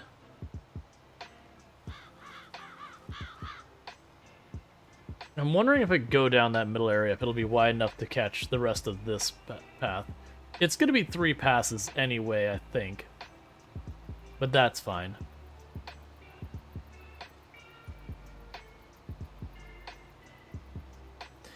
I will say one thing I noticed, when you play a map like this, the farm seems way less personable versus like when we're doing the very slow build-up. Sorry, didn't mean to bang that. When you do a very slow build-up kind of thing, that, you know, you sit there and like everything has like a story to it. There was a lot of work went into each and every step of it, versus just, boom, buy the next field. I think this is the correct way to be playing for a broad community one. I think if you're gonna do something like No Man's Land, it's gotta be a much smaller group who's gonna be working very directly together. So like planning and coordinating kind of things.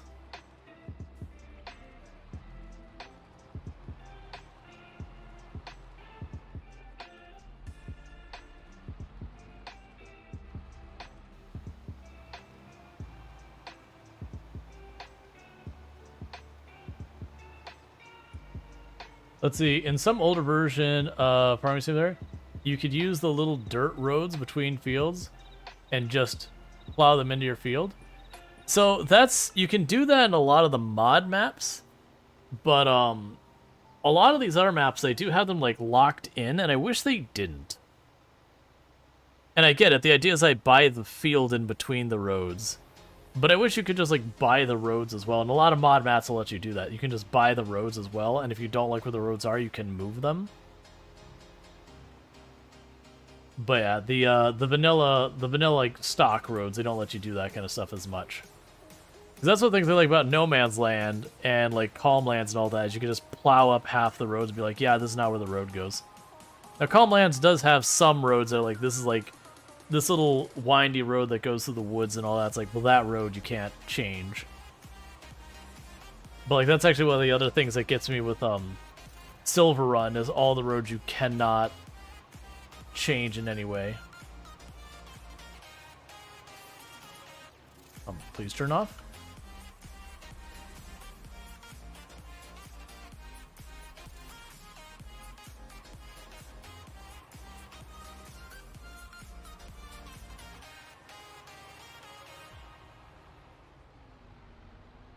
Because, like, I would love a map like Silver Run, where it wasn't, you know, give us something that's Silver Run, but like No Man's Land. And by I mean that, like, it's forested, it's got all sorts of different topography and all that going on. But like, do the No Man's Land thing where there's not a bunch of existing infrastructure. And also, like, I would rather they not do the thing where they have like the little ditches with water in them. Do where I can like dig it down and up and all that to level it or change it however I want as well. But I like the idea of like slowly terraforming this giant mountainous tile into what's effectively a whole bunch of like plateaus with farms on them and all that. It'd be a ton of work, but to me that's what kind of runs I enjoy in these kind of games. It's just something that is a project that I'm going to slowly work and I get to watch as it comes from this wild, untamed thing to gradually turning into what I'm looking for.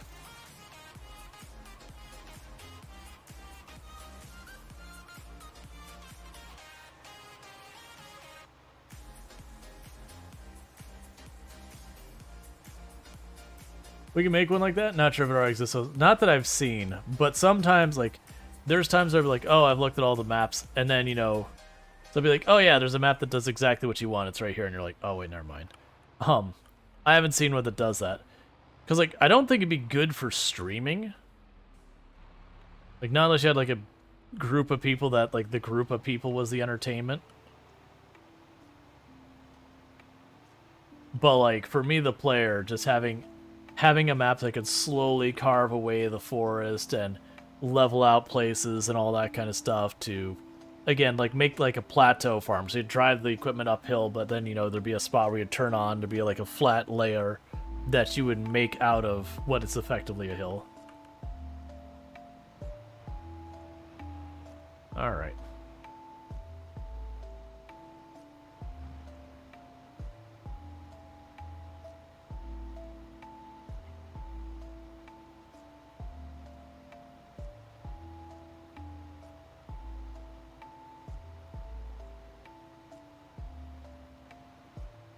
This will be the last of the herbicide down.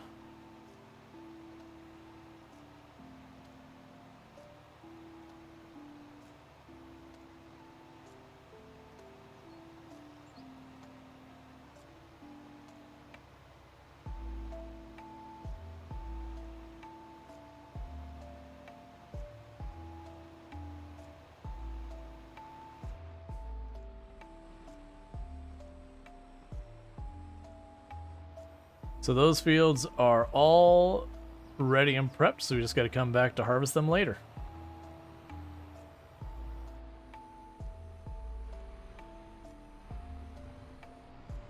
So we'll drop off this tractor, dump out the rest of the herbicide into a container, end our lease on the sprayer.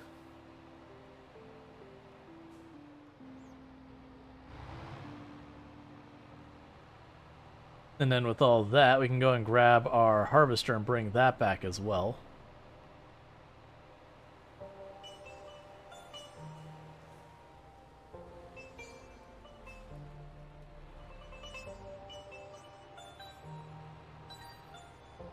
Because I think if we do more contracts, we save the money.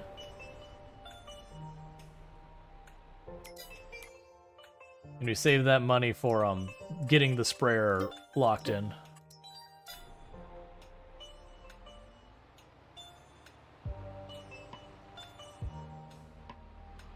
All right.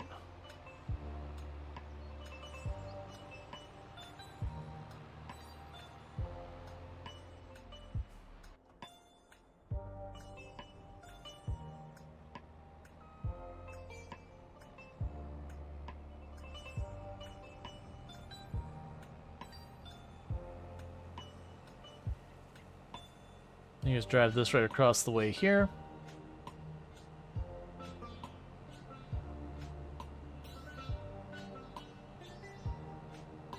Yeah, I'll put some type of production chain on this tile, maybe multiple actually. As they put like either the oil place or the baker or the oil place or the granary or whatever right there on that tile. get that all going.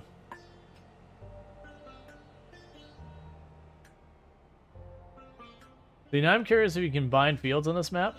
There are two right beside each other. Maybe you can put them together.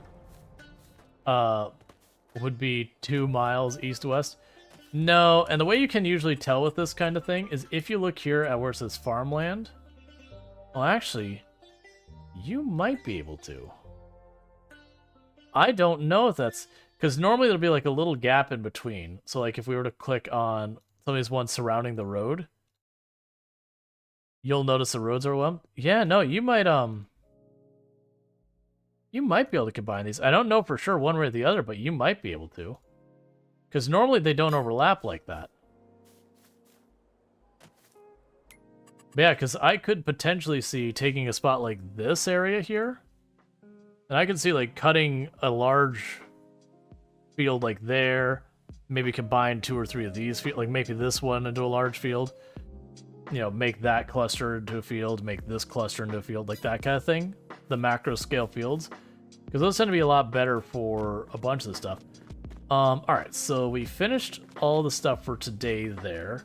Let's go ahead and advance time. It's getting dark soon. So there's no point in fighting the darkness.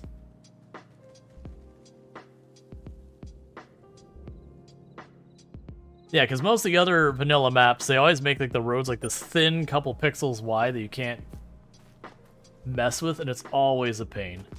Alright. So 36, yeah, so all of our fields are not yet ready to harvest. That's fine. And what that means is it's time to make a bit of money. And so that's the potatoes.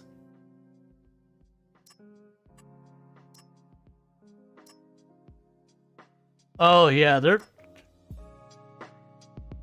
being downright terrible with what they're recommending for these.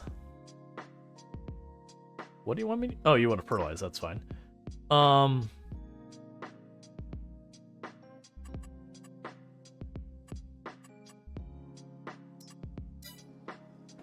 We're just gonna take care of these.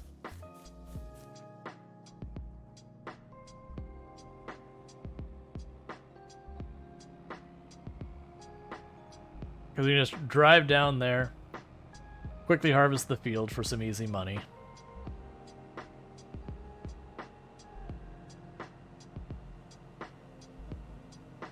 Yeah, they use the blue boxes of paint to paint their fields on the screen, if you remember correctly. Most modders didn't do it that way, so not being able to be on an official map isn't super surprising, I guess.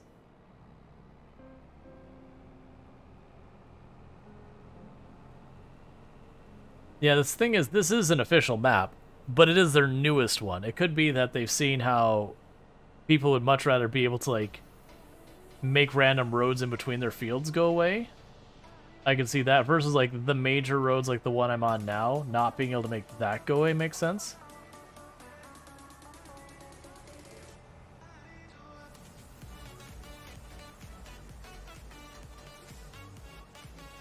We did not take the correct way to go through this.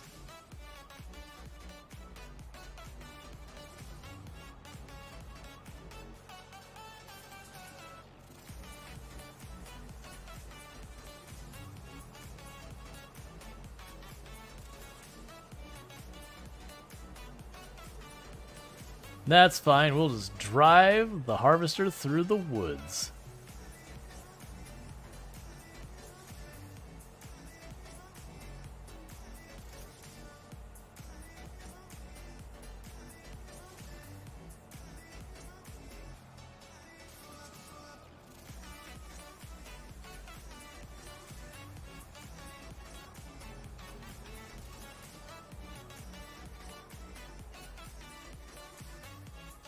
There's a good chance I might be able to take this entire field into the harvester without even needing the trailer.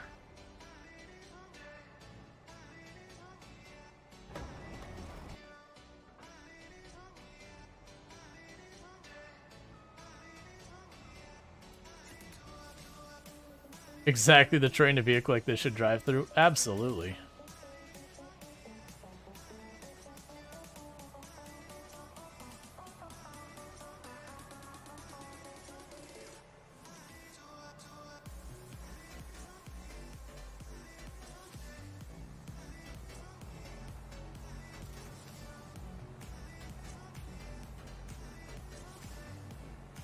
Well, that wasn't a good start to this field, but that's okay. It's a little one. It'll only take a couple passes to knock out the whole thing. It's a real small field.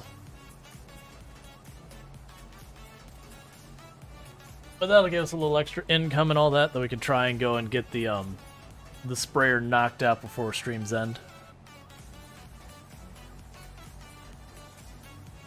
Now, whenever people pop on later, they should be able to access all of it.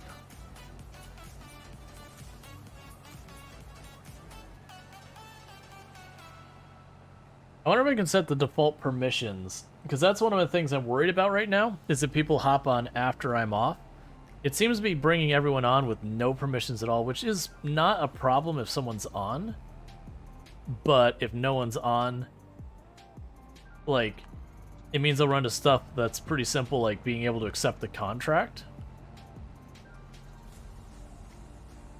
A quick look at that.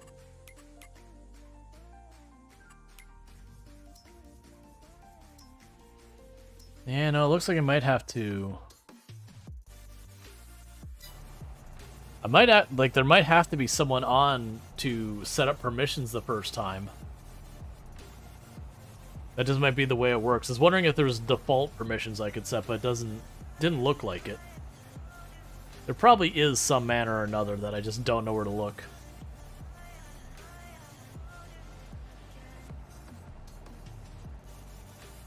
Because which ones do they have? I can't check who I had to turn on for people. I was wondering if I could set it here, but no.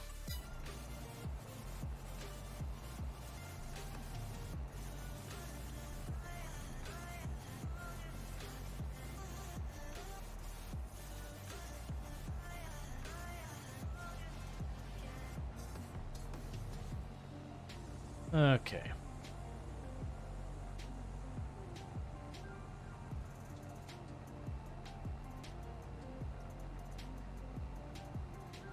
This map lets you plow the dirt roads? Nice. I appreciate that a lot. Yeah, I understand, like, the straight roads you wouldn't be able to get rid of. But that's nice, because then we can potentially, like, this whole side could become one big field here. Like, you could take it from a bunch of tiny little fields to make it something a bit more practical for, you know, the larger equipment to work on.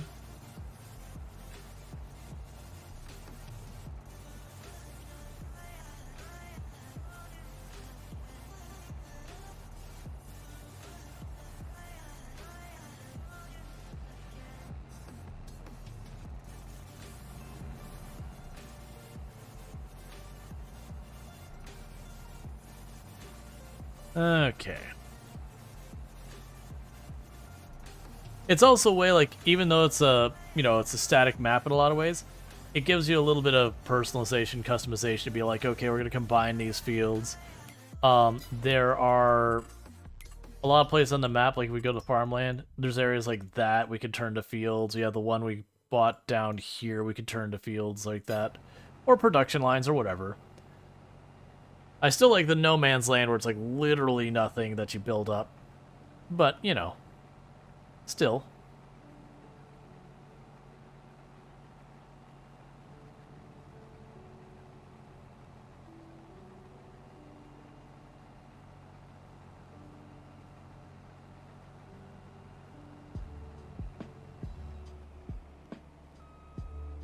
Alright, field is all harvested.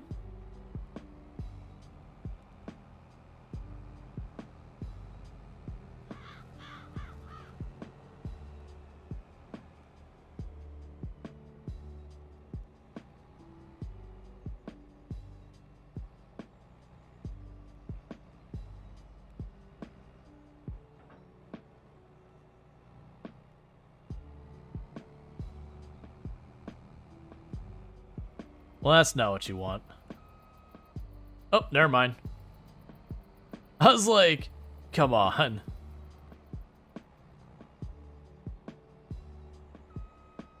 Oh, you're twisted way up there.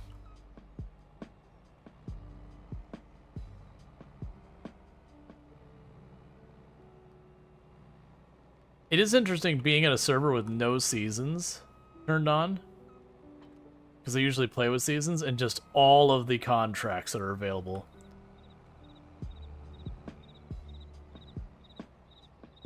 Okay, so where do you want me to sell this? The grain mill. I might have to put in a trailer because I have absolutely on another server driven the harvester into the grain mill to drop off, which you can technically do. It is... Hey, why would you U-turn there? Why would you be the way you are? But, which is technically doable, but it is real janky because it is definitely not meant for that.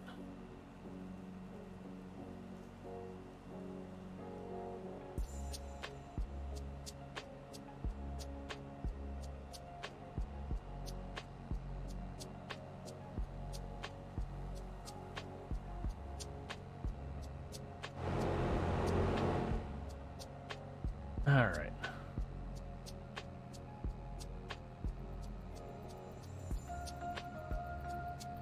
The white car. White car's like, this is my turf.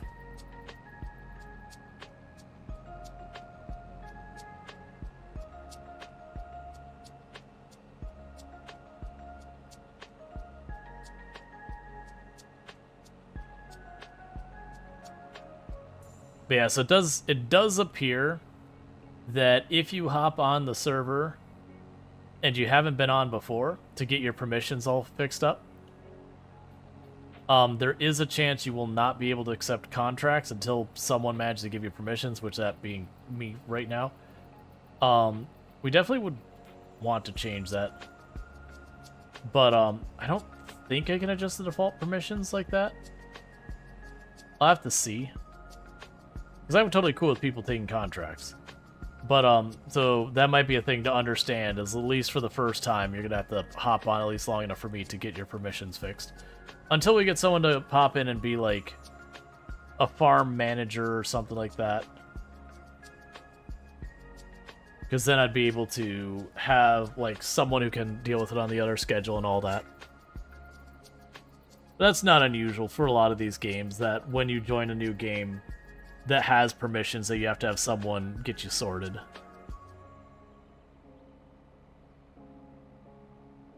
You'd still be able to play, like, you'd still be able to handle the fields, and this is one of those things, like, you don't have to be like, oh no, but these aren't my fields. All the fields that I am setting up are open season. That, like, by all means, harvest them. You know, I would ask if you harvest them, take the time to, like, you don't, not, even if you don't finish it, like, work on getting them set up again. Like, you can harvest them, cultivate them, get them going. You know, if you're a new player, like, choose one of them, start working on it to try and figure it out. That's all fine. You'll be able to do that without me having to set a bunch of permissions. All the equipment here is free to use for anyone in the group. I don't envision making a, oh, this is this person's equipment that they've set aside. It'll just all be communal stuff. The only thing it'd be is, you know, if someone does need equipment, be kind enough to share. Alright, so I need to take this to the grain mill, which is right there. Like, if we're short on something where people are having to fight over it, that just tells me that's something that I need to go out and buy more of.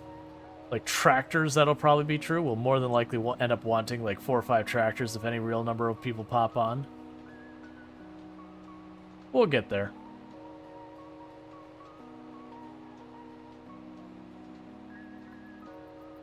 So one nice thing about contracts is you can always be like, give me the equipment I need to do this, and they'll take a little bit out of the cut, but it's usually not that bad. They're a great way for learning the game. Low risk.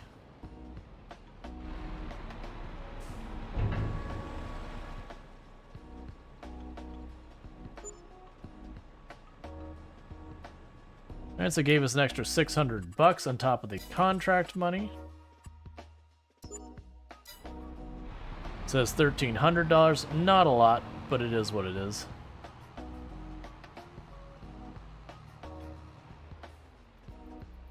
Alright, that doesn't go through.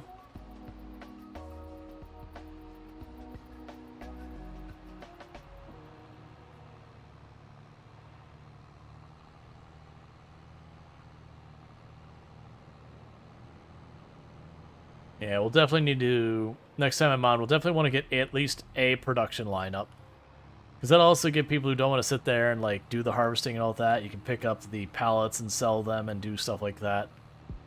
You know, get as many different options for people of stuff to do, because everyone has their preferences on the things they enjoy and don't enjoy.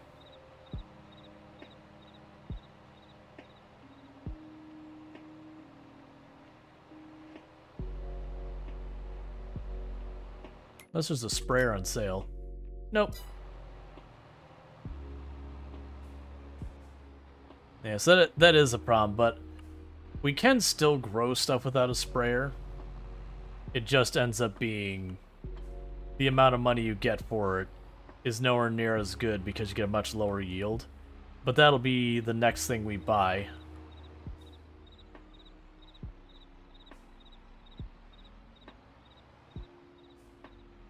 Like, the only additional thing we got that we wasn't immediately used is we did get the thing for harvesting corn and sunflowers. All right, is there a contract I can knock out super fast? That's gonna pay well? Man, there's so many. There's so many contracts. You know, well, crap, because people won't be able to do them. That's the entire hesitation I have, is I want this to be able to set where I can have people accept and do contracts kind of thing. But I don't see a way to do it. Anyways, with that said though, I do think, even though it is a little bit earlier than it normally wrap up, I feel like we're at that point. If I go to tackle another thing, it's going to go long. So what I'm going to go ahead and do, I'm also getting a little bit of low energy. So I'm going to go find someone to raid. So for everyone checking us out on YouTube and all that, you're not going to be raided because that's not a function over. But thank you so much for watching and all that good stuff. I do appreciate it. Don't forget to like and subscribe. And then for everyone over here on Twitch, what's going to happen is we're going to go to our ending